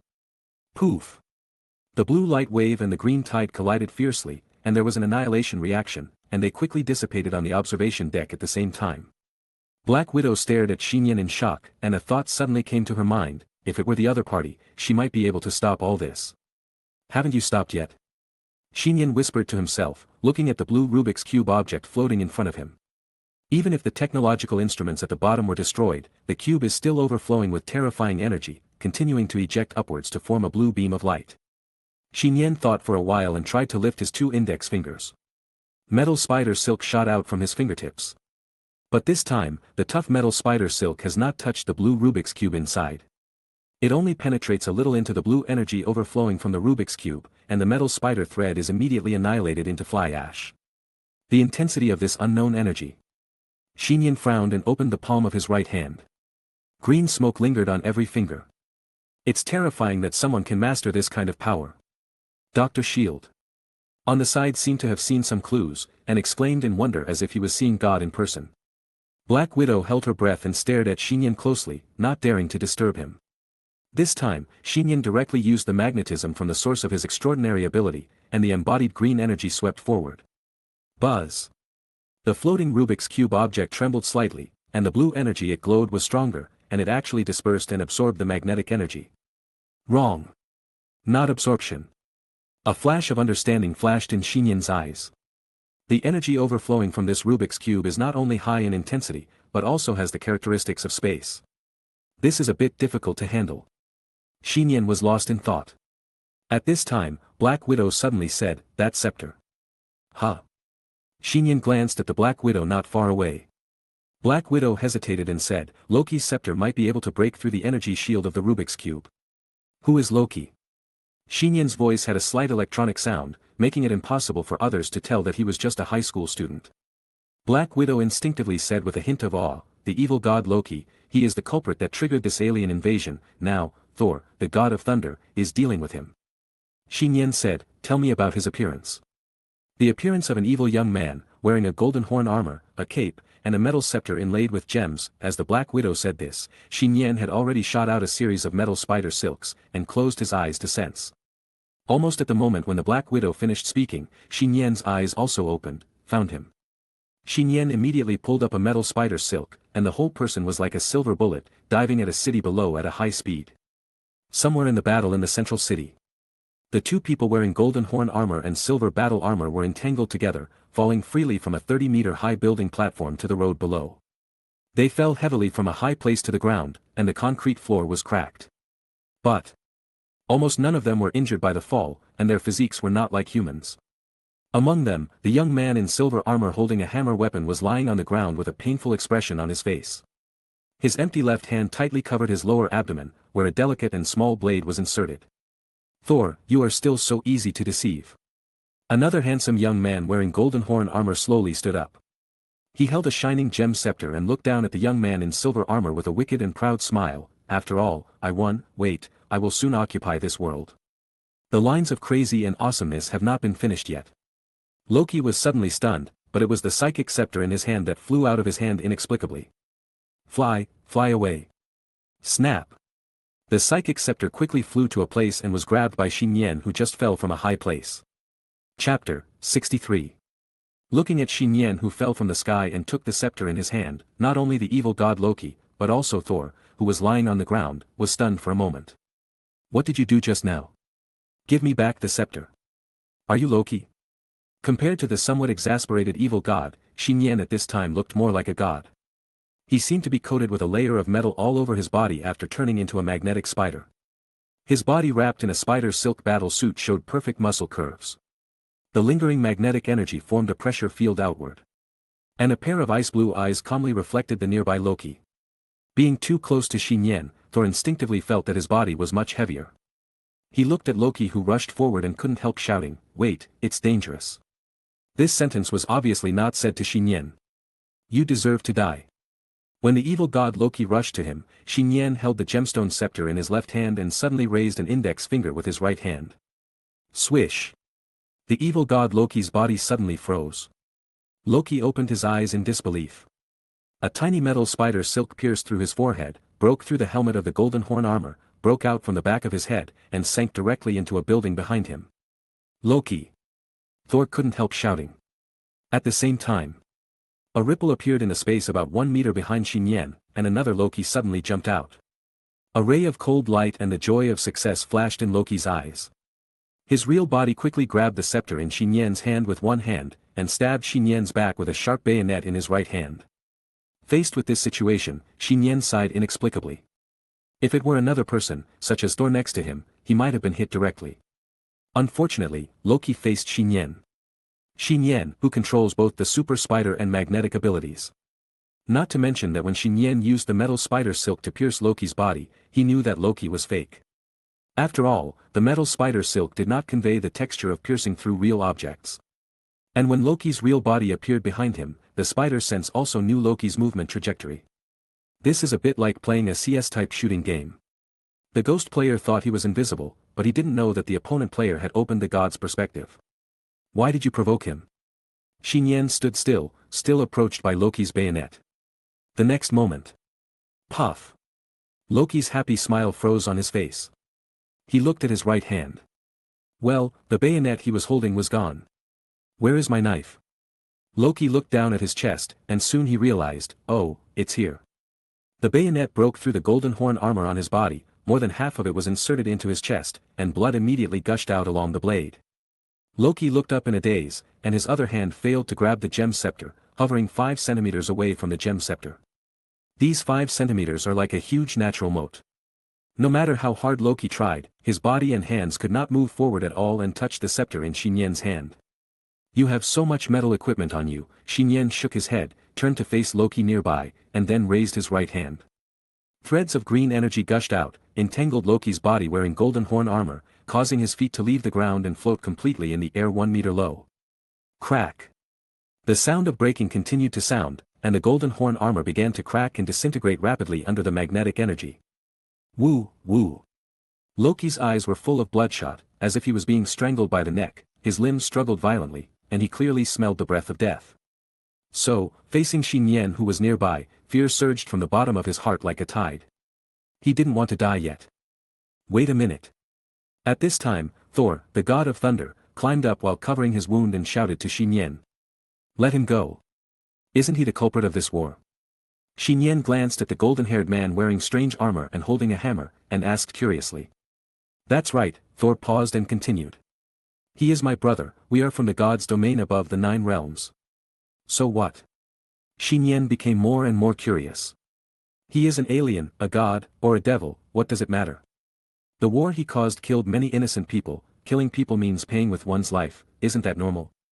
Sol was choked for a moment, and he said in a deep voice, release Loki, I will naturally take him back to the god's domain, Asgard has laws to punish him. Nian was silent, looking at Loki floating in the air. He himself didn't really believe this set of rhetoric. Take him to a place outside the earth for trial? Could it be that he was just symbolically detained, going through the motions, and then released? Nian's mind flashed through his classmates, the bodies of Wanda's parents, and the nearly injured Spider-Man. His eyes were still as cold as ever. As if sensing Nian's killing intent, Thor gritted his teeth, suddenly let go of the Thor hammer in his hand, and rushed toward Nian with bare hands, shouting loudly on the way, Heimdall. Nian just glanced at Thor, his ice-blue eyes flickered, and Thor, wearing silver armor, immediately flew backwards. A strange rainbow-colored light column suddenly fell from the sky, crashing down where Loki was, completely covering his body. Want to leave? Nian moved his fingers, and the bayonet inserted into Loki's chest went deeper, causing Loki to wail in pain. At this moment, he was like a pig, allowing himself to be slaughtered. Nian wanted to use the magnetic field to drag Loki down. But the rainbow bridge that appeared also had a spatial attribute similar to the Rubik's Cube. The rainbow light instantly took Loki up and disappeared into the sky of the earth in a blink of an eye, as if leading to the deepest part of the end of the universe. Ha! Thor was trapped on the outer wall of a building. Seeing this scene, he breathed a sigh of relief. I hope you can do what you say and give him the punishment he deserves.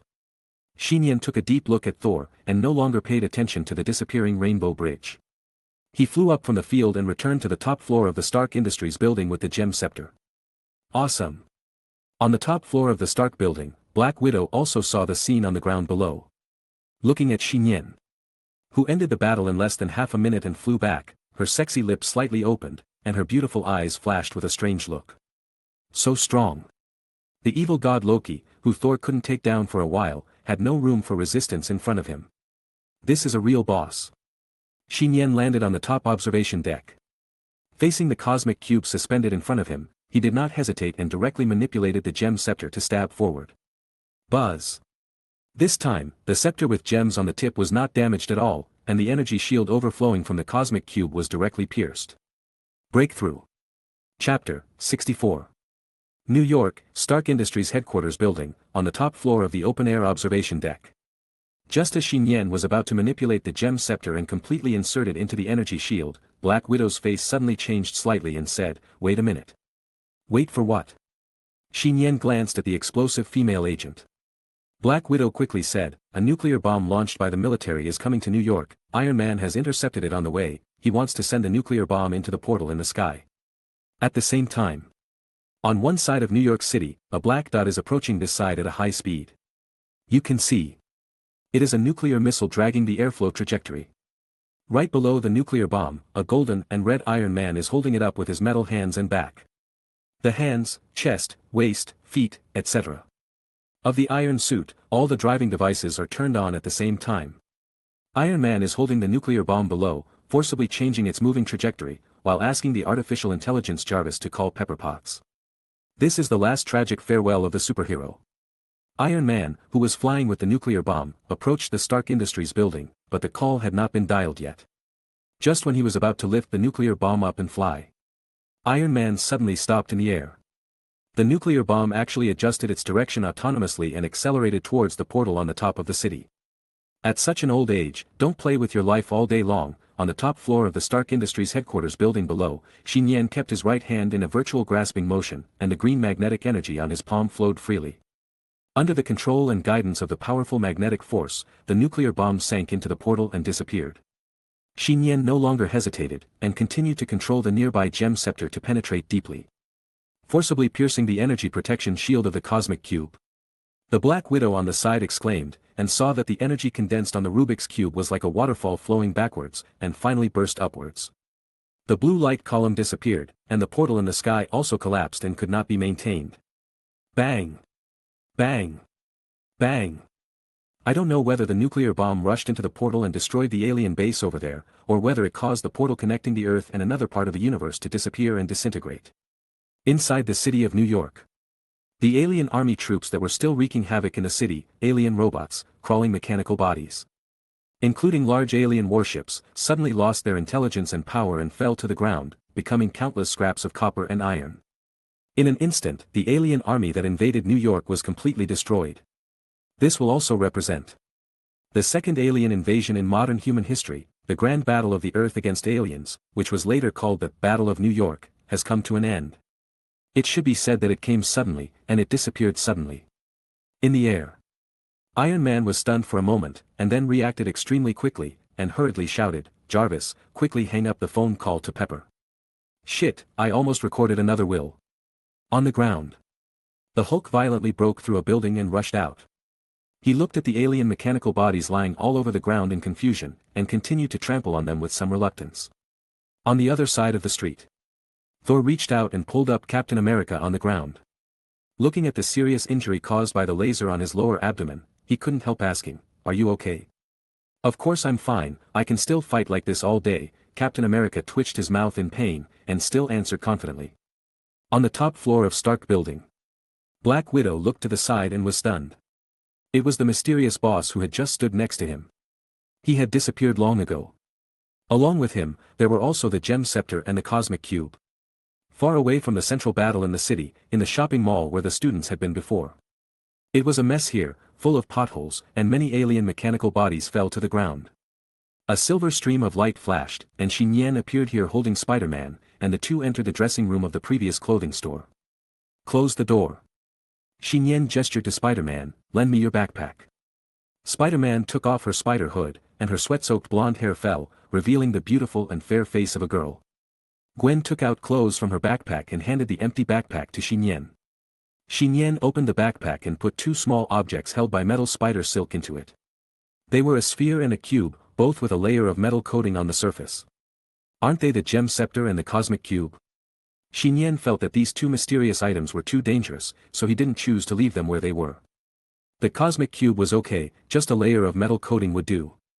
Since the Gem Scepter was a bit conspicuous and difficult to carry, Nian directly twisted the metal of the scepter into a sphere, wrapped the yellow gem inside, and then added an extra layer of metal coating on the sphere. The gray-silver ordinary metal coating, plus the seemingly hollow weight, made these two objects look like inconspicuous decorations. This is also the effect Nian wants to achieve. After this, it is time to change clothes. Nian has to peel off the metal spider suit from his body, and Gwen has to change the almost soaked spider suit back into the previous skirt. The dressing room is narrow. Nian peeled off the metal spider silk on his body with his back to Gwen, and could feel a smooth and flexible body behind him from time to time, and the body parts would touch his lower back from time to time. It would be fine if it was normal. Just now, Nian has a super spider sense, any keen sense of touch can be magnified 10 times, and he subconsciously wants to explore the things behind him. With just a slight movement of his peripheral vision to the side, he could see a very graceful curve on his back. His eyes couldn't help but follow the soft and white neck, sliding down to the lunar groove that was like a hormonal abyss. "No, this won't work. For the sake of brothers, hold on." Nian took a deep breath and forced himself to stare straight ahead. As a result, he inhaled a faint fragrance. It's Gwen's breath. But, does it usually smell this good? Nian suddenly felt that his body was a little hot, as if the instinct of the super spider gene was at work. It's heaven and it's hell. Suffered it for 2 minutes. Nian peeled off the last strand of metal spider silk from the body surface, and finally the voice of Spider-Man came from behind, "I've changed it." "Yeah, it's over." Nian relaxed and turned around, but was thrown to the floor of the single room by the girl. Facing Gwen, Nian did not use his abilities. What caught my eye was naturally Gwen, who had changed back into a normal dress, but there was something not quite right about her condition at the moment. Gwen almost straddled Nian, placing her hands slightly forward on his chest. Her golden hair, which was wet with sweat, was slightly stuck to her face. The girl's cheeks were flushed. Her jewel-like beautiful eyes were a little blurry at this time, beads of sweat appeared on her high nose, and her open mouth was still breathing out heat. The usually intellectual Jie girl is now very lustful. "I can't help it anymore," Gwen bit her lower lip and said a little aggrievedly. "Gwen, you," Nian was about to say something, but his open mouth was blocked by the girl who leaned down. Hey, he was forcefully kissed again. Nian's mind went blank. Only one thought came to his mind. This is the second time today. Chapter 65. Bangta. The sound of slight footsteps sounded quietly in the messy shopping mall. Instructor Lot swallowed dryly, and couldn't help but trembled his hands to tighten the grip of the alien firearm again. He glanced at the alien robot lying on the ground and lost all functions, then carefully walked around it, and nervously and cautiously explored the upper floors of the mall. Arrive at the 4th floor of the mall. On the outer walls of the building here, there are still the tragic holes left after the alien bombardment just now. It is like a dangerous building, with signs of continuing to collapse at any time. Various products were scattered on the floor of the corridor inside the building, as well as shoes, hats, backpacks and other items that guests had lost when they fled in panic. Instructor Lot walked slowly against the wall, paying attention to his feet while keeping the alien gun in his hand, ready to compete with the invading aliens at any time. Just like that, I was about to pass by a clothing store. Instructor Lot's hand holding the gun shook again, but he suddenly heard a slight movement from the store. To be precise, it was a single dressing room in the store. Who is inside? Instructor Lot raised his gun and approached the dressing room. As he approached the door, he could hear the sounds of moving animals inside. Instructor Lot hesitated for a moment, then raised his right foot and kicked hard towards the door. As a result, before Instructor Lot's foot even kicked on the door panel of the single room, the door opened from the inside out.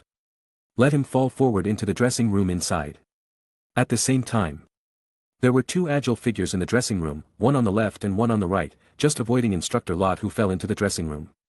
Teacher Instructor. Instructor Lot. The gun in his hand was thrown away. Instructor Lot was stricken by the fall and more frightened. His face turned pale for a while, thinking that he was dead. Never thought about it. Following two familiar voices, Instructor Lot was helped up by the two people next to him. Why are you here? Instructor Lot opened his eyes in surprise, staring blankly at the boys and girls standing on the left and right. It was not Gwen, the monitor of the students in his class, and the one who suddenly disappeared in the outer city. Are your students happy? Nian said with a normal expression. I was worried about classmate Gwen, so I secretly came back here just now, and found her here, so we hid in here together. Yes, instructor, we were both frightened. Gwen's beautiful eyes flashed with misty water, and she said weakly while wiping the corners of her lips without leaving any trace. Well, it's nothing, just that the pink lips are a little red and swollen. The girls secretly glared at Nian. Nian was a little helpless. Can you blame him? Who started it just now? Naturally, Instructor Lot didn't pay any attention. He looked at Gwen and Nian nearby, and thought he was patting his shoulder in a dream. After confirming that the current situation was a real reality, such a tall man suddenly covered his forehead and cried out. Nian and Gwen were both dumbfounded. Instructor, teacher, are you okay? Gwen asked hurriedly. I'm fine, I'm just so happy. Instructor Lot sobbed. I just returned to the urban war zone here, and in another place, I found the 3 remaining classmates who were separated, and we hid together. In the underground parking lot, I evaded the alien search until there was no movement outside, and I rushed over here to look for him. Fortunately, both of you have been found. In this way, all the classmates in our class will be the same. Before leaving school, as the instructor, I said that I will be responsible for your safety. So no matter what happens, since I brought you to New York, I must bring you back intact. Now, I did it. Instructor Lot cried and laughed, venting his fears while feeling excited that the students were all safe. Nian and Gwen looked at each other and saw that all the students were fine. This should be the most fortunate thing today. Nian looked at Instructor Lot and sighed sincerely. Instructor, you are the real hero.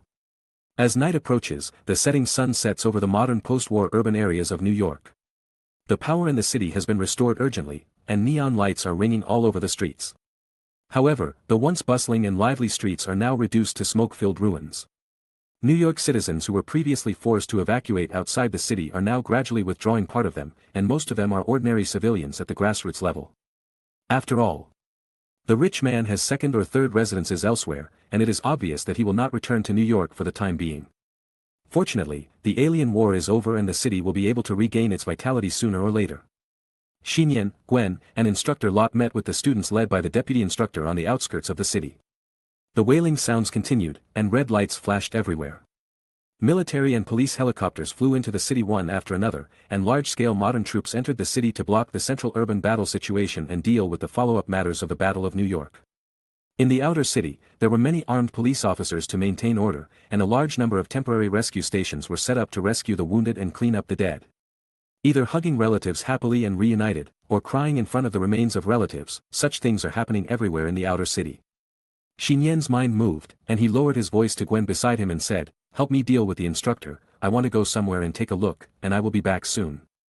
"Okay, be careful," Gwen nodded softly. Nian secretly left the student team and merged into the chaotic crowd. Quickly came to a place in the city. This place is a disaster area severely bombarded by alien forces. Many houses and buildings are mostly destroyed, and only a few street lights that survived on the roadside are on. However, Nian saw it at a glance when he came here. In a dimly lit building ruins, several rescuers in protective clothing were packing 2 bodies in white body bags.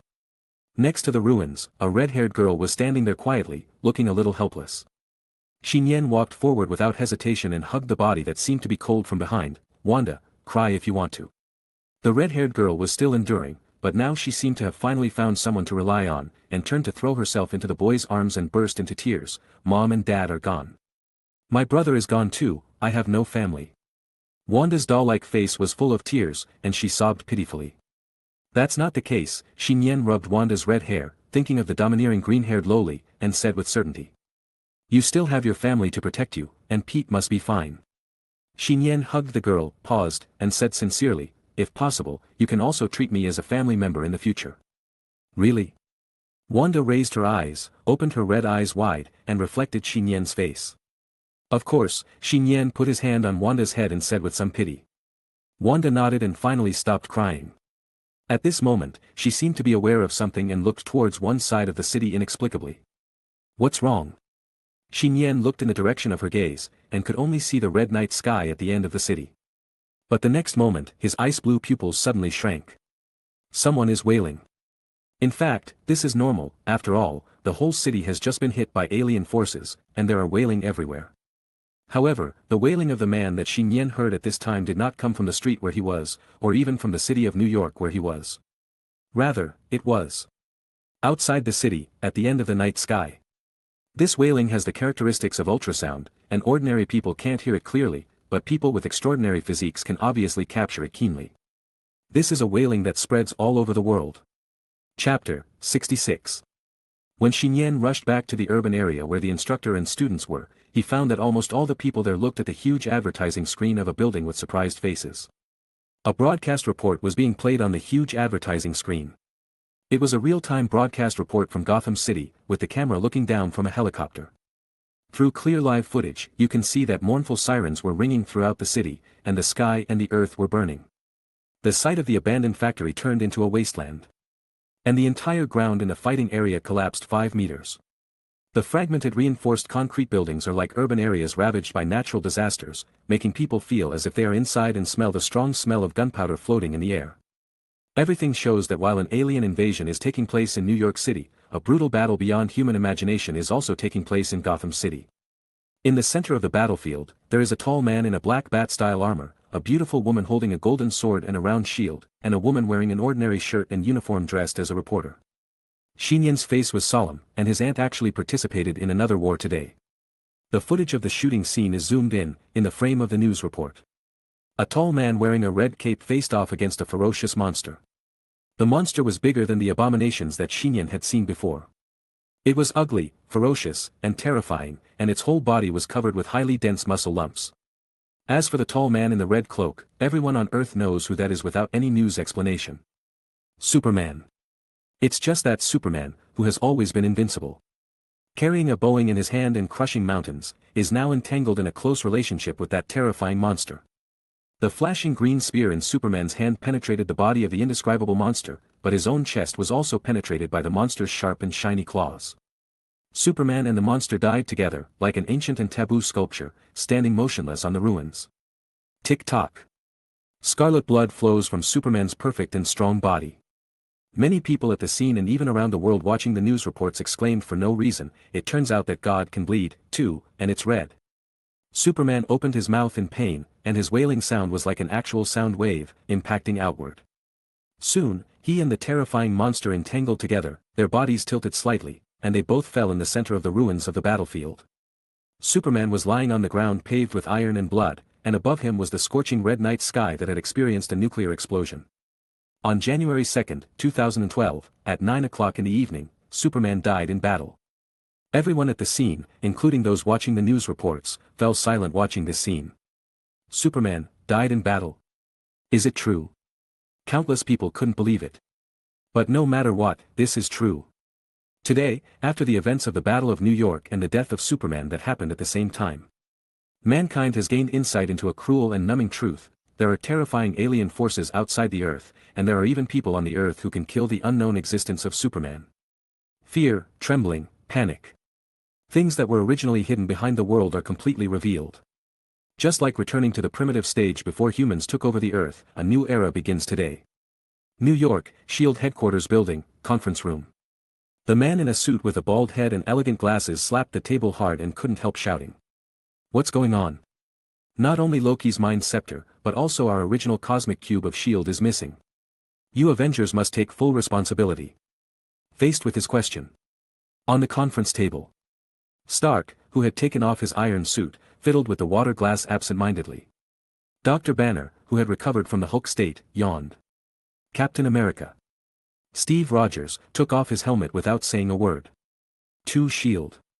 agents, Black Widow Natasha Romanoff, and Hawkeye Clint Barton, who had been secretly killing aliens somewhere, followed the boss and pretended not to hear the question. Can you get me a glass of water? By the way, who are you? The bald man's eyes twitched, and he couldn't hide his anger and said. I am Agent Sitwell of the S.H.I.E.L.D. agents. I have been given the highest level instructions from S.H.I.E.L.D. and have the authority to handle all follow-up matters of the Battle of New York. Really, then where were you when we were fighting just now? Stark shrugged. Watch your attitude. Before Agent Sitwell could finish his words, Dr. Banner suddenly twitched and looked like he was about to become angry and turn green. This frightened him, and the S.H.I.E.L.D. agent standing behind him and subconsciously took a few steps back. Unexpectedly, Dr. Banner just made a feint, spread his hands and said, Don't pay attention to me, you continue. Why don't you care? You are a time bomb. Agent Sitwell was about to say something. At this time, the door of the conference room opened, and a one-eyed black man dressed in black walked in, followed by a tall female agent assistant.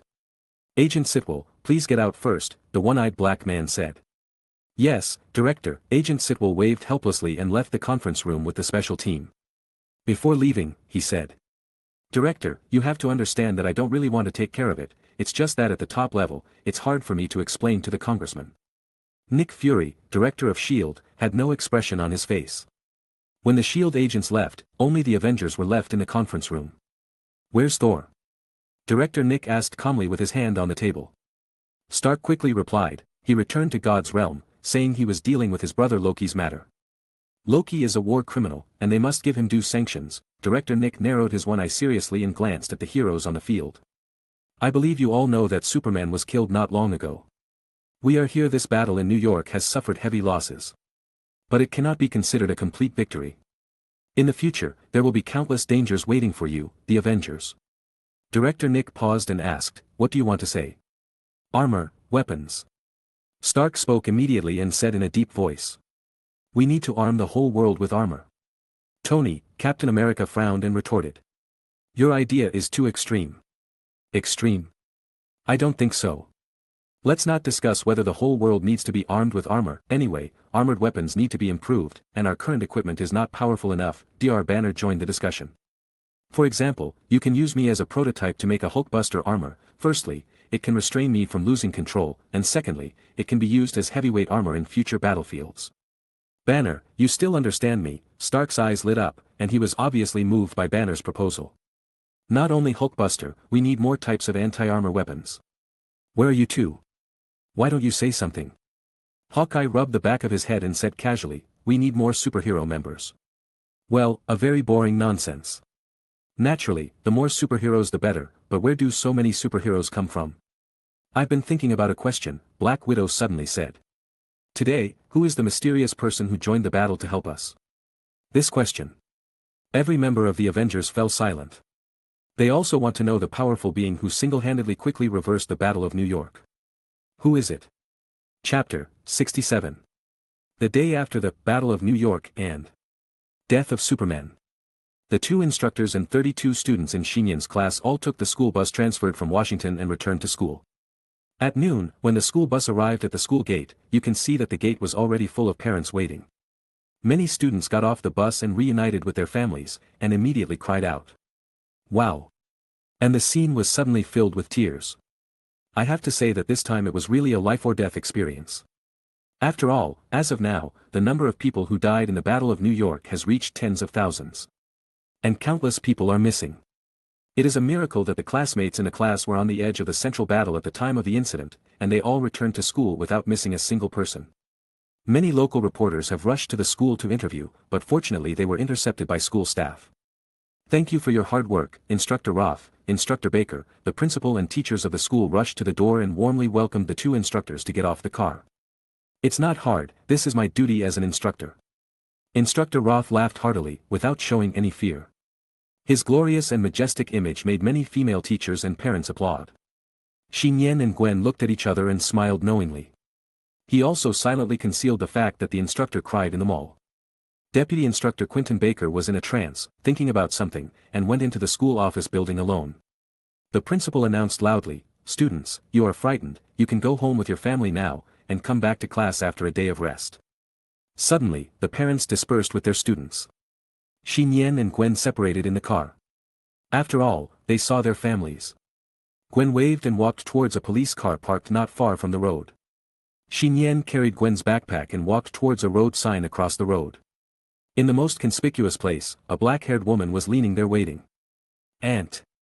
Nian came to the woman and saw her worried face. He had a lot to say.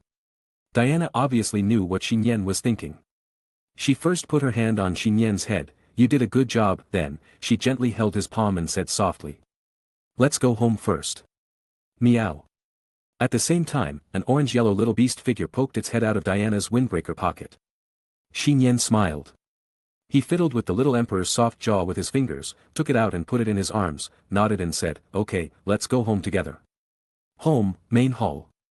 Nian hugged the slender waist made by God with perfect proportions. And rested his head on the soft and warm armpits.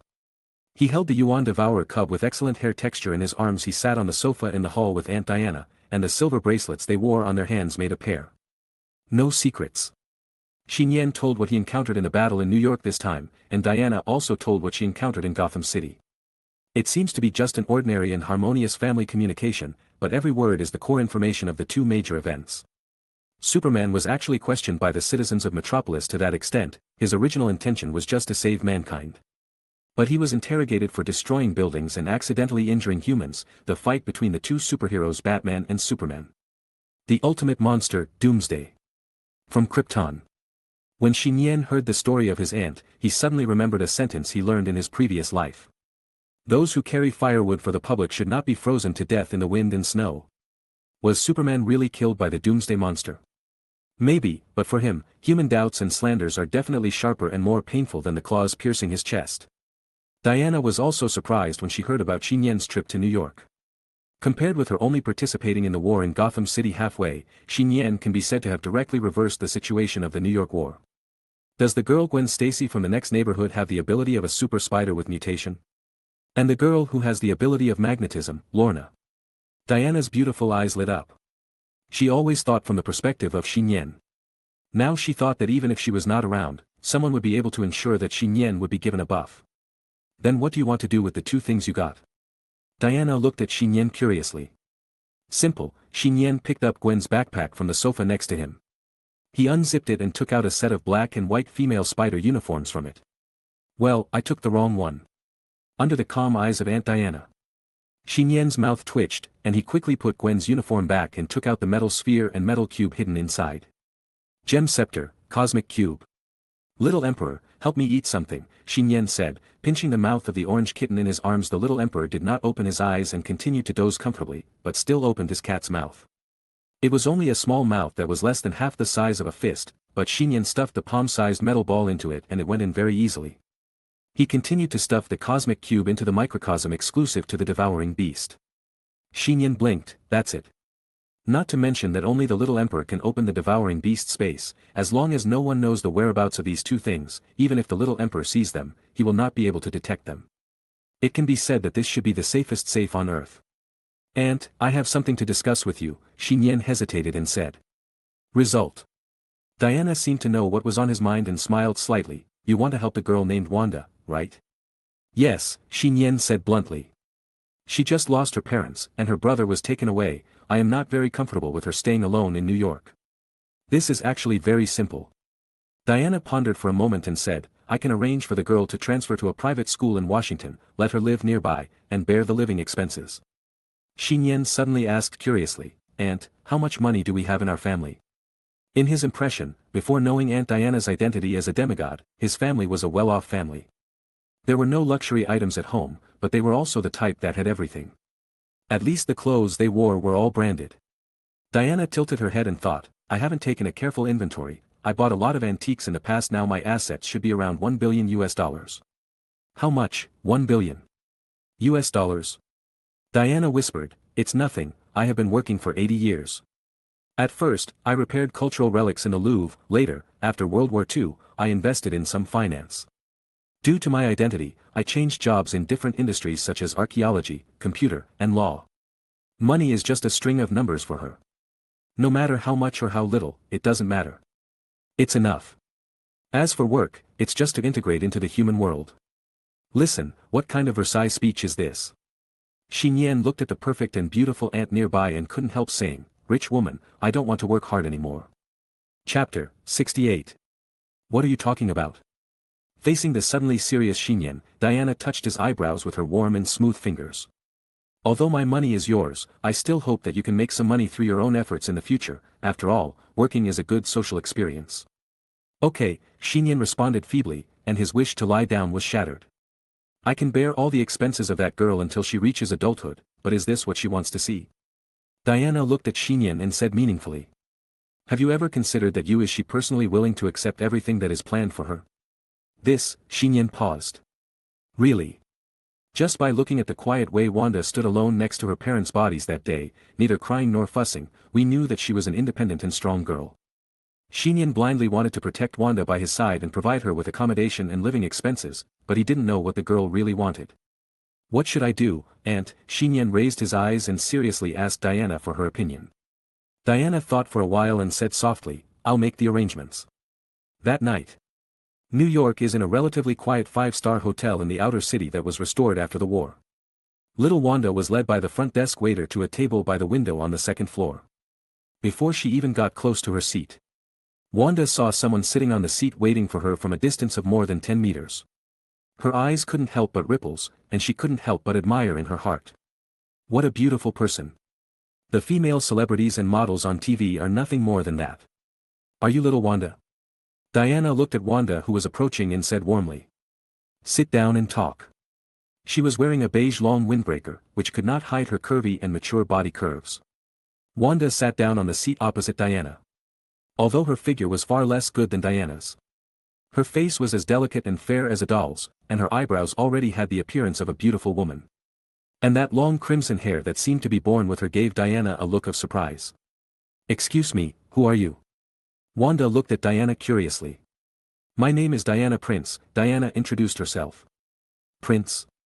Wanda opened her eyes in surprise. Diana nodded lightly and said with a smile, yes, I am a member of Nian's family. Hello, my name is Wanda, Wanda Django Maximov. When she heard that it was Nian's family, Wanda was not so cautious and her attitude became much more respectful.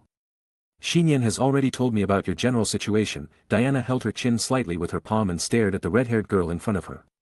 What he means is that he wants to help you transfer to a private school in Washington, nearby, arrange your accommodation. Of course, I will also arrange for someone to help find your brother. No, it doesn't have to be so troublesome. Wanda shook her head hurriedly and waved her hands in a panic. Nian helped my brother and saved my life. I am already very grateful to him. I can't repay him now. Don't refuse in a hurry, Diana asked. I want to know, what do you think of Nian's proposal? Very good, but, it's great, Wanda lowered her head and whispered. I really can't accept it for him to pay so much for nothing. Wanda paused and asked with red eyes, if possible, I hope you can arrange for someone to find my brother. It doesn't matter to me personally. What a nice girl. Diana thought to herself, suddenly admiring Nian's vision, and continued to ask. Then you don't want to go to school? With the current situation here in New York, it is estimated that classes will be suspended for a long time, and in Washington, you can still see it often. Nian. Wanda lowered her head and thought for a moment, then said, Nah, I have no money now, but I will work part-time. When I stabilize my situation in the future, I will definitely go to Washington. Diana said very simply, you are only 13 years old now. Who will recruit you to work? If you continue like this, you will probably be placed in an orphanage. Not to mention being controlled by others, you may not have the chance to work again in the future. Looking for brother. Wanda clenched her hands under the table and stayed in her seat at a loss. Only 13 years old, lost his family, house and property. A person is living alone in post-war New York City, and is still looking for his brother who was abducted by mysterious forces. There are too many tests to face in the future. I have a plan here. Diana looked at the helpless Wanda and suddenly said, a job that not only allows you to live and study in Washington, but also allows you to repay the various help provided by Nian. You can even use it as a long-term job, internship work. Wanda opened her cute eyes wide and asked with a hint of hope, what plan? The next day, morning. The curtains in the single room were tightly drawn, not letting in a single ray of morning light. Nian was still sleeping under the covers when he suddenly dreamed of a blue-haired Lolita maid calling from his bedside, "Master, it's time to get up." "Sleep a little longer," Nian muttered in confusion. "Don't sleep anymore, it's time to get up and get ready for breakfast." A soft, familiar childish voice continued to come from close to the ear, and there was a slight tug on one side of the quilt. "Wait, is this dream a bit too real? Also, this voice is..." Nian opened his eyes as if awakened, and what came into view was a scarlet maid with a slightly larger apron hanging on her chest. "No, something is wrong." Nian patted his cheeks, looked at the red-haired girl who was still pinching a corner of the quilt with her little hands, and said in doubt, "Wanda, why are you here? Why can't I be here?" Seeing Nian who had rescued her again, Wanda suppressed her inner joy, went to the window, stood on tiptoe and opened the curtains, letting the morning light outside shine into the room. "Miss Diana gave me a job for internship for 3 years until I become an adult. I can get part of the salary in advance and live here." "What job?" Nian asked curiously, but Aunt Diana didn't tell him. "Take care of you, Master Nian, for example, wake you up in the morning, make breakfast, clean the house, wash clothes, and meet your daily needs." Wanda counted on her fingers. Before she finished speaking, Nian interrupted her, "Wait. Isn't this a maid?" Nian's original intention was to let Wanda come to Washington so that he could take care of her. As a result, now it is Wanda who comes to take care of herself. "Why do I need someone to take care of me, especially someone younger than me?" Nian was stunned for a moment, but soon understood. This is probably a compromise plan made by Aunt Diana to make Wanda feel at ease to accept her financial help. "Don't you need it?" Looking at Wanda's depressed face, Nian immediately gave up and said quickly, "Yes, I need it very much. I can't take care of myself at all in my daily life." "Well, it seems a bit exaggerated." Nian continued, "Just don't call me master, I'm not used to people calling me that." Then, Scarlet made Wanda blushed, hesitated, and finally asked softly, "What do you want for breakfast?" "Master." Nian is gone. Chapter 69. Nian sat at the dining table eating warm milk and bread. He watched the follow-up news about the New York War and Superman's death while watching a small crimson figure busying around in the living room. Aunt Diana went out to work early, leaving only Nian and the crimson maid Wanda at home.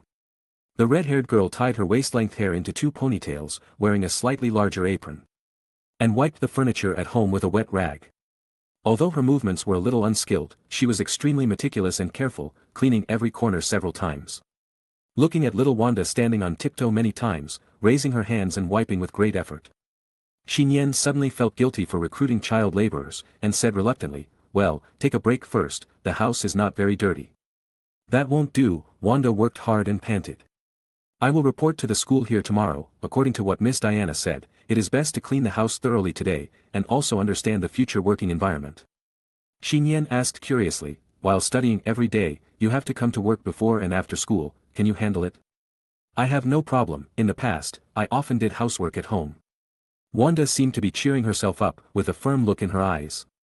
At this time, Wanda suddenly seemed to think of something, put the rag in her hand into the bucket, turned around and looked at Nian who was enjoying breakfast, and asked the service feedback seriously, "Master, how is the temperature of my milk?"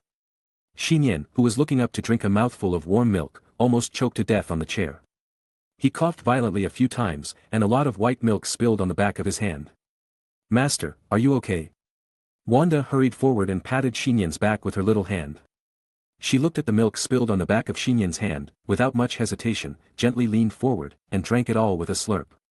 "Don't waste it." Wanda licked the remaining milk stains on the corner of her lips and whispered softly. Nian was gone again. He said weakly, "Wanda, remember, it's okay if you call me at home, but don't call me like this outside." "Why?" Wanda tilted her crimson ponytails and asked innocently. "Because I don't want to be taken away by the police, uncle," Nian said. "Especially Officer George from Gwen's house, who had been keeping a close eye on him. If he found out that he had recruited a maid, the consequences would be disastrous." "Okay." Wanda seemed to have realized that the previous action was too intimate, and said with a slightly red cheek. "Then I will call you Master at home and Master Nian outside." "No problem," Nian nodded. He didn't say much, but quickly finished all the breakfast on the table. Wanda secretly observed this and showed a happy smile on her face. Let Wanda clean up the tableware and take it into the kitchen. Nian pondered and said, "Wanda, you don't have to make my lunch at noon, be careful at home." While Nian was speaking, he glanced at the little orange cat sleeping soundly under the table next to his feet, and whispered, "Xiao Huang, protect Wanda at home." Xiao Huang didn't open his eyes, but his tail shook abruptly. "Is the master going out?" Wanda poked her head out of the kitchen and asked curiously. Nian was choked again, still not used to this special name, took a breath and said, "Yes, I'm going to see a friend. Be careful on the road, I'll wait for you at home." Wanda's voice was still faintly in his ears. Nian glanced at the back of his right hand. Wanda's unintentional action just now obviously indirectly triggered the Lord of the Dependents. Nian could clearly feel that his physique and strength had obviously increased a little, but it was still within the scope of humans. Sure enough, Wanda is just an ordinary girl, Nian muttered to himself, and a figure with dark green hair appeared in his mind again. I don't know why that North Star boss has such a powerful and strange ability. Also, why Luna didn't recognize Wanda and took Wanda away on the day of the New York battle. Took 2 or 3 buses in the city and suburbs of Washington.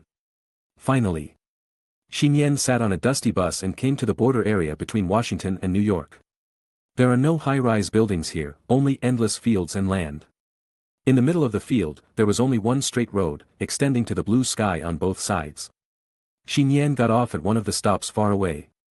According to the address information provided by the school teacher, he finally came to a wooden house in the style of a western villa. The 2-story wooden house was surrounded by wheat fields. Nian didn't expect it to be so far. He looked down at the address again and confirmed that it was the place he was looking for. Then he rang the doorbell at the door. Very quickly, there was a sound of footsteps from inside the door, and an old woman in her 60s opened the door. "Hello, excuse me, does Kara Danvers live here?" Nian asked first. "Yes, who are you?" The old woman nodded and looked at the boy in confusion. Nian released the speech he had prepared long ago. "My name is Nian Prince, a member of the Student Union of Washington White High School. Since Kara Danvers in the class has been on leave, I came here on behalf of the teacher to understand the situation." Before the old woman could speak, an old male voice with a smoky voice came from inside the room. "Let him come in." Nian raised his eyes and found that he was a man of a certain age with his temples all white. Through the man's old and resolute face, you can vaguely see that he was quite handsome when he was young. The man introduced himself. "My name is Stephen Danvers, and I am Kara's adoptive father. Living room on the first floor." Under the gaze and consideration of the old couple, Nian sat stiffly on the sofa. He subconsciously glanced at the living room and found that there were many group photos on the wall, among which Kara's photos were the most numerous.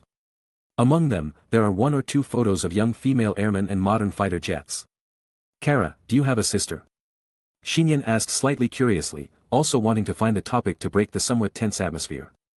Unexpectedly, after hearing this question, the old woman's eyes dimmed, and she got up and entered the kitchen as if to avoid it. At this moment, Nian realized that he had said the wrong thing. After all, the female Air Force figure did not appear in the group photo of Kara's family, only personal photos from the old era. "Don't mind," Stephen raised his cloudy eyes and looked at the photo on the wall and said. "Her name is Carol Danvers, and she is my first child. When I was young, I was very patriarchal, so much so that we had a quarrel with her very early." "Sorry," Nian apologized quickly. "It's okay," Stephen waved his hand. "It's all over." He recalled, after Carol ran away from home, she joined the Air Force despite our objections. Soon after, she died during a deployment. I kept her photo and hung it on the wall, which was also a form of repentance. To remind myself of the mistakes I made when I was young. Stephen looked at Nian and said in a deep voice, "So, we will never allow the last remaining child, Kara, to be harmed in any way."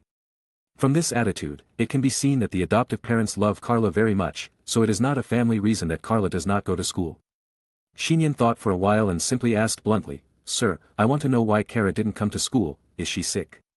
"She is fine, but," Stephen paused and said to Nian. "Aren't you her classmate?" "She is in her room upstairs, you can ask her in person now." Stephen warned, "But remember, don't mention anything about Superman." Chapter 70. Nian came to the second floor of the wooden house alone. He looked at Kara's adoptive parents who were silent downstairs, and didn't know what to say for a moment. So, are parents now so careless? In any case, even if he was Kara's classmate, they dared to let him enter their 15-year-old daughter's room? Aren't you afraid that he will do something bad? Forget it, he didn't plan to do anything bad anyway. Cough, Nian pretended to cough and knocked on a door on the second floor. "Kara, are you in there?" There was no movement in the room. Nian continued to knock a few times, thinking that he was here, and said forcefully, if you don't say anything, I will open the door directly. Inside, it was still quiet. Nian tried to open the door and found that it was not locked, so he opened it directly. The wooden door was pushed open, and the girl's quiet and warm room was naturally inside. However, the only window in the room was closed, and the dark curtains were tightly drawn. There was no sunlight in the room, so the light in the room was very dim. Nian walked a few steps into the room and soon accidentally stepped on a soft object. He picked it up and found that it was a pair of sky blue clothes with sparse fabric. Nian shook his hand and shook the clothes in his hand out. Fortunately, no one saw this scene. Nian was lucky and continued to look forward to the bed in the room. The quilt there was obviously bulging. The girl did not reveal any body parts. It seemed that she was hiding in the quilt on purpose. "Kara, you are in there, right?" Nian called and came to the edge of the bed. "Senior, why are you here?" Finally, Kara's delayed response came from the quilt. "Since Christmas, you have been taking leave and have not come to school, so." Before Nian finished speaking, the girl asked directly, "Are you concerned about me?" Of course, Nian nodded firmly and asked back. "Aren't we friends?" The bulging quilt trembled slightly. Then, the girl cried out, "Senior, I don't know what to do, I feel useless, I can't help or protect him at all." Nian suddenly understood when he heard this. In contact, Kara's adoptive father just warned not to talk about Superman. Everything is right. Obviously, Kara is a loyal fan of Superman. Thinking of this, Nian suddenly said, "Do you know what Superman was thinking about when he was dying?" Kara in the quilt was silent and asked, "What?" "He must be thinking that if there were a second or third Superman like him, it would be great," Nian said in a deep voice. "In that case, he would not have to bear the safety of the whole world, and could even live a stable life like ordinary people. But no one can do better than him," Kara in the quilt responded with difficulty. "Yes, no one can do better than him, but that's why we have to work hard to become the Superman in his mind," Nian pondered. "We ourselves have to become Superman, and let Superman become an ordinary person. This should be what he wants to see, and it can make him feel a relaxed and happy world." In fact, even Nian didn't know what he was talking about. Nian didn't say comforting words. At this time, all he could do was use Kara's idol to set a goal for Kara to work hard. As for becoming Superman. Just kidding, who can become Superman? Superman is a Kryptonian. Nian just mentioned it casually, thinking of arousing Kara's fighting spirit. "Senior, can I become Superman too?" Under the quilt, Kara's voice was no longer confused, and she asked softly. Nian sat on the edge of the bed, patted the quilt covering Kara, and encouraged, "Of course, as long as you work hard, you will definitely become the female Superman that the Chow expects in the future." Well, Nian chose to continue to confuse the concept. Work hard? I thought it was some bald guy, and I could become stronger by working hard. The bed was silent for a while. Just when Nian thought that his words of comfort had no effect. "Liar." Kara suddenly burst into laughter, and said under the quilt. "I failed to confess my love, how can I become a Superman?" This. Nian felt that he still couldn't keep up with the female's brain circuit. "Nian, are you really not moved by me at all?" As the girl's words came, the two sides of the quilt in front of Nian slid down slightly. Nian was stunned. Even in the dim light of the room, he could still vaguely see a smooth and delicate white skin. Kara, whose hair was slightly dark gold in the dark, sat on the bed like a duck. She was only wearing a small suspender pajamas on her upper body and ultra-short pajamas that were less than knee-length on her lower body. The narrow trousers made an attractive curve on her soft and smooth legs. The only remaining quilt covered one of her shoulders, and the quilt and suspenders on the other side had slipped down, revealing half of the girl's body from her shoulders. Kara's gem-like eyes sparkled, and she leaned forward with her hands on the bed, looking at Nian at close range. Less than a few centimeters apart, their noses almost touched, and a subtle feeling of attraction between opposite sexes arose spontaneously. Nian opened his mouth, but was quickly sealed by a soft finger. "No need to say." Kara looked down at his left chest and smiled sweetly, "I already know the answer. But, I am not the real me now." Kara looked straight at Nian, and said sincerely with confidence, "Give me a little more time, I will let you see my true attitude, wait until then, and then you can consider my confession." Nian left the Danvers family's residence. Before leaving the wooden house, he looked back at the window on the second floor, Kara's room, where the curtains had been opened and full of sunlight poured into the house. Today, Kara Danvers, who regained her confidence and vitality, left a very deep impression on Nian. Nian must admit that at that moment, his heart beat much faster than usual. Shield. Headquarters, top floor office. Director, are you looking for me? Black Widow, wearing her usual black tight leather uniform, entered here. Nick Fury, the director of S.H.I.E.L.D. did not say much and silently placed a photo on his desk. Black Widow looked at the photo in surprise. Her usual targets were gang leaders or something, but this time the photo showed a teenager. A Chinese teenager. He looked like a high school student. His name is Nian Prince. It has been preliminarily found that he is the adopted son of Wonder Woman, a member of the Justice League superhero, Nick Fury said quickly. I want you to approach him in disguise and find out if he has any extraordinary abilities. What if he has extraordinary abilities? Black Widow was a little curious. Nick Fury's single eye was deep, his dark face was firm and resolute, and he said in a deep voice. Rob the Justice League. Chapter 71. Washington, a wealthy residential area. A middle-aged woman in her 40s walked back to the residential area in high heels. Although she was wearing a pair of sunglasses and her slightly curly hair after cold perm texture treatment looked fashionable. Her skin and figure still had traces of vicissitudes left by the years. Old lady in front, please make way. The white boy who was walking towards her shouted at her from a distance. The white boy was wearing top brand names from head to toe, and he was holding a black adult pit bull in his hand. The muscles and fangs of the pit bull were shocking. The boy might be used to being wild and arrogant on weekdays. And he didn't take pedestrians seriously in the corridor of the community.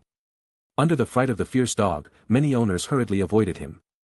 The woman in a leopard coat seemed not to hear it and continued to walk along the corridor. Tebby, bark at her. The white boy saw this and shouted angrily. At the command of its owner, the pit bull's eyes flashed with ferocious ferocity, and it was about to open its mouth and roar at the woman. However, the white boy was soon stunned again. The pit bull, which was originally aggressive, suddenly clamped its tail and crouched down. From its tightly closed mouth, it made an unprecedented woohoo sound, and a pool of wetness spread on the ground where it was lying. It was as if it was scared to death. When the middle-aged woman approached, the pit bull seemed to have finally mustered up the courage, suddenly stood up and fled to the side in fear, dragging the boy holding the hand rope away. The whimpering of the vicious dog and the screaming of the boy rang in the sky above the community.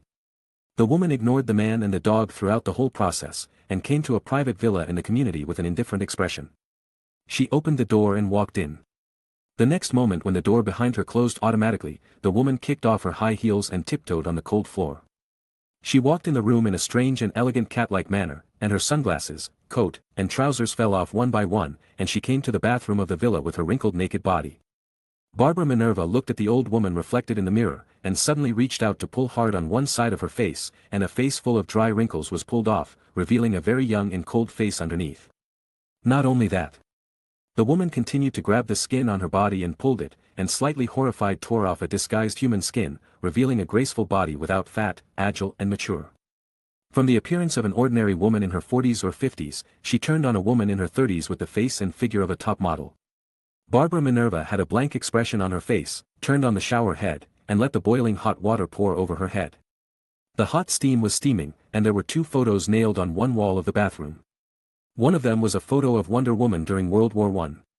The other one was a handsome boy who was the age and dress of a high school student. Barbara showed a cruel sneer like a predator, and took off the second photo elegantly and quickly. Licked it with her slightly long scarlet tongue, and the sharp fangs and claws of her mouth and hands were exposed coldly, and she tore the boy's photo into countless pieces in an instant. At night, around 8 o'clock, Nian returned to his home. As soon as he opened the door, he saw the hall under the light, where the floor and furniture were wiped shiny. And on the sofa in the main hall, a beautiful and mature black-haired woman was sitting on it, with her slender legs elegantly leaning against each other, holding a law book and reading with her head down. Not far from her, a red-haired girl was lying on another small sofa. The girl had curled up on the sofa and fell asleep, holding a dry rag in her hand and a sleeping little orange cat in her arms. At first glance, it looks a bit like mother and daughter. This warm scene made Nian dazed for a moment. Is there anything better in life than this? Diana put down the law book in her hand, walked forward lightly, took out the slippers from the shoe cabinet, and placed them on the carpet in front of Nian. I originally asked Wanda to go to bed, but she insisted on waiting for you to come back. As a result, she lay on the sofa and teased Xiao Huang, and fell asleep in a short while. I guess she was exhausted. After all, too many things happened in the past few days. Nian smiled, but he didn't think there was anything wrong with his aunt's arrangement. He now understood the intention of his aunt's arrangement, which not only allowed Wanda to get help with peace of mind, but also allowed Wanda to cheer up from the pain of losing her parents earlier. "Thank you, Aunt." Looking at Diana in front of him, Nian thanked sincerely. "We are a family." Diana smiled slightly. Nian looked at Wanda sleeping on the sofa and asked, "Where is Wanda's residence arranged? Isn't there an empty storage room next to your room? I had someone bring in a batch of new furniture this afternoon, and it has been converted into a single bedroom." "Wait a minute, so, Wanda will live with us in the future?" Nian was stunned. "This so-called nearby accommodation is too close, right? Isn't this good? I have to deal with the Justice League and work now, so I rarely have time during the day, just so that little Wanda can take care of you.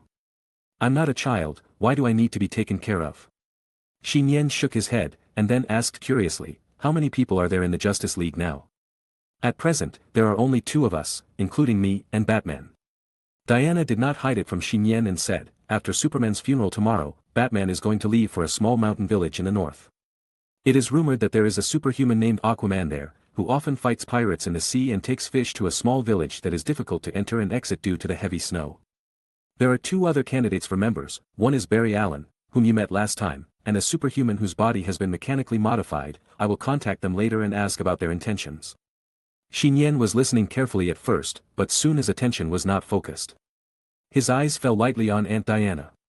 Aunt Diana's black hair was neatly tied up tonight. And she was wearing a white tube-top waist dress that showed off her figure.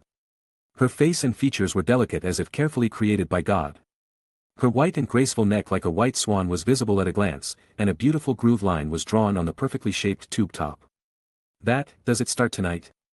Looking at Diana in front of him, Nian suddenly remembered something very important and couldn't help asking. Apparently knowing what Nian was referring to, Diana nodded calmly. Nian took a deep breath and took a step forward, holding the soft waist wrapped in a corset skirt in an S shape with both hands. Even though he touched it many times, he still secretly sighed that he was worthy of being a god. He raised his eyes and looked at the curve of the lips that were painted with light lipstick, which looked even more seductive. "It's just practice." Nian calmed down a little, and while Diana lowered her head in cooperation, he tiptoed slightly and kissed the softness that was exclusive to demigods. Chapter 72. All said. Superman changed the world when he flew across the sky, and when Superman stopped flying, the world changed again. Morning on the 3rd day of Duchow's absence. Nian woke up to the soft call of the crimson maid Wanda. He yawned and stood up, opened his ice-silver eyes filled with a sense of indifference, and subconsciously rubbed his long, fluffy silver hair. "Master, what happened to your hair and eyes?" Wanda looked at Nian in surprise, her mouth slightly opened. "It's nothing, from now on, I may become like this inexplicably every night, don't worry about it," Nian blinked. When he dug out Wanda from the ruins with his bare hands, he had already demonstrated his extraordinary ability in front of her. Unexpectedly, Wanda stared closely at Nian with long silver hair, her cute eyes glowing. "It looks good." Nian. "Forget it, don't argue with the little maid." Nian came to the sink in the shower room. After washing his face, his long silver hair began to return to its original shape, and his silver eyes returned to the brown color of ordinary people. "The duration of the demigod state is just right." Young breathed out. The night before yesterday, besides discussing Wanda's settlement, he and Diana also discussed another matter. Now that times have changed, the back side of the world is beginning to be fully exposed to the sun, and there may be more supernatural events happening in the future. Although Aunt Diana can become a stable medium to supply the opposite sex, when Nian obtained the Greek demigod physique. Due to the autonomous overflow of divine power that could not be perfectly controlled, obvious features such as long silver hair and ice-silver pupils would still appear. For the future. It allows Nian to skillfully control divine power and perfectly hold the body of a demigod while maintaining the appearance of an ordinary human being. So, Diana proposed. Practice every night. When Nian directly triggers the Lord of the Families. His ability can be maintained for exactly 12 hours. As long as he triggers the demigod body after returning home every night, the ability will disappear before going to school during the day. Demigod by night, human by day. Practice more like this until Nian can completely master the body of a demigod. Nian changed into going out clothes and came out of the room. He happened to see Wanda who was preparing breakfast. She also changed into a school uniform skirt. Her crimson hair was pressed down by the brim of her winter hat, which made her look very cute. "Wanda, you look good in this school uniform." Nian did not hesitate to praise him, because what Wanda needed most now was affirmation. Wanda's face turned slightly red, and she helped Nian pull out the chair. She walked to another chair, jumped on it and sat down. Nian glanced secretly. Well, little Wanda's feet were still hanging in the air and couldn't touch the floor when she sat in the chair. But even so, her feet didn't sway at all, and she was very calm and well-behaved. Besides, Xiao Wang obviously knew that Wanda would prepare the food for him from now on, and he was walking back and forth affectionately next to Wanda. Nian sat down on the chair and while enjoying breakfast, he asked curiously, "Wanda, are you going to report to the school you are transferring to today?" Wanda nodded and said, "Yes, Miss Diana has made all the arrangements, I just need to get my certificate and go report. By the way, Master, I have to go out on the weekend this week." "Where to go?" "Gotham City." "Oh, Gotham City, wait," Nian opened his eyes wide. "What are you doing in Gotham City?" Wanda said truthfully, "It was also arranged by Miss Diana, I can go there to learn about housekeeping and other knowledge. Miss Diana said that there is a very suitable teacher there, and someone will pick me up on the weekends. That is indeed a good teacher, however, it is too hard." The orderly look of the AFU housekeeper came to mind. Nian thought for a while and said to Wanda, "If you don't want to go, I can talk to my aunt, after all, you are only 13 years old." "No," Wanda shook her head and said seriously. "Actually, this is what I asked Miss Diana last night. Now, I can only do housework casually, I need to learn more things before I can truly take good care of your master." Nian stopped persuading. Wanda's current state of hard work and improvement is still very good, there is no need to dampen her enthusiasm. Well, since the maids are working so hard, the master shouldn't be lazy. Nian is bright and energetic, igniting fighting spirit. I've had too many vacations recently, and a series of things have happened, so a lot of homework has been left behind. Nothing extraordinary or supernatural exists. From today on, you can be an ordinary high school student. Nian thought secretly. In the morning, in class. "Students, since your original deputy instructor, Quentin Baker, resigned and left the school the day before yesterday, the school has arranged for you to have another new instructor. Instructor, come out." Instructor Lot stood on the podium, explained to the students in the classroom, and shouted outside. Said at the same time. With her dark red short hair swaying, a female instructor wearing a white long-sleeved shirt, a black hip-hugging skirt, and shiny black stockings on her legs walked in from the classroom door. "Hello, students, I am your new deputy instructor, my name is Natasha Romanoff, please give me more advice in the future," the female instructor said with a smile, pushing the black glasses on her nose. Both her appearance and figure are at the level of a top model. The students in the classroom were stunned for a moment, and Instructor Roth turned his head away without daring to look at her. The woman's body in front of her was so mature that water could be squeezed out. Gwen looked at Nian not far away with some worry, and found that Nian's eyes twitched slightly. In the last New York battle, Gwen was not in the Stark Industries headquarters building, so she didn't know. But Nian stopped the cosmic cube in the headquarters building, so she recognized it at a glance. Isn't the so-called new instructor the female agent in black? What the hell, are you still letting people learn? Nian sighed in his heart, hoping that the other party was not coming for him. The other party should not recognize that he was the one who participated in the New York battle that day. In addition to the new instructor, there is also a new dean of teaching in the school. Instructor Roth seemed to have seen something, and hurried to the door of the classroom, and asked respectfully outside the corridor. "Dean of teaching, do you want to go in and say a few words?" "No need." A cold and calm female voice sounded outside, and then a tall figure walked through the classroom corridor. The curly-haired woman was wearing a leopard print coat and a tight sweater inside, which still outlined her curvy curves. Even if she passed by, she still attracted the attention of many students in the class. Nian blinked in confusion. When the dean of teaching passed by the corridor, did he seem to glance at him? Chapter 73. The first period is a chemistry course. Nian and his classmates all came to the school's independent laboratory and watched Dr. Kurt Connors, who was teaching, demonstrating experiments on the podium. Nian also calmly held the utensils and started experiments with his classmates. Laboratory window.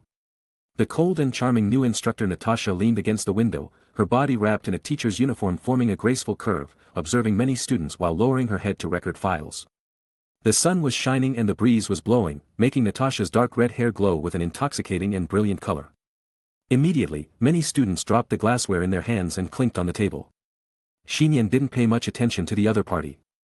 If he cared too much, he would easily reveal his identity. Before you know why Natasha, a female agent who fights with the Avengers, suddenly came to his school disguised as a new instructor, it is best to treat her as a real new instructor. Natasha leaned against the window, her beautiful eyes scanning all the students in the laboratory, and occasionally her eyes fell on the black-haired boy in the corner of the back row of the laboratory. Before assuming her current identity, she had looked at the boy's photos repeatedly. Nian Prince. The information on the surface shows that he is a quiet, calm boy who does not like to deal with strangers, but loves to study. Respects his teachers and friends, and abides by the law. Maybe it is because he is of yellow race. Although he looks handsome, but he is not very popular in school, and he attracts much attention because of his childhood sweetheart Gwen Stacy. By the way, Gwen Stacy's father is also a local police officer with a certain reputation and status. And on the back. His guardian is Diana Prince, a member of the recently formed Justice League Heroes who is suspected to be a divine being. With Wonder Woman's recent frequent actions as a superhero, children living at home together shouldn't be completely unaware. This may be one of the reasons why director Nick Fury sent her down to investigate. Nian Prince, who was raised by gods, is really just an ordinary human high school student. On the surface, Natasha was observing and recording the whole class. In fact, she only had eyes on the black-haired boy Nian Prince. She began to analyze and make judgments based on her years of experience as a top spy. My first impression when I saw Nian was good impression. After all, Nian's appearance is pretty, her clothes are fashionable and good-looking, and her body is clean and full of sunshine. Wait a minute. Natasha suddenly froze and felt a sense of violation. Will you be someone who judges others by their appearance? She received espionage, weapons and military training in the Red Room at a very young age. She endured inhuman torture and training of her body and mind. She took drugs that were lethal enough to reach the limits of human beings. She killed countless enemies in countless ways. An even companion, initially became the current top female agent Devil, Black Widow. A woman's beauty and body have long been the most advantageous and terrifying blade to achieve her goals.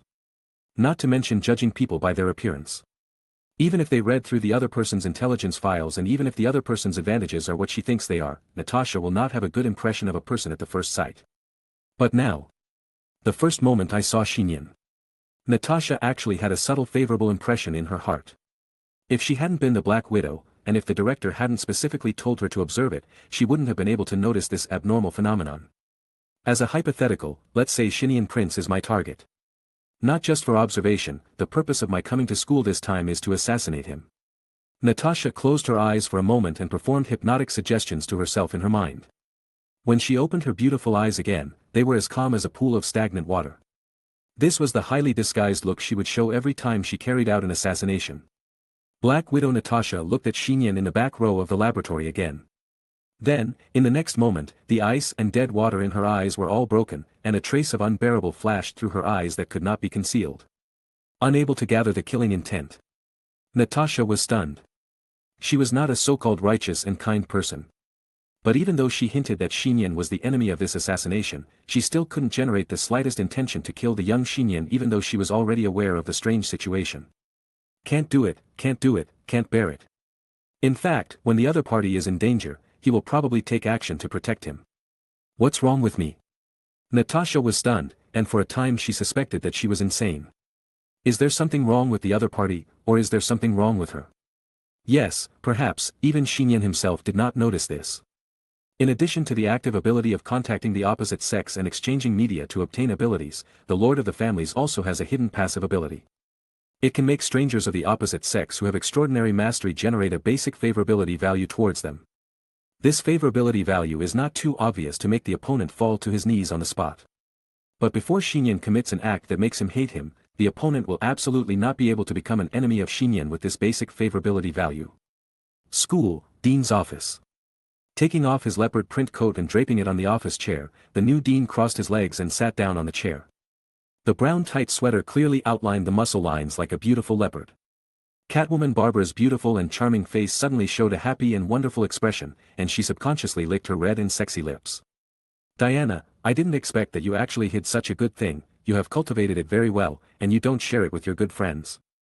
Barbara seemed to have seen prey, her beautiful eyes flashed with a flame-like dark green pupil, and her scarlet tongue with a watery glow licked her slender back of the hand wildly. I really want to see it earlier. What kind of expression will you show after I eat him thoroughly? After class. Students walked out of the laboratory door in a line.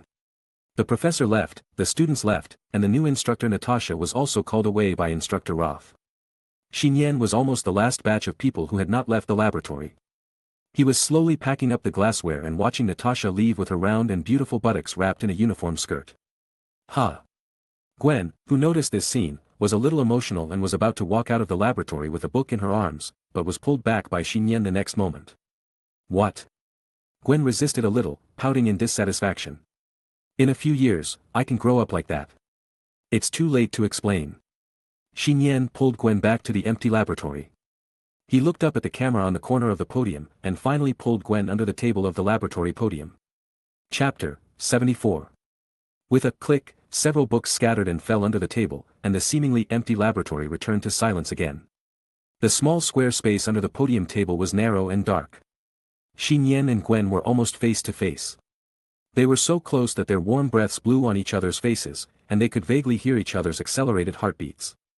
Nian, what are you doing? The blonde girl blinked in confusion, her sapphire eyes flashing with clear light. I want to borrow your ability, Nian said seriously. Although we don't know why the female agent Natasha came, it is best to take preventive measures in advance and obtain Qingmei Gwen's super spider ability. If any emergency situation arises later, she can handle it. Borrow ability? The blonde girl Gwen was stunned for a moment, and then quickly understood what Nian meant. Her fair cheeks and ears turned red, and actual steam almost came out of her head. In school, or in this place? Gwen bit her shiny pink lower lip and glanced at the laboratory outside. The exposed skin was slightly red. If you don't want to, forget it, Nian didn't force it. After all, for Gwen, who was still the squad leader, it was really too exciting under the podium. Who said, unwilling, Gwen tried her best to spit out these words, and the sound she made was as small as a mosquito, making people doubt that she was not bitten by a super spider. Nian didn't think anything of it at first, but now that he saw Gwen being so shy, his heart beat loudly, and his body temperature rose along with the close body. Then I'll start. Nian looked at the small girl's face nearby and suddenly felt that his lips were a little dry. Gwen closed her eyes nervously, her long eyelashes trembling slightly, her chin raised at a suitable angle, and her bright pink lips slightly opened. Young took a breath, gently held the girl's shoulders with his hands, and lowered his head forward. Seeing that the two were about to touch each other, however, at this moment. Tap! A sudden sound of footsteps came from the corridor, and the man crossed the door and entered the interior of the laboratory. Under the podium table. The bodies of Nian and Gwen suddenly stiffened, and they remained motionless, even their breathing slowed down subconsciously. I wish I were a classmate and would leave soon. However, the sound of footsteps was still approaching, coming towards the podium where they were. I almost forgot something again, the man muttered to himself helplessly, came to the laboratory podium, and began to clean the glassware and other items on the table. It's Dr. Kurt Connors. Nian and Gwen didn't dare to take a breath, looking outside the table at the shiny leather shoes of the PhD teacher close at hand. If discovered, the consequences would be unimaginable. Fortunately, Dr. Kurt didn't tidy up for long.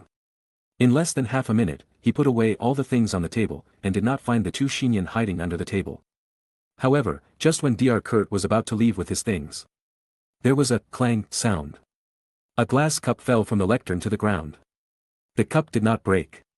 It fell on the ground and continued to roll inward, rolling into the bottom of the lectern. Dr. Kurt sighed and immediately bent down to pick it up. This. Nian and Gwen's pupils shrank slightly. But the next moment, changes occurred. Before Dr. Kurt's waist could bend down, his body suddenly trembled violently, his hands suddenly rested on the desk, and he let out a low growl deep in his throat that was unlike anything a human could make. Damn it, at this time. The originally gentle voice became hoarse, and Dr. Kurt covered his mouth with force to prevent himself from actually roaring. His gentle face was filled with an expression of pain, the desk he was holding on with both hands made a squeaking sound, and his shirt and suit were inexplicably torn apart by the swelling muscles. Under the lectern. Nian and Gwen watched this scene in amazement. They saw that from the leather shoes that Dr. Kurt had forced open, two ferocious, wide, green-scaled feet were revealed, which overall resembled a lizard. At the same time, a thick green-scaled long tail stretched out from behind the white coat Dr. Kurt was wearing, violently pumping the air left and right, and a whirring sound suddenly occurred in the laboratory. The floor was trampled to pieces, the blackboard was cracked, and deep scratches were left on the tabletop. Dr. Kurt at the table reveals his true monster form. The doctor is actually a lizard. A thought came to Nian's mind, and along with the sweet breath, a soft and gentle touch that could not be ignored came from his lips. Nian opened his eyes wide, and what came into view was the girl's small and delicate face. Without thinking too much, Nian suddenly took the initiative and forcefully demanded the medium inside Gwen's lips. Buzz. The two highly tacit spider senses first touched tentatively, then became deeply entangled, and even wanted to completely merge into one. The account password is entered correctly. The extraordinary spider version of Nian is back online. Tap. Unaware of what was happening under the table, Dr. Kurt, whose body transformed into a giant lizard, stumbled out of the laboratory door. The next moment Dr. Kurt left. In the laboratory, the table on the podium flew open. "Gwen, your clothes are in my school bag," Nian said quickly as he stood up. "Okay, I'll change my clothes right now, and you find a way to get everyone in the school to evacuate urgently. By the way, there's something in my locker for you, remember to get it first." Gwen quickly threw this sentence, and without waiting for Nian's response, he rushed out of the laboratory nimbly and quickly. Nian followed Gwen out of the laboratory and rushed to the office building opposite the teaching building alone. Arrived at the main entrance of the office building, Nian happened to meet Instructor Roth, who was walking out of the office building. When Instructor Roth saw him, he immediately waved and said, "Nian, I just wanted to find you." "Looking for me?" Nian was stunned. "It's the new Dean of Teaching, she specifically mentioned your name and asked you to go to the Dean's office right now," Instructor Roth patted him on the shoulder and said. "That's no problem," Nian agreed first, and then said seriously. "Instructor, listen to me. I just saw Dr. Kurt turned into a lizard monster. I'm worried that the teachers and students of the school will be in danger. Please take the students in the teaching building to evacuate first." "Dr. Kurt, lizard monster? Is it true? I just saw it with my own eyes," Nian said firmly. If it were an ordinary teacher or instructor, facing such bizarre words from students, I'm afraid they would just treat it as a joke. But Nian believed in Instructor Roth. After all, they had experienced the New York War together. Instructor Roth was silent for a moment, then nodded seriously. "I know, I will go to evacuate the students of the school now." Nian breathed a sigh of relief and continued to walk into the office building and headed to the director's office.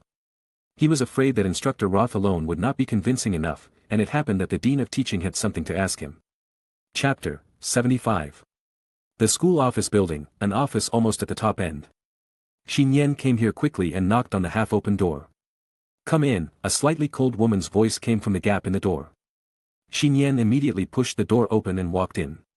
He could see that the curtains in the director's office were lowered, causing the indoor light in the office to be slightly dim. On the office chair, sat a beautiful young woman with a leopard print coat on her shoulders, or rather, it would be more appropriate to describe her as a lady. After all, the other party's temperament was elegant and luxurious, and her figure was at the most mature and plump stage of a woman. Because of proper maintenance, there was no trace of time on her face. The beautiful lady's legs were bare from her knees down, sticking out from under the inner brown sweater, casually and sexy together. When sitting, because the sweater was rolled up a little, the round and slender thighs were very close to the intersection. This is a sexy, beautiful, mature, top-notch beauty that can attract men. It was comparable to Natasha that Nian had seen, but with a hint of natural wildness. "By the way, is this really the Dean of Education who maintains school discipline? Are you sure it won't cause any negative effects?" Nian couldn't help but complain in his heart, and instinctively felt that something was wrong, so he opened the door wide and let the light behind him penetrate into the office. "Close the door," Barbara turned her office chair slightly and said to Nian at the door. "Well, why do you want to close the door?" Nian felt more and more wrong.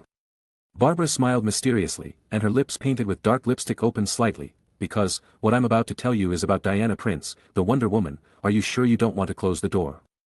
Before she finished her words, the door was closed heavily. In the completely closed office, the light was even dimmer than before. "Who are you?" Nian stared at Barbara coldly. "Little kid, don't be too impatient." Barbara turned the office chair back to the front and pointed at the chair opposite the table. "Sit down and talk." Nian took a deep breath and chose to sit down opposite the table. "Yes, that's good." Barbara's delicate and charming face became more and more happy. Across a fairly large office desk, she looked more and more pleased with Nian. "My name is Barbara Minerva. According to seniority and the relationship between Diana and me, you should call me Aunt or Aunt Leopard." Barbara Minerva, Leopard. Nian's pupils shrank slightly, remembering that when Aunt Diana talked about her past in the bathroom, she mentioned a close friend and enemy named Cheetah. Cheetah is not the name of a superhero. Buta complete supervillain. Seeing Nian's reaction, Barbara said with some surprise, it seems that Diana has told you about her identity and some things about me, then you should also know that I put the photo of Wonder Woman into your house. That's right, Nian paused and said sincerely. I have to thank you for this. Thank me? Why? Barbara was a little surprised. Nian responded, because, your photo gave me and my aunt the opportunity to break the estrangement that has existed for 16 years. The surprise on Barbara's face remained for a while, and suddenly she laughed forward and backward, so that her chest wrapped in a sweater shook violently. I really didn't expect it. I thought that after you knew Diana's identity, you would start to fear and stay away from her. Unexpectedly, your relationship has become even more intimate. After Barbara said this with a smile, she suddenly took off the leopard coat on her shoulders, revealing her body wrapped tightly in a sweater dress. Are you ready to take action? Nian frowned. He now had Gwen's super spider ability, so he was not afraid of Leopard. Even if he couldn't beat her, he could at least escape. But now he didn't have any battle clothes or identity disguise. Once he took action, he would undoubtedly expose his extraordinary ability. Unless he had no choice, he couldn't use the spider ability he had at the moment. Thinking of this, Nian quickly said, there is a lizard monster in the school now, and I'm afraid it will invade here. Lizard monster? Barbara sneered. It's that Dr. Kurt Connors. I've discovered that your school is not simple, and the doctors are all disgusting weirdos. But what does this have to do with me? My only target is you. As Barbara said this, she suddenly squatted down her graceful body and got under the office chair. Her slender hands painted with dark nail polish slid up along Nian's heels until they grabbed one side of the office chair's armrest. The upper body of the leopard woman stretched out from under the table and raised up, using her proud body to trap Nian on the chair, and her narrow and beautiful eyes flashed with a faint green light of animality. Diana is really well fed, you must taste very good, let me eat you. Eat people. Aunt Diana didn't say that the leopard woman would eat people. It seems that she has completely become a beast now. Nian's body couldn't help but tense up, the super spider sense kept warning, and the fingers clenched into fists couldn't help but move. There was no way, he could only resist at the risk of exposing the super spider's ability. Nian narrowed his eyes slightly. But at this moment, a sharp and piercing fire alarm suddenly sounded outside the office. Then, there were the shouts and screams of many teachers and students. Among them, there was a low roar like a beast. It came from the opposite teaching building. Obviously, something really happened. Nian was about to raise his foot to kick the leopard girl in front of him away, but he never thought that the leopard girl's action was one step ahead of him. I saw that the leopard girl stretched out her bright red tongue full of glittering water, and suddenly licked Nian's slightly sweaty face. Realizing what was going to happen, Nian opened his eyes in shock. At the same time. Bang! The window covered by the curtains in the office suddenly broke open. Accompanied by countless glass fragments thrown into the room, and a slender black figure broke in from the outside and kicked the leopard girl in front of Nian away with one foot. The office chair where Nian was sitting slid back a little, pulling a certain distance, so that he could see the existence of the intruder. It was the new instructor Natasha Romanoff. She was still sexy and charming with her short dark red hair, but she changed back to the black leather agent uniform, which made her look a little colder and more indifferent. Black Widow. The leopard woman, who had slammed against the wall, sneered and stood up again without any problem. Her high heels had fallen off the ground. She stood on tiptoes with her bare feet like a beast, staring coldly at the Black Widow who had broken into the room. He is my target. The Black Widow glanced at Nian, and her eyes quickly fell on the leopard woman, and she took out a special black pistol from her waist. No one can steal my prey. The leopard woman laughed. Nian's eyes twitched wildly, looking at the two fierce and beautiful women facing each other in front of him. Both the target and the prey, it seems that he has been underestimated. Wait, how come this is a bit like the powerful females in the animal world fighting for some kind of dominance? Chapter 76. Inside the school office. Black Widow held a special gun, and Leopard Girl's eyes flashed, and they faced each other beautifully. Nian sat on a chair, between the two, and outside the battle, next to the wall behind. It was like a world-famous painting. Facing the threat of the black muzzle, Leopard Girl had been standing still, and in the next moment, her body suddenly leaned forward and crouched down, bursting with extremely fast acceleration, sprinting forward. Black Widow narrowed her beautiful eyes, held the pistol steadily, and pulled the trigger with extremely fast reaction. Bang! Bang! Bang! 3 consecutive shots with silencer effect. Leopard Girl's eyes swayed like green flames, and her raised toes stomped on the ground wildly and powerfully. Her agile body moved swiftly in the shape of the letter Z. Like a human-shaped beautiful mother leopard, and she actually dodged 3 close-range shots indoors. The bullet landed on the ground beside her, sparks flew everywhere, and a deep crater was left. Looking at the cheetah who was approaching with a gust of wind, Black Widow aimed at her forehead and continued to pull the trigger, then abandoned the pistol and swung her fist to hit. Cheetah seemed to have sensed something and sank her body down, barely avoiding the bullet that passed through her curly hair, and at the same time swung her right palm forward. Snap! The hand weapon with a unique shape called Widow's Sting worn by Black Widow, and the sharp and hard nails on Cheetah's fingers, which became like claws, collided violently and powerfully. Swish! Black Widow's pupils shrank, and her bracelet weapon, Widow's Sting, invented by Soviet scientists and technicians and processed and modified by S.H.I.E.L.D., was scratched by the opponent's claws like a leopard's claws. Several deep cracks immediately appeared on the surface of Widow's Sting, and the depth of the cracks even touched the epidermis of the fingers protected by the gloves. Leopard Girl also suffered a great loss due to her carelessness.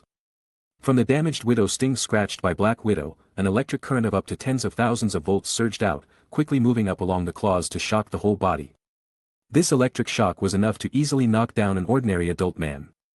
Leopard Girl just groaned in pain, and her body movements were not coordinated enough, causing the power of the other hand that secretly grabbed Black Widow's chest to drop suddenly. The claws only scratched the black special agent leather jacket, and a pair of purple clothes tightly wrapped in it jumped out. Black Widow didn't care about this at all, and her knees were raised up rapidly, aiming at the opponent's lower abdomen. Leopard Girl twisted her body to avoid it, and lightly jumped away from Black Widow. People in the air. Leopard Girl seemed to feel that the tight sweater on her body hindered her movement. Her hands like claws immediately grabbed her sweater. And the whole brown winter women's sweater was immediately torn in half, and a graceful and mature body broke out from it. This is really a fierce and eye-catching battle. However, Nian is not in the mood to notice this. At this moment, his body is beginning to demonstrate unprecedented changes. Already possessing Gwen's super spider mutant physique, and just now reaching the conditions of close contact and exchange of media with Leopard Girl, Nian's current body has acquired a second ability, Leopard Girl's ability. Leopard Girl's ability is somewhat special. It is not an innate gene, nor an acquired mutation, but a gift from the old gods, a curse that requires a price. Spider ability is itself the top predator ability of insects, and Leopard Girl ability is also the top predator ability of animals.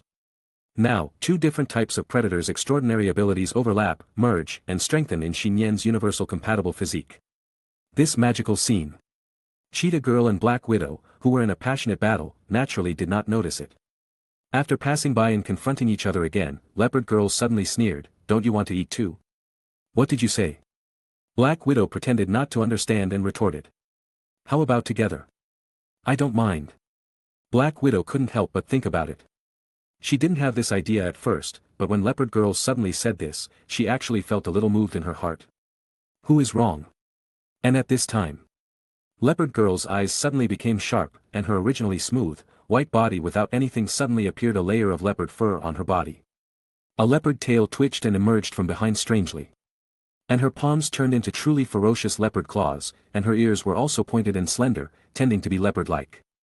Human-shaped female leopard, this is the real posture of Leopard Girl when fighting. Leopard Girl's body in full ability form moved, and the speed was 2 or 3 times faster than before.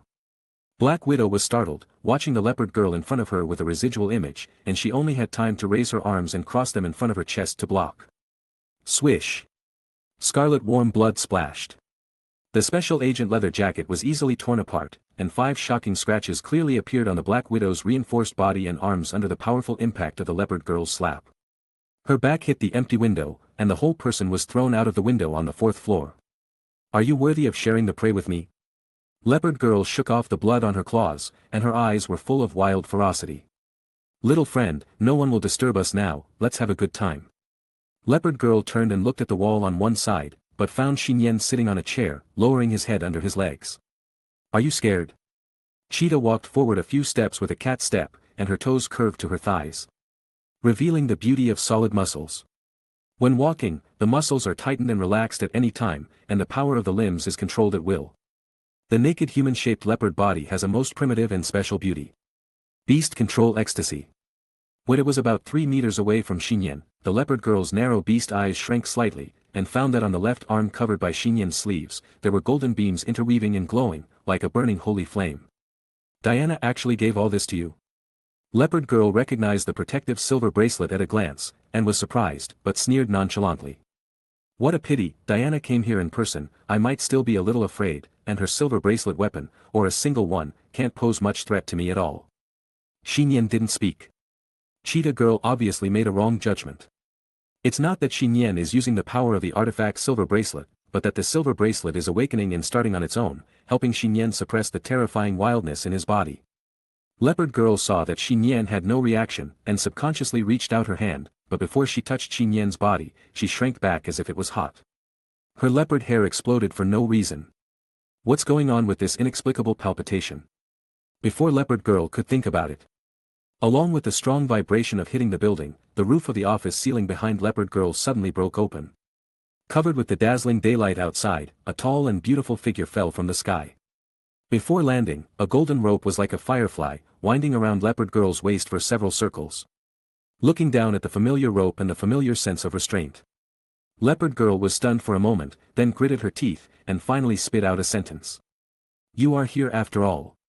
Chapter 77. Chapter 78.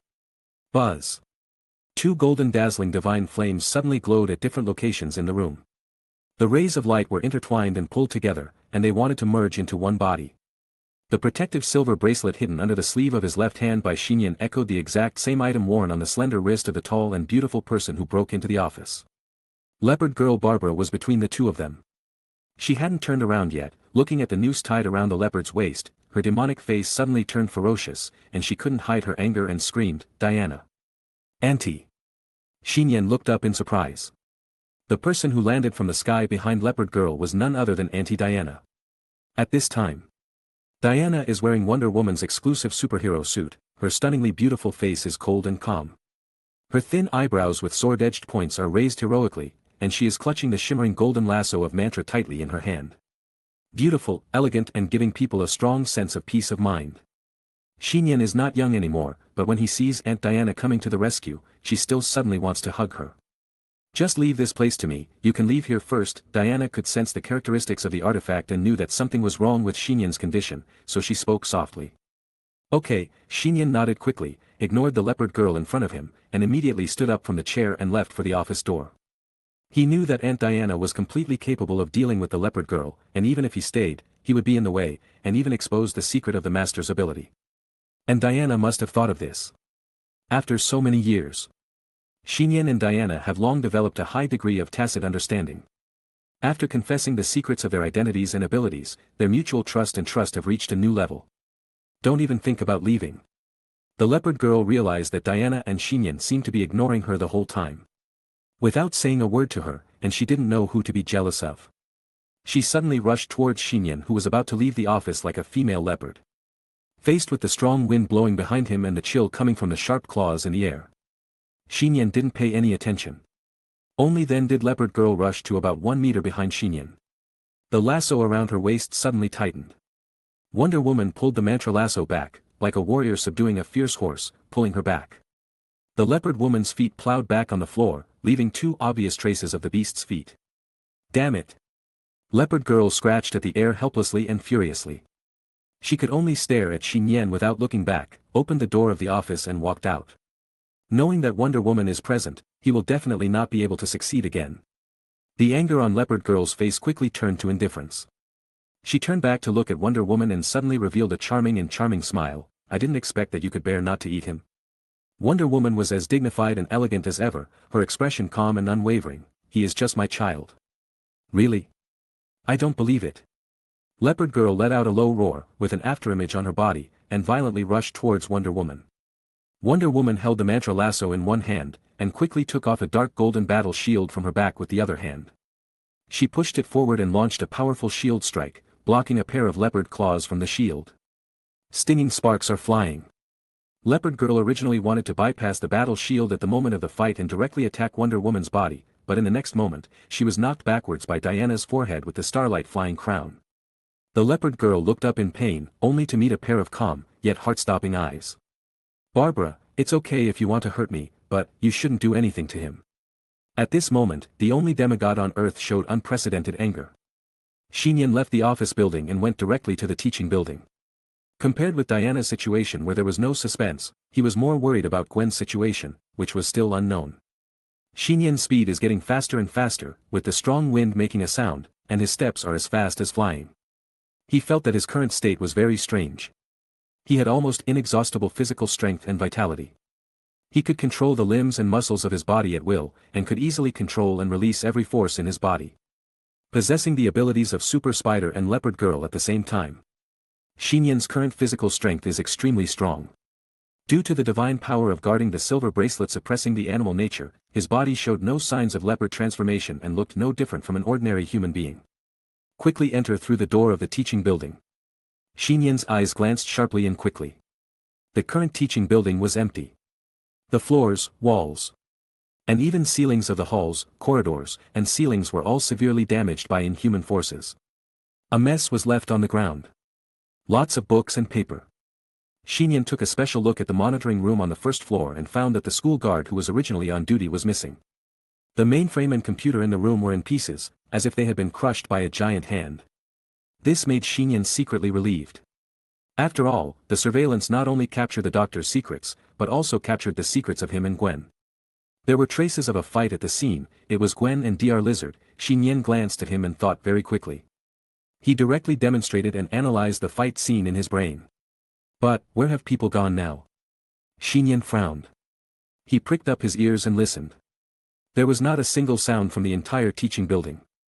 After the teachers and students were evacuated, Spider-Woman and Dr. Lizard, who were fighting in the teaching building, also mysteriously disappeared. Nian suddenly remembered something and took a quick step to the exclusive locker for his class.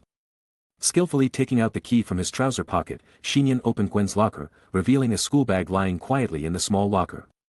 Take out your school bag and open the zipper. Nian was suddenly stunned, but what was placed in the school bag turned out to be another set of Spider-Hood uniforms, the same style as the one Gwen wore as the female Spider-Man. With the same black and white background, but the whole body has spider mesh patterns, making it look more masculine. The size of the spider suit is obviously much larger, and it is clearly prepared for men. There is a white spider pattern printed on the front of the top. There is a small heart-shaped card on the clothes, with an English message from Gwen Chuanxiu. To Nian Prince. When did you make it? Nian's heart warmed, and he continued to rummage in his school bag and found a small white vest. No hesitation. Nian picked up the white vest, put it in front of his nose and took a deep sniff. Well, let me make it clear first that he is not a pervert. Nian closed his eyes, and the faint fragrance seemed to pour into his brain from his nose. Under the strong stimulation, his blood began to boil with excitement. As if the most primitive and wild hunting instinct has been stimulated, thousands of mixed smells in a teaching building are like colorful paints of different shades flowing quietly. 3 seconds later. I found you, Gwen, Nian muttered to himself, targeting one of the familiar smells. Chapter 79. On the first floor of the teaching building, there is the archives room.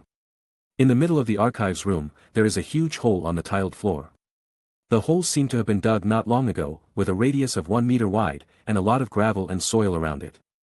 Nian put on the hooded spider suit given by Gwen, and his body showed muscle curves like an assembly line. He squatted slightly on the edge of the hole and looked down at the bottom of the hole to see the bottomless mysterious interior. Hold your breath. Nian jumped directly into the hole. Falling in free fall. Nian fell about 20 or 30 meters deep, and was about to touch the ground underground. Above the vaguely watery underground, about half a meter low in the sky, there were several white lines that were difficult to see clearly. Thin lines. It's Gwen's spider silk. Nian suddenly had a thought in his mind. He put his hands on both sides of the hole to cushion the fall, and landed lightly on the tough spider silk that Gwen had set up before. With faint green pupils appearing in his eyes, Nian lay on several spider threads, looked at the dark environment around him, and found that the hole reached an underground sewer. The space in the sewer is narrow, dark and suffocating. Nian didn't think too much and quickly walked along the spider thread that extended infinitely towards an underground passage. Sometimes he was like a spider crawling on the web, sometimes like a cheetah running wildly at the bottom of the pipe. The underground sewers are designed to go round and round, with branches. It is even more difficult to sense the direction in the dark underground. Nian was not afraid of losing his way. First, he had the spider silk left by Gwen to guide him, and second, Gwen's scent was also locked in him. But the more he walked along the passage that Gwen walked, the more Nian frowned. This underground pipeline was like another world. The passage lines were intricate and it was a hidden area that the sun could never touch. What kind of evil things will breed in such an underground area? Nian quickly traveled 2 or 3 kilometers through the underground waterway. Just when he suspected that he was no longer in the same city area as his original school, a subtle smell of blood came from his nose. It's Gwen and she's hurt. Realize this. Nian's eyes suddenly turned cold, and the magical light of the magical protective silver bracelet was almost unable to suppress the wild nature in his body. Tap. Nian's palms and feet landed on the slope of the underground pipe at the same time, and he sprinted directly on the 90-degree slope, raising his already fast speed to another level. Under the airflow generated when the body moves at high speed, the water under the pipe splashes back. Nian soon saw that at the open intersection of underground pipes ahead, a 2 to 3 meter tall humanoid lizard monster was confronting a slender figure several meters apart. The female Spider-Man's left calf was scratched, making it difficult to move. Her back was leaning against one wall of the pipe. Under the highly similar spider sense, the female Spider-Man seemed to be aware of it and looked sideways at Nian approaching from the side pipe. At the same time, the humanoid lizard monster looked ferocious, like a small dinosaur, and seized this opportunity to pounce towards the female Spider-Man. But a figure is obviously faster than him. Get away.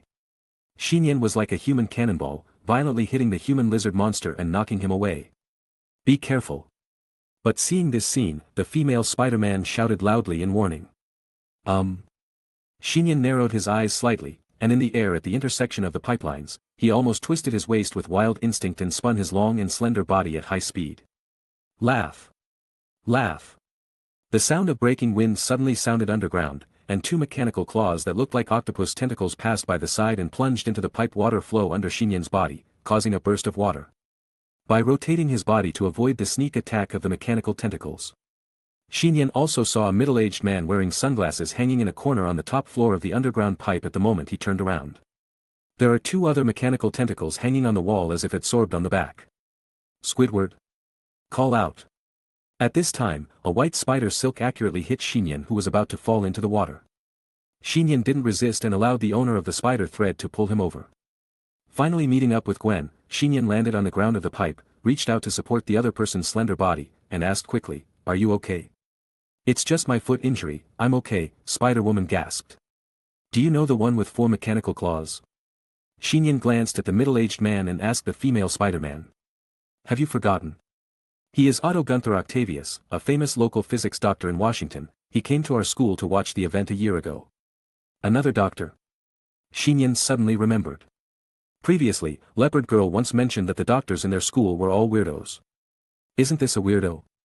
It's Dr. Lizard again, it's Dr. Octopus again. Let's open a zoo here, right? If you include the spiders and cheetahs on their side, it can be regarded as a big animal fight. Just listen to a pop sound. Dr. Lizard jumped out of the rapid water in the sewer and landed on the pipe floor on the other side. A pair of green animal eyes stared coldly at the 2 Nian. Gigi. Dr. Octopus, with 4 mechanical tentacles on his back, climbed on the top of the pipe and quickly came to the top of the humanoid lizard monster. He said with a little dissatisfaction, "You did a good job, attracting 2 little spiders."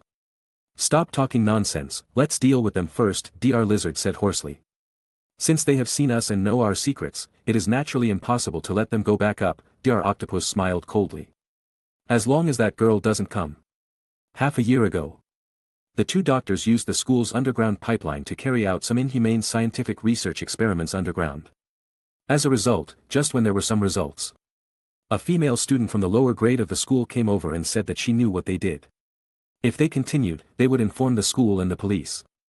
Dr. Lizard and Dr. Octopus wanted to threaten the girl, but at that time, the female student punched her feet. Just one punch, and now there is still a huge bottomless pit in the underground pipeline space there.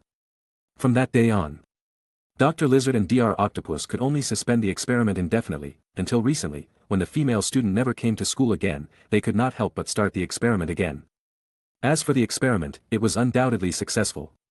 The result of the experiment is their extraordinary posture at the moment. Dr. Lizard gained the ability to regenerate broken limbs and transform into a powerful humanoid lizard. Dr. Octopus merged with 4 mechanical claws, and the intelligent information of the brain and mechanical tentacles formed a new nervous system. Chapter 80. In the narrow and dark sewer. The giant beast-like Dr. Lizard, Dr. Octopus with mechanical claws, and Nian, who was wearing a uniform hooded spider suit, confronted each other. Gurgle. The cold wastewater rushed in the middle of the waterway. Nian, who possessed the abilities of both super spider and leopard woman, was very sensitive and had a beast-like supernatural intuition. He could clearly perceive that the two doctors in front of him were full of evil thoughts and murderous intentions. They really wanted to kill him and Gwen here. Has humanity been annihilated? Looking down at the shocking scratches on Gwen's left calf, Nian's eyes, which were faintly flashing with green pupils, became more and more cold. We each take one, I'll deal with Dr. Lizard, and you deal with, hey. Before Spider-Man finished her words, Nian, who was next to her, suddenly stretched out her hand and picked her up in a princess hug. Want to escape? Dr. Octopus smiled coldly, looking down at Nian from a high position. Dr. Lizard's eyes flashed with red blood, and saliva kept flowing out from his fangs. Like a ferocious humanoid dinosaur, his mind was on the verge of losing control and going berserk.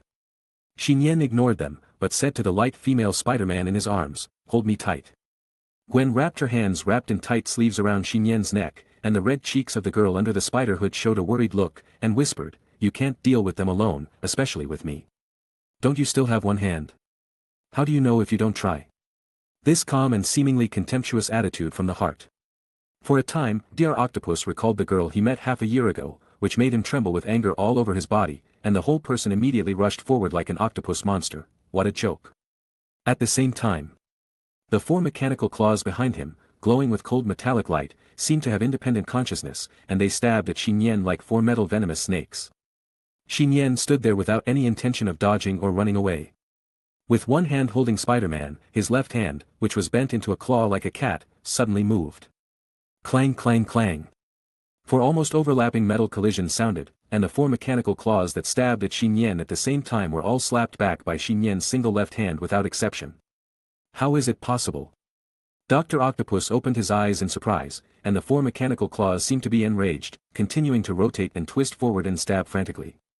The underground sewer suddenly made a crackling sound, the turbid air was pierced sharply, and the mechanical tentacles turned into dense silver light, terrifyingly covering the surrounding area of Nian. At this moment, the dark blue eyes clearly showed the movement trajectory of all the mechanical tentacles. Nian's left hand immediately blocked more quickly and forcefully, blocking all the high-frequency independent mechanical claws half a meter away. Ding ding. From a third-party perspective, Dr. Octopus's mechanical claws and Nian's left hand all turned into high-speed afterimages, and they were still tied at 4-1. Obviously, manual is faster than mechanical. This is unscientific. Dr. Octopus' eyes were straight under his sunglasses, and his face was full of disbelief. Could it be that the opponent's left hand was also made of machinery? Ruthless iron hand? No. This is more like the left hand of a demon. So powerful, Spider-Man opened her mouth slightly. Under Nian's attack, no mechanical claw could get close to her body. Why don't you come to help? Dr. Octopus continued to attack Nian with his mechanical claws, while looking at Dr. Lizard standing next to him and shouting hurriedly. Dr. Lizard's beast eyes were bright red, looking at Nian, and biting him ferociously. Nian narrowed his eyes, holding Spider-Woman in one hand and jumping up, avoiding the sharp claws of Dr. Lizard. While in the air, he kicked down on the opponent's head with both feet, and the force was so great that he suppressed the 2 or 3 meters long lizard Dr. Lizard. Bang! Dr. Lizard fell to the ground with his green scales, and the ground cracked and sunken into an obvious pit. Die! At this time, four mechanical claws pierced Nian, who was standing on Dr. Lizard's body. Nian took Spider-Woman with him with extremely fast reaction speed, swiftly and directly stepped on the side wall of the underground pipeline, and continued to step up and walk on the top wall. He easily avoided the attack of 4 mechanical claws, and reached out to grab one of them firmly. Nian used his strength to pull, and lifted up the whole body of Dr. Octopus with one hand, and smashed it heavily on the body of Dr. Lizard, so that the original pit continued to bloom with several cracks. Completed all this. Without even taking a breath, Nian fell from the top of the upside-down pipe, and his body rotated half a circle in the air, holding Spider-Man and landing lightly on the ground. This is the strength of the 2 abilities of Super Spider and Cheetah. Nian's body has been strengthened by a double-layer physical ability buff, and the toughness of the tendons, bones and cortex is far beyond that of refined metal. More importantly, the strength, reaction speed, and beast instincts have all been qualitatively improved. Seeing that Dr. Lizard and Dr. Octopus still wanted to struggle to get up, Nian raised his left hand, and a white spider web immediately covered the 2 at the same time. Nian continued to wave his wrist, and white spider silk reinforced and wrapped around them, binding them together into a giant zongzi. Did our experiment fail? How could it be? It shouldn't be like this.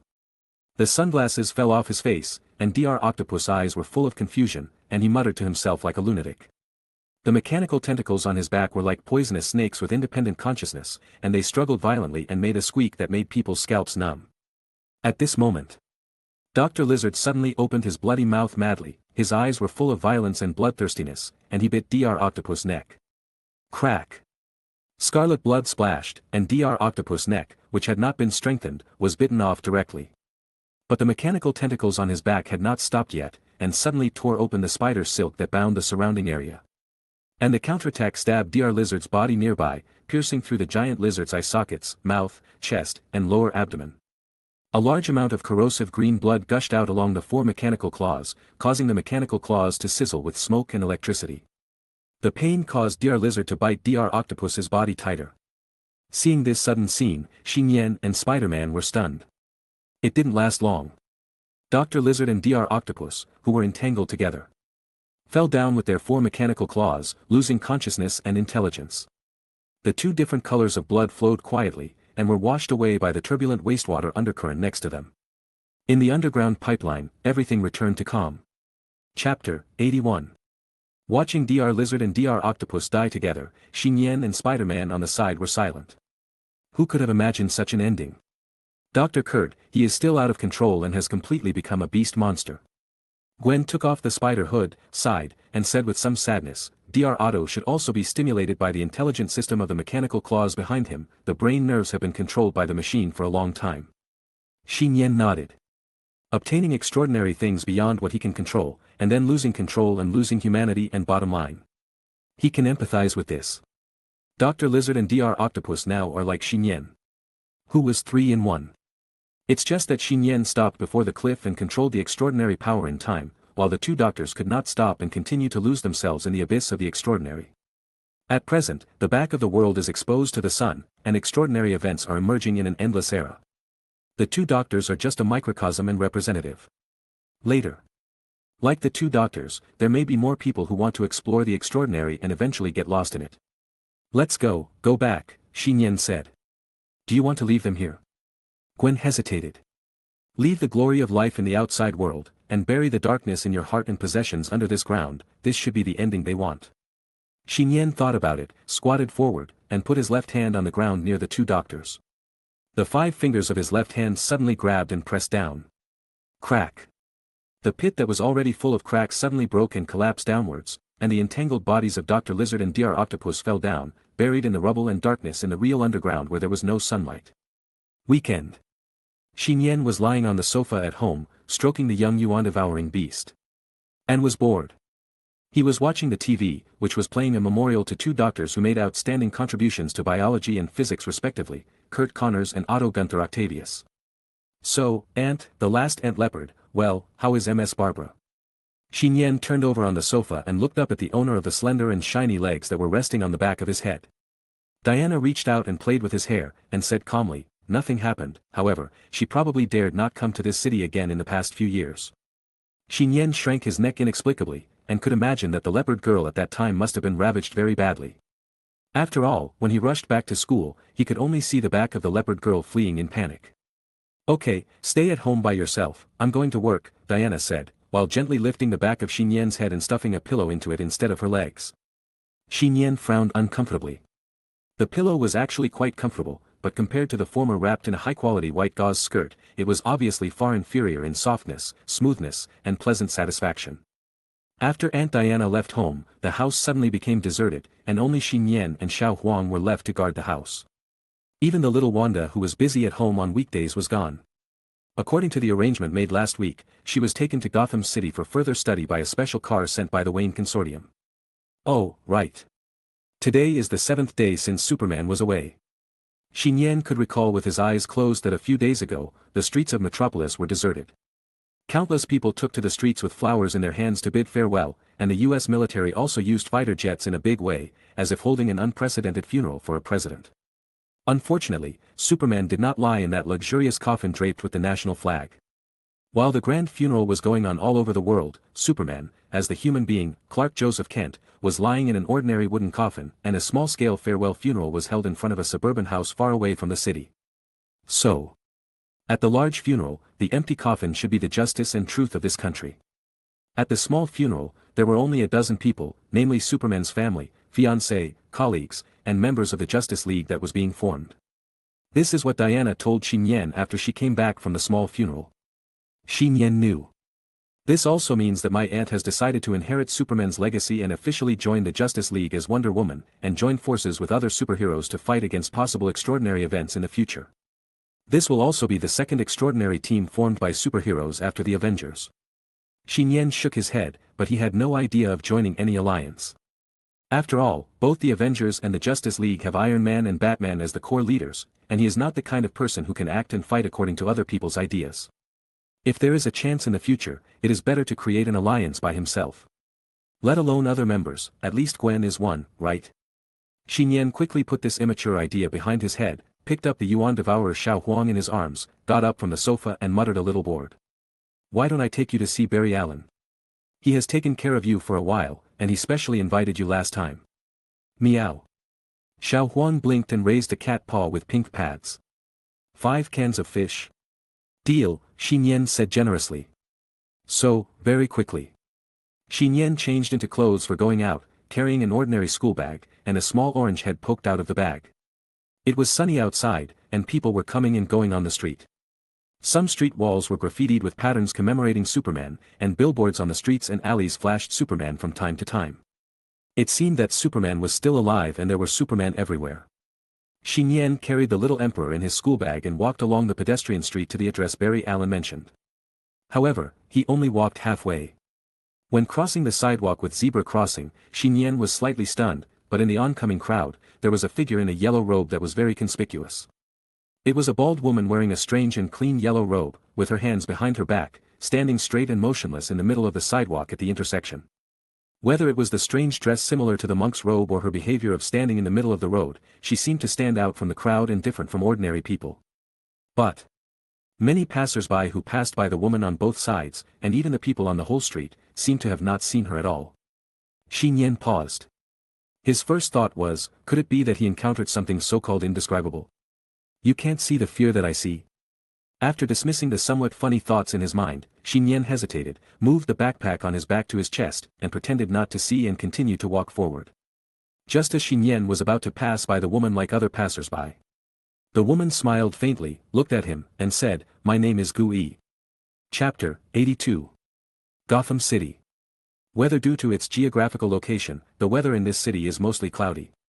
Even at noon every day, the sky is always filled with thick gray lead clouds, and it looks like it is about to rain. Today's weekend is as cloudy as ever in Gotham. Of course, people living in this city have long been accustomed to this. Rustle. A black Rolls-Royce with an extended top version drove into the manor. The vehicle drove gently without any bumps or vibrations, and finally stopped in front of the iron gate of a large private manor house. The driver's seat opens. The driver in a suit and leather shoes stepped out quickly and skillfully, opened the rear door respectfully, and bent down to block the upper edge of the door in a standard manner. The red-haired girl had obviously never experienced this kind of treatment. She jumped down from the luxurious soft seat without being accustomed to it. She almost landed on the ground in her uniform and long skirt. And the iron door of the manor in front of her slowly opened inward. "Please, Miss Wanda," the driver raised his arm respectfully. Wanda looked in the direction she was pointing, and what came into view was a very large manor that looked like a royal castle, with tall tower-like buildings looking up into the dark sky of Gotham. Is this really the housekeeper training base that Miss Diana mentioned? Wanda entered the iron gate and walked along the corridor inside the manor. Many maids who were building green plants and doing hygiene in the yard bowed politely and friendly gestures after seeing her. Wanda also nodded quickly in response. "Are you Miss Wanda?" A gentle and amiable voice suddenly came from the front. Wanda subconsciously raised her eyes and saw an old man with pale hair and a neat suit standing in front of the castle-like manor building. "Yes, hello, old gentleman." The current overly luxurious environment, with the inexplicable sense of oppression called power and authority, made Wanda bow with some restraint. The old man smiled and nodded. "I am Alfred Pennyworth. In view of Miss Diana's commission, you can call me Teacher. Wayne Manor, the main reception hall on the first floor." Wanda sat on the chair obediently and calmly, with her short lowly feet dangling in the air, completely unable to touch the carpet underneath. Butler Afyu poured Wanda a cup of hot coffee. His hand was so steady that the coffee in the cup did not tremble at all, and his body seemed stronger than his old appearance. "How do you feel?" Butler Afyu asked kindly. Wanda held the coffee cup in both hands and warmed her little hands. She glanced at the grand main hall. The expensive and retro interior was still refreshing her perception of luxury. This also made her more reserved and nervous, and she whispered, "It doesn't feel like I'm here for housekeeper training, you all treat me like a young lady." "Ha ha ha, that's right." Butler Afyu couldn't help but feel happy, and then he blinked and asked, "You don't know the identity of the Prince family, do you?" "Identity?" Wanda's little head tilted. "How to explain it?" Butler Afyu pondered for a moment and said. "Let's put it this way. The young Master Wayne who I serve is the head of the Wayne Consortium. As for the Wayne Consortium, its market value exceeds 100 billion, including technology, education, medical care, transportation and other industries. Most of the things that can be seen in Gotham City are the industries of the Wayne Consortium." Wanda's eyes widened in surprise. She had heard of the Wayne Group many times in New York. Butler Afyu paused and continued, "The Prince family can be on an equal footing with the Wayne family. So, as the only maid of the Prince family and the future housekeeper, you can salute according to the rules, but you don't have to bow to anyone, even the so-called nobles and officials. After all, your identity represents the people who serve behind you. As for the family, it is the master's face that will be ruined by bowing his head." After being baptized by Butler Afyu's words, Wanda obviously had a better understanding of Nian and the Prince family, which also made her appear less reserved and nervous. Seeing that the effect of the first lesson had been achieved, Butler Afyu cleared his throat and said in a warm voice, "Then let's get to the point of today. Before the official butler training, I want to ask you a question. What do you think is the most important quality of a steward?" Wanda thought about it seriously and said hesitantly, "Loyalty." "Loyalty is a must. It is the foundation of foundations," Steward Afyu said with a smile. "I think the most important quality of a steward should be a sense of mission." "Sense of mission?" Wanda was stunned for a moment. Yes, not only superheroes need a sense of mission, but butlers must also have a unique sense of mission. Butler Afyu said in an orderly manner, "The steward's sense of mission is naturally to better serve the master. However, it is not just about completing what the master tells him to do, that is just the obligation of an ordinary servant.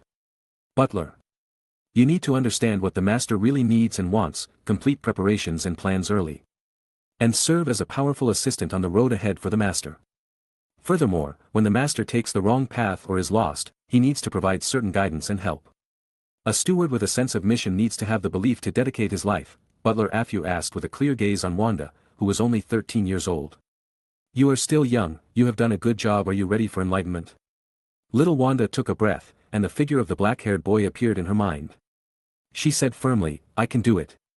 Butler Afyu nodded. "In order to do this, you need to learn more than the master, and cover a wider range of subjects, not just like cleaning, but also etiquette, communication, fighting, shooting, intelligence, management, psychology, etc." "That," little Wanda hesitated and asked. "Then I have to come to this city often?" Wanda didn't think it was far, but once it was like this, she would have to get up early and set off on weekends. Just like today, there was no way to wake Nian up and prepare breakfast. Butler Afyu smiled and said, "You don't have to come to Gotham to study on weekends in the future. I will arrange professional personnel to teach you in your school." Wanda's eyes lit up slightly, and she asked curiously, "Will the school agree?" "Of course," Butler Afyu nodded and said firmly.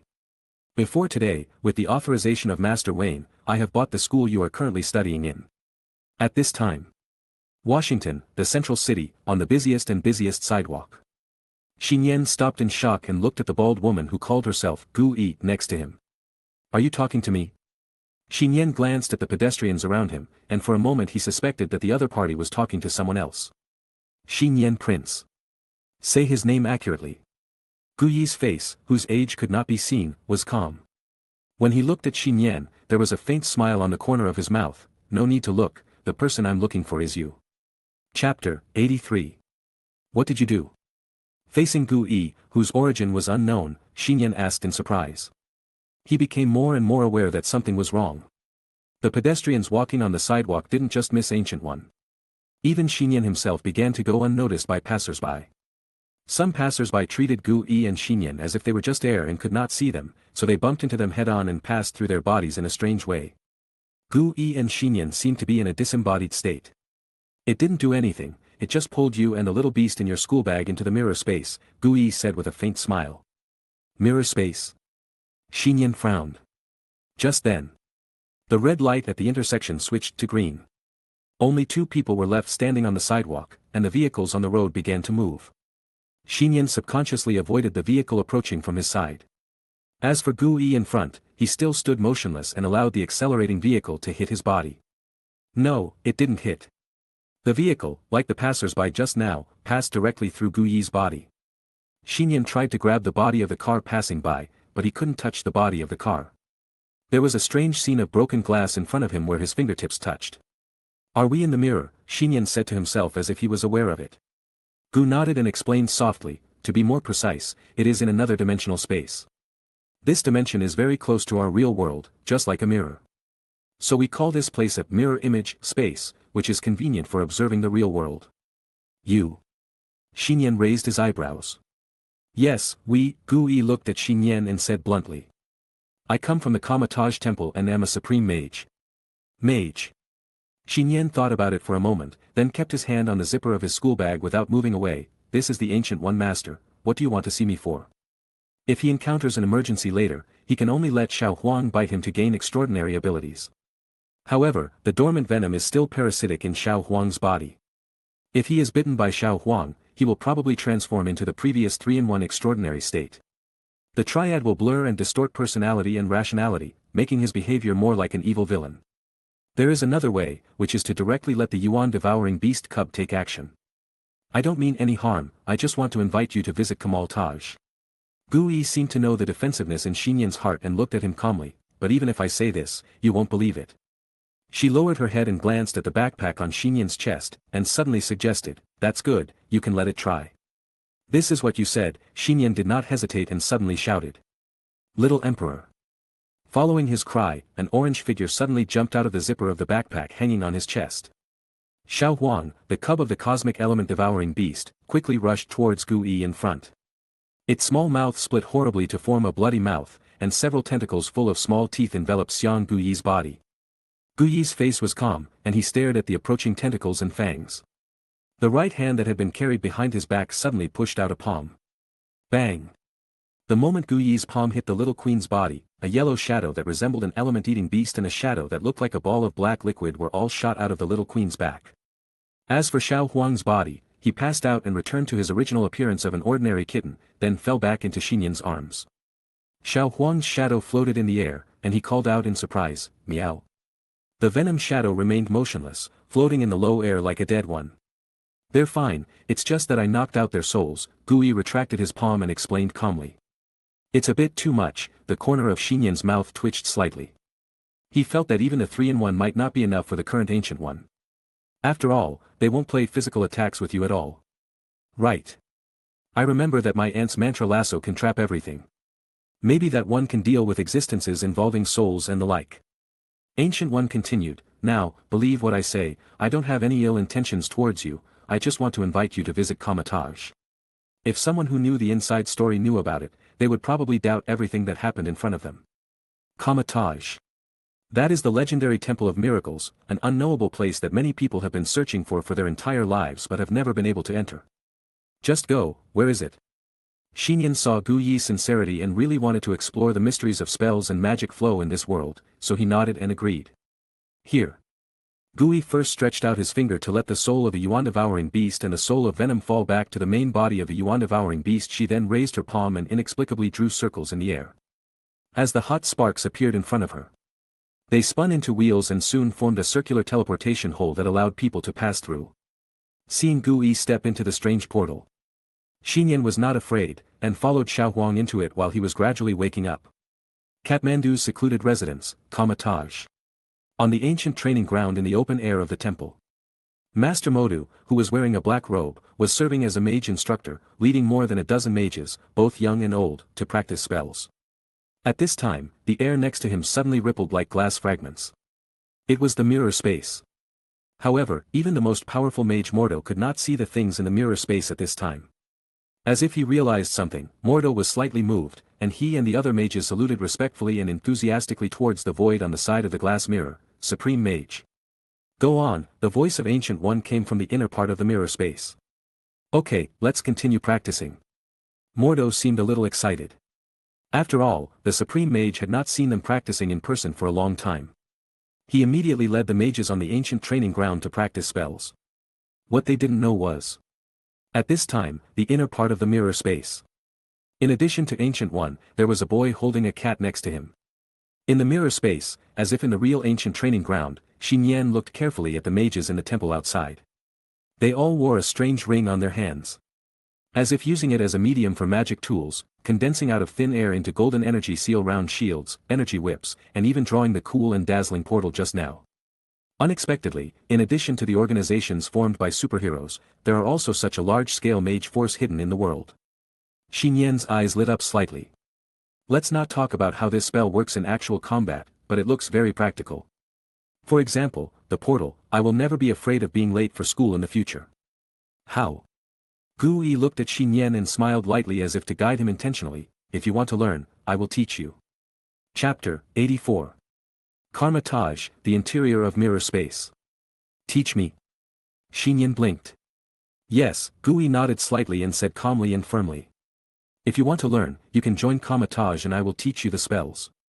Nian did not feel happy, but frowned. He doesn't think that he is gifted and is valued by transcendent forces. Although many years ago, he had imagined that one day an owl would suddenly come to deliver a message, or that a doctor from Chicago would say that he had dragon genes or something. Still the same sentence. 16 years later, everything is gone. Are there any restrictions for joining Karmatage? Nian asked cautiously. There are no extraordinary mages appearing in the outside world. Obviously, there are enough restrictions for joining Karmatage. Ancient One said softly, once you join Karmatage and become a mage of Karmatage, you will be destined to be hidden at the back of the world, unable to easily use your own spells in reality, and shoulder the important responsibility of protecting the world. To prevent the Earth from being invaded by terrorist beings from higher dimensions. Protect the world and fight against high dimensions. When Nian heard this, he shook his head decisively. Forget it, I'm not the one who can save the world. Gu Dao Dao, if it's you, you just need to register your name in Karmatage. After learning the spell portal, you can enter and exit Karmatage at will to study in the future, and the rules of Karmatage will not be restricted to you. Is there such a good thing? Nian felt more and more something was wrong. Even if he didn't understand anything, he could still tell that Gu Yi's words must be a huge exception for Karmatage. Mage, Nian took a deep breath to calm down. Say, Gu nodded. Nian looked at her seriously and asked with uncontrollable excitement, did you see that I have extraordinary talents and am a top genius in learning spells? Gu Yi stared at Nian silently, and after a long time he said, I can indeed see whether a person has the potential to be in tune with nature and learn magic. Nian said quickly, then tell me, if I start learning your spell portal from now on, how long will it take? 1 year, or half a year? Gu Yi hesitated to speak, then stretched out a finger and answered bluntly, 100 years and 1 day. Nian's breath suddenly stopped. This mage, are you kidding me? Also, are you sure I can live to be 100 years from now? Ancient One comforted him, actually, this is not bad, most of the human beings in the world are physically unable to sense natural energy and practice magic. Let's forget it, Nian looked hopeless. He was born to like to take shortcuts. Not to mention letting him study for 100 years, even if he was guaranteed to be proficient in 10 years, he would not waste his time here. If you have this time and energy, wouldn't you do something else? That's right, a flash of light flashed in Nian's mind, and he suddenly asked Gu Yi. Mage, can I transfer my quota to someone else? Gu Yi looked at him deeply and said calmly, do you want to transfer your place to the red-haired girl in your family? You know this, Nian really wanted Wanda to come to Karmatage to study. After all, he is at least semi-supernatural, while Wanda is just an ordinary person. If he learns magic, he can deal with certain dangers in the future. Besides, what my maid learned is also my own, so the quota will be in vain. Nian raised his eyes and asked curiously, then Master Gu Yi, can you tell, Wanda, that she has the potential to learn your spells? Ancient One fell silent again. Finally, she stretched out a finger. 10,000 times faster than you. What did you say? Nian suspected that he had heard wrongly. Washington neighborhood, crossroads. The no-traveling red light was on, and pedestrians were coming and going on the sidewalk. Among the crowd, the black-haired boy holding the little orange cat suddenly appeared, as if he had been here from the beginning to the present, and no one was curious about his sudden appearance. Master, Kamatage. Shi Young murmured in a low voice, then followed the steps of passers-by, hugged Xiao Huang and continued walking towards the end of the pedestrian street. Not far from Barry Allen's home. Nian saw Barry walking on the street from a distance. He was still dressed in a jacket and casual pants. Only. Just when Nian wanted to wave and say hello, he seemed to have an insight into something at the next moment, and without hesitation, he turned around and returned with Xiao Huang in his arms. Meow. Xiao Huang tilted his head in confusion. Let's go buy small fish and dry it, so don't disturb others, Nian smiled knowingly. He just saw it. Next to Barry was a beautiful black girl. They were talking and laughing, as if they were immersed in their own world. Night. Nian returned home with large and small bags of goods, mostly cat food. The two women at home, one large and one young, had not returned home yet, so the dark house seemed a little deserted. Take a bath and feed the cat. Nian was lying down on the comfortable sofa, turning on the TV, and there was the sound of the door opening. Master, I'm back, Zhu Shengxing's voice sounded from the door with a hint of softness. Nian subconsciously looked up, his eyes immediately showing a look of surprise. The one who came back was Wanda, who went to Gotham to study. It's just that the girl put on a bright red dress. The background color of the dress echoed the crimson hair, making the girl's neck, wrists, and feet exposed to the air look even darker than the first snow falling from the winter sky. White and flawless. With Wanda's doll-like delicate face, she looks calm and good-looking no matter what she wears. The current high-end small red dress seems to be born for young girls, making her look like an aristocratic princess walking out of a modern oil painting. And the white semi-transparent silk scarf around her head and neck made this noble temperament become more docile. Princess, maid. These two completely different identities seem to merge into one. Nian's heart skipped a beat. Cute, think. What are you thinking about? Just come back, Nian forced his eyes away and landed on the TV screen. Ah, it's almost 7 o'clock in the evening, I'm going to make dinner right now. Wanda took off her black boots, looked at the time, and said in a panic. No need to make dinner today, Nian waved his hand and said. I ate some outside and bought a cheesecake, let's eat together. Wanda nodded gently. She looked at Nian on the sofa, her face hesitated for a moment, then she mustered up the courage and walked forward with determination. The cake is. Before Nian finished speaking, he stopped again, but saw Wanda coming to him. The girl sat next to Nian on the sofa. She also supported the sofa with her little hands and leaned forward with her body and face. Wanda's face showed tiredness and expectation, and she whispered. Wanda worked very hard today, she listened to Teacher Afyu's lectures and also learned a lot of things including etiquette from the head maid, although she was very tired, she still persevered, they are all praising me, but... At this point, her words stopped, with some hesitation and unspeakable shyness. Seeing the little maid's demanding and submissive gesture, Nian seemed to understand something at this moment. He put his hand on Wanda's little head, smiled and gently touched her hair a few times. Thank you, Wanda, you did a great job. Chapter 85. The Crimson Maid is like a kitten, half lying on the couch looking for a reward. Nian put his hand on her head with a touch of affection, and with a gentle touch.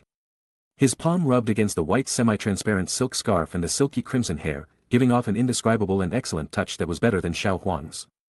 Wanda's flawless little face turned slightly red, compared to Nian's deliberate control.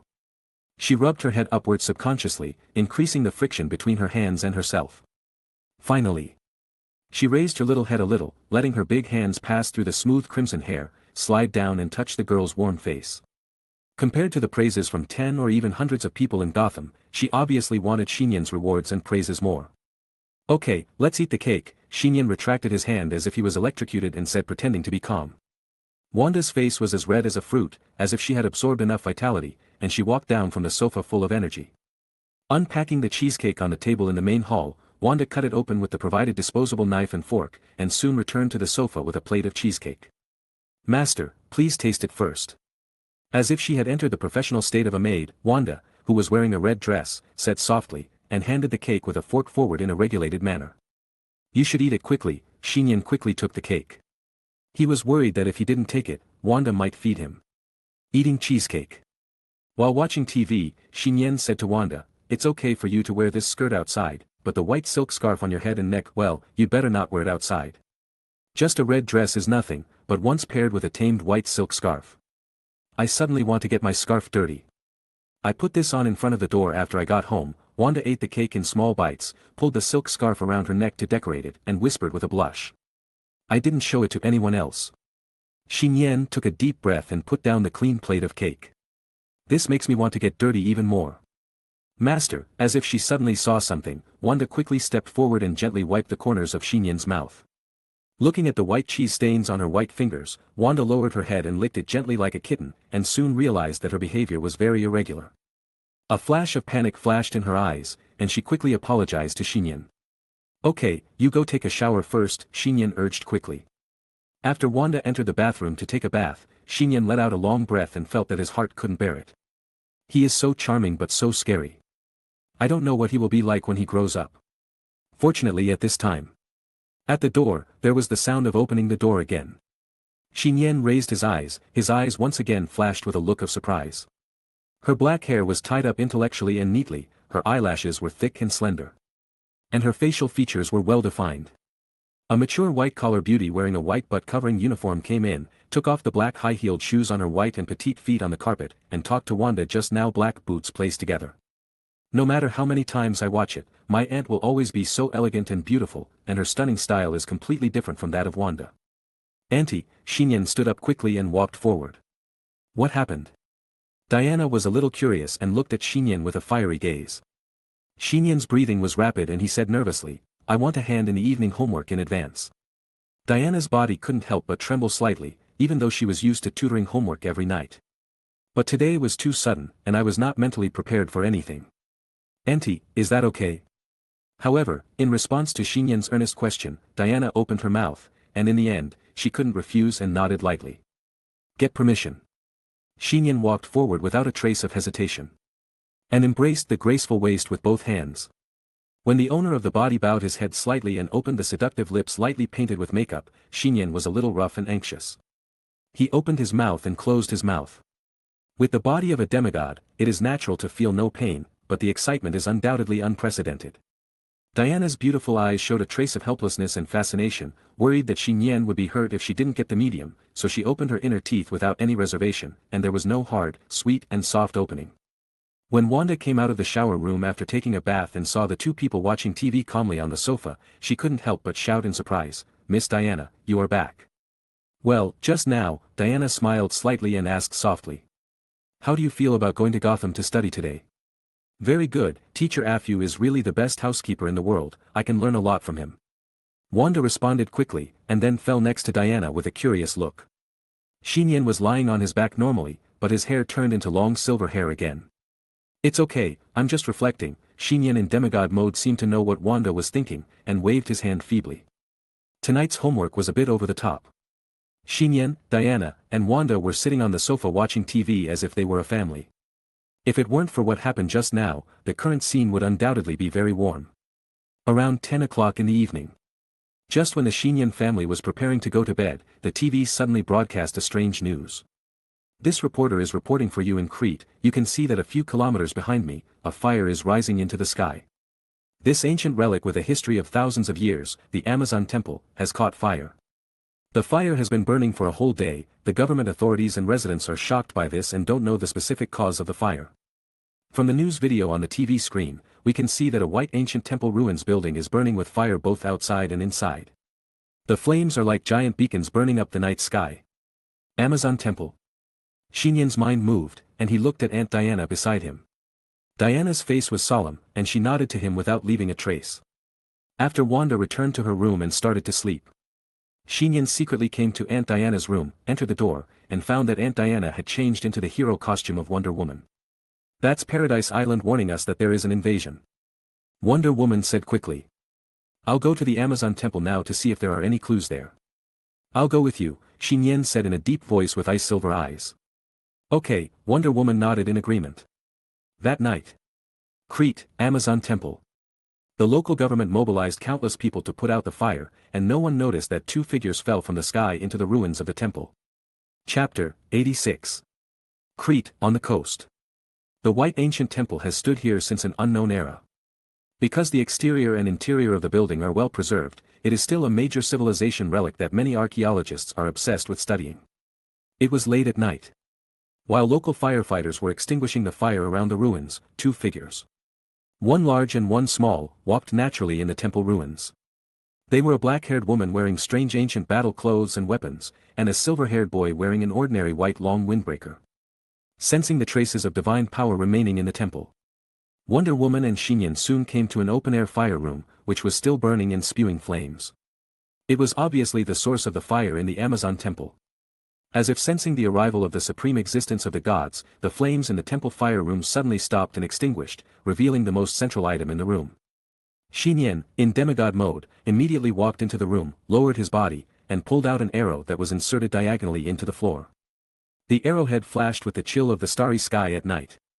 It seemed to be coated with a layer of dark gold.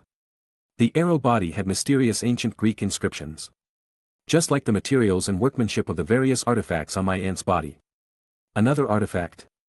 When Nian grabbed it in his hand, he could clearly feel a vigorous and hot divine power lurking and hiding. Wonder Woman looked at the arrow in his hand and whispered, "That is the arrow of Artemis, which can pass through the barrier of Paradise Island and reach the human world here. The Queen Mother shot it here from Paradise Island and lit the ancient beacon fire, which should be to give us an early warning for an invasion." Nian whispered to himself, holding the divine arrow in his hand as a weapon. "Yes, as for who the enemy is, there is a high possibility that there will be information left here." Wonder Woman walked into the innermost part of the temple's fire room and suddenly placed her slender palm on the wall.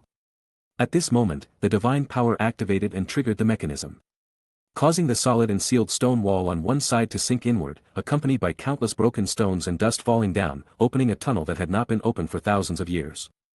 The tunnel was so deep underground, dark and silent, flowing with the breath of ancient times. "Let's go." Wonder Woman took out the lasso of truth with one hand and reached out to Nian with the other hand. Nian held the hand that was as cool as jade. Tap tap. Nian and the others jumped into the tunnel, falling straight down 20 meters, and arrived at the underground space under the temple. Wonder Woman raised her left hand lightly, and the lasso of truth hovered like a firefly, providing dim lighting with its own golden light. Nian touched the inner pocket of his windbreaker, took out his mobile phone from it, and chose to turn on the flashlight mode. The mobile phone immediately glowed with dazzling daylight, like a small flashlight, illuminating the white stone stairs that went down in front.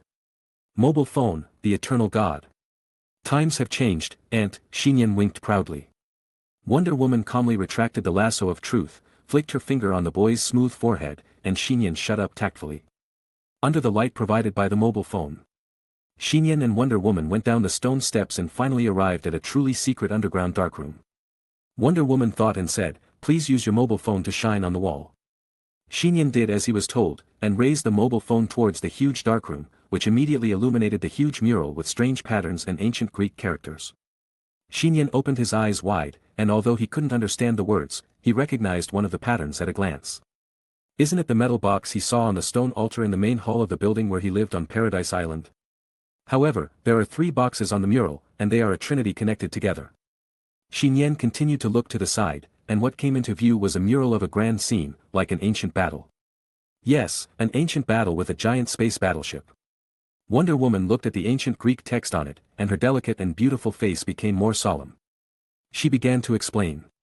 It records an ancient battle that took place a long, long time ago. The invading enemy is a dark and ancient cosmic force. They want to invade the Earth and conquer the world. The leader of the invading alien fleet is called Darkseid. Darkseid, Nian pondered. Wonder Woman looked at the mural and said, "This name is cursed and feared everywhere in the universe." At that time, the Guardian of the Earth started a war with Darkseid. There were old gods, humans, Amazons, guardians from the stars, Atlantis and other forces participating in the war. And just when Darkseid started the war, he discovered a secret on Earth, which was a force hidden in the infinite space. What power? Nian frowned, and suddenly remembered the cosmic cube and the mind scepter he had obtained. The power hidden in those 2 mysterious items was unfathomable. "We can't know what the secret he discovered is," Wonder Woman shook her head and continued. "But it is obvious that Darkseid is eager to master it. So he used the 3 mother boxes created by their Apocalypse civilization, that is, the living and indestructible product of Apocalypse technology.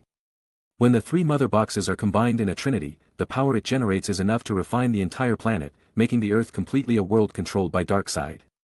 "He failed," Nian said. "After all, if the other party had achieved their goal, the current Earth would have long ceased to exist." Wonder Woman nodded. "Yes, the ancient Earth Guardians united together to drive Darkseid and his fleet out of the Earth. As for the 3 mother boxes, in order to prevent it from calling apocalypse again. One was controlled by the human forces at the time, and one was controlled by the kingdom of Atlantis. You also know the whereabouts of the last mother box, which is hidden in the Paradise Island of our Amazon tribe. The situation is not optimistic. Nian's eyes condensed slightly. The Paradise Island would light a beacon to issue an early warning. Obviously, that mother box had been obtained by the apocalypse forces that had infiltrated the Earth. If the other party finds the remaining 2 mother boxes, the consequences will be disastrous. Aunt, what do you want to do next? Nian looked at Wonder Woman on the side. Wonder Woman raised her heroic eyebrows. We can't delay any longer. I will go to the 2 people I mentioned before and ask them to join the Justice League tomorrow and the day after tomorrow. We must gather a strong enough team as soon as possible to prepare to deal with the infiltrating apocalypse forces. Don't forget me, I can fight with you. Nian took a deep breath and said in a deep voice. Of course, you are the real trump card. If I need you at that time, I will not forget you. Wonder Woman smiled slightly and reached out to touch Nian's black hair. However, Nian did not notice that a strange and determined look flashed under her eyes at this time. Chapter 87. Late at night, S.H.I.E.L.D. headquarters, top floor office. The cool and sexy Black Widow stood straight in front of the desk, while S.H.I.E.L.D. Director Nick Fury sat on the office chair, his deep single eye falling on a report document on the desk. Is this the intelligence result you got from your investigation? Director Fury asked in a deep voice. Black Widow nodded quickly. Yes, although many things happened in the middle of the school, this is the conclusion I came to through intelligence analysis and judgment. Thank you for your hard work. You should go back and rest first. Director Fury lowered his eyes, glanced at Black Widow's bandaged arm, waved his hand and said. Black Widow nodded, turned around and left the director's office. There was only one person left in the office. Director Fury opened the intelligence document submitted by Black Widow, which was clearly the personal information and personal photos of Nian Prince. He flipped through it a few times and turned the intelligence document directly to the last page. In the last column of the personal intelligence file, it was written. After 5 days of in-depth investigation, personal analysis and judgment, the target of investigation, Nian Prince, is an ordinary human being without any extraordinary abilities. Director Fury was silent for a moment, and finally sighed softly, sorted out all the intelligence information about Nian, and put them all in a drawer of his desk. Director Fury did not notice that in the middle of the information files he had not read, in a picture of Nian's inconspicuous daily life, there was an orange kitten. Walking out of the director's office, Black Widow exhaled inexplicably. Even she didn't know why she concealed the talent that seemed to increase the favorability of strangers for Nian. Or, maybe this was also because of her favorability. So she wrote intelligence information that was good for Nian. After all, that thing that increases favorability can't be considered a kind of extraordinary ability, right? At least, it can't work at all in actual combat. Black Widow convinced herself in her heart. It's impossible to let Nian go out to socialize and solve the problem when facing a powerful enemy of the opposite sex. Let's have a date live. Black Widow shook her head and put aside her overly strange and funny idea. The next day, Sunday morning. Nian woke up in Wanda's bed service. He yawned and rubbed his short hair that turned from silver to black. It's time for demigod mode. Nian didn't sleep very late last night, and he had been thinking about how to deal with the apocalypse forces that had lurked in. Although the sky fell, there were naturally tall people to support it, but if there was my aunt among the tall people, how could he sit idly by? In the case of not being able to find Lorna, now, the most stable and powerful abilities that can be obtained are my aunt's demigod body, the 3-in-1, and Gwen's spider mutant physique, Nian muttered to himself. Among them, the strongest actual combat power is undoubtedly the 3-in-1. The physical strength is invincible. However, the 3-in-1 has a huge and obvious flaw, that is, the superposition of the evil nature of the symbiote and the beast nature of the devourer will obviously distort the humanity of Nian, the leader, and make him dark and evil. Right, a flash of inspiration suddenly flashed through Nian's mind. What if one of the 3-in-1 is switched to Aunt Diana? That is, after he obtains the abilities of Venom and Devourer, he parasitizes on his aunt with the ability of the symbiote. Use the divinity of the aunt to suppress the evil nature of the symbiote. This bold idea seems feasible, but Nian is not very clear. After the two completely opposite forces of the demigod and the symbiote are fused together, will they be weakened or strengthened, and what kind of attitude will they show in the end? Black Myth Mode. Nian's eyes became more determined. No matter what, if he faces the alien battle of apocalypse at that time, even if his aunt intends not to let him participate in the war, he will let Xiao Huang bite him, obtain the ability to transform into a 3-in-1, and then parasitize on his aunt for protection. When Nian thought of this, he was about to get off the bed, and a small orange-yellow animal shadow flashed through the door. "Little Emperor, what's wrong?" Nian lowered his head and looked curiously at the little emperor who rushed into his room and lay on the quilt covered by him. A trace of hesitation flashed across the eyes of the little emperor, and then it opened its small mouth like milk teeth and quickly bit Nian's hand. The boy's handsome face was suddenly stagnant. Nian thought about it, but after all, it was a measure that was forced to be taken when the alien war occurred, but it didn't say that it would be used now. Also, Aunt Diana is not at home now. Before Nian could think more, the medium was reached, and the Lord of the Dependence was triggered. The two long-lost and familiar abilities of the symbiote and the devouring beast poured into his body. Nian froze all over, and his body immediately turned into a pool of black liquid and softened on his bed. This was an unimaginable path, and everything happened so suddenly. The little emperor looked at the sticky and moving black liquid nearby, held his breath, and then plunged in without hesitation. Gurgle. Nian subconsciously parasitized on the little emperor, and the orange fur on the kitten's surface quickly turned black. The muscles and bones were strengthened countless times by the dual symbionts at this moment. The body expanded and shrank. Expanded and shrank, and finally fixed in the ultimate form of a black kitten. A pair of blue beast eyes that seemed to be burning and swaying like flames opened violently and ferociously. The 3-in-1 Nian unexpectedly landed online. Master, Wanda saw that Nian had not left the room for a long time, so she walked in again. The boy's figure seemed to be gone on the bed. And that's it. The window of the room that she had not opened just now opened a small gap, and the cold wind was whistling into the room. At the same time, on the roof, a black kitten lay on the water tower, its face twisted and struggling, and finally a trace of reason appeared in the beast's eyes. Fortunately, the symbiont venom was still in a dormant state, and the devourer had no intention of fighting for the body, so Nian still got the dominance of the body. However, human nature was still distorted and disturbed in an instant, and rationality fell to the edge of a very dangerous situation. It said to itself hoarsely, "Xiao Huang, I need an explanation, why do you do this?" Meow meow save, Starro. Xiao Huang's anxious consciousness emerged in Nian's mind. Because of the 3-in-1, Nian instantly understood what Xiao Huang meant. Xiao Huang, as a devourer cub. It didn't even remember what its parents looked like. I only remember that I seem to have been looking for an alien creature called Starro. Xiao Huang has been looking for it on Earth, like a life goal. Even if many things are forgotten, only this memory is not lost. Originally, it had no clues and could only wander around. Later, even if it lived in Nian's house, it still did not give up looking for the whereabouts of the other party. Until today, it suddenly could vaguely sense Starro's location in space. You want me to save it? Nian understood the reason for everything. Xiao Huang knew that he could not save Starro from humans by himself, so he wanted to borrow Nian's power. Since humans and Yuanxia beasts cannot communicate, they can only promote the current 3-in-1 state. Chapter 88. New York, Stark Industries headquarters. It has only been more than a week since the New York War, and many streets are still undergoing repairs, but the Stark building has already completed its post-war repairs and is completely new in the center of the city. At this time, the top floor of the Stark headquarters is not only the office of Tony Stark, the head of Stark Industries, Iron Man, but also his personal workbench. At this moment, the Playboy Stark is wearing a black t-shirt and casual trousers that are easy to move around.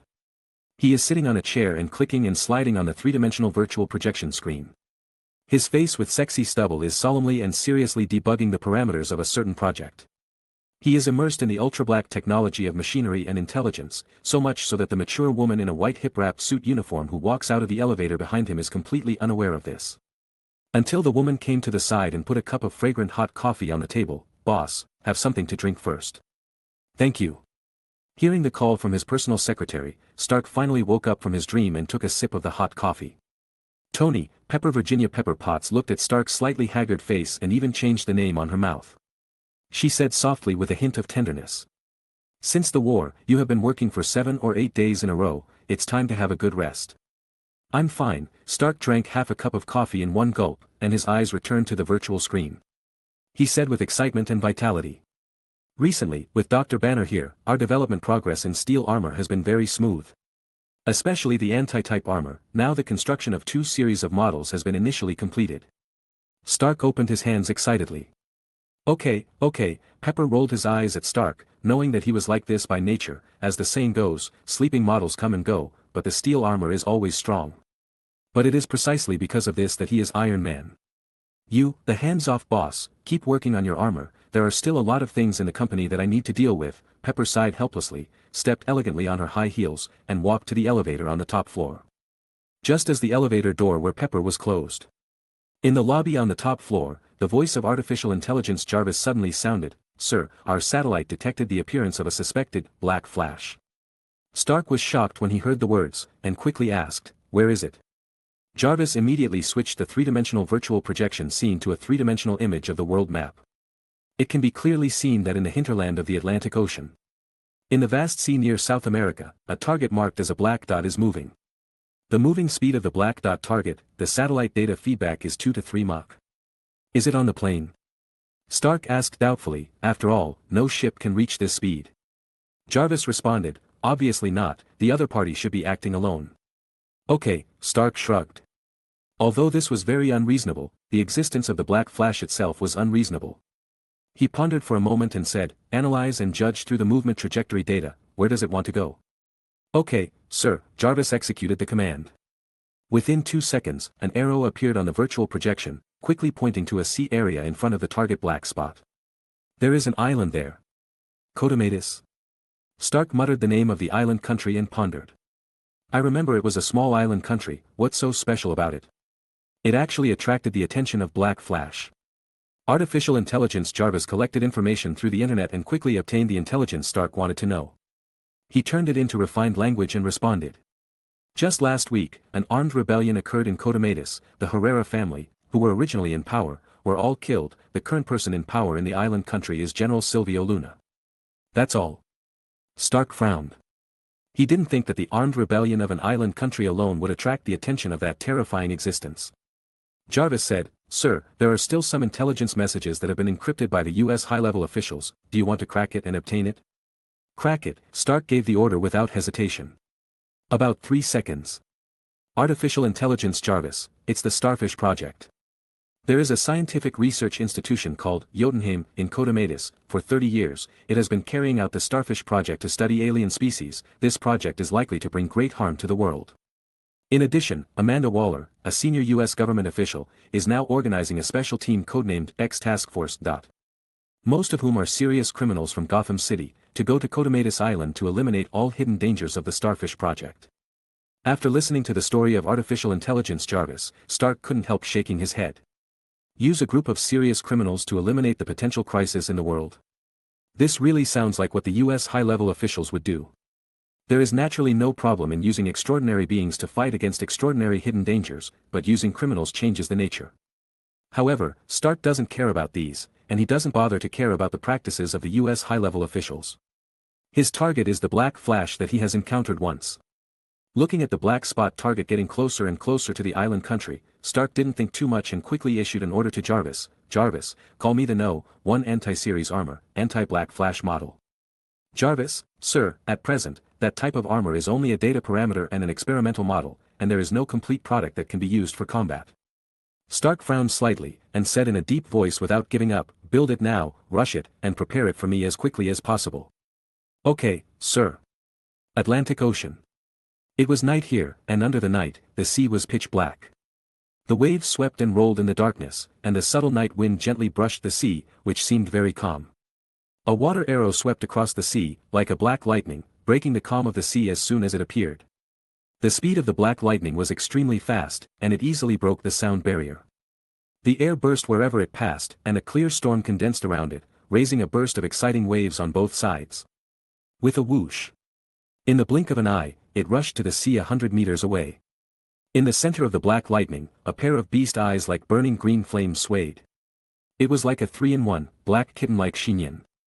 The 4 cat paws were like helicopter propellers, running fast with a trace of afterimages, allowing him to stay above the sea. It ran for countless miles like a perpetual motion machine. In front of Nian, a huge island finally appeared across the sea. It passed through the offshore without slowing down and arrived at the coast of the island. The 3-in-1 Nian's beast eyes suddenly flashed with a trace of bloodthirstiness, but the moment he stepped onto the coast of the island, he sensed the cold murderous aura on this land. Chapter 89. The air on the island coast was filled with a strong smell of blood and gunpowder.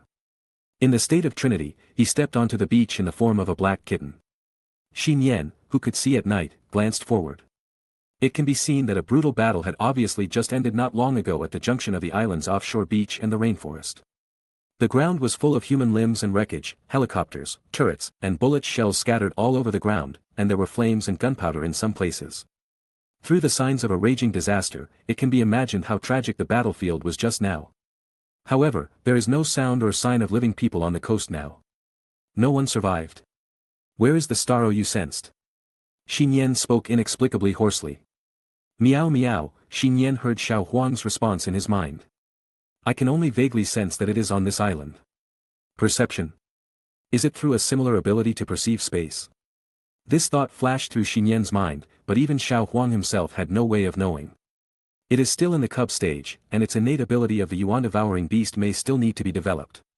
Just as Nian was about to investigate further into the island, he paused, and his eyes suddenly fell on a place on the beach, where a non-human creature with the appearance of a human-shaped weasel was lying. The other party seemed to have choked on water and was wet all over. But the subtle heartbeat in the body showed that it was still alive. The night was getting darker. Inside the island, a team was walking through the primitive and dense rainforest. In addition to human members dressed in various armed styles, this team also had shark-shaped monsters standing and walking on two legs, and a young girl with a mouse on her shoulder. So hungry, I want to eat, the shark-shaped monster muttered to himself in human language, saliva flowing out of his mouth, and his hands patted his flat shark belly like a drum. Damn, are you sure this guy won't eat us as rations? A male member of the team wearing a helmet and a red top cursed. Of course not, it's our friend. The young white girl blinked innocently and waved her arms at the shark monster beside her. I don't believe it. The man in red snorted coldly, holding his special long-barreled pistol tightly in his left hand. You were almost eaten by it just now, and maybe it has been digested now. There is no persuasiveness at all. Be quiet. The black man, who was obviously the leader of the team, was wearing a black uniform and said in a deep voice. There is no way. It has been said that it is the strongest combat force of our team. Without it, we can't enter Jotunheim. I don't want the bomb in my body to be detonated. And I will successfully complete the mission and return to the prison, so that the team can continue to move forward. Yes, that's it. As the black man's words fell, a calm female voice sounded in the microcommunicators of each team member at the same time. Thousands of kilometers away from the current island country, in a high-level base somewhere in the mainland of the United States. In the lobby of the institution full of monitoring screens and host computers, a black woman in a professional skirt was staring at the screen coldly, remotely monitoring the task force composed of serious criminals from the Dream Prison. The black woman was Amanda Waller, a senior American staff member behind the scenes who controlled the X task force. As long as the serious criminals on the mission had any escape or deviation from the action, she would press the remote explosion device in the member's body without hesitation. If you want to reduce the punishment, act well. Amanda Waller said in a deep voice to the communicator. Got it. Among the members of the X task force, a young man who had been silent and had strange spots on his body responded weakly. However, without waiting for others to speak, the little eyes of the shark monster in the team suddenly lit up, grinning like a shark's bloody mouth, and quickly and violently pounced on a part of the jungle. At this time, the other members noticed it. At some point, a black kitten emerged from the bushes of the rainforest, squatting on a stone in a harmless and quiet manner, with a pair of glowing green eyes staring at them. Looks cute. Facing a giant that is more than 10 times its size, the shark monster attacks violently. The black kitten suddenly smiled evilly, with a surging murderous aura rising from its body, and a small cat's front paw suddenly waved forward. The air exploded instantly. As if it was hit hard by a heavy truck, the shark monster still in the air was immediately slapped and flew out. And crashed into the rainforest behind with a roar. The 2-meter-tall and strong shark body flew straight back 10 meters away, and it knocked down several trees before it barely stopped its body. My God. Fuck. Watching this thrilling scene of a reversal in an instant, an unprecedented cold air surged from the back, making the scalps of all the members on the field numb. The strongest fighting force just a moment ago. They are indeed criminals who have committed serious crimes. After a brief moment of shock, they simultaneously launched a counterattack the next moment. The black captain held a large caliber gun and pulled the trigger, firing accurately. The man in red also raised his wrist quickly and pulled the trigger of the long-barreled pistol. The young man with the light spot raised his palms and sprayed a dense and strange energy light spot forward. The young girl held a strange glowing technological instrument. She wanted to call the rats on the island to launch an attack. But soon she seemed to notice something. Her young and beautiful face turned pale in an instant, and she looked at the black kitten in front of her with great horror. Facing the densely interwoven bullets and light spots, a barrage of bullets covered her. The black kitten squatted motionless in place. The next moment, bullets and light spots fell fiercely on its small body. Under the unbelievable eyes of the members of the X-Task Force, the physical bullets fell on the surface of the black kitten and immediately rebounded, or rubbed the surface of the cat's body and deviated from the bullet trajectory. The light energy that was enough to penetrate and melt the stone fell on the black kitten, but it was difficult to melt even a trace of its hair. No. The black kitten itself has no hair. Its assembly line-like body is wrapped in a layer of biological cortex with a dark background. Bullets and light spots can't break through the defense at all. Facing the baptism of the team's attack, the black kitten squatted on the ground motionless, and the blue beast eyes became more violent and impatient. "You, stop attacking." The young girl hugged the trembling mouse and screamed in fear. "Everyone, stop attacking immediately. If you stop, you may still be alive. If you continue to attack, you will definitely die." The three members had no choice but to stop their attacks, but they also knew that once they stopped, it meant that their lives would be controlled by the kitten at the moment. Why, it appeared there. In the hall of the U.S. high-level base, Amanda Waller also looked shocked and opened an intelligence file on the screen in front of her. The black kitten in the file picture is exactly the same as the mysterious existence that appeared at the scene. Code name, Black Flash. First appeared on December 23, 2011, Christmas Eve. New York City. Race, unknown. Currently known ability information. Powerful force that can easily tear apart a muscle car, amazing speed exceeding the speed of sound, can transform or arm its own limbs, can manipulate tentacles to form a huge dungeon. Can swallow objects far larger than its own size, can generate ultrasonic waves with its maximum roar, possesses extraordinary defense that can ignore energy beams and heavy artillery bombardments. Combat record. Unknown liquid creature is dead. Iron Man was almost killed. Danger Index SS, 1 level higher than the Hulk. Chapter 90. In the dark night, in the rainforest of the island. The black captain, the man in red, and the young man who had just launched a fierce attack, helplessly and fearfully put down their guns and weapons and raised their hands towards the seemingly harmless black kitten. This scene undoubtedly looked a bit funny and weird. The members of the team at the moment might not have thought that they were fearless in the past and dared to fight against the most experienced prison guards. They never thought that they would surrender to a black kitten a little bigger than a palm when they were fully equipped. The black kitten suddenly leaped lightly and landed on the shoulders of the young girl, looking at them with its animal eyes glowing with dark green pupils.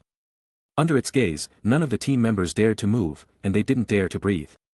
In the arms of the young girl, a black-haired mouse that had been trembling all the time finally couldn't help it. Its eyes turned white, its limbs lifted, and its small body was a little stiff and completely fainted. Rustle. In the bushes of the rainforest nearby, at the end of the huge plow mark. The shark monster, which fell to the ground in an upside-down position, struggled to get up. It covered its fat head and shook it vigorously for a few times, shaking off a lot of mud on its body, which was only covered with a pair of large shorts. There was a bloody cat claw mark on its face. The shark-shaped monster quickly looked at the black kitten, and its strong and somewhat broad limbs immediately rushed up. Hey, this is not good. Just when the other members' eyes twitched, thinking that the Shark King wanted to continue attacking. The Shark King suddenly slid on the ground and called to the black kitten in a flattering way, "Cat boss." Everyone on the field almost fainted. They were dumbfounded, looking at the cute and flattering Shark King, speechless. So you are such a shark. But it is true. There are not many beings that can make the Shark King lower his posture. It has thick skin and flesh, and large caliber bullets can only make it feel pain at close range. And it is difficult to break the shark's skin layer. As a result, now, the black kitten's claw broke through the defense. In addition, sharks are also fish, and there is nothing they can do about being restrained by the most powerful cat in history. Looking at the team members who have completely given up the intention to fight, the mysterious existence of the black kitten. That is, the 3-in-1 Nian calmed down a little and restrained the violence and murderous intent surging in his heart. In order to find Starro, Nian needs to know the situation on this island. Obviously, it seems that not only his target is this island, but also some other forces want to intervene. Just now, Nian woke up the drowning humanoid weasel creature on the beach, and wanted to understand the situation. Who knows, the weasel can't speak human language, and hesitated. So, Nian slapped the weasel back into the sea, and sensed the movement of living people here, and rushed here to encounter this strange team. Nian said hoarsely and sharply, "Identity, purpose." Everyone on the field was completely stunned. The cat actually spoke. Although there was a shark in their team, it walked on two limbs after all, and it was really no different from humans except for its appearance. Thousands of miles away, at the U.S. high-level base. Amanda Waller was also stunned. Her hands quickly tapped the keyboard and added a line to the intelligence file on the computer. Black Flash, with high intelligence, can talk to humans. Waller, what should we do? The Black Captain whispered to the micro-communicator. Do what it wants, tell it what it wants to know, Amanda Waller said in a deep voice. Now, your task is to please it with all your strength, its existence is more meaningful than the Starfish Project. Amanda Waller's words have not yet finished. On the field. The black kitten suddenly raised a cat's paw, and several slender black tentacles that were like liquid solidification stretched out at a high speed. The tentacles pierced the air, and almost at the same time, the micro-instruments on the people on the line burst. Damn it, damn it. Looking at the surveillance and communication signals that had all been lost, Amanda Waller angrily slammed her hands on the table. Sir, since the situation has gotten out of control, what should we do next? Cancel the mission, or remotely activate the detonator on the body of the serious criminal member? No need. Amanda Waller took a deep breath, forced herself to calm down, and looked at the intelligence file of the black kitten and said. Black Flash, once appeared in downtown New York, hunting suspected alien creatures, now maybe it is also coming for the Starfish Project, it is very likely to help us clear that project. In the rainforest. First, they got the approval of Amanda Waller, and the remote monitoring and communicator were destroyed. The black captain in the team had nothing to worry about. He immediately explained to Nian, who looked like a black kitten. My name is Robert Dubois, we are all lifelong serious criminals from the Dream Prison. Due to the special call of Amanda Waller, a senior American official, we formed a suicidal desperate team, the euphemistic name of X Task Force. There was no thought of fooling or concealing the black kitten with high intelligence. After all, disobeying Amanda Waller's orders at the moment may not necessarily lead to death, but disobeying the black kitten will definitely lead to death. Besides, they really have no loyalty to the so-called senior American personnel and this mission. Robert was very tactful and told Nian what he wanted to know, the identity of the group and the purpose of the trip. After a while, Nian had a general understanding of the situation of this team. This infiltration team encountered in the rainforest is called X Task Force. Their team now has 5 members, most of whom are special heavy criminals from Gotham City. The black captain, Robert Dubois, codenamed Bloodsport. He is a former professional killer who has been trained since childhood and is good at using various weapons. He is basically a 100 accurate shooter. He once used kryptonite bullets to send Superman to the intensive care unit. Christopher Smith, the man in red, codenamed Peace Messenger. A former professional killer who can use various modern weapons, is good at close combat, and is an enthusiastic patriot. Cleo Cazo, a young girl, codenamed Second Generation Mousetaker. He can use special instruments to communicate with mice and was arrested for manipulating mice to rob banks. Abner Corell, a young man with a light spot, codenamed Polka Dot Man. Due to the failure of the experiment, he was infected with a high-dimensional virus and was able to use the dots in his body to kill people. The 4 of them are obviously not normal people, and they are more or less involved in the extraordinary, or half a step into the extraordinary. Among them, the non-human shark monster Nanes is suspected to be the descendant of the ancient Shark King. Nian's eyes fell on the Shark King, and he didn't know whether this so-called Shark King was related to the Atlantis that Ant had said sank to the bottom of the sea. However, he was able to withstand the 3-in-1, and he slapped it with some strength. He didn't die, and his strength was already very good. There is also. The target of this X task force is the secret research institute of this island country Jotunheim, in order to eliminate the Starfish project that is going on there. Nian instinctively feels that this Starfish project is likely to be related to Starro that Xiao Huang is looking for. Chapter 91. In the Rainforest. After telling the origin and purpose of the team, all the members of Task Force X stared at the black kitten with lingering fear, as if waiting for the god of death to make the final judgment. Kill them or let them go. If it's the former, even if they resist desperately, their team will be completely destroyed here. In a state of silent fear. Nian, who had the shape of a 3-in-1 black kitten, suddenly jumped on top of Shark King Nane's head and lay down on it as a spacious and flat sofa, with the black cat tail behind him swaying slightly. The black kitten said coldly, "Keep going." Well, it looks like he wants to participate. Then aren't they invincible? Task Force X was stunned for a moment, then looked at each other. They should be said to be serious criminals with extremely strong adaptability.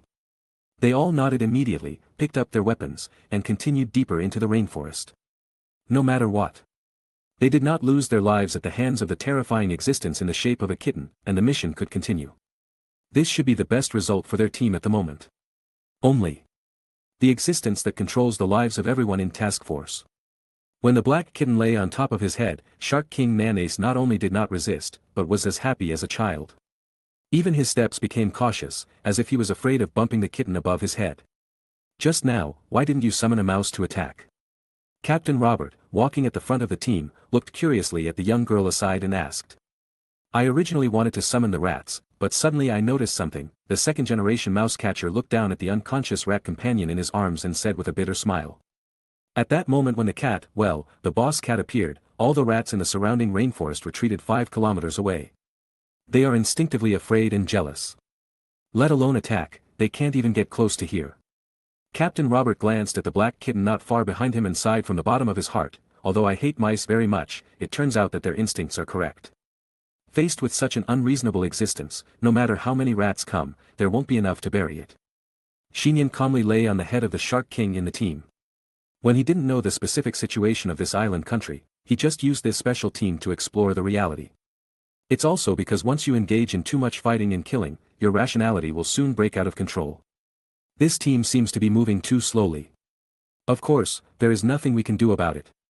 Although there are extraordinary beings in the team, most of them have ordinary people's physiques.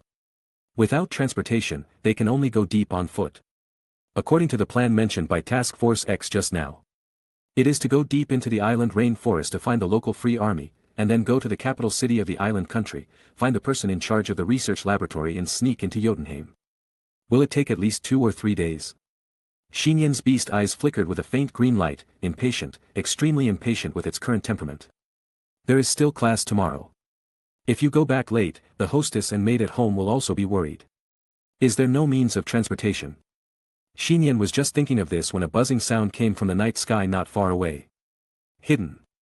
Captain Robert subconsciously waved his hand and led the members of Task Force X to hide in the bushes. Everyone looked up and could see a military-style armed helicopter, its propeller blades roaring and spinning, flying over the nearby rainforest. It was visually estimated that it was about 1,200 meters away from them. It is the rebel army that currently controls this island country. Unfortunately, the distance between the two is too far.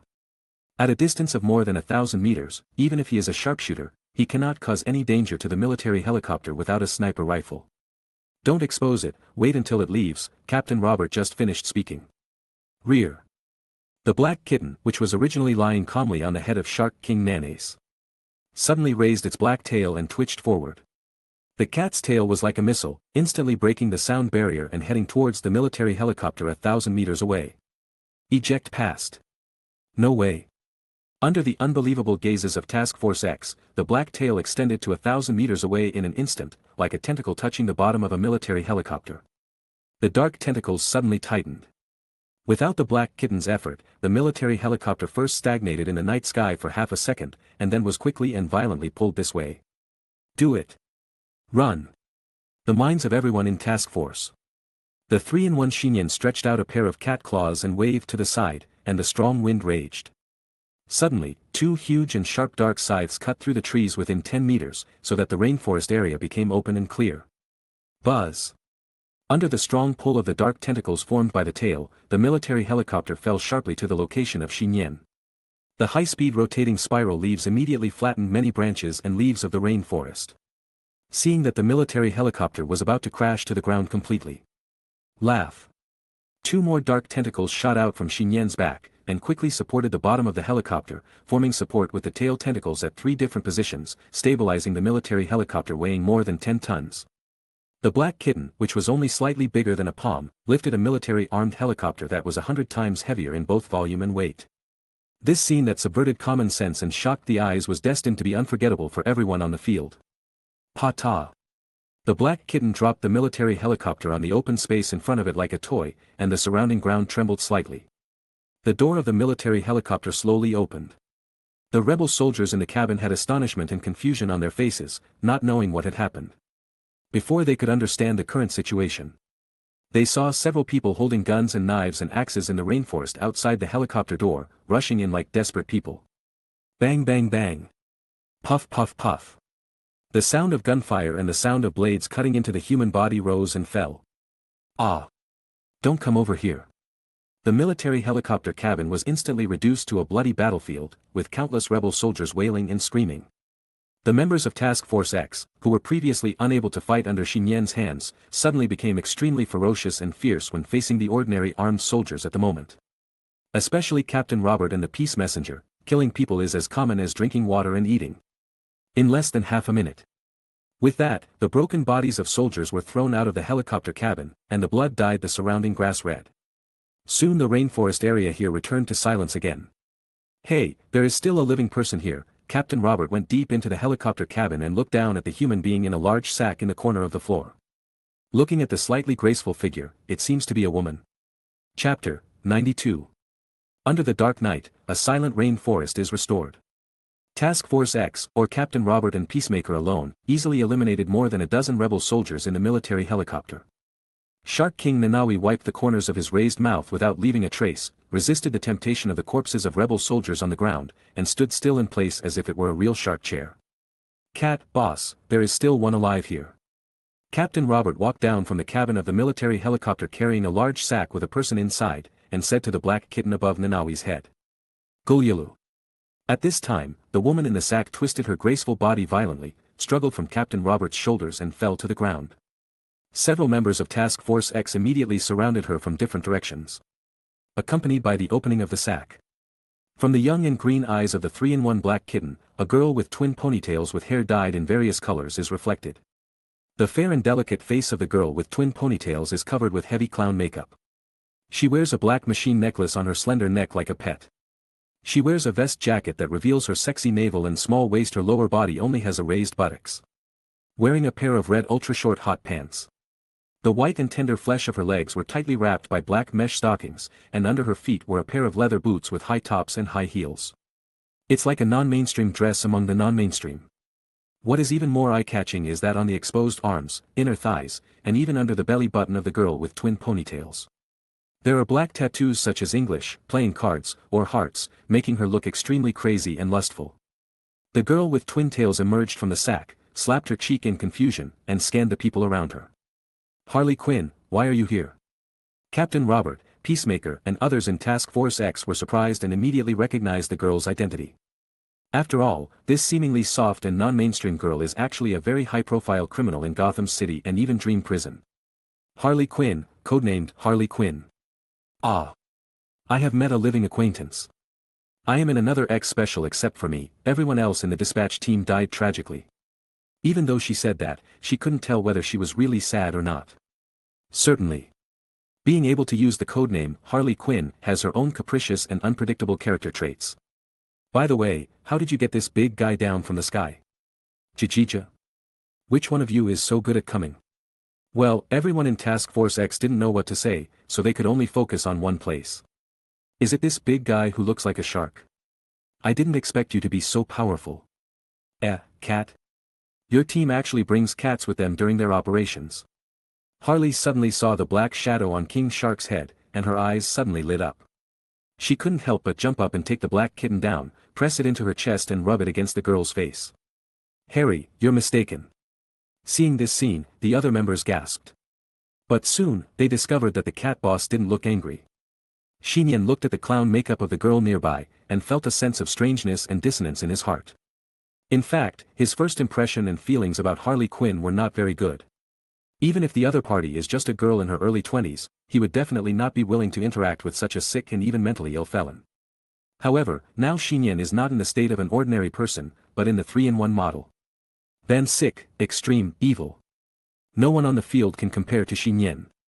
Who has the combined temperament of the Venom symbiote and the devouring beast. Now he is just using the little humanity and reason left in him to hang on like a tightrope to prevent himself from falling into the boundless darkness. Abyss. So. Harley Quinn, who is morbid and crazy, is just in line with the taste of the current 3-in-1 Nian in terms of compatibility. Of course, this so-called taste is not from the perspective of heterosexual mating. Instead, pets. That's right. For the current 3-in-1 Nian, Harley Quinn is a better pet than Shark King Nanawe. I really want to lock her in a dark, deserted underground room, lock her in a low iron cage where she cannot stand upright, tie her neck and ankles with iron chains made of fine steel.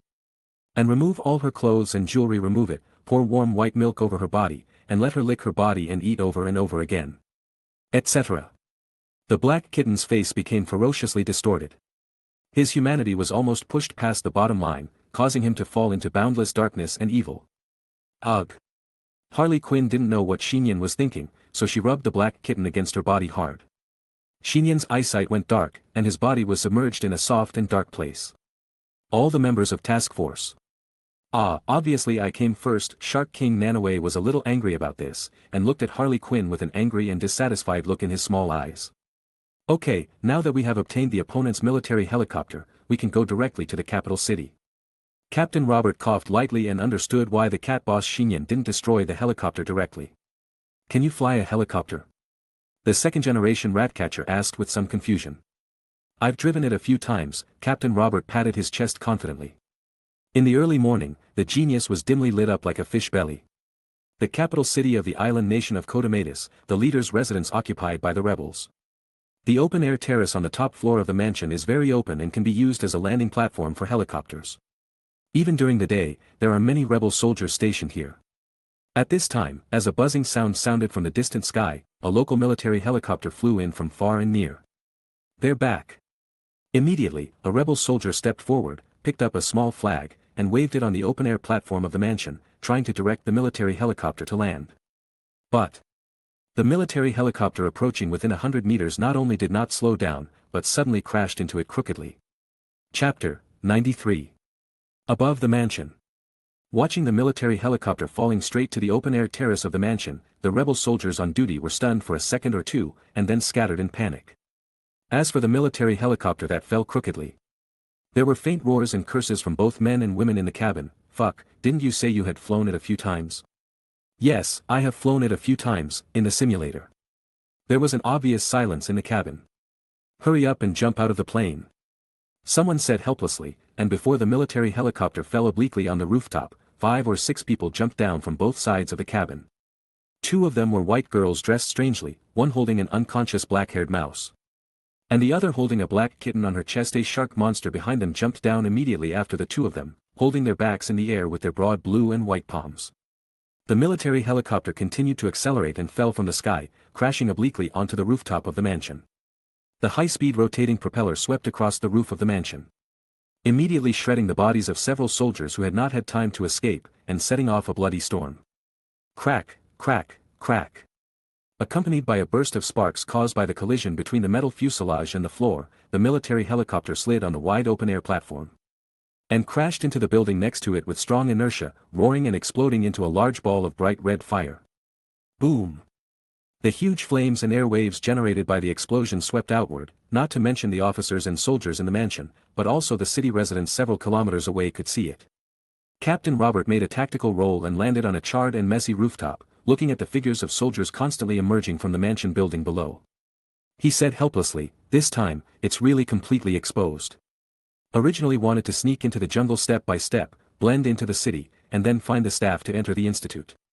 As a result, thanks to the black kitten, they arrived at the end of the mission directly from the starting point. The journey time that originally took 2 or 3 days was now shortened to 1 or 2 hours.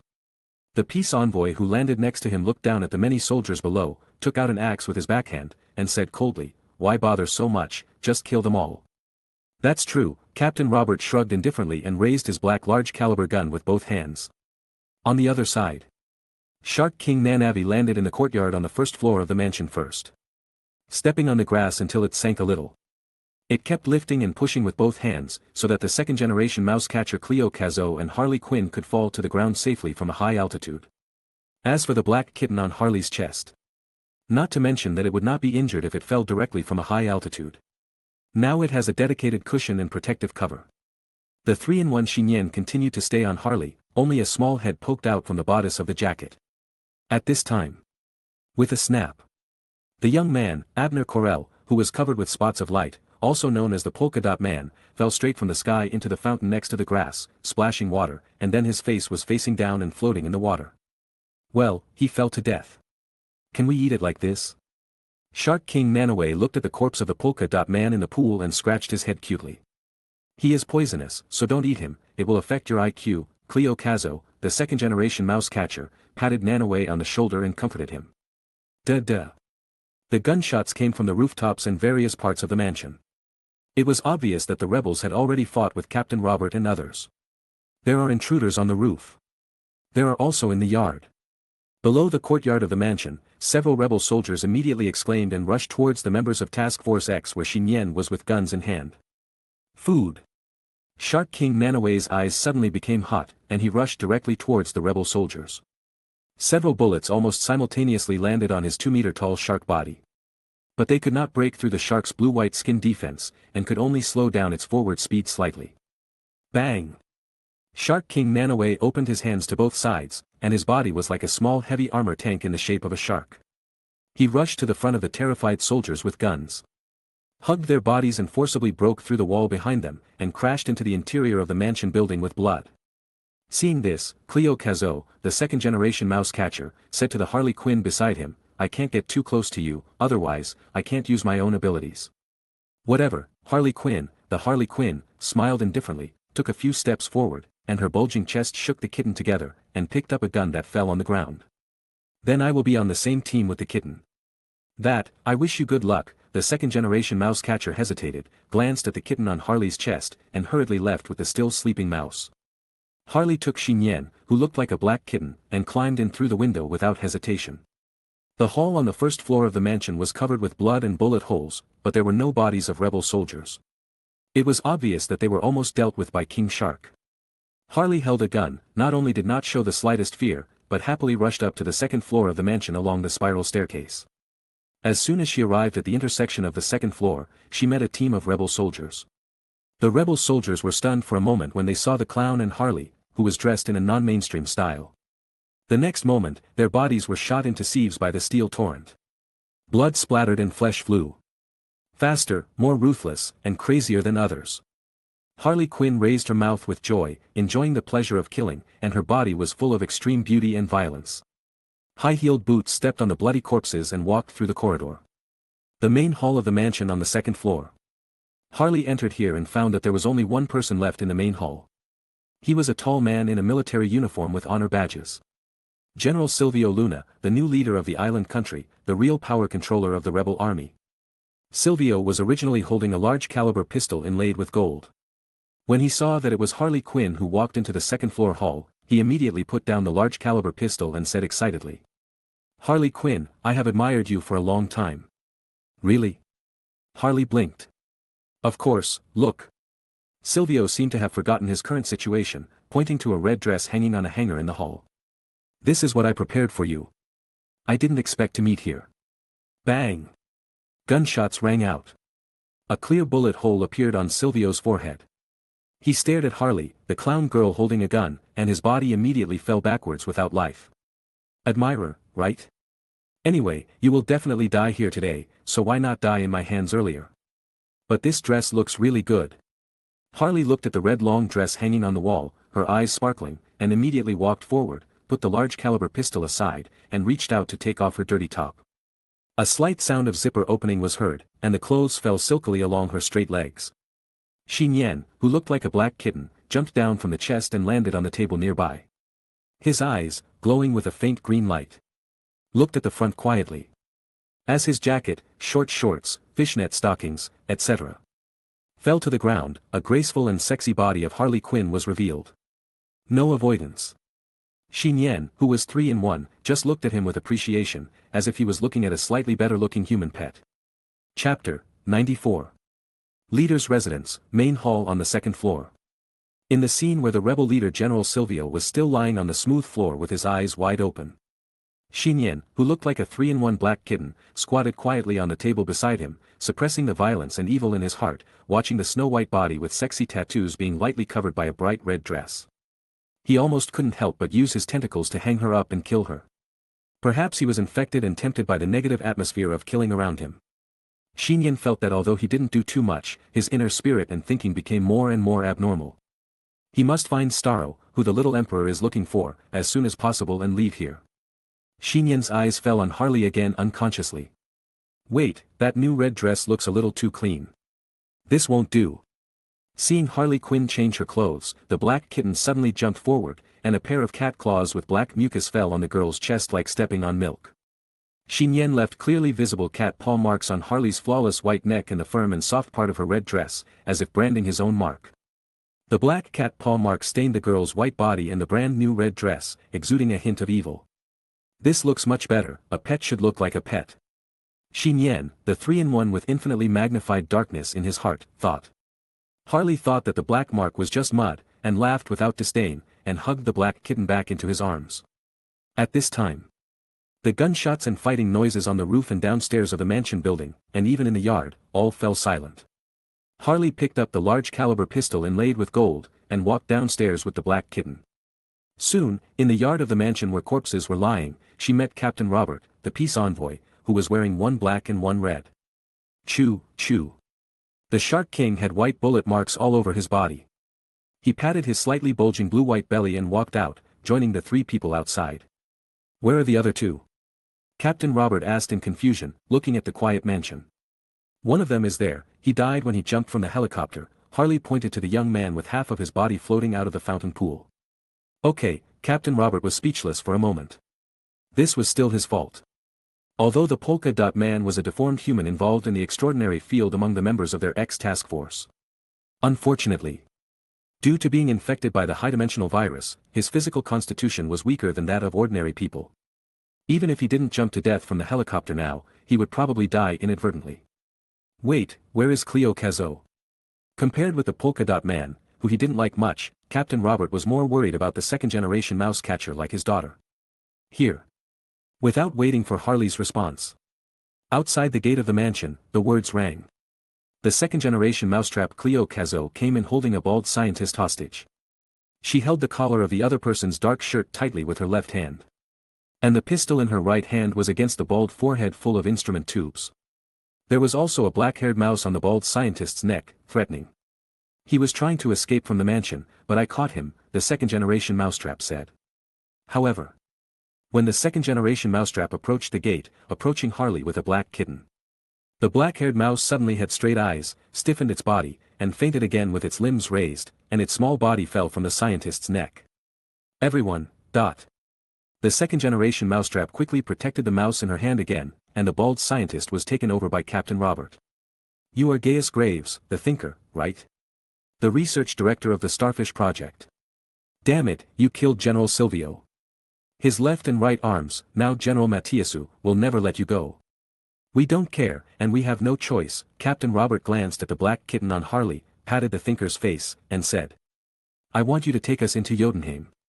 Jotunheim, the thinker opened his eyes wide, and when he heard the name, a trace of fear and fanaticism flashed across his face. In Cotomatis, a huge chimney-shaped research institute factory in the capital city.